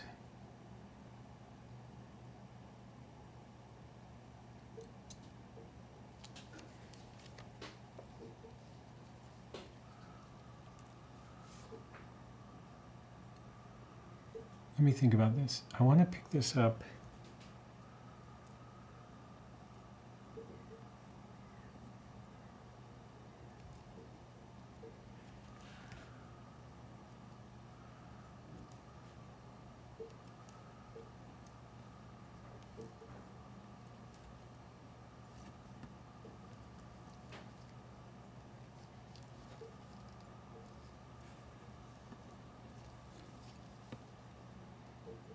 That's not how I want it either.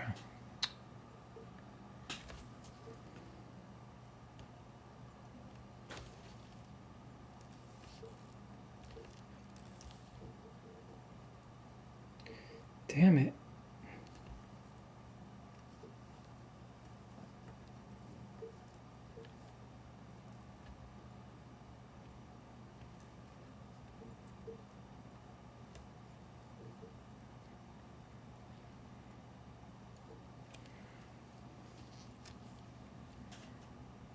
This is so... Okay, so I know what I need for this. I need this tool so I can try to trap this like that while I cock it like that. That also needs to go behind.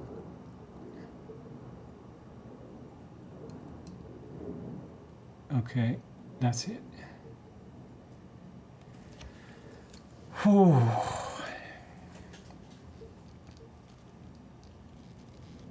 No, I missed that on the microscope. Or maybe I didn't. I think I did though. Okay. Just in case I missed that. So what I did was I used this tool to hold it down while manipulating this end of it to get it behind that click right there. Now I need to look at the moment that I lifted that plate off in the video and make sure that everything that's in the image here, spring, click, wheel, wheel, wheel, plate, arm, everything is there. And if I go back, I should see that plate coming off.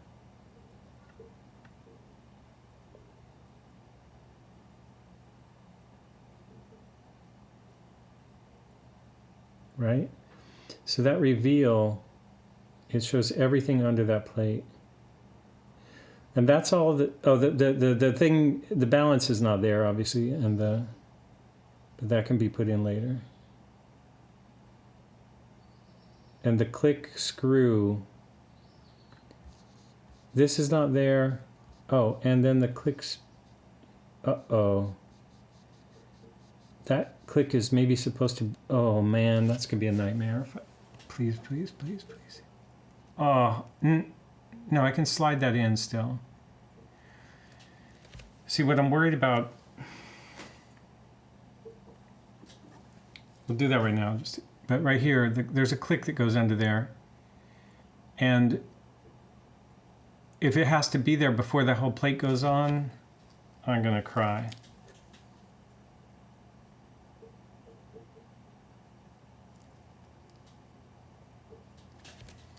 It also could be possible to slide it in.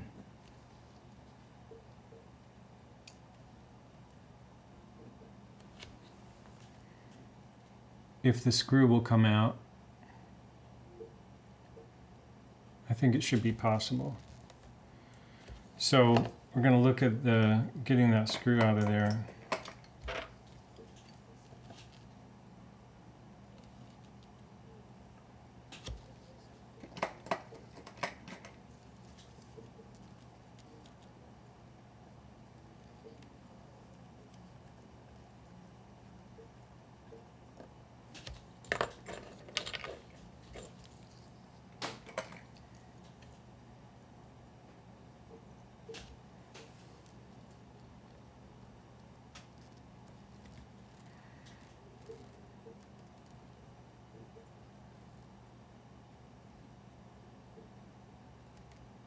That needs to be flipped over.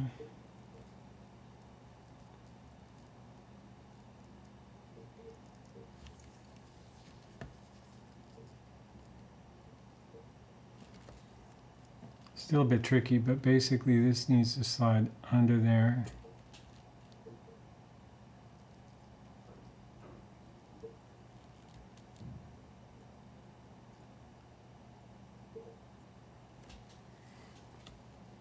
And the screw, which is stuck on my hand, that's how accidents happen.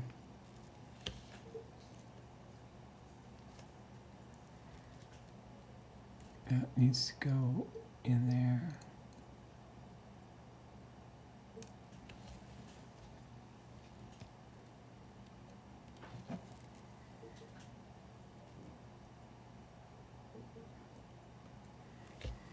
Oh, thank goodness.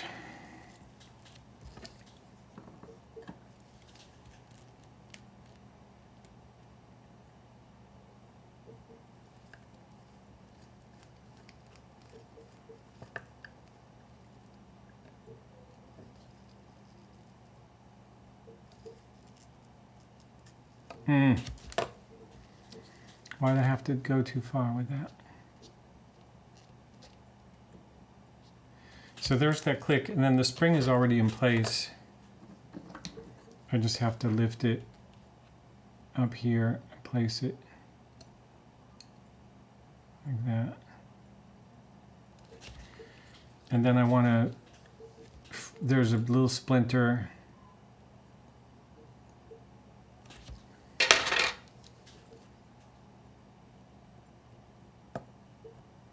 That should be like watchmaking school. Everything's recorded, and if you do that, you flunk your test. Hello? Kind of, but yeah. Yeah? Hello? Yeah?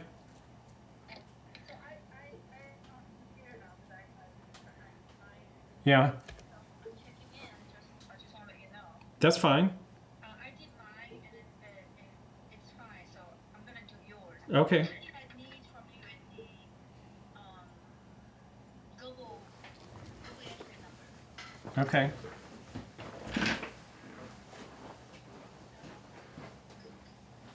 I don't know if I should have that.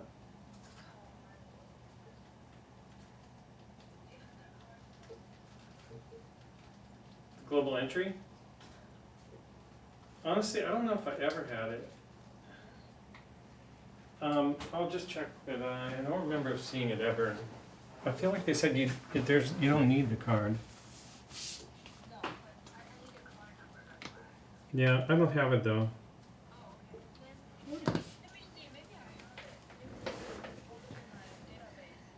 Okay. Okay, I gotta run. Okay, bye.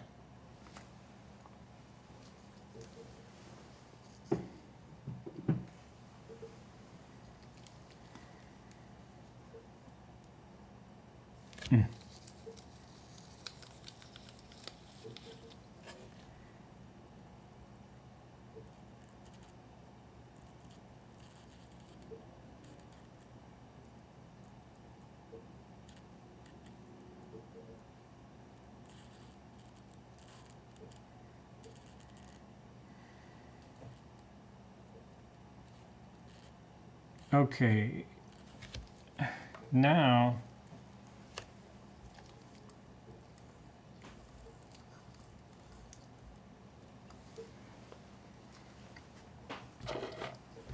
what's next?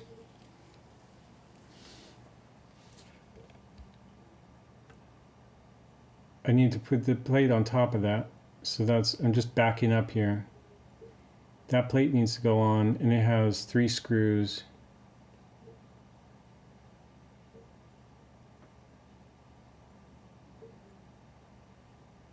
Right? And then I think I can flip it over.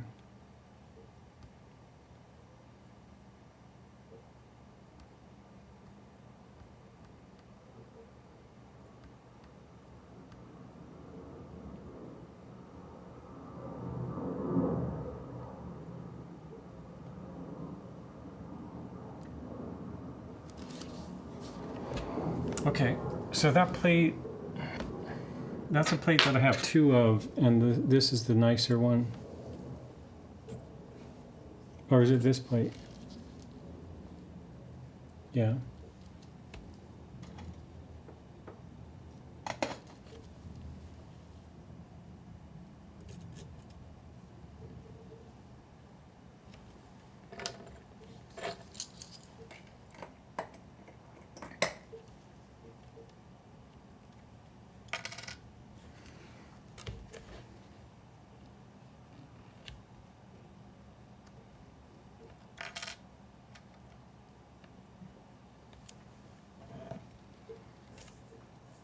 Goes something like that.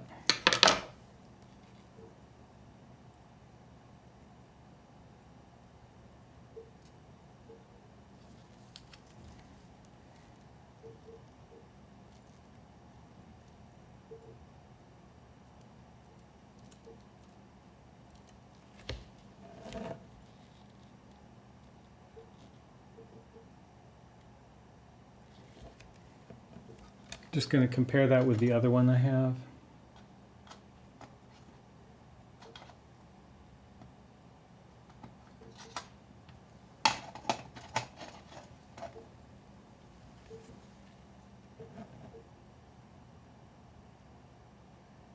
So that looks a little bit stained.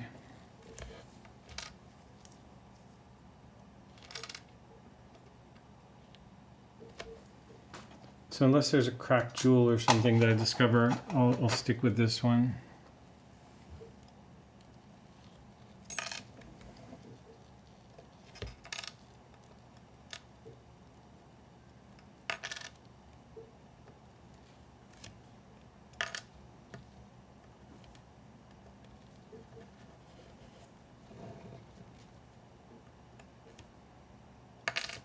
Sometimes I'm kind of dropping this on purpose because I want it to land flipped over. It's not 100% on purpose, but I'm not like fretting over dropping it.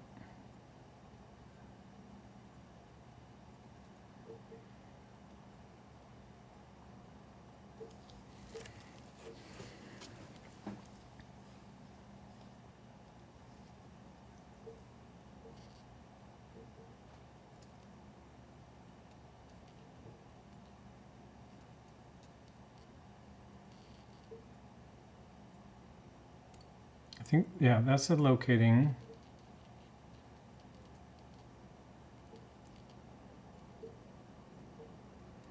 And then that. And then each of those jewels.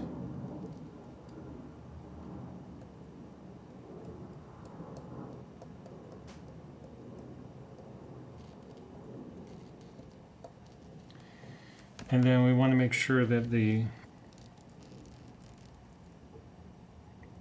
it's pretty flat on the side here. It's not as flat as it could be. I think it may be because of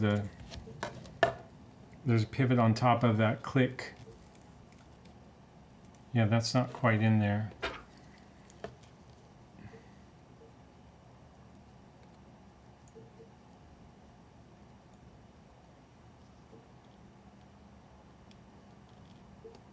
There we go.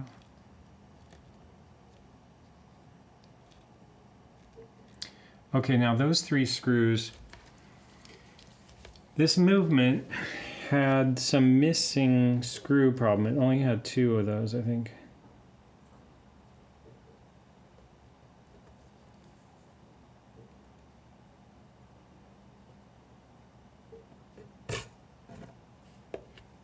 Just want to look at something though. That looks like 3.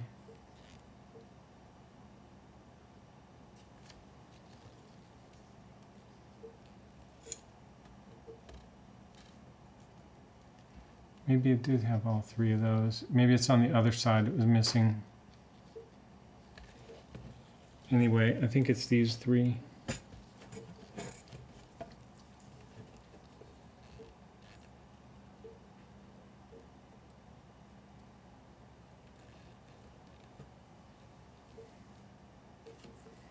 Yeah, it was on the other side. There was a plate that was missing 1 of 3.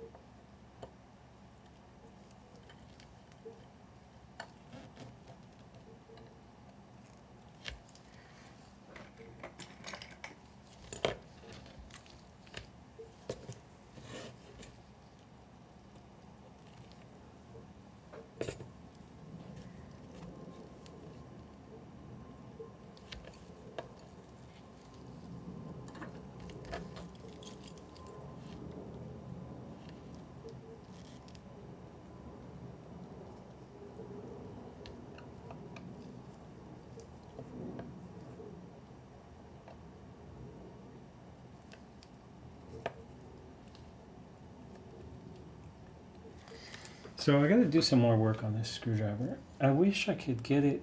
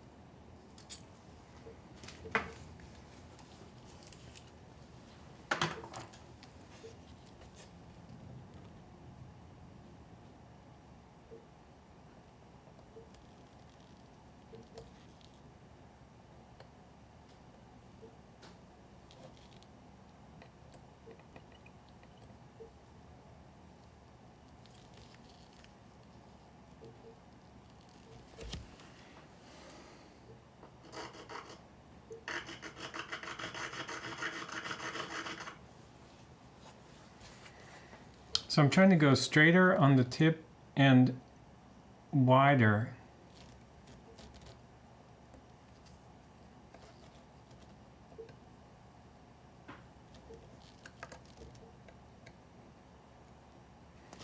Maybe I can go up a size. That screwdriver's not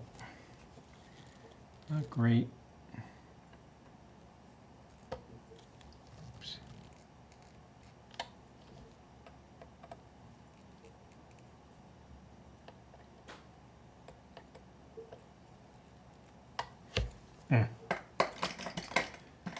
So this one is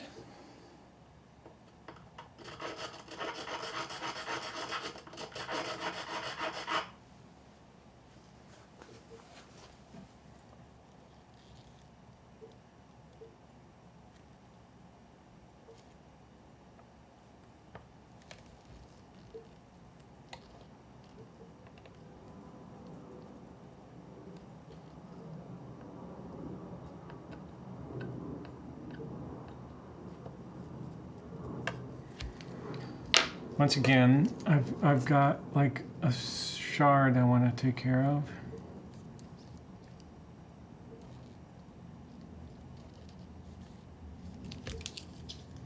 Not even sure I got that.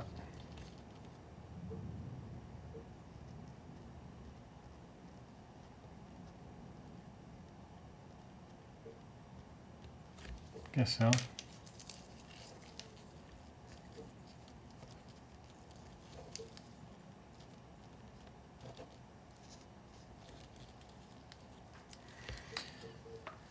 Okay, now I want to make sure everything's still running smoothly in the powertrain.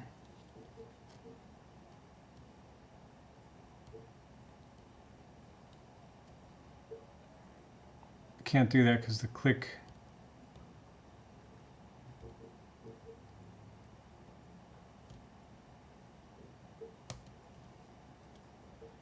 It looks smooth.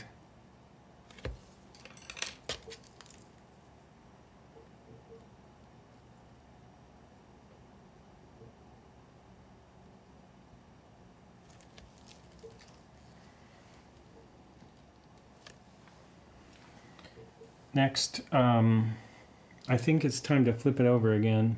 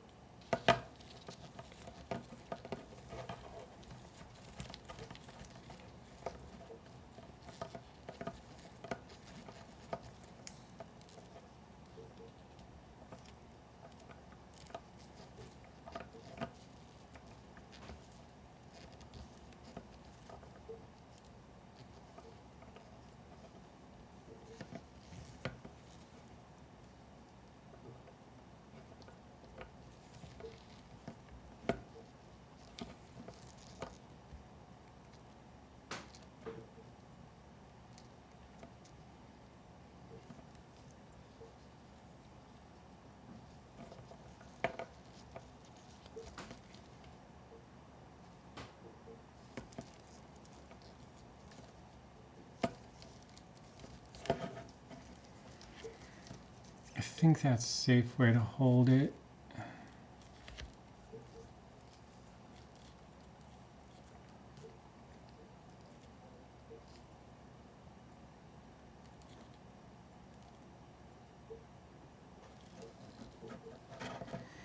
Okay, so the next thing is to get the keyless works working, I need to get the parts in there. And that means this needs to rotate a little bit, and then I need to make sure I'm not crushing any gear underneath.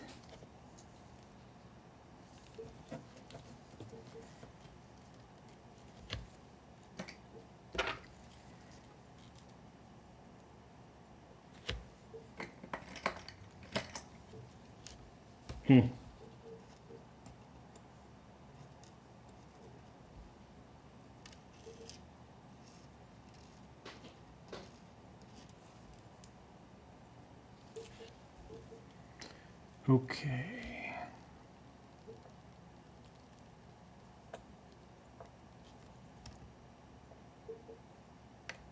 Look at that. Ah.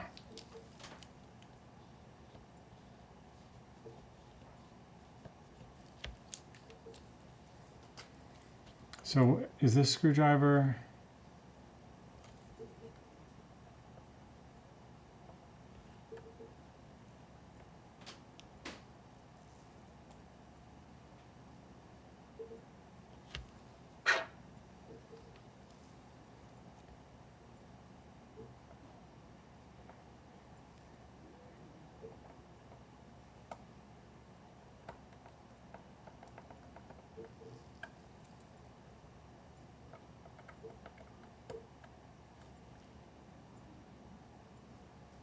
So this one's too fat.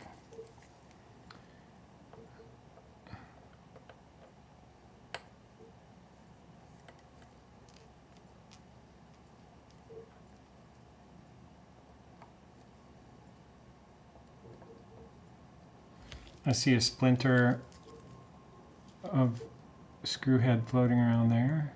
Oh, shit.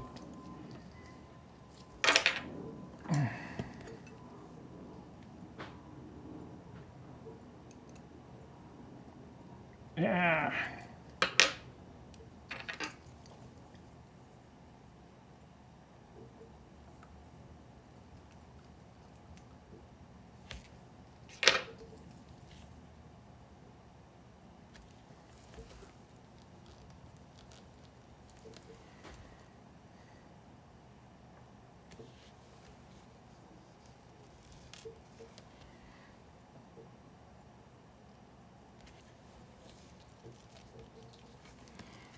Okay, now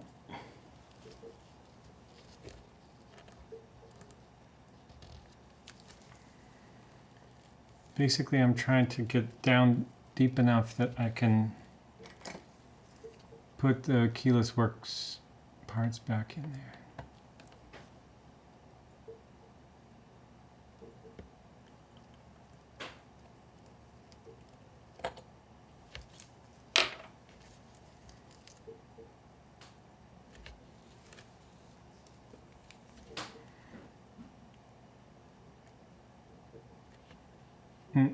That spring looks backwards.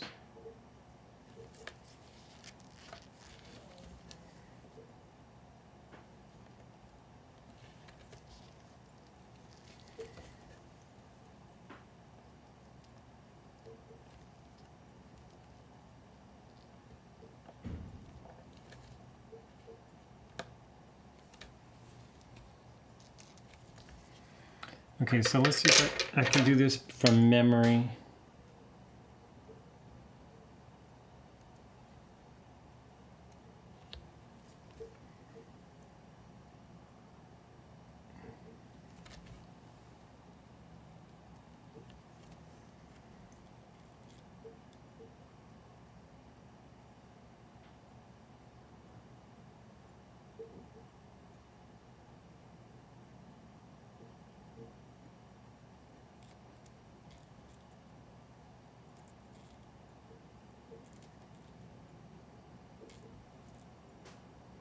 Oops, I got that backwards.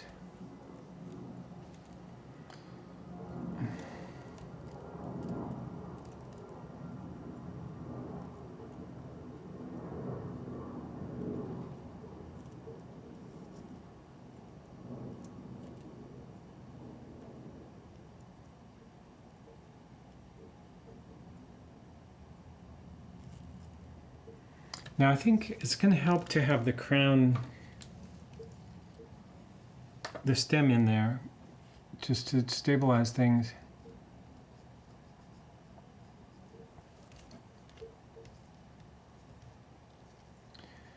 And then I need to look at that spring.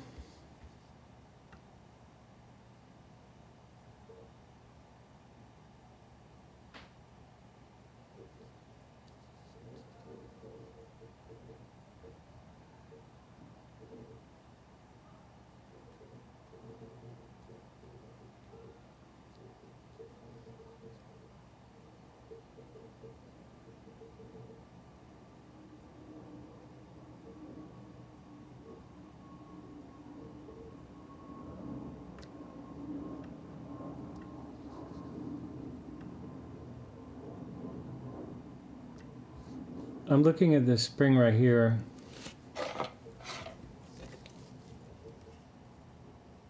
Well, anyway, I need to put those parts in, but that's going to require keyless works, some grease. So, how do I want to do this?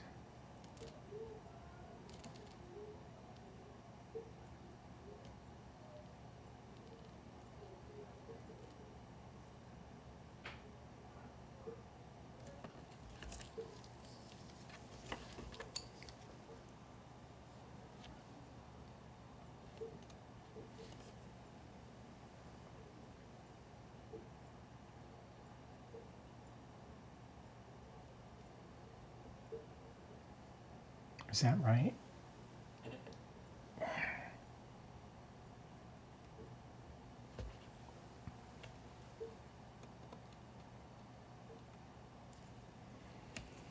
As soon as I place that, I have to put the spring.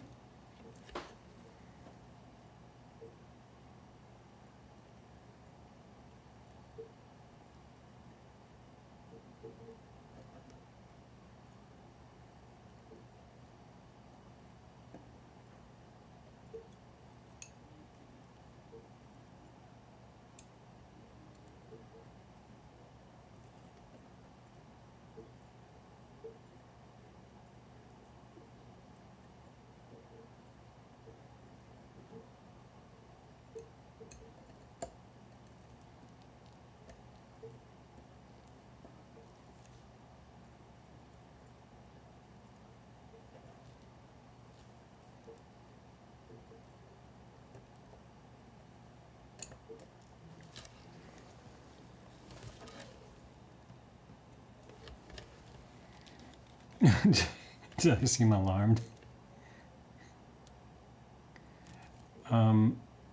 Okay, so you need to compress this.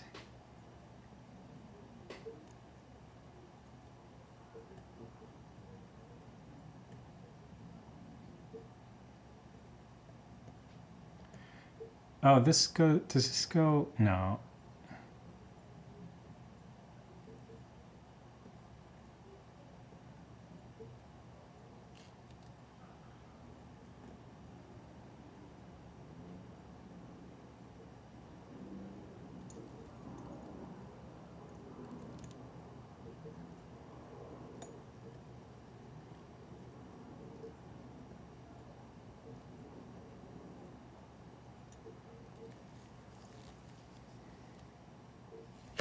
I gotta look at some different video because that doesn't look right.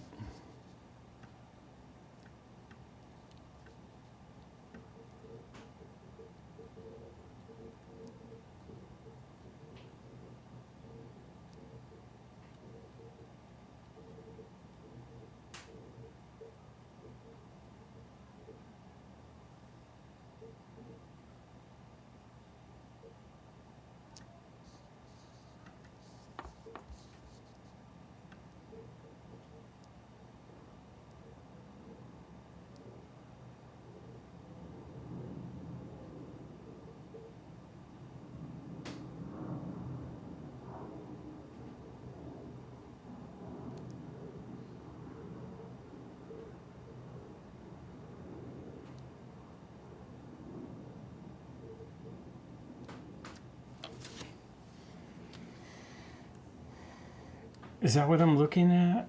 Yes, but the spring is the other way, apparently.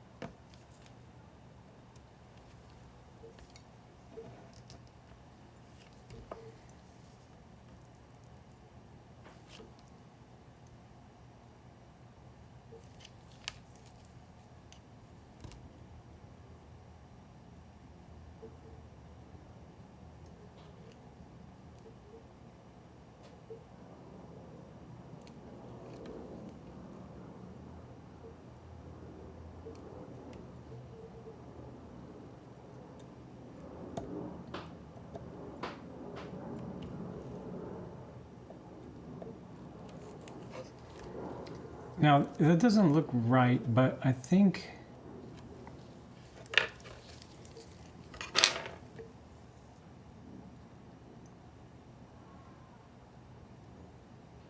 it's because this.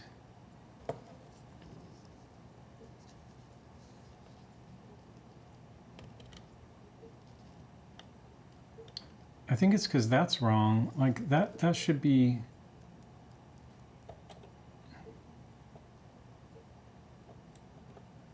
What's going on here? Those gears are gone from that picture.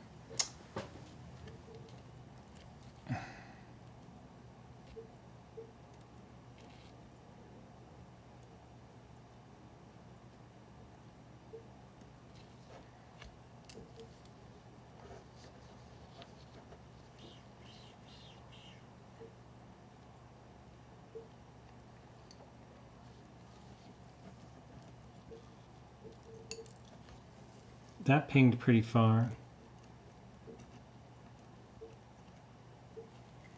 But I see it.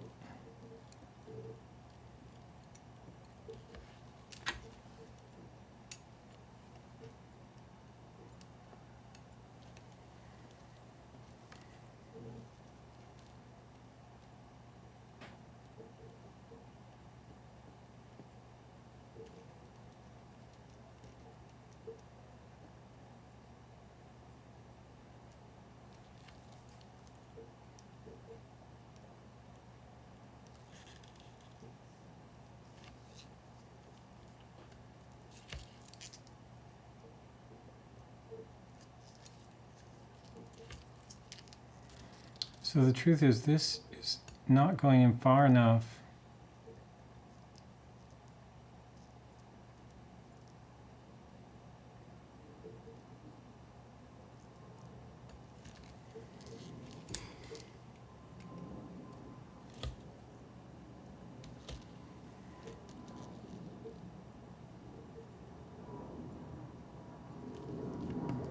I think I'll get this.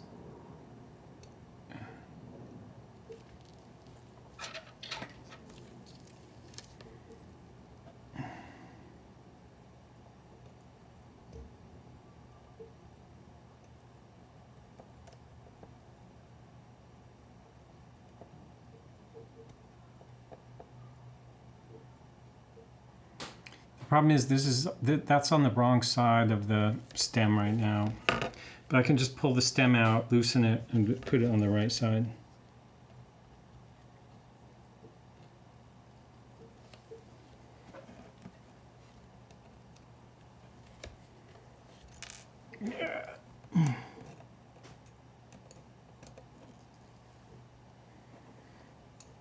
Damn it.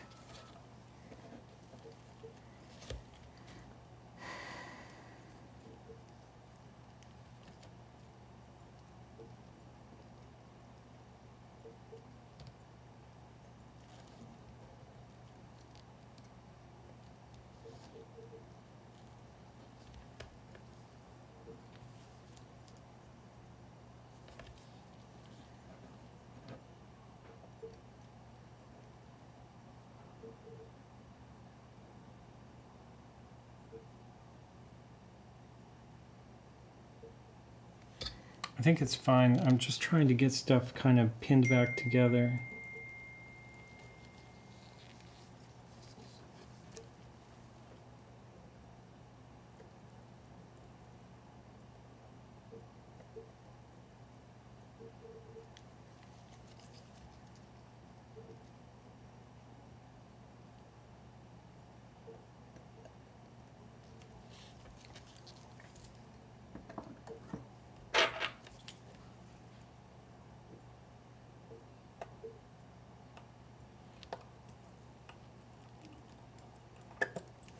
Basically, I don't want that spring to get away.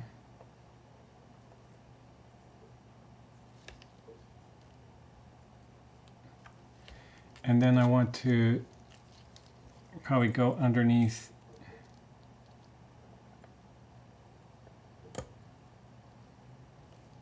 And reposition this, because that should be in that groove right there. I can't press it all the way in right now. But actually, I can do that later too. The point is, everything is kind of right. I can go ahead and put this. Oh, I know the other thing is, do I need some grease on those things?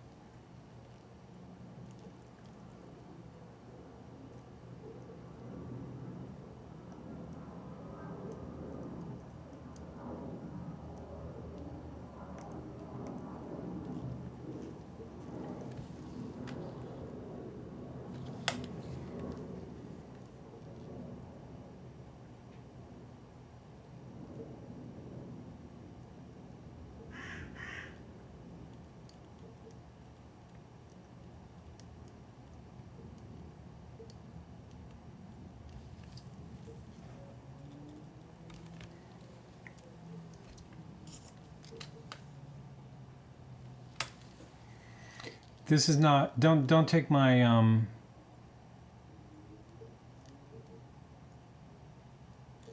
don't take my greasing as being correct, because I'm guessing on this.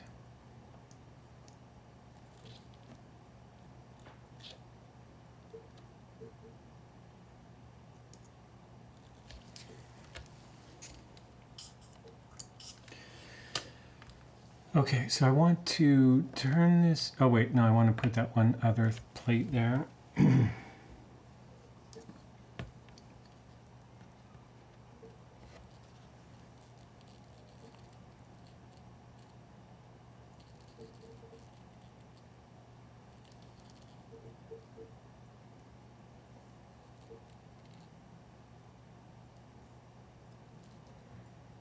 I'm having trouble, oh, it's upside down.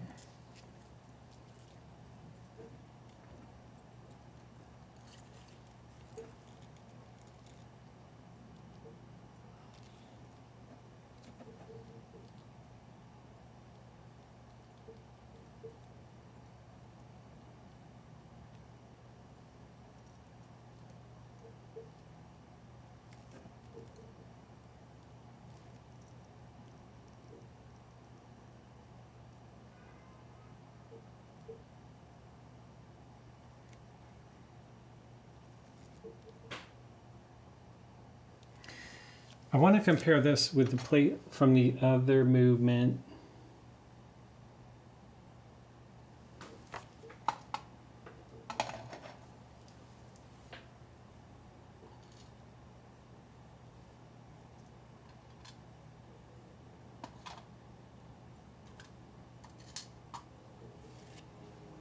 Where is it?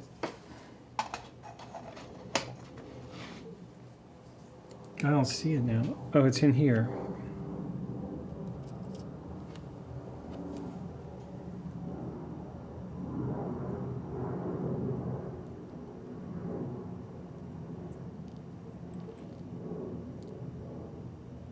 Because I feel like this one was not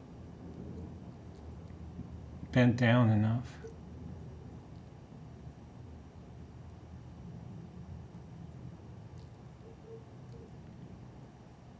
I guess they're the same, but I'm going to go with that one.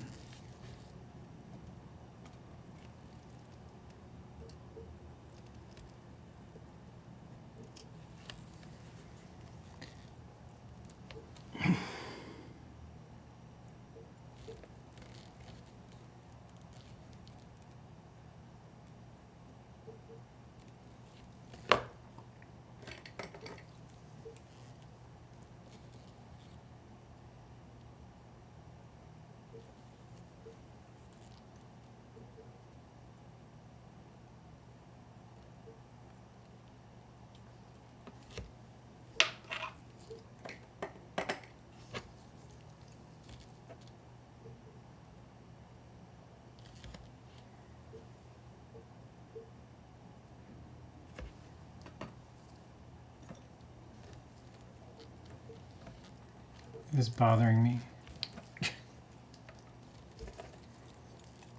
Okay.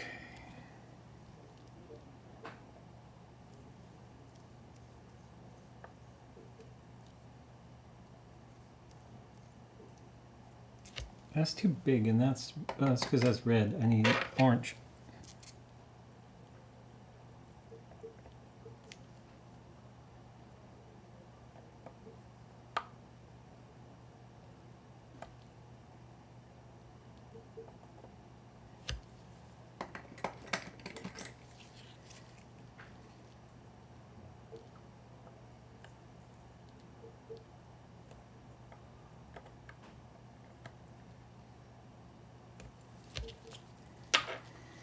Okay, so now my theory was to get the stem in correctly, I need to press it in from the top.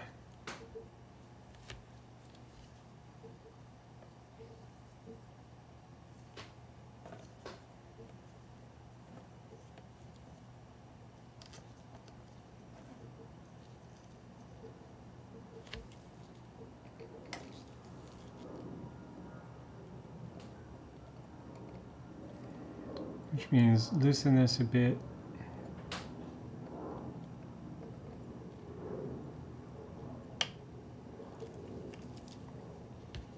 Press it in, and then tighten this a bit.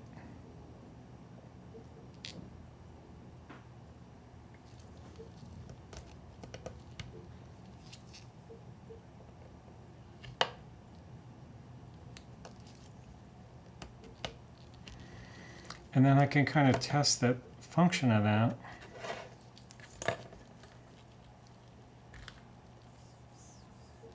Setting.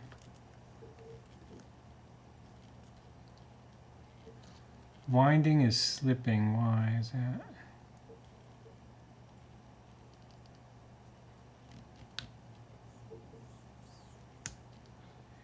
It's because there's still a gear missing.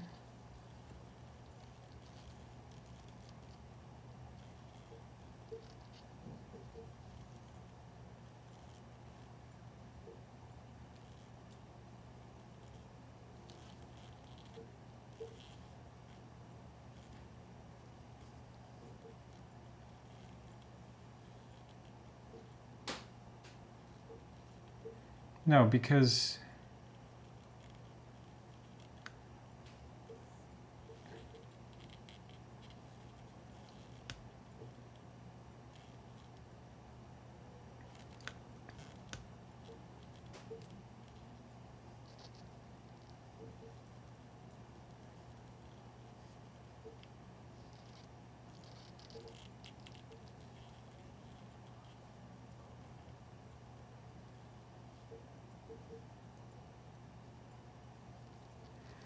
so when I pull this forward, this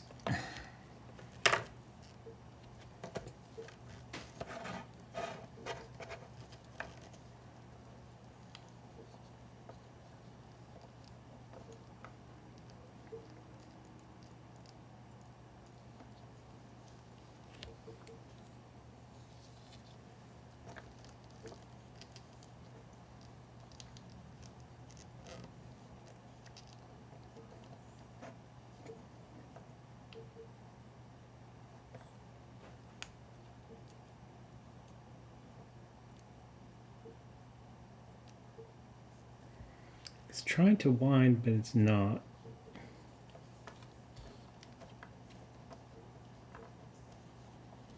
No, there's still some stuff missing.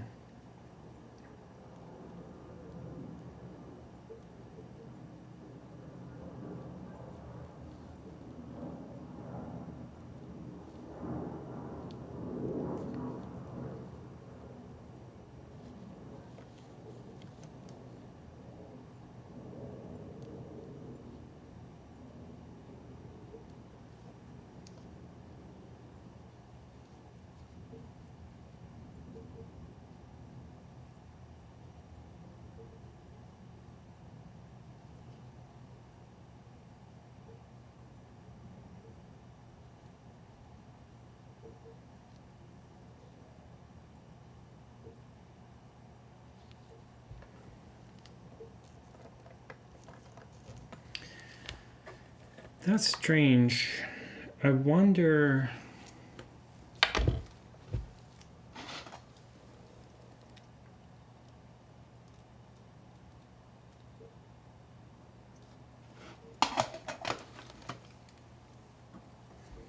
I wonder if I used, if it's not good that I mix these parts.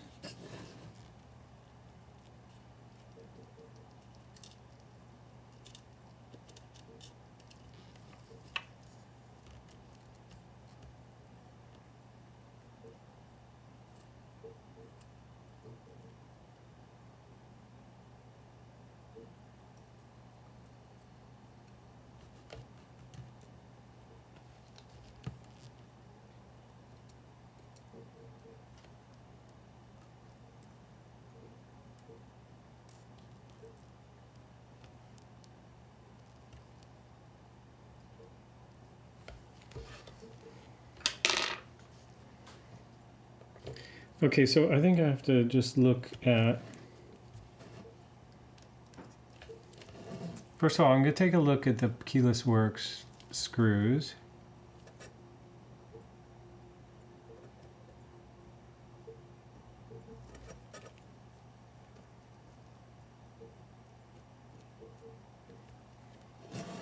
Not screws, but gears and everything. And I'm going to compare this.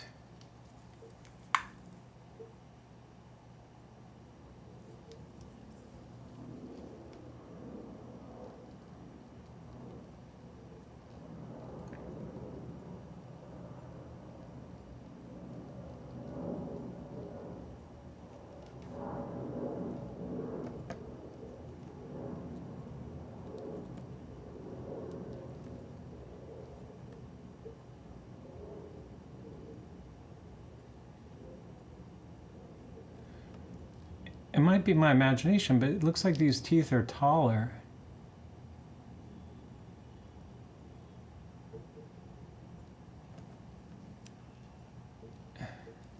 That seems very strange.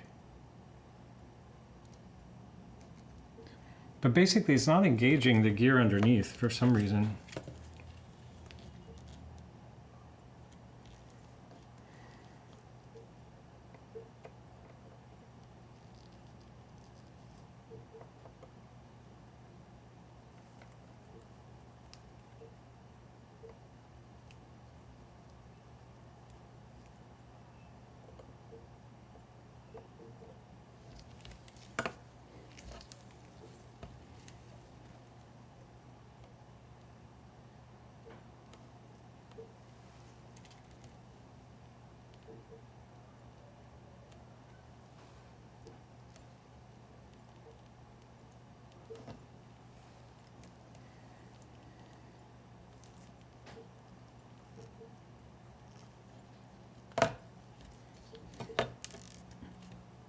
What was that?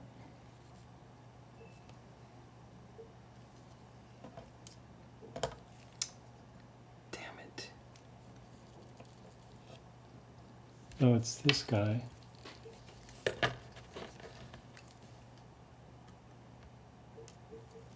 What is that? Let's see. Huh. Ooh, there's that square gear. So when I took that off,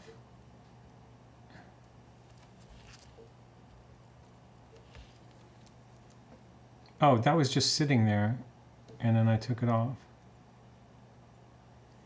It's not smaller.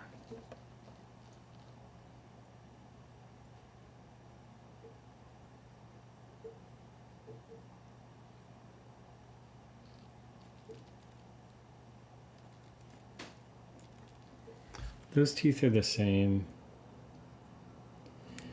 So the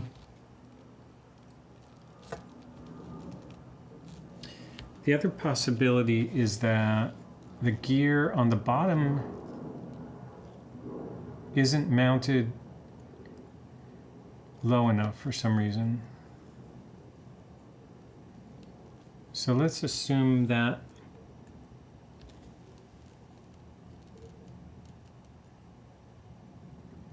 it kind of sucks that there's a problem on the other side. But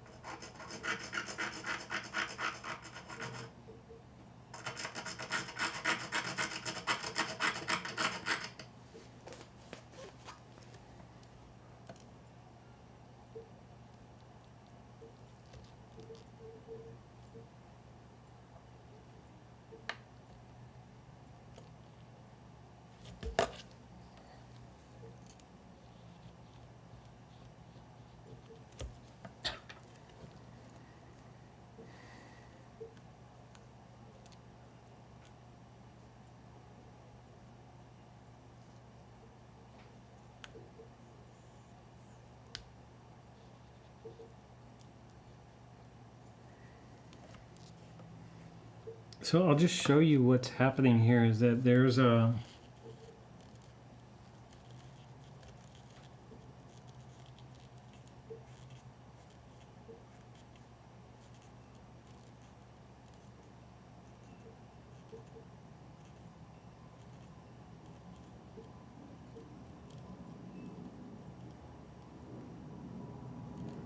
gear under there that's slipping back in there. And I guess I could use my spare movement to double check what that is, but that's under 2 plates.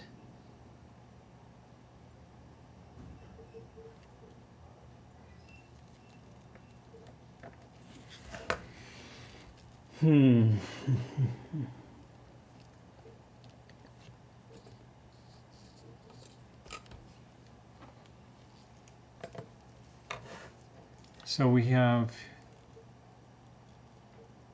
on the bottom of this,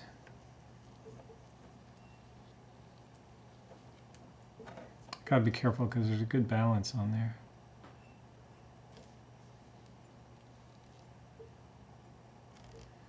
Right now we're looking at it this way. So down here we have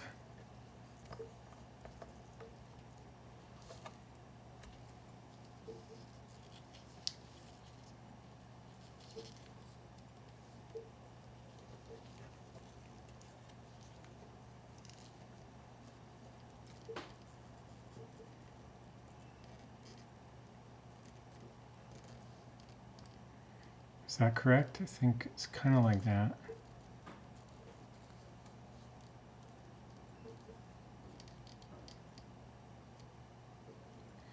Yeah, so the thing, the screw that should be, the gear that should be engaging with is this one.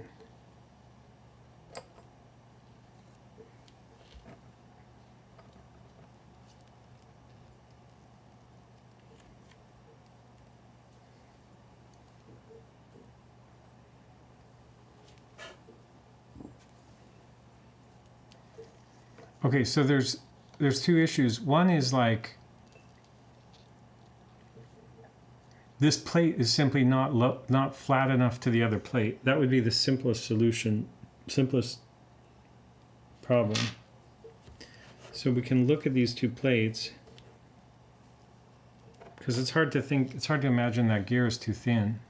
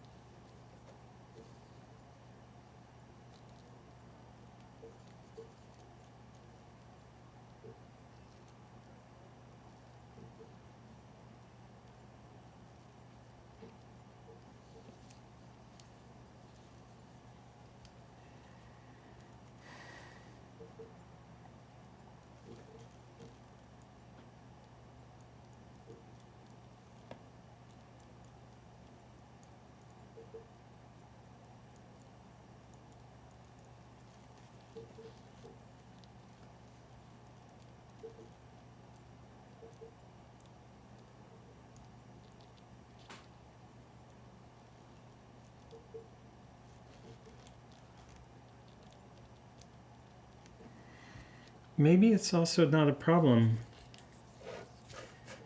Oh, I'm so sorry for this.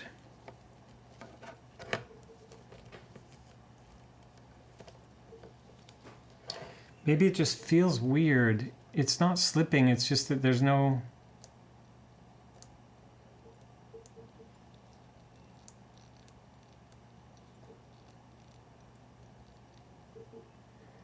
There's no back pressure.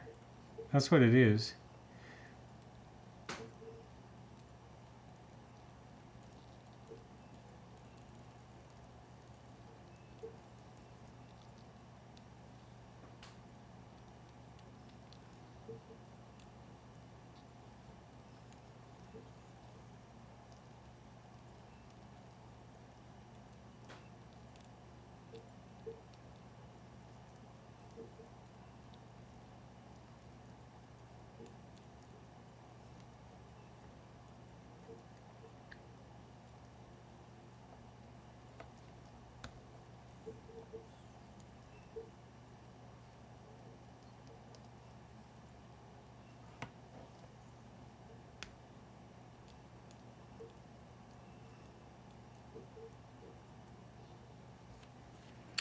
Yeah, I think it's just slipping, so it feels like there's something wrong. That was insane. Okay, so I need to take a break for psychological reasons.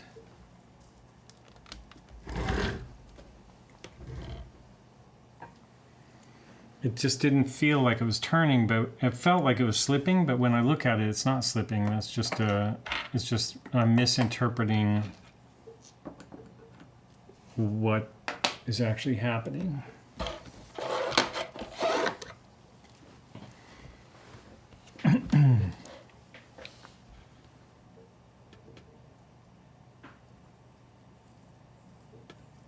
So then that keyless work side is done. It can come back to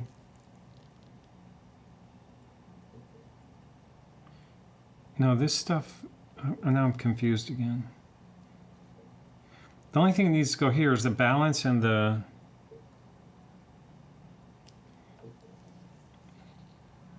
fork, and then the automatic movement, automatic works or whatever. So on this side we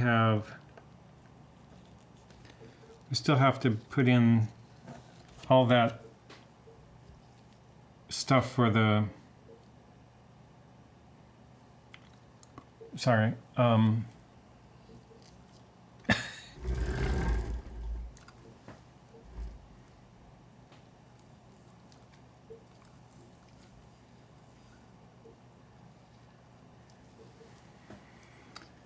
I'm spacing out for the power reserve indicator.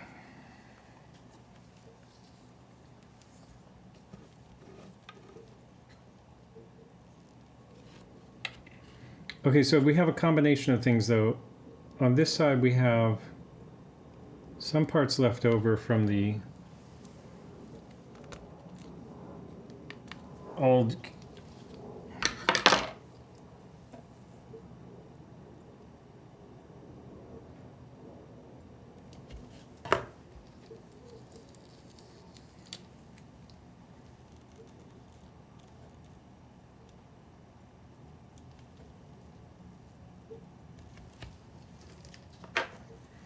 and this is going to need some 1300.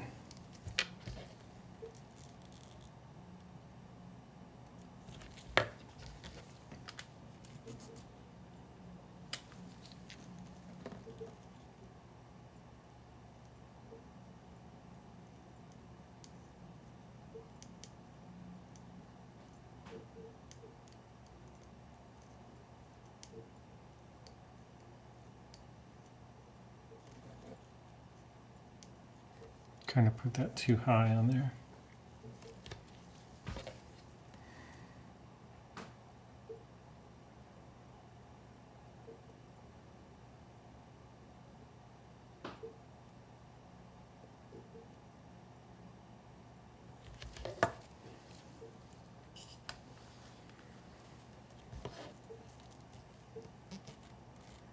Now I'm going to go ahead and start to finish this side up. So the other thing is,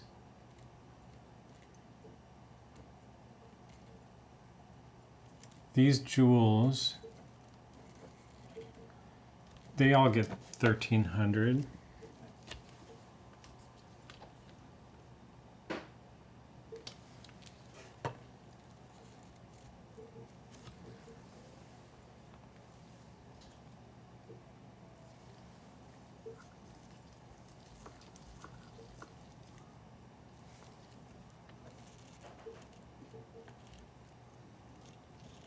There's not even anything in that one yet. Oh, that doesn't get it because that's the...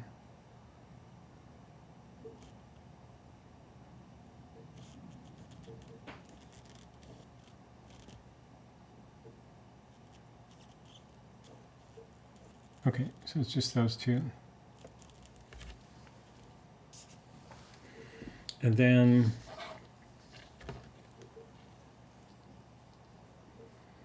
I'm really worried about this fork. I feel like it should be somewhere safer.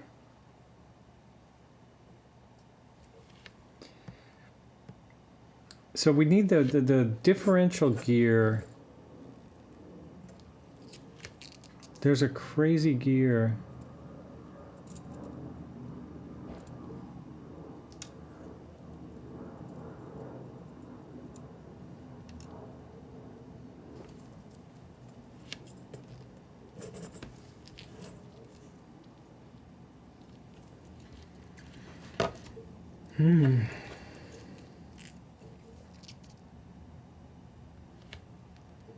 Is this it?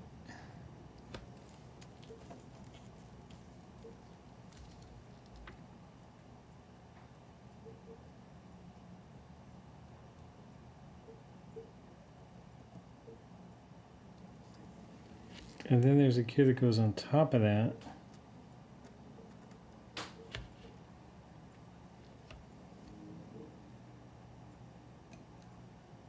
Oh shit, there's a little gear that goes in there too that rolls around.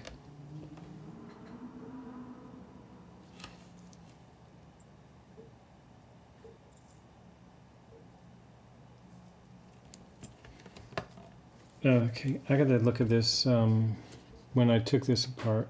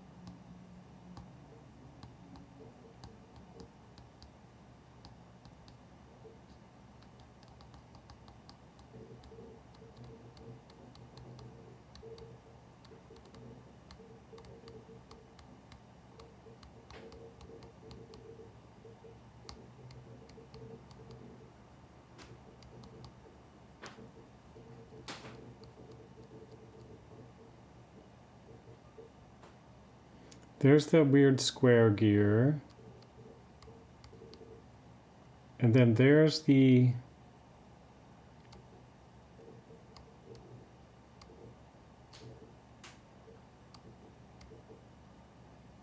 That's a very important image right there. That's at 102.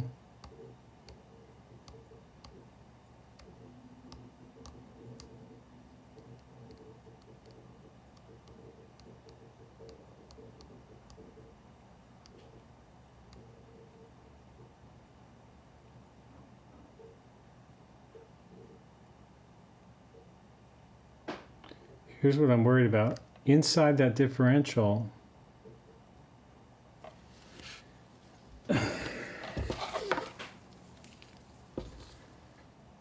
there's two little gears inside the differential.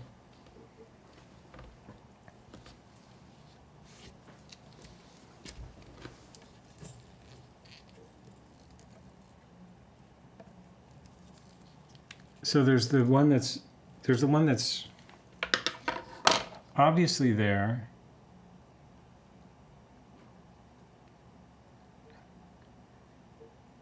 There's there's one on top, right? Oh, that's it. Oh, thank God. Okay, so that differential gear closes like this.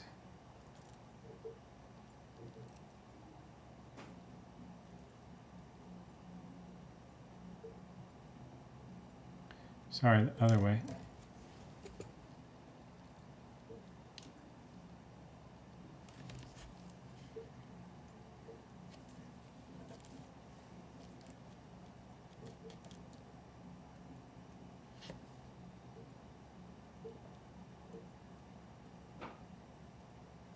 Square gear.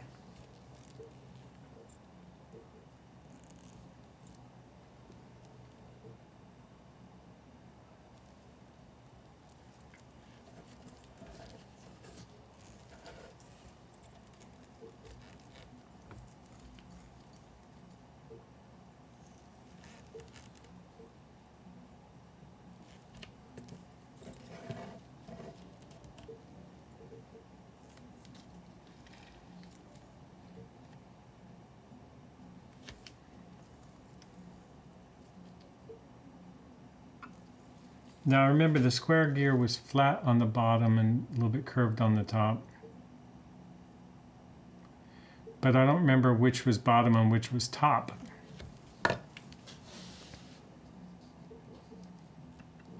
Does that matter? Probably doesn't matter.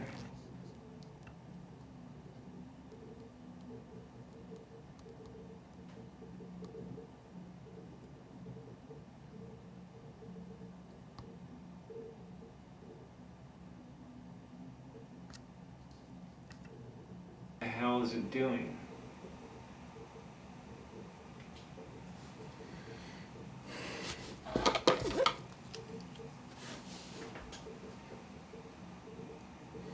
Oh, I see. Okay, good. It goes right in there. So we're going to flip it over and put it there just so I have a visual of that. It goes in there. Right? Maybe not. It looks more like midnight.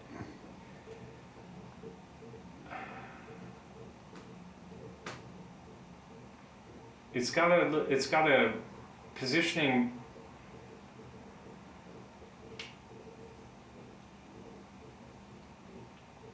It's got a locating pin right next to it. So let's see if there's a locating pin right next to this. I'm so slow, it's crazy.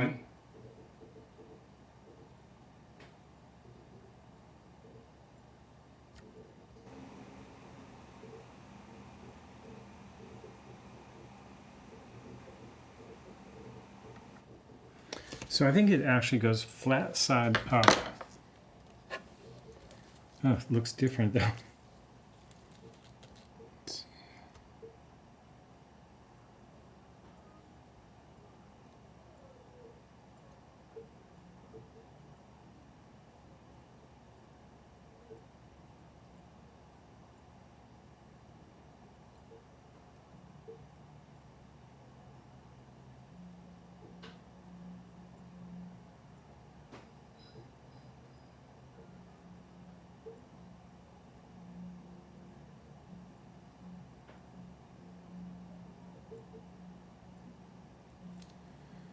Okay, I think that's how it goes. Then we have the differential gear. Then we have this gold gear.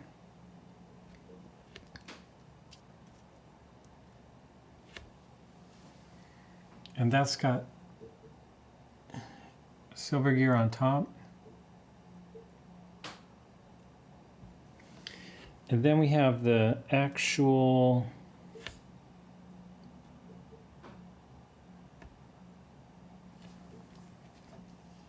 this is the gear that actually has the pin on it.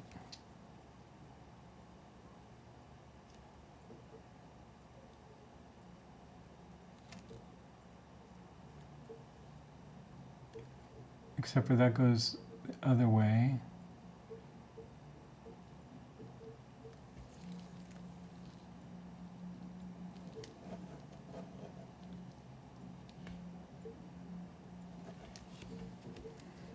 That doesn't look very clean.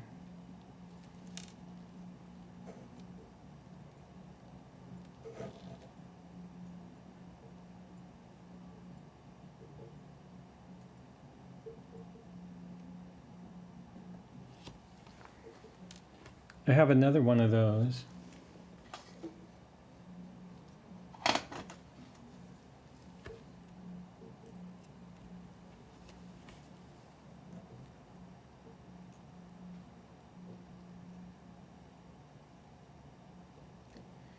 It may be that I already oiled that.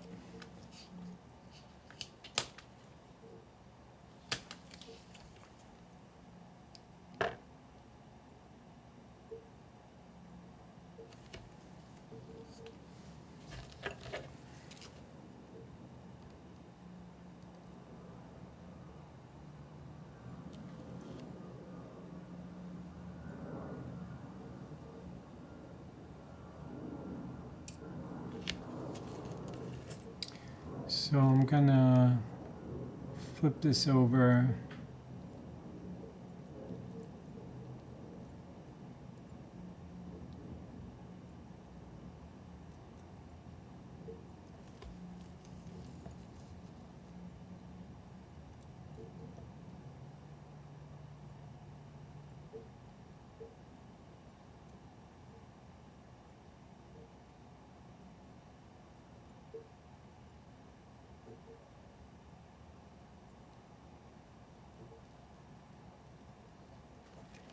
Now I'm trying to line it up like that because that's how it was when I took it apart.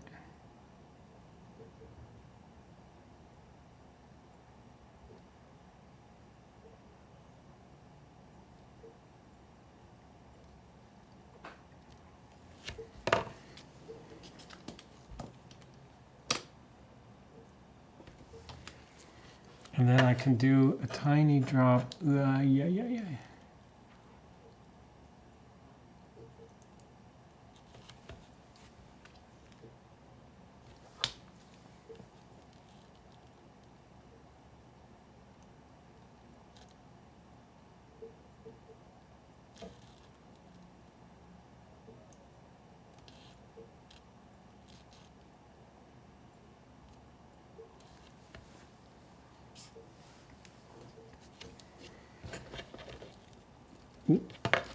Okay, so prior to that, that seems like everything's there, ready to be covered, right? Because that's what I just, in this video,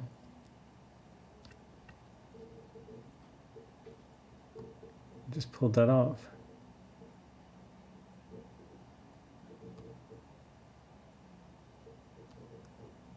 And this is the thing with the 3 screws plus the calendar gear.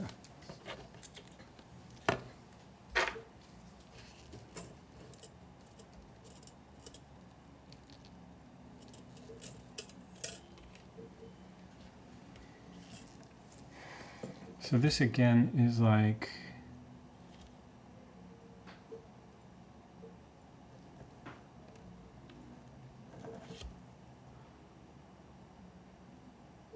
something's totally missing, the calendar gear.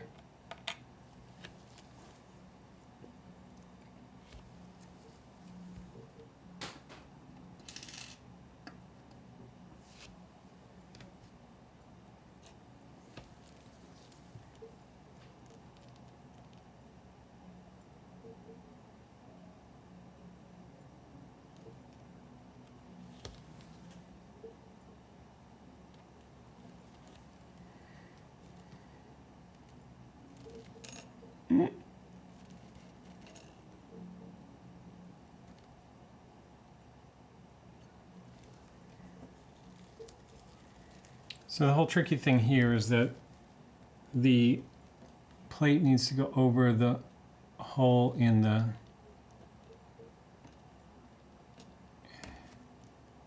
for the hand power reserve hand, just like that.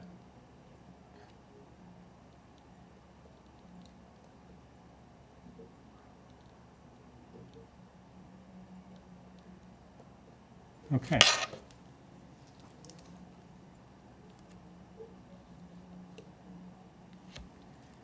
And then we need a gear for that.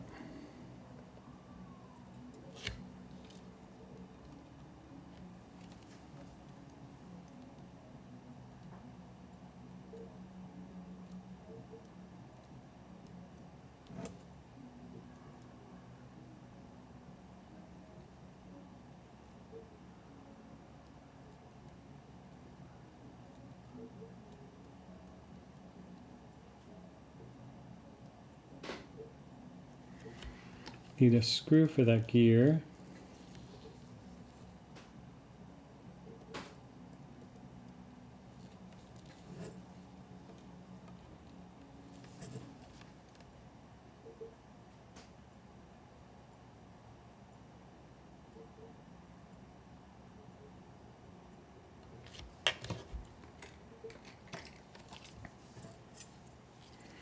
I'm just going to see if the other screw is nicer.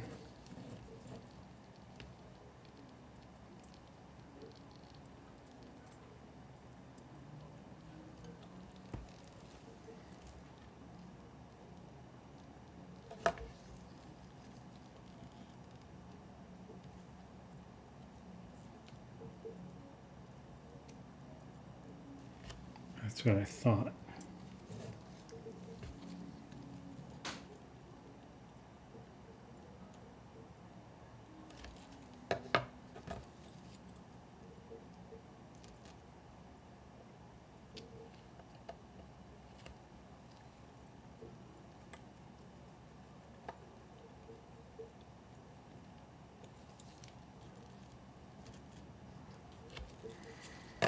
And then we have the actual screws.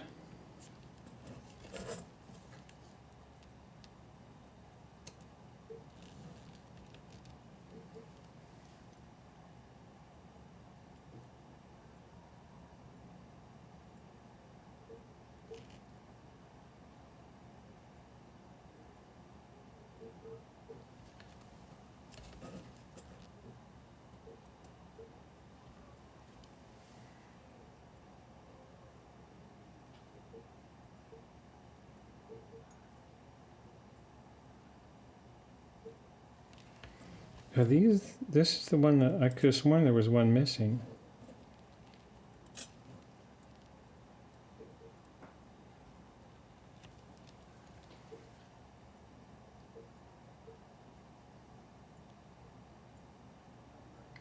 Maybe those are not the right screws for that.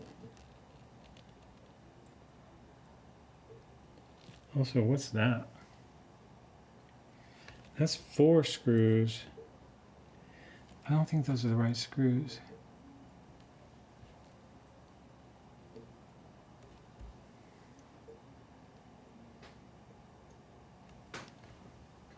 But then what are the right screws?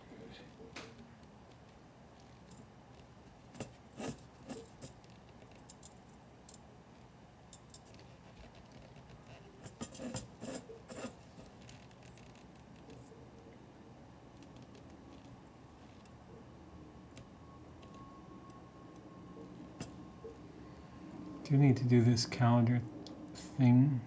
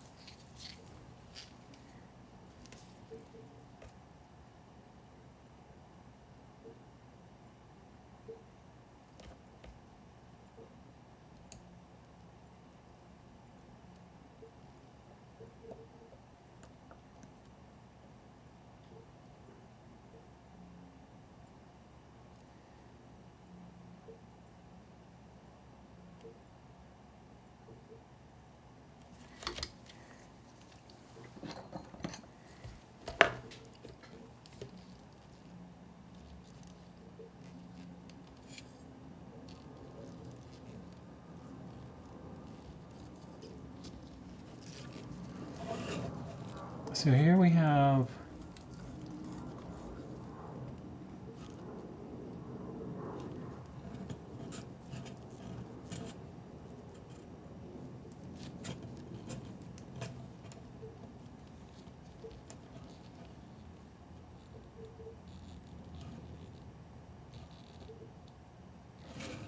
those 4 screws belong with the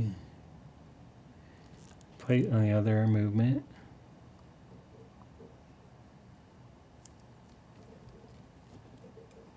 Oh, maybe.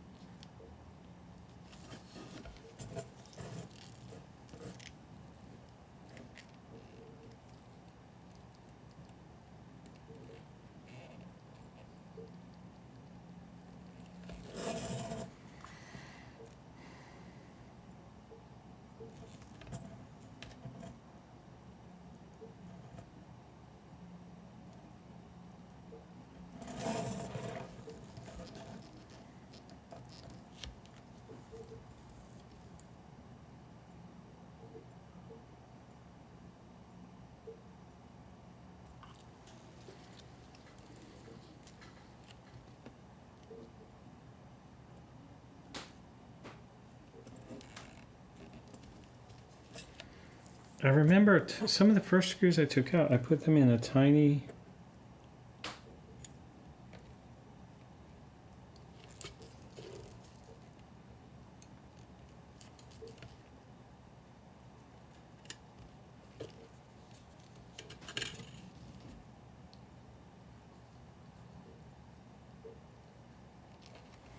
Okay, it's not those.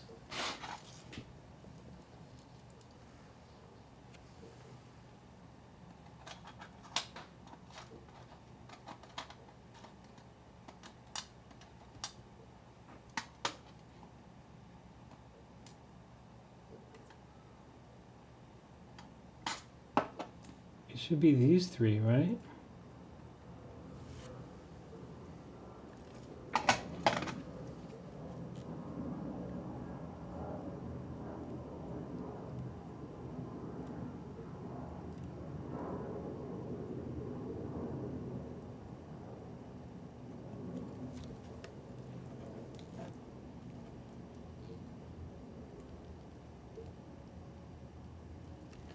That's not right, because that's not long enough.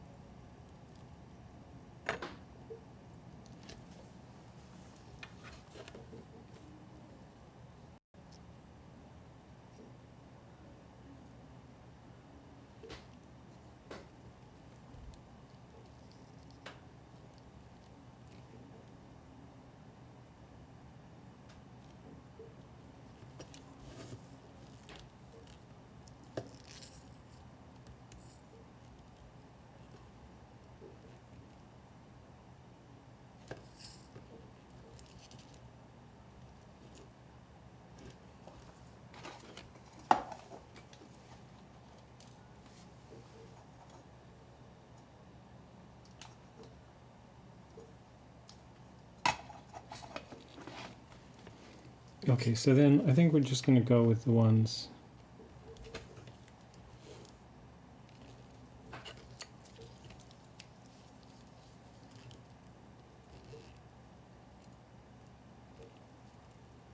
This is still not them though. Where the frick are they now? These are the big ones.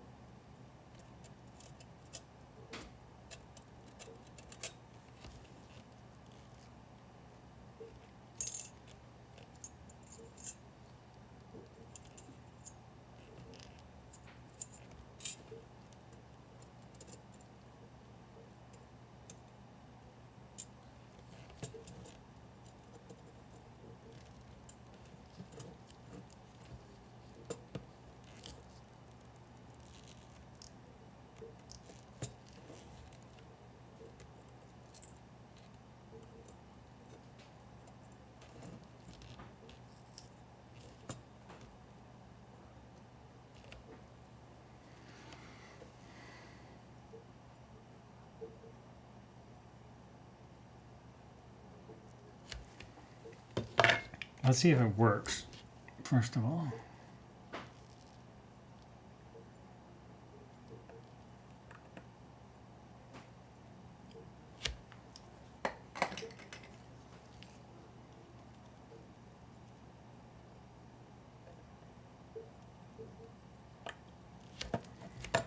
Yeah, I would say that's the correct screw. I should have a total of 5.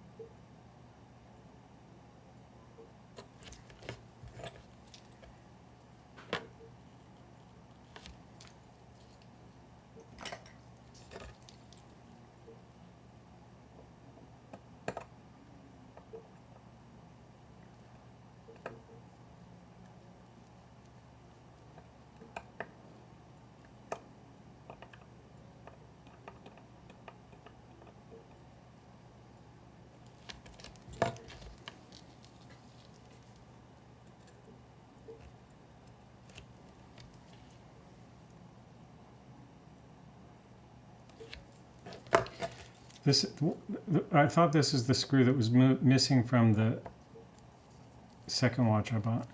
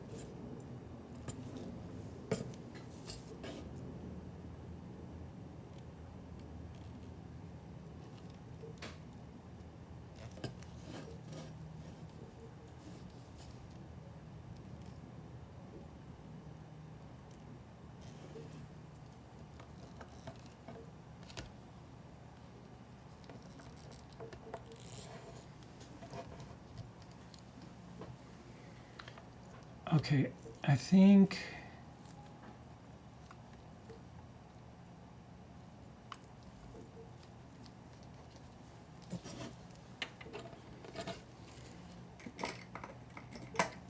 I'm getting very nervous. I think I need to put the pallet fork in.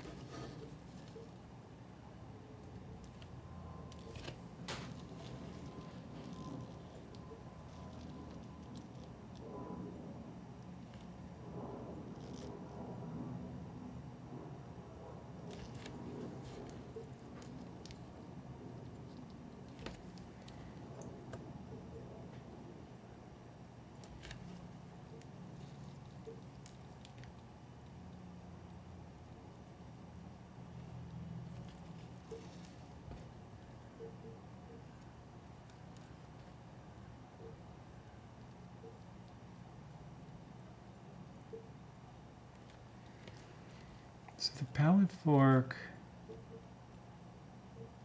goes like this.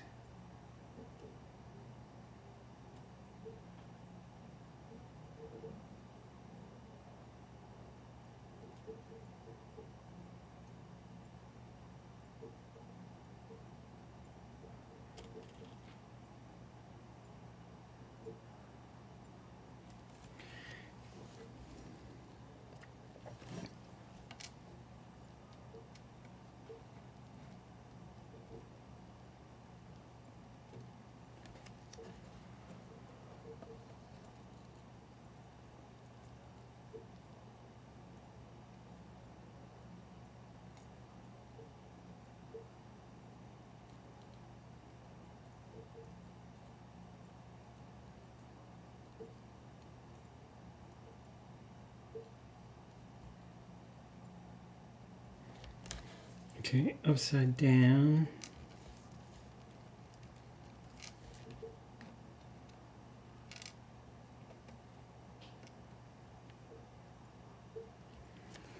That's strange, but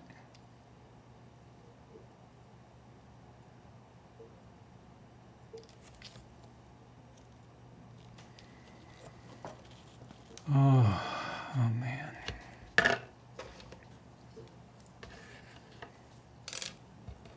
I just don't want to use any pressure, so if I use this,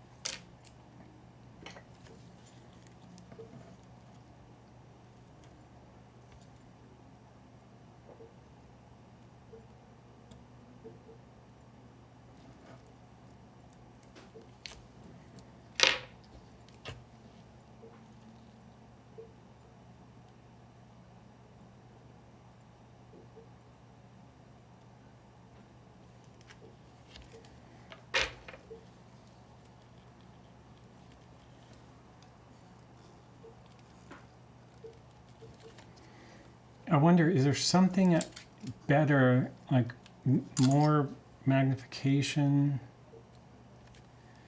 What can I do differently to make sure I don't mess this up?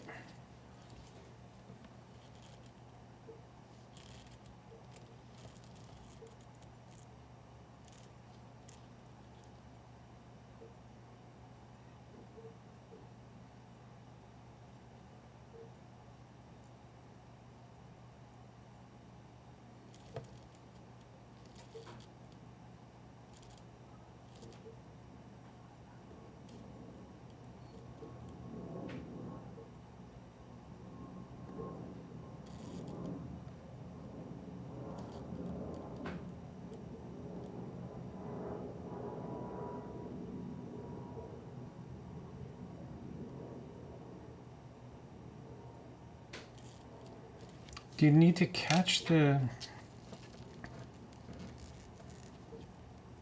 You need to catch the pivot first?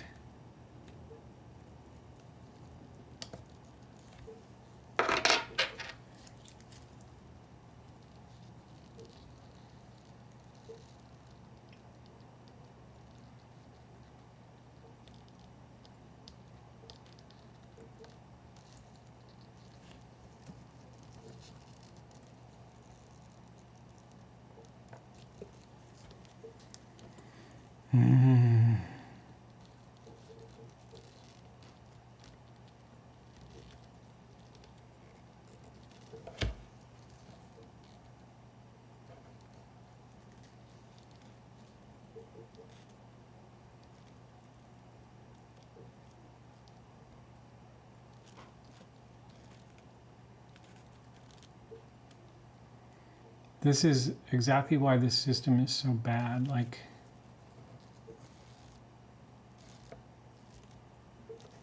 so I think without any pressure, you somehow need to catch the pivot.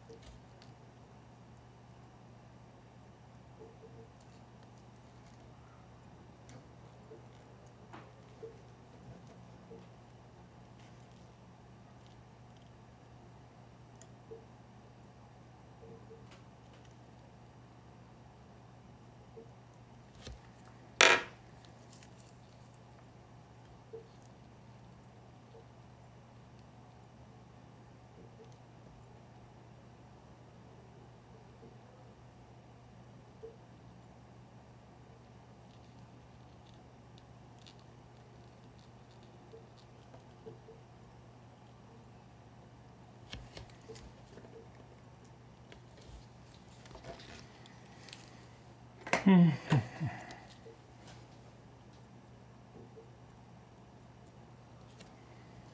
look at this again. Pivots are okay.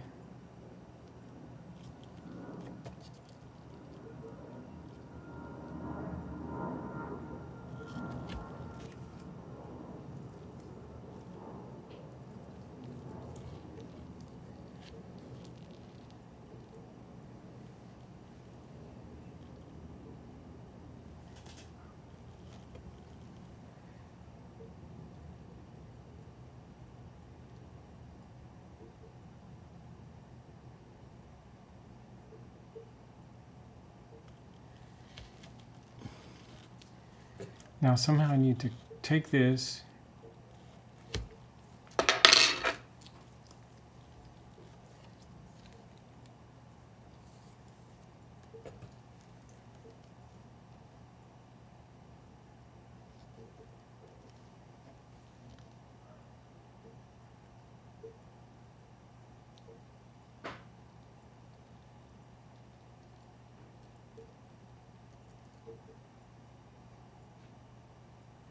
See, I think I did it that time because I caught the pivot first. Now if I can just go down without losing the pivot.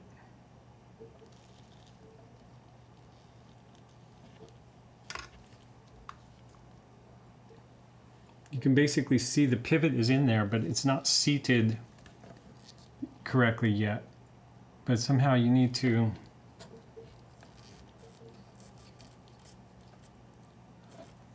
work these down without letting that pivot pop out.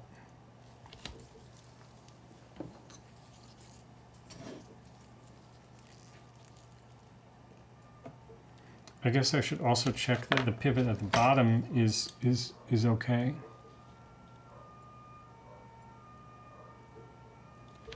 Yep. Now, I want to hold it down on this side and push down like that. Okay.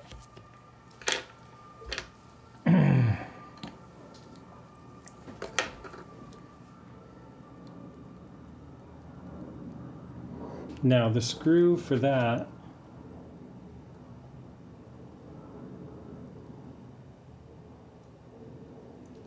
I have one there, but I should also have one here. But where was that piece now?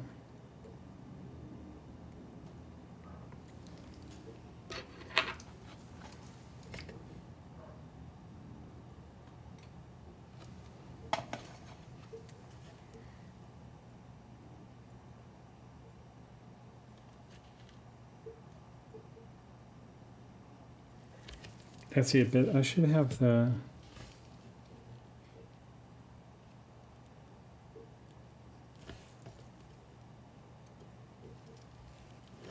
Is that it?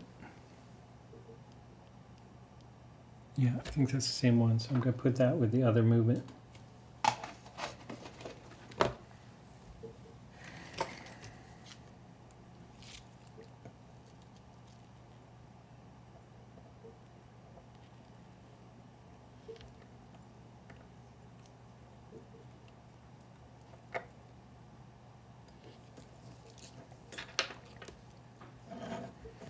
Now, will just having that balance, or that, see, I'm still having a hard time winding.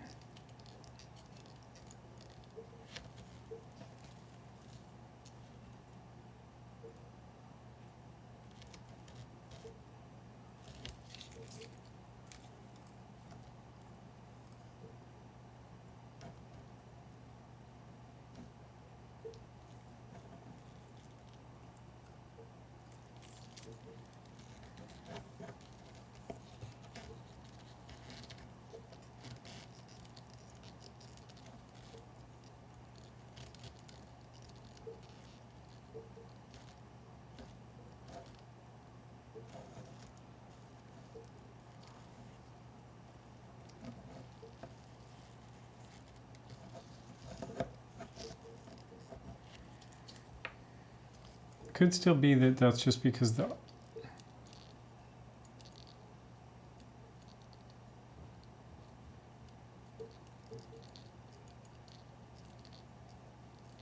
It is winding. Oh, so that's good. It is winding, and so then you should start seeing that there's some power in the movement.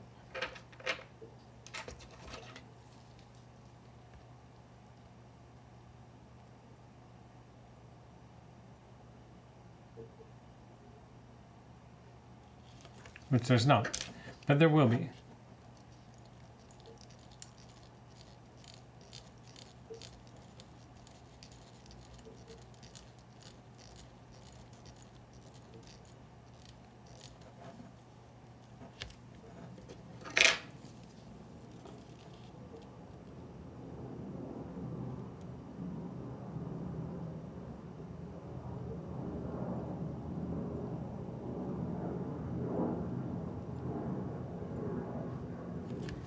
There's still no power getting through.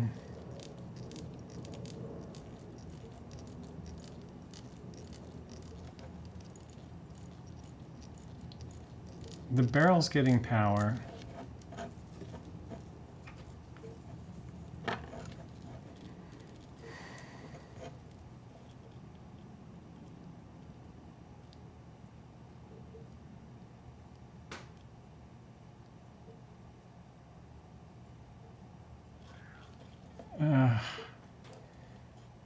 Doesn't seem to want to go out through that gear though. That's annoying. Is it possible that the rotor has to be on it? Is that the only thing I have yet to do?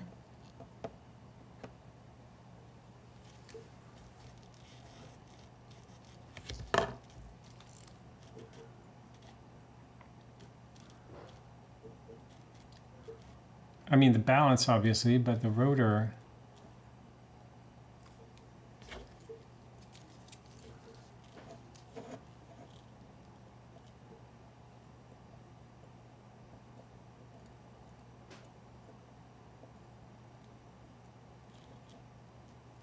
Maybe the power escapes if the rotor's not in place.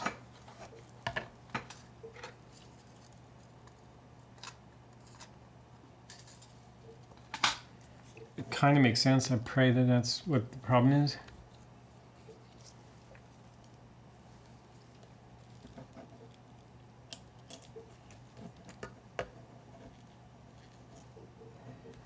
Because the rotor is a driver also, but it's indirect, so I'm worried this isn't going to help.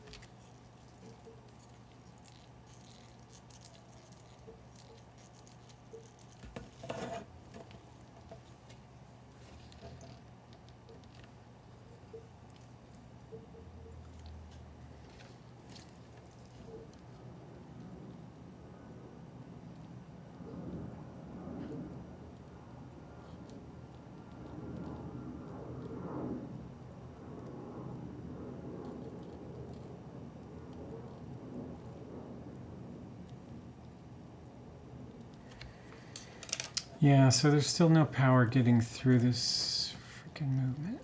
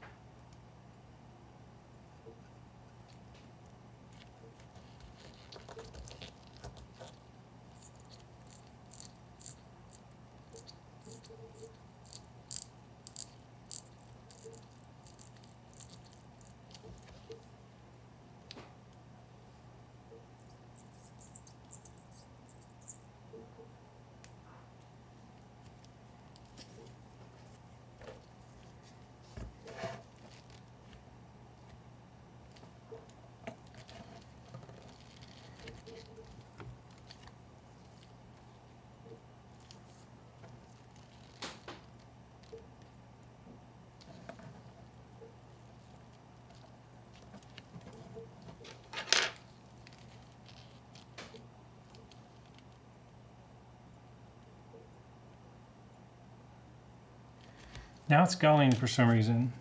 Maybe I just didn't put enough line on it.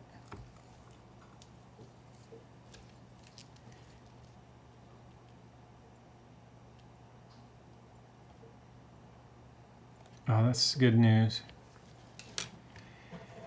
Good news. Okay, so now what I can do is put the balance.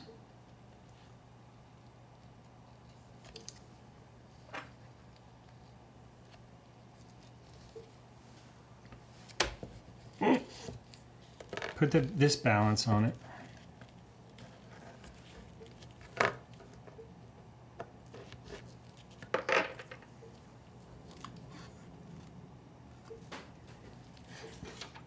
And this balance, I'm just excited now to see if it works.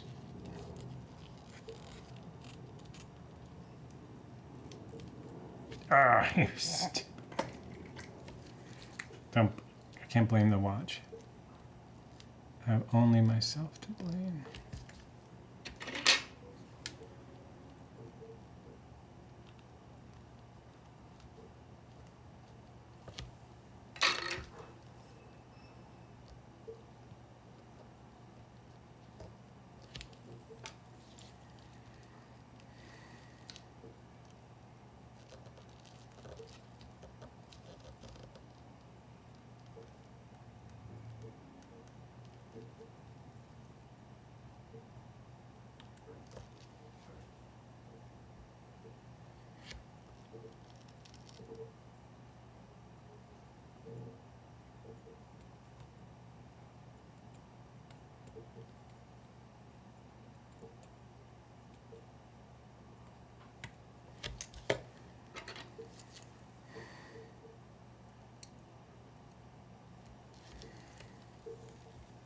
Where did that screw go?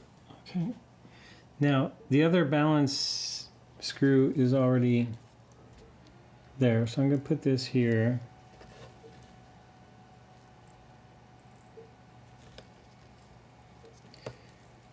I left the screw in this.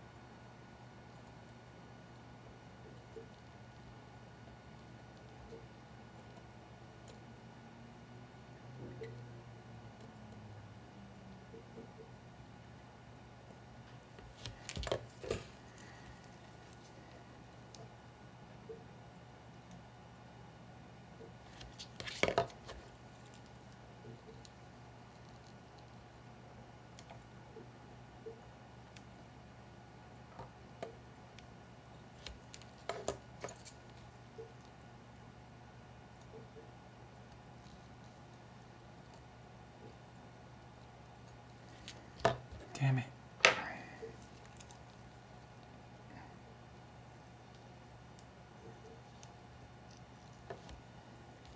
Okay, here's the big moment. I gotta calm down again.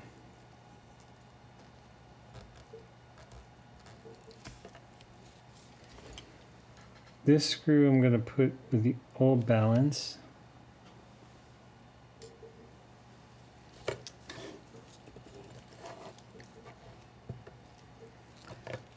Now I need to carefully remove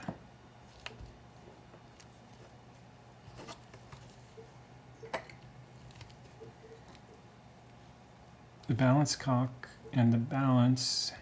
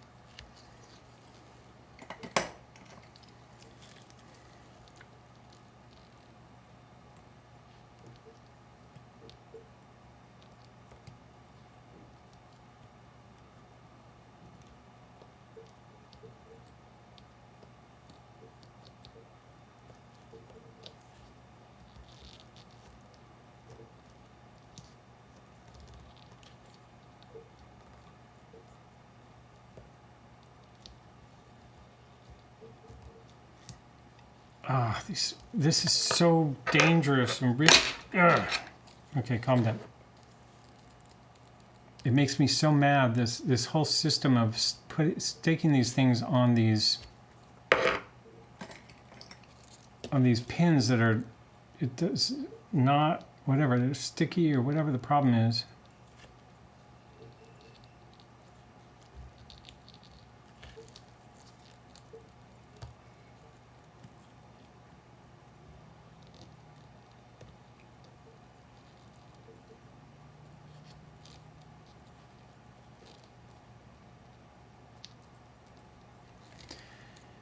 That is a freaking great way to break a balance staff, I'll tell you that much.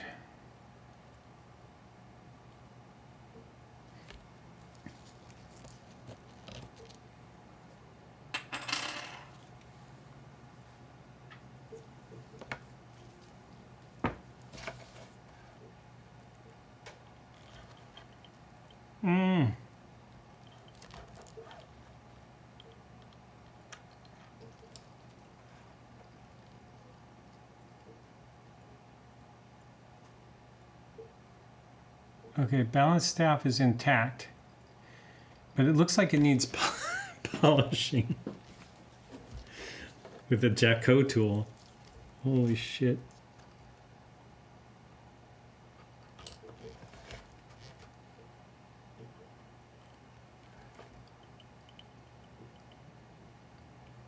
Okay, because I dropped it, I want to look at it again.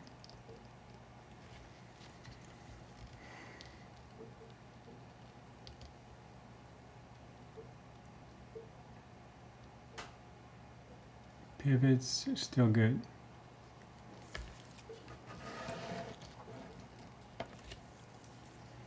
Okay, now I'm going to try to carefully not drop it this time.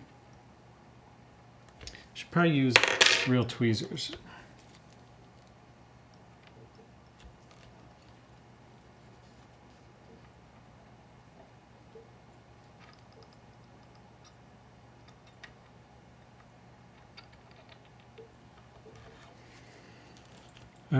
Calm down, calm down.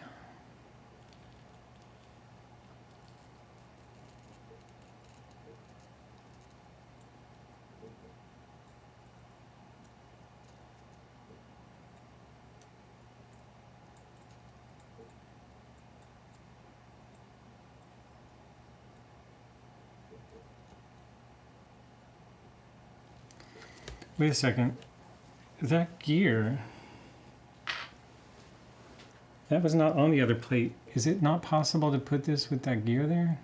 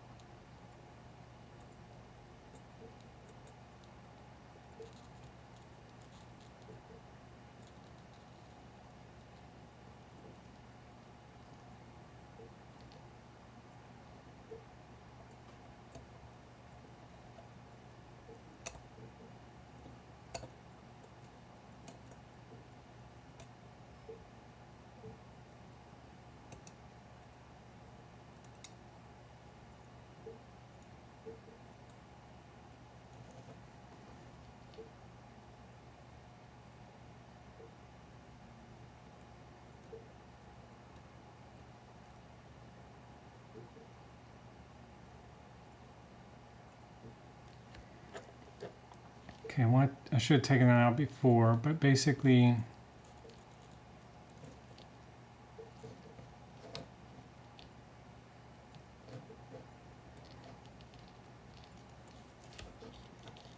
it's the same problem with this.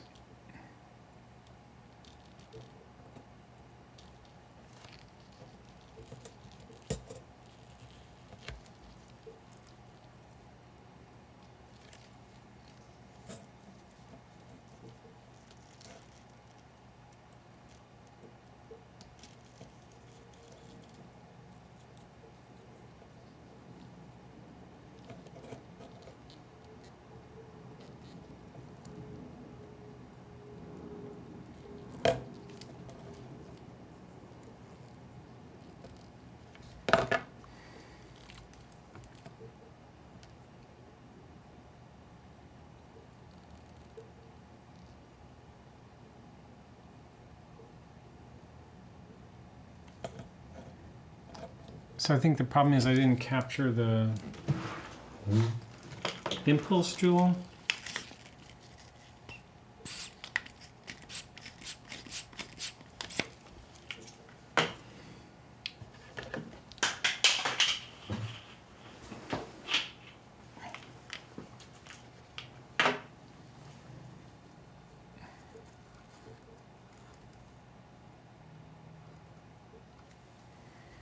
Is there a way to see that?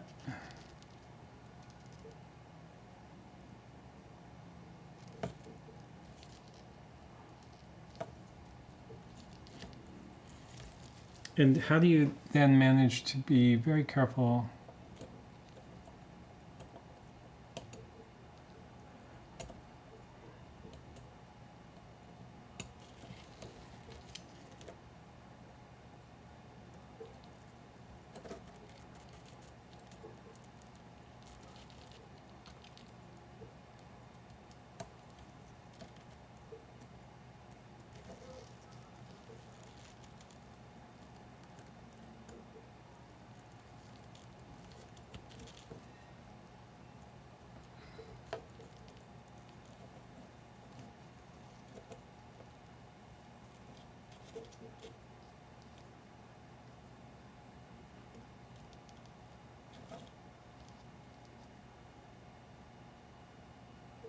Well, maybe the impulse jewel is caught.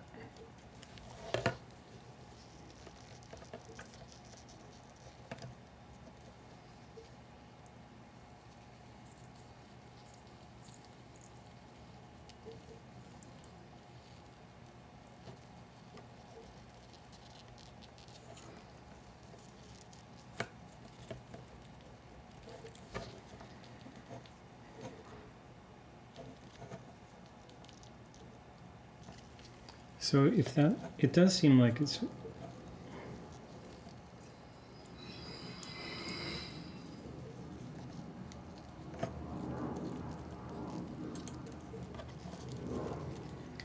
it's trying.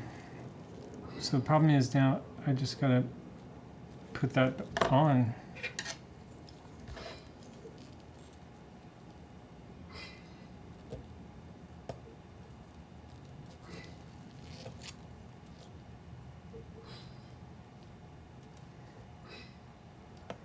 And then put the jewel in it.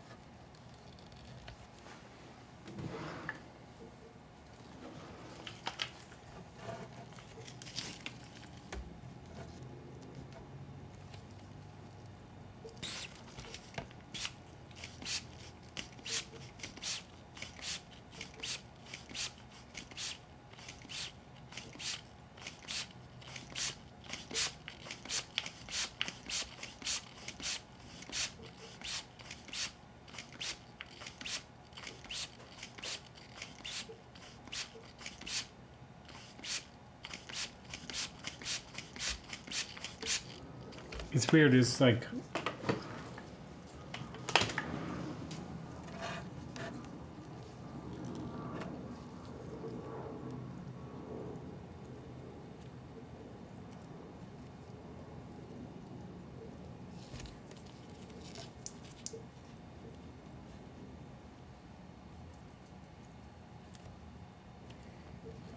the one thing I can't figure out is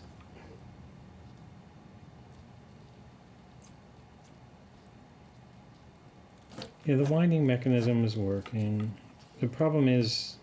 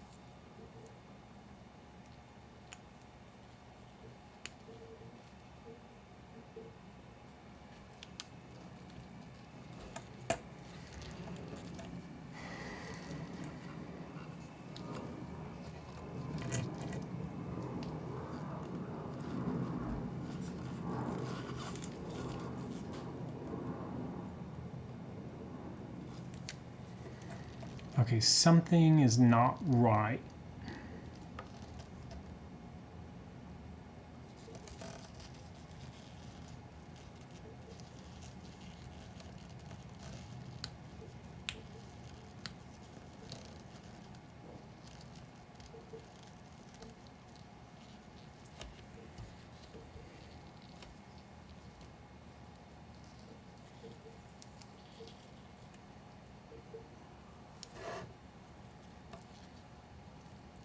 I think I should take a break. But I know what will happen is I'll be like, I gotta work on this. I gotta keep working on it. Looks beautiful. I think something is just jammed on the hand side now. And that's not what we want, but that's what we got.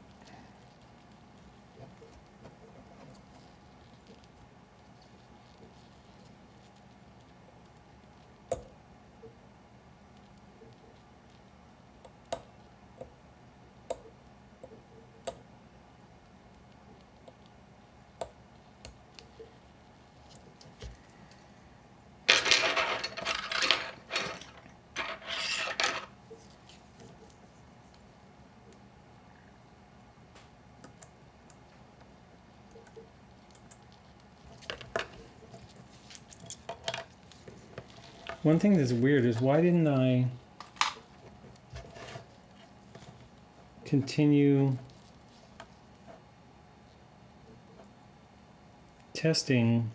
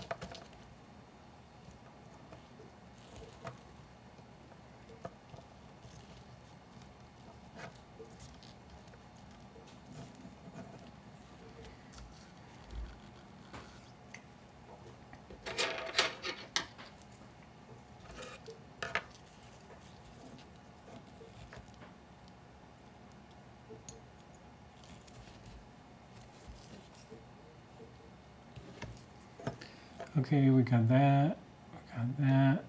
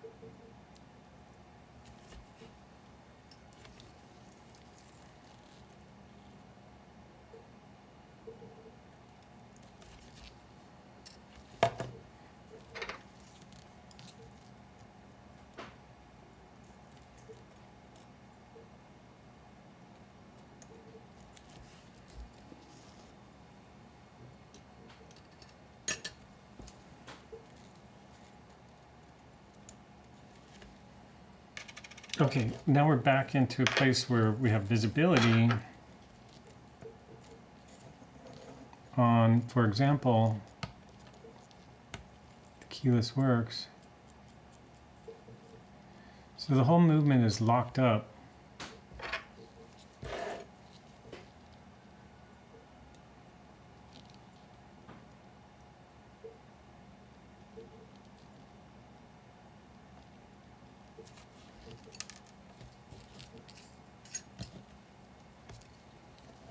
So I'm going to take out this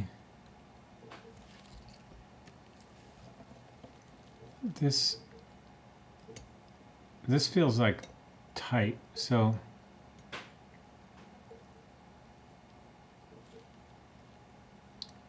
our differential seems jammed.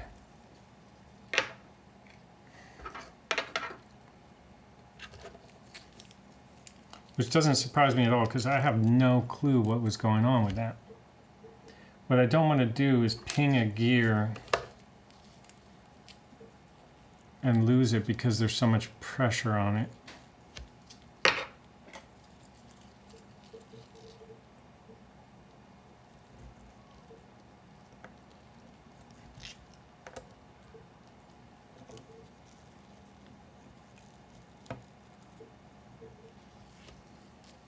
Okay, so that seems to have relieved some pressure. But let's see if it had any effect or not.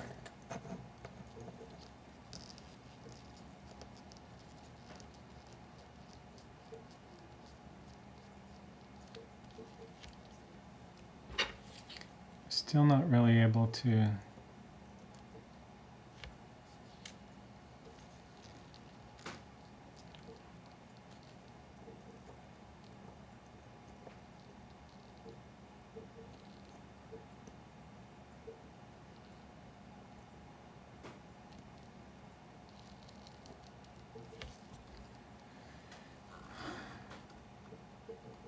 Oh no.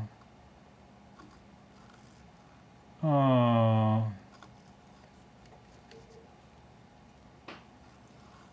Damn it.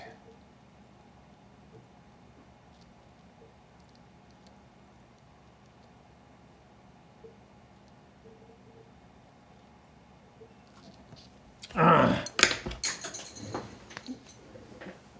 How many bungled differential gears? Oh, fuck.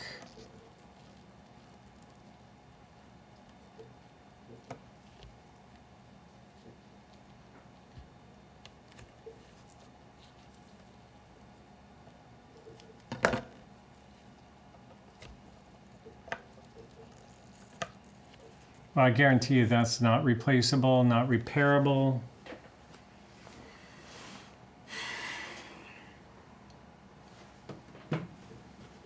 That's it for me and watch repair. Our professional relationship is over. Ah, man. Why do I do the hardest thing? That's what I did. I just randomly chose. I randomly chose it, and it chose me back. I don't even need to look at this anymore. The only thing I would like to, it'd be nice to know that that gear was already bungled, but you know what? I know it wasn't. That's what I felt frickin' grinding.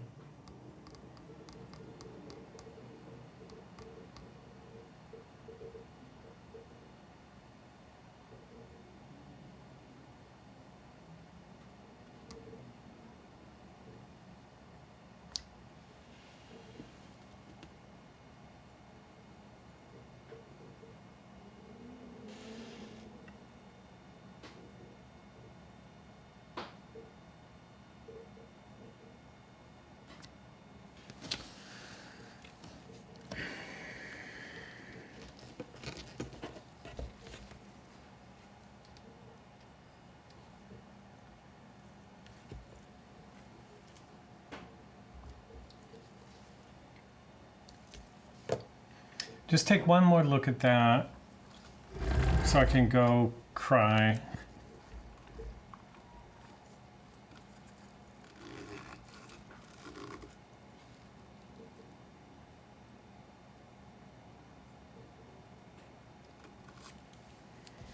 I mean, what happened there? How come those teeth didn't break off?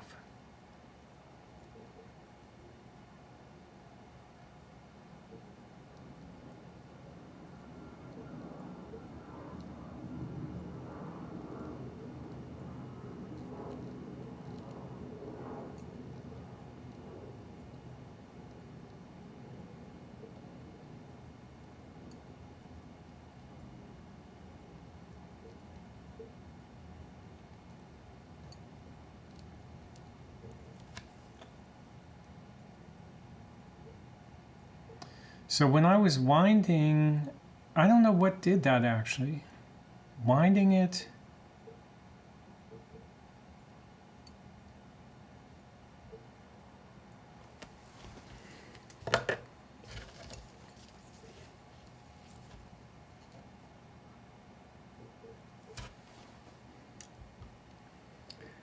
I'll tell you that is one tricky movement.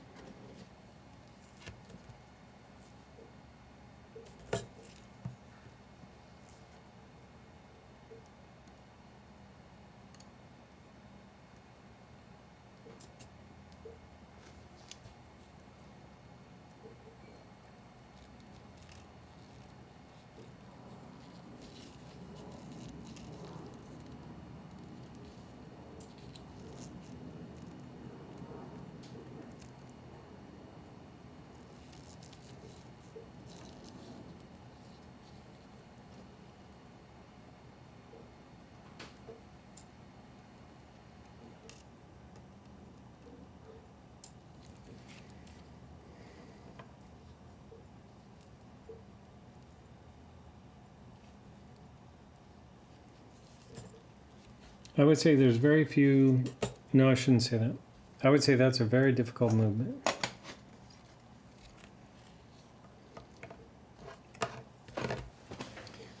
Okay, so I'm giving up on that one. I don't like defeat ever, but without some kind of specific guide or instructions, YouTube video to follow, that is too complicated of a mechanism. I have a lot of great parts now. I don't understand how that thing works. I have a feeling it's easier these days to understand complicated movements than this movement. I mean, modern. I just think that is like a crazy movement. So complicated. All right, so that's it. Thanks for watching. Hi, welcome to I Shoot Watches. 8 months or so ago, I bought a watch for $25. It was called a Mercury, and it has a Felsa F760 movement inside of it with power reserve. And I bought it because I was curious about the power reserve. And this is the dial, and you can see the power reserve over here. So I got it disassembled and cleaned, but there was a gear. Where's my broken gear?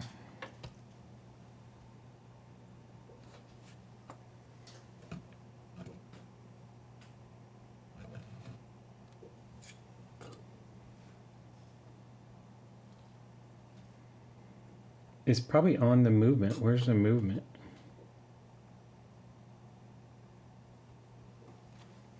Okay. It's been a few weeks. I went on a trip. It's been a few weeks since I worked on this.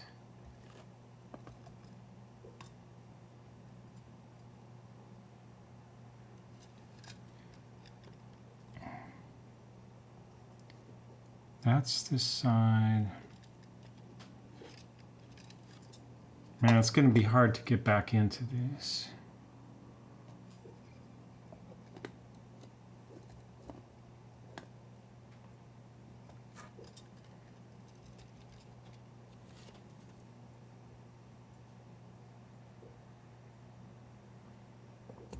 I might have to review my own video just to figure out where I was.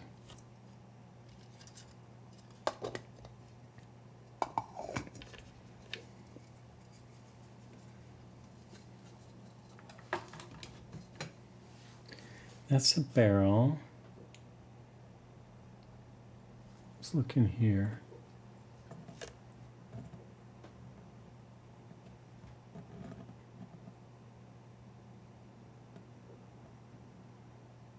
Oh, here it is.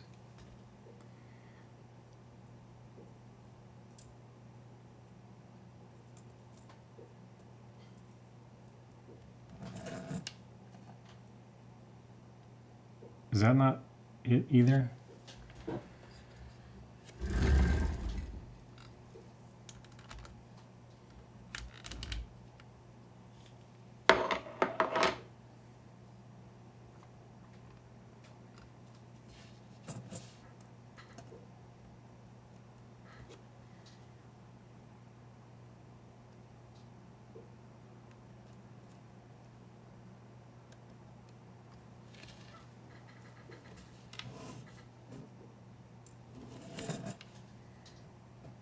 Okay, here it is.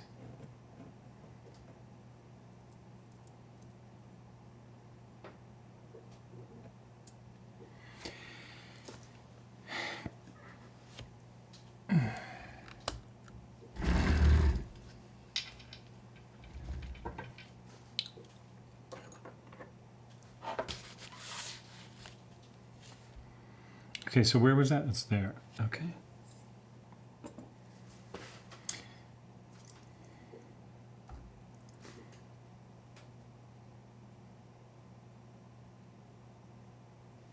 Hi, welcome to I Shoot Watches. My name is Dayton. A few months ago, probably over 6 months ago, I bought a watch for $25 that has power reserve, and it's a Mercury, and it's based on a Felsa F760 movement. And I was curious about the movement because of power reserve. I wanted to see how power reserve worked. So I bought it, and when I took it apart, the power reserve aspect, the gears for the power reserve were completely missing. And so I bought another one, and I got those gears, and then there's some kind of differential in there that when I reassembled it, I did something wrong, and I damaged this differential gear. And you can kind of see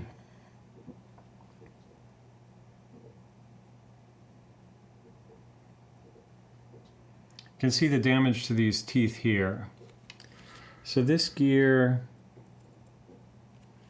I think it interfaced with this gear.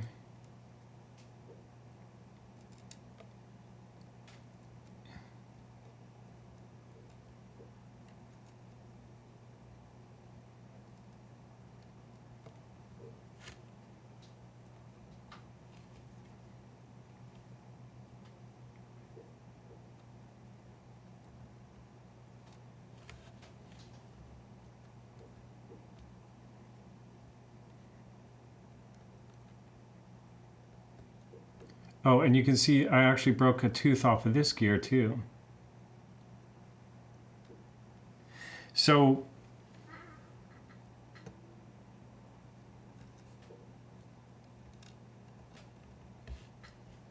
I bought 2 of those watches.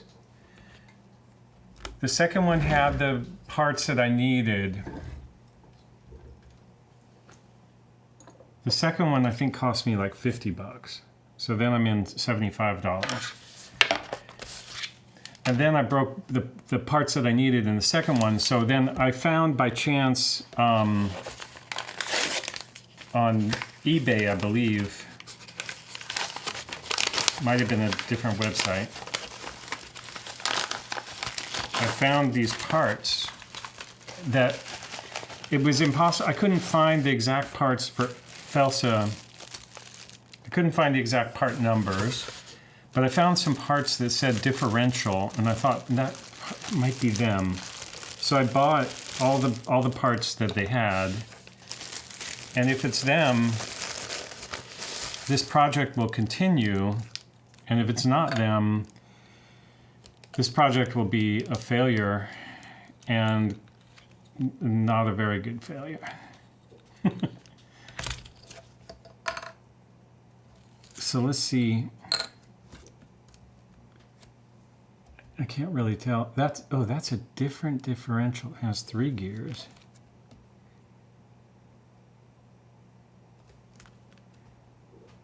That's strange.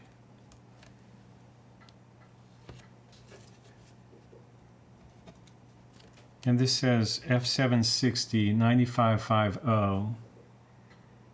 But let me look at this for a second. This is interesting.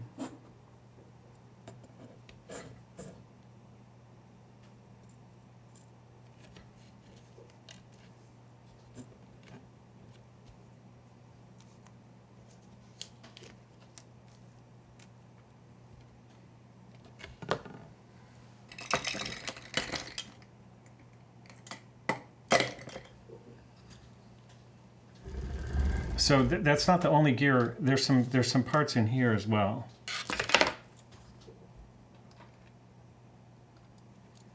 But basically what I want to do is just step by step.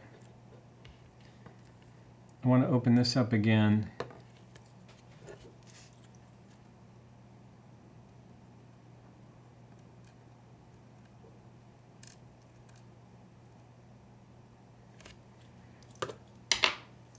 It could be that they improved this.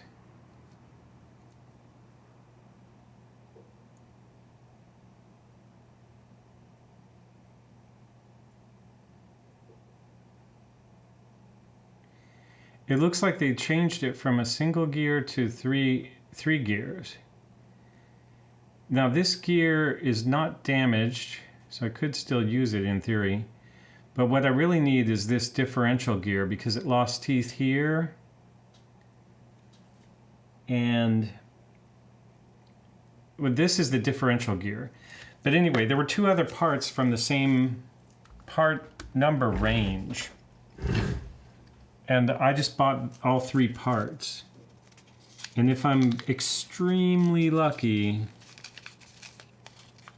this little envelope will have what I need in it. Felsa 760, 9572. That's crazy.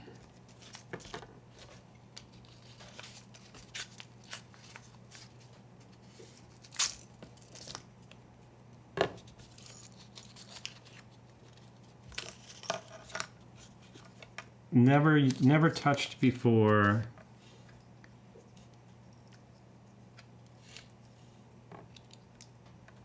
Oh, it's not the one I need. Damn it. And I thought I ordered 3 parts. There's that. That's just some random part.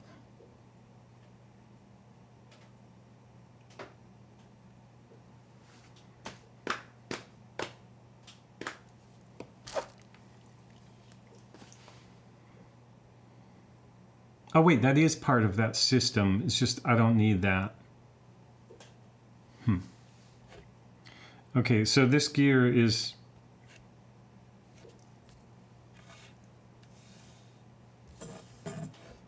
part of this. See, it's the same as that.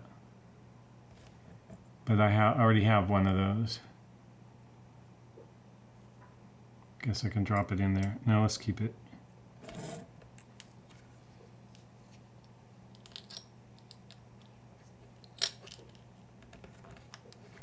But this seller,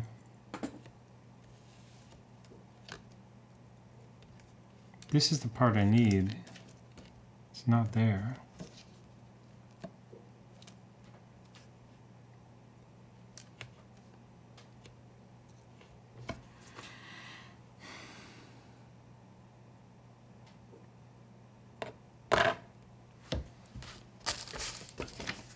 So how could they sell me 3? Ooh. Does not exist. Well, they charge me. That's great. Felsa, this is 9572, does not exist. Okay, $12.50 though. Charge me for it.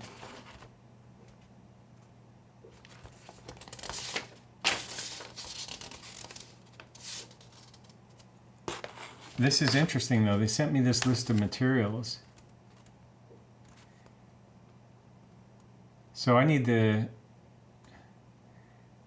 2558, it looks like. Is that right?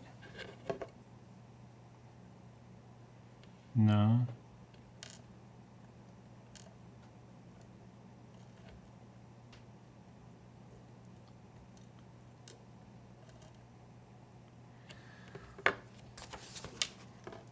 What is that?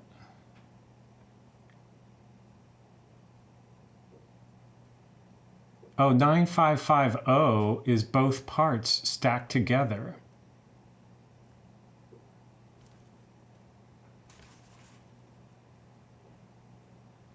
See that? See this view and this view? This is the differential gear and this is the 2 gears stacked together.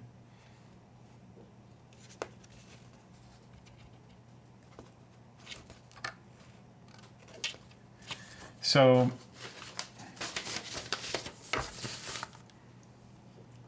in this bag, there should have been this sandwiched with this because that's a 9550.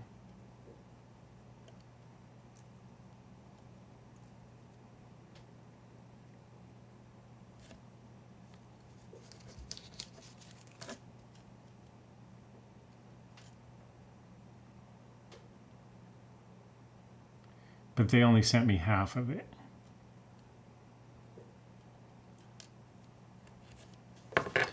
So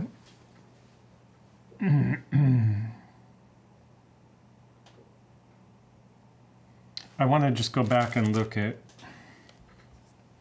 they probably sent me a refund for the 12 euros or whatever that was, but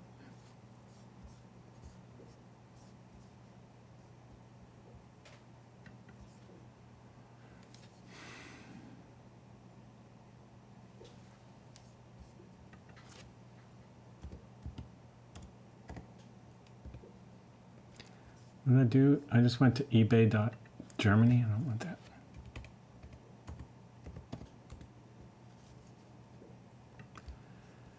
Yeah, boy.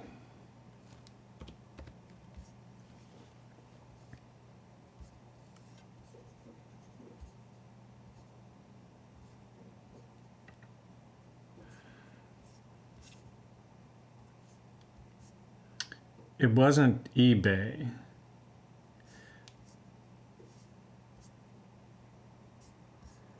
So I have to look at what this was.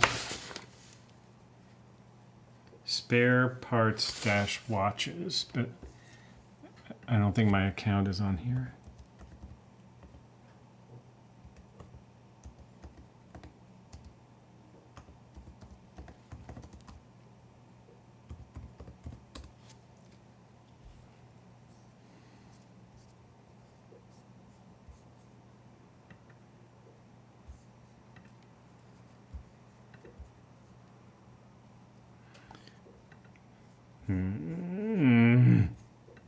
Okay, anyway. Spare parts dash watches didn't send me the correct part. Didn't send me the complete part.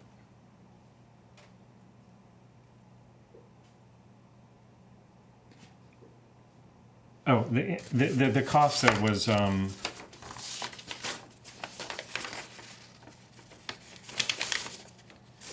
60 euros.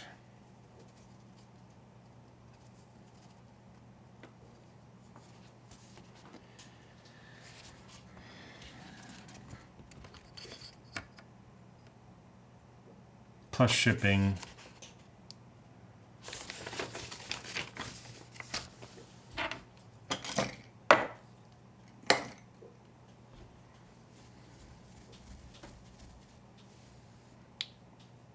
So I'm going to have to find that part in another F760, and they are extremely rare.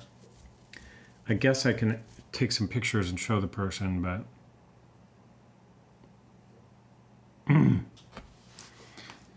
how do you deal with this? Like, did I already say this? If you were trying to fix a watch for a client and you went down this path, it would take months. You'd lose track of what you're doing, and you know, you wouldn't be able to.